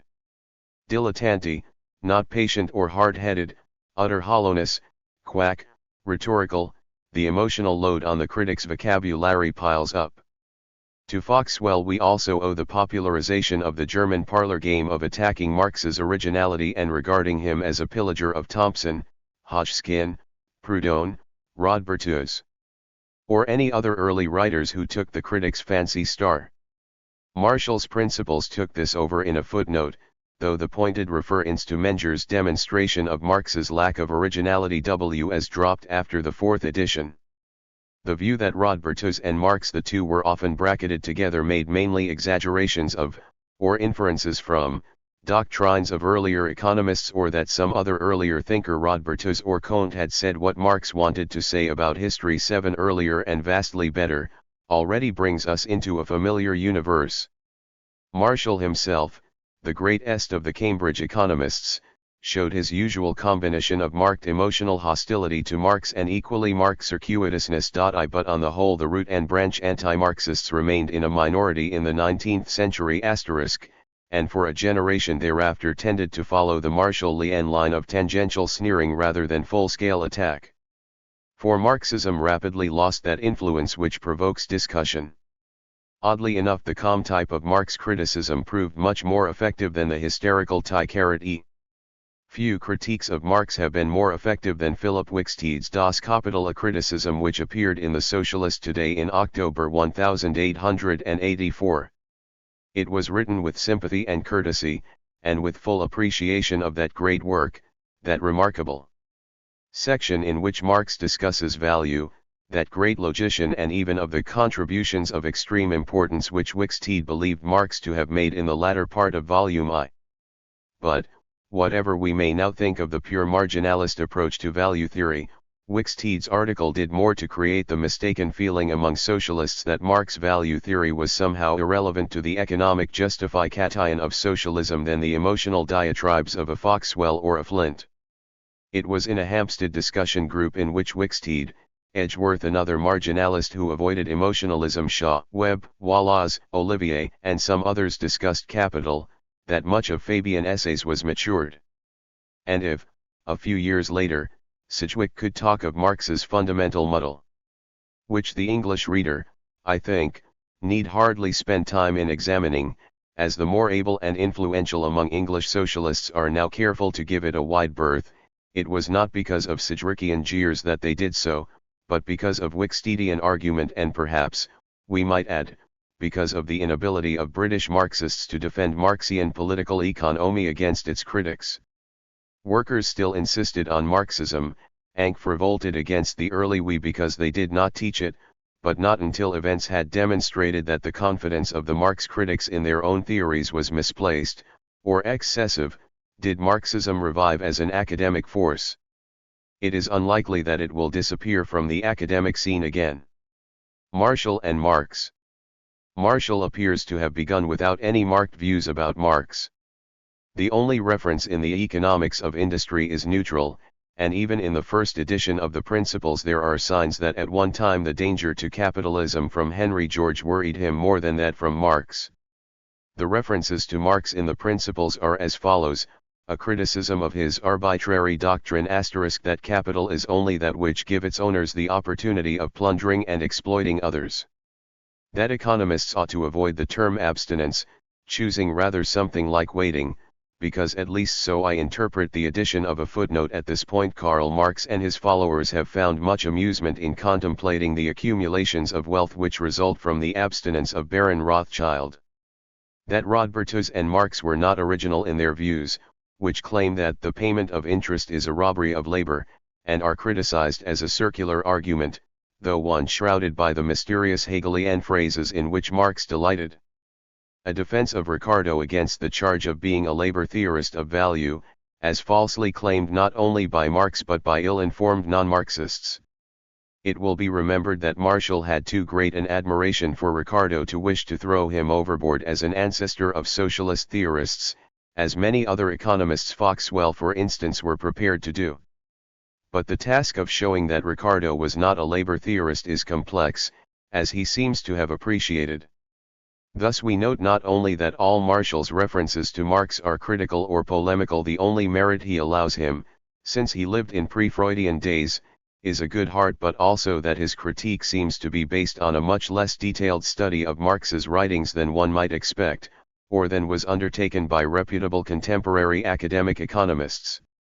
The Fabians reconsidered. The Fabians have always been strong on public relations.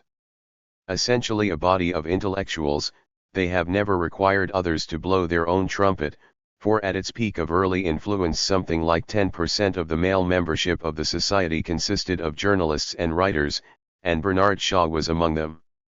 They have attracted editorialists and historians for this very reason.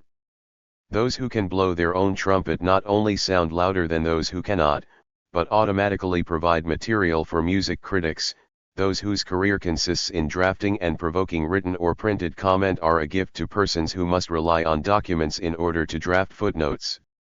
What is more, the sound of the Fabian trumpets is a particularly tempting one. The Society has claimed an extraordinary influence on British public life, especially between its foundation and the end of World War I, and plenty of people have accepted these claims. Fabians have claimed to destroy the influence of Marxism in Britain, to have inspired the Labour Party, to have announced and indeed laid the foundations of the welfare state, or more modestly, of municipal reform and the London County Council. These claims, and the relative facility of research about them, have attracted a very large number of historians, particularly during the period of the 1945 Labour government, whose direct inspiration appeared to be Fabian, and which contained a Fabian Prime Minister, 9 Fabian Cabinet Ministers, and a clear majority of Fabians among the 394 Labour M.Ps. Dr. Alan Mayabrier, the most elaborate Fabian historian, lists at least 5 theses by scholars from 3 continents, all written since 1942 about the Society, and a clutch of articles. 296. Ranging from the Journal of the History of Ideas to the Journal of Economic History. His list, being published in 1962, is not exhaustive. All these scholars must sooner or later have discovered in the course of their work that they were wasting their time, except, of course, insofar as they were getting their PhDs. The Fabian claims are largely mythological, and researches on the Society have therefore automatically taken the form, in the main, of their systematic explosion. The Fabians were not inspirers and pioneers of the Labour Party. As against the other socialist and labor groups of the 1880s vintage, they actually at most times opposed the foundation of an independent party of the working class, and insofar as they did not, it seems certain that the Independent Labour Party and the Labour Party would have come into existence without their assistance, which was for the most part equivocal and not very helpful.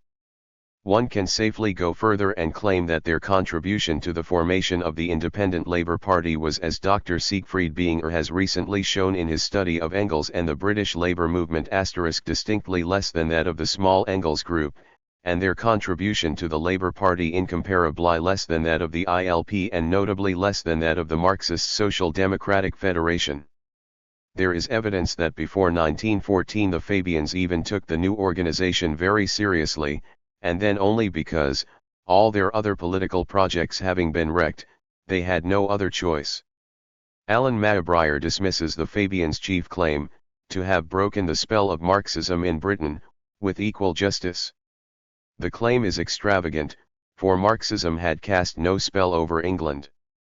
One might also add, that there is no evidence that the Fabians' specific criticisms of Marxism were particularly effective, even in the circles to which they had access. Their private alternative to Marxist economics, including neoclassical marginalism, as put forward by Shaw in the Fabian * Friedrich Engels und die Britische Sozialistische Bewegung 1881-95. Essays left hardly any imprint on the rest of the British non-Marxist or reformist socialists. Their claims to have laid the foundations of the welfare state are slightly more plausible, for the Fabians certainly exercised their most direct influence as the drafters of propagandist material for the labor movement and of various concrete propositions of reform. Moreover, the Webbs were from the early 90s on in contact with a number of actual or future policy makers in the higher circles of government, opposition, and civil service. Yet, in fact, the specific Fabian proposals of social reform were rarely adopted and, when they were, in no case reproduced Fabian plans in detail, where these had been set forth in their tracts. There is doubtless room for argument here, but the argument must be marginal. The claims of other men and other groups to have pioneered the specific reforms of the 1906-14 period, and the doctrines on which the future welfare state was to be based, are far stronger. The late Lord Beveridge, though in contact with the Webbs, was never a Fabian or even a socialist of any description. The economic theories of the Cambridge Marshall Lienz and of J. A. Hobson, who was closely associated with the very effective group of left-wing liberals who came into their own in 1906, are far stronger than the Fabians. Even their modest claim as municipal reformers, especially in London, can be seriously scaled down. Recent work by P. Thompson of Oxford has tended to reduce it to considerably smaller dimensions even than past historians, including Maybrier and the present writer, have allowed. The failure of the Fabians in the big things is to some extent mitigated by their indefatigable activity, their gift as drafters of pamphlets and administrative projects, their wide circle of political acquaintances, and above all, by the self-abnegation with which they were prepared to help any and every person or group which they believed capable of advancing their cause. Yet in reality that failure is even greater than a mere dismantling of the Fabian myth would suggest. It is due to their remarkable atypicality. They were in neither the liberal nor the working class stream of British politics, insofar as these ran distinct courses. They were certainly not conservatives. They had, in fact, no place in the British political tradition, nor in spite of priding themselves on their political realism did they recognize the state of affairs. Both their ideology and their politics were quite out of rapport with the rest of the left. The Marxists, for instance, whether the sectarians of Hindman's Social Democratic Federation or the small and relatively unimportant Engels group, were much closer to the mainstream of British Labour than they. The SDF favoured an independent working class party, its members took an active part in the labour organisation of the 1889-92 period, they took some steps towards the foundation of a Labour Party, opposed the South African War, and in spite of their leaders' imperialism and support of World War I, remained predominantly anti-imperialist and anti-war.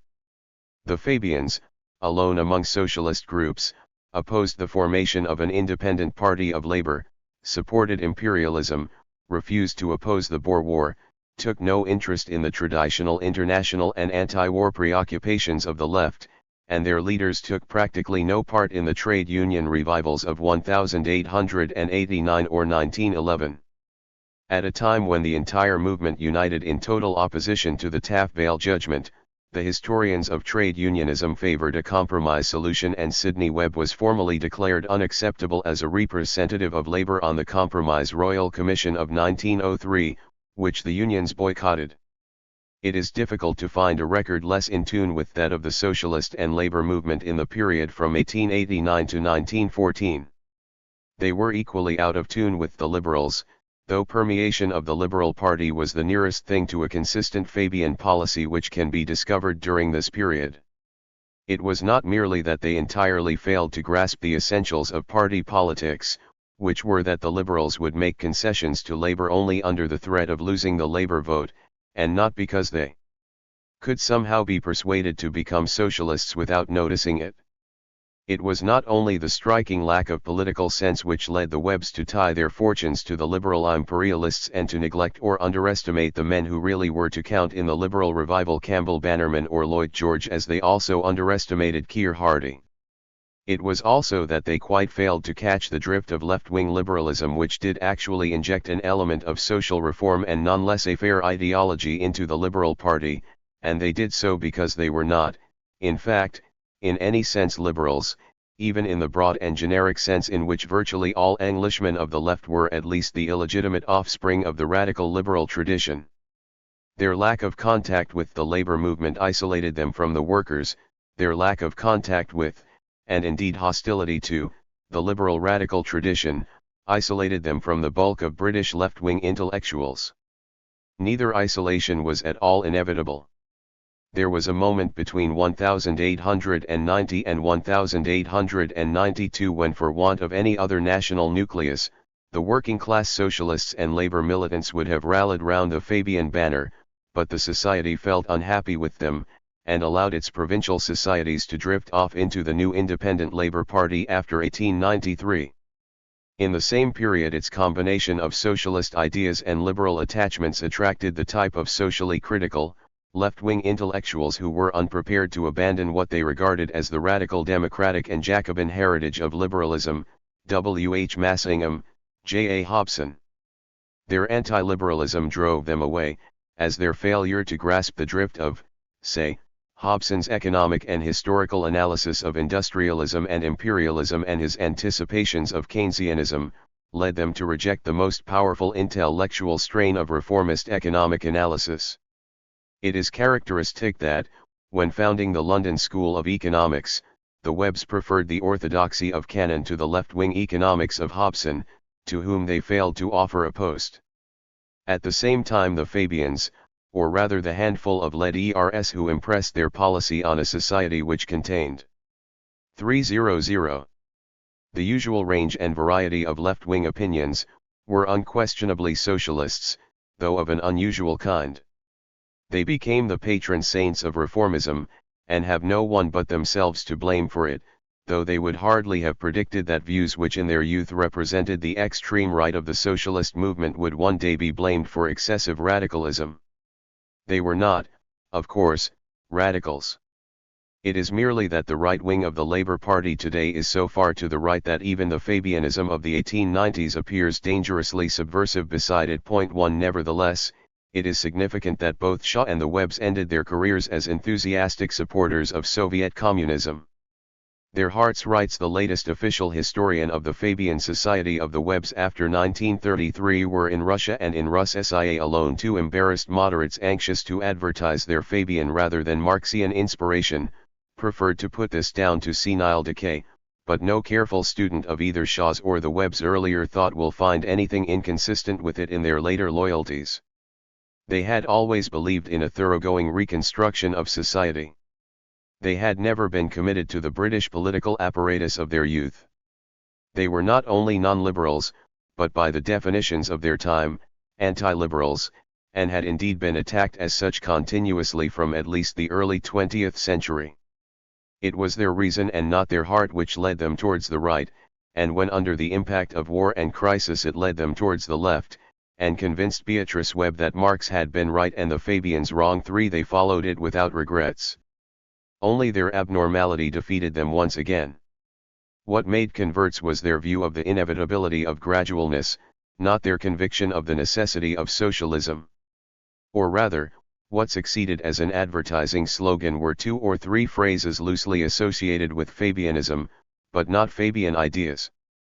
Few serious writers about society have had their thoughts more consistently neglected than the Webbs. Their works are appreciated as monuments of scholarship, but the conclusions which they derived from their researches are still virtually unknown.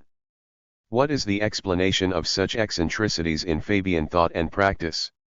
It must be sought, I think, along 2 lines, by investigating the intellectual situation of Britain in the 1880s and the social composition of the Fabians. Neither have much more than incidental contact with the labor movement. 2 points about the social composition of the Fabians are immediately obvious. They were, and this was perhaps the only unifying factor among an otherwise heterogeneous membership, an overwhelmingly non-proletarian body. They were also, as a middle-class socialist organization, extremely anomalous. For in Britain, perhaps because the rise of proletarian socialism was less massive and precipitous than in continental countries, the 1880s and early 1890s produced none of that impressive, if often temporary, flow of young intellectuals towards the ranks of social democracy.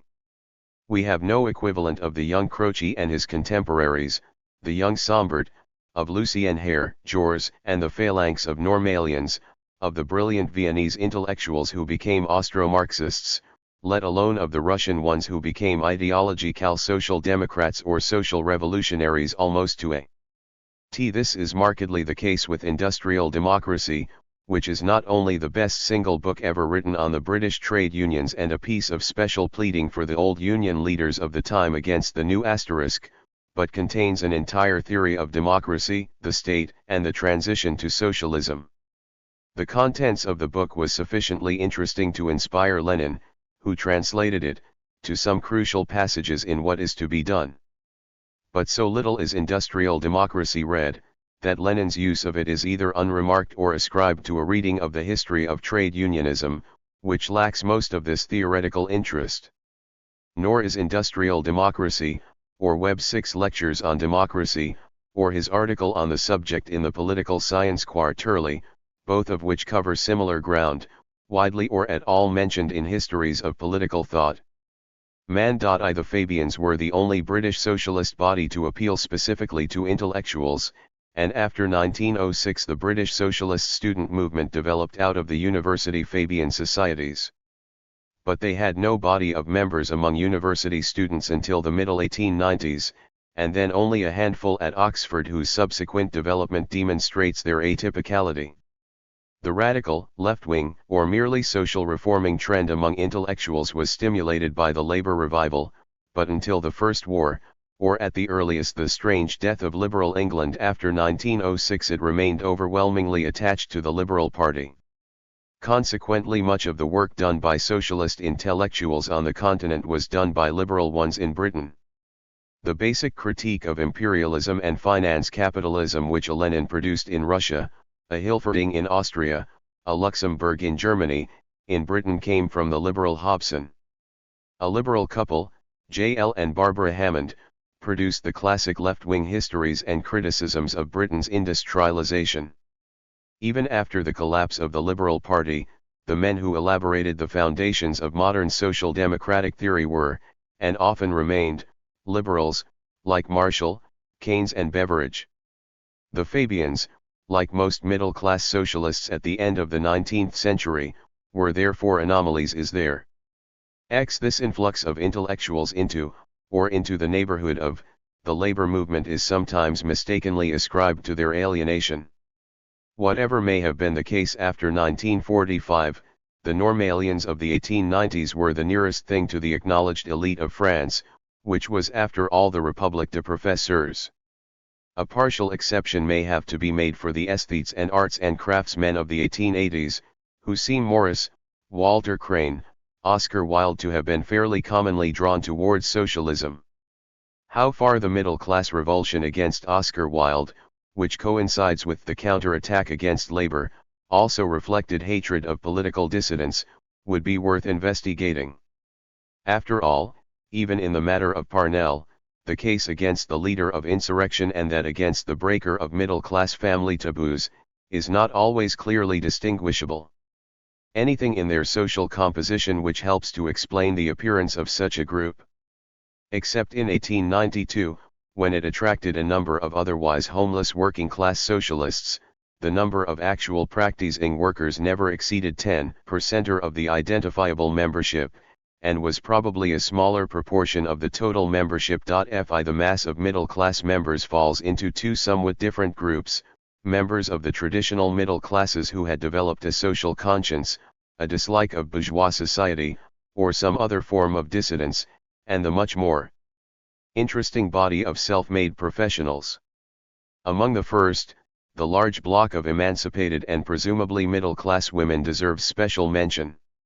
They formed more than a quarter of the total membership in 1890, before expansion, and between 1/5 and 1/6 from then until 1906. It is not surprising that the only amendment ever carried to the Fabian basis was one in favor of women's suffrage.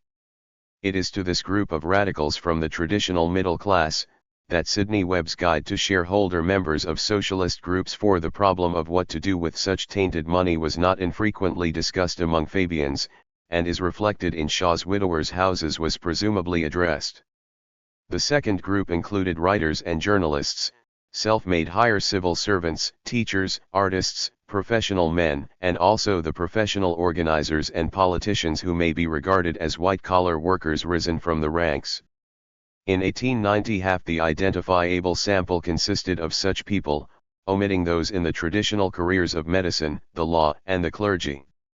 In 1892 the proportion would have been higher, but for the temporary influx of working-class socialists. If we think of the characteristic Fabian of the 1880s and early 1890s, we shall inevitably think of independent women, often earning their livelihood as writers, teachers, or even typists, of self-made newspapermen and writers, of self-made civil servants, political functionaries and itinerant lecturers, of clerks and professional men like T. Bolus, who edited The Practical Socialist at his chemical, electrical, and technological laboratory, and J. M. Fells and E. Gark, whose Factory Accounts is an early landmark in the British history of scientific management. They were the new women about whom Shaw wrote, but also the new men, rising through the interstices of the traditional social and economic structure of Victorian Britain, or anticipating a new structure. Their importance among the Fabian leadership cannot be numerically estimated, because individuals like Webb and Shaw counted for more than one, but a sample may nevertheless be instructive. Of the 21 who sat on the Fabian executive in the course of 1892, 5 were women, 2 work ERS, 6 probably members of the old middle and upper classes, and 8 probably members of the lower middle and new professional strata. Now these members of what Webb and Shaw called the Nouvelle Couche Sociale *, the intellectual proletariat, the literary proletariat, the black-coated or professional proletariat 5 play a key role in Fabian theory. They were not supposed to be particularly impoverished, though Shaw insisted at times on my own class, the shabby genteel. Their status was merely the then comparatively uncommon one of a salaried middle class. The Webb's entire structure of socialism pivots on such professionals. They are the trained, impartial and scientific administrators and expert advisors who have created an alternative court of appeal to profit. By origin they sprang chiefly from the capitalist class, but the growth of democracy and education opened up alternative supplies of brain workers, and they would therefore increasingly be recruited from below.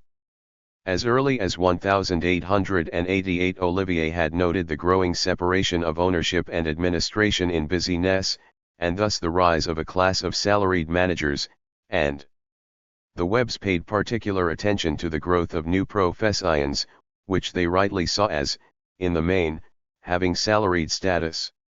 And in the ethos of such professions, from the civil service onward, they saw a working alternative to a system in which men worked in proportion only to their financial incentive, a sort of anticipation of the ethos of communism. 6. It would be an interesting and instructive exercise to trace these managerial, professional, careerist or intellectually superior elements through Fabian theory, especially that of Shaw and Webb, for instance, in their debt to the American economist, F. A. Walker. Their version of the theory of the rent of ability, in Webb's concern for efficiency*, which even in his earliest years was a crucial pillar of his belief in socialism, and in a variety of other often stylistic ways. In most cases it is a good deal more sophisticated than the heart cry of the young J.R. MacDonald, who called for socialism as a revolution directed from the study, to be one, not of brutal need, but of intellectual development, to be, in fact, a revolution of the comparatively well-to-do. 7. Yet the assumption that middle-class professionals would play a much greater part than the working class in achieving socialism, that they would themselves be among its beneficiaries, and indeed that their way of life anticipated it, belongs very firmly to Fabianism. It was, of course, evident that the self-interest of a socialist middle-class stratum did not provide a sufficiently strong emotive force for the progress of socialism. Indeed, clear-heads like Shaw's were aware that an appeal to self-interest would be more likely to lead young and socially rising members of the professional classes away from socialism. 8. Since they did not believe in the working class or the class struggle, they were forced to fall back upon such vague forces as the progress of education and enlightenment in all classes. Webb even reduced class bias to a sort of eternal debating society. 9. And to the growth of a social conscience and unselfishness. Admittedly, this was not quite as jejune as it sounds. Both the progress of enlightenment, the recognition of the rationality of socialism, and that of the social conscience of the middle class reflected our increasing consciousness of the trend of evolution, as 306. Stimulated by the need for the middle classes to come to terms with a working class electorate. 10. Yet the point was that this recognition of the rationality and necessity of socialism was not supposed to meet with any fundamental resistance by the middle class. Once stimulated, they would, as it were, realize that this form of social organization really suited them just as well, if not better, than the capitalist. In any case, the Fabians never rested their middle-class socialism on a proclivity to do the working class favors, or on conscious transfers of class allegiance. Theirs remained a socialism of the comparatively well-to-do. At first sight it seems strange for bodies of men representing, if anything, a social stratum rising in power, influence, and prosperity within capitalism, to raise the banner of socialism on its own behalf, even that of a deliberately gradualist and non-revolutionary socialism. In fact, however, the peculiar intellectual situation of Britain helps to explain why the Fabians did so. The economic and political, and with it the intellectual structure of Britain in the mid-19th century rested on three supports, all of which were subsiding more or less rapidly between 1865 and 1890. Economically, it rested on our virtual monopoly of world industrial production, and on an exceptionally free economy of fairly small scale, owner-managed, competitive private firms which grew up beneath it, and a wealth of spontaneously accumulated or exploitable resources which made elaborate organization or planning of investment or production unnecessary. This, in turn, provided the basis of an orthodoxy of laissez-faire economic liberalism which had the force of natural law, a world in which, as in Newtonian physics, prices like water found their natural level, wages, like stones, when unnaturally raised, must come down, and pint pots did not hold quarts. It was an orthodoxy which made virtually no provision for state interference, whose effects, when not directed to the sole purpose of disestablishing state interference, must be ruinous. Politically, it rested on the peculiar compromise of 1832, by which the old political rulers applied the manufacturers' policy, on the absence of a working-class electorate and of any labor movement disposed to, or capable of, seriously challenging social stability. On the military and political side, it rested on the stability of the 1815 balance of power, which left Britain in control of the seas and with a deciding voice in international affairs. The electoral reforms of the 1860s, the unifications of the USA and Germany, the emergence of Japan, and the Great Depression after 1873 undermined all these three pillars. In consequence, the set of theoretical beliefs which dominate mid-Victorian Britain, like the Whig Liberal Radical Alliance which provided its almost unbroken parliamentary majorities from 1846 to 1874, broke down. A shift from individualist to collectivist thought reflects the necessary intellectual adjustment. It must be noted that, to begin with, this was an intellectual problem of liberalism, for no other coherent body of doctrine was available.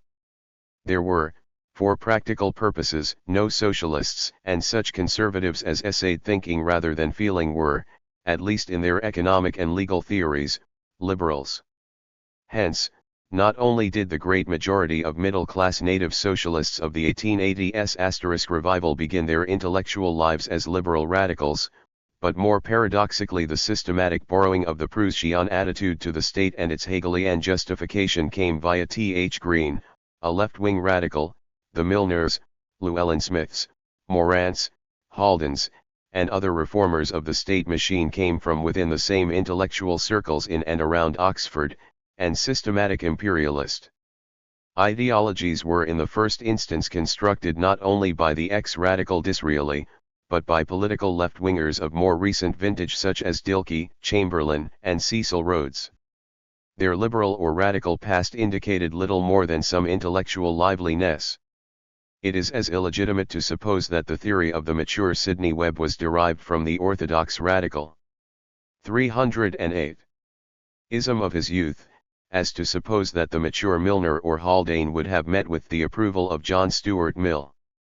Since liberal theory appeared to be so fully committed to laissez-faire, some marginal modifications and the willingness of sectional interests to claim exemption as special cases, hardly affect the argument. The most obvious course seemed to be to look for alternative justifications of collectivist or state interference.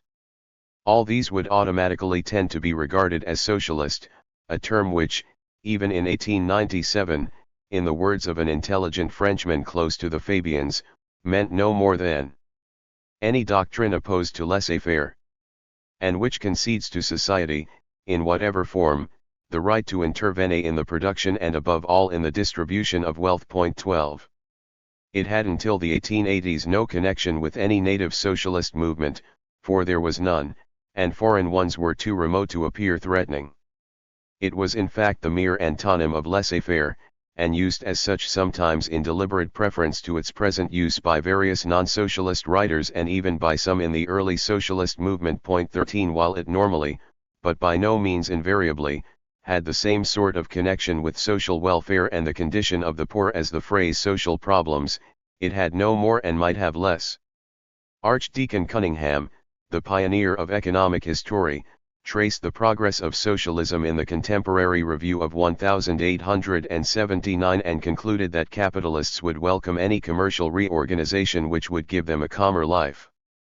It is, we believe, not as a remedy for the miseries of the poor, but as an alleviation of the cares of the rich that socialism is coming upon us. He seems to have regarded the rationalized state capitalism which he recommended as akin to Marxism. The need to find some alternative to laissez-faire, the readiness to define any such alternative as socialism, and the capacity for Britons in this period to separate socialism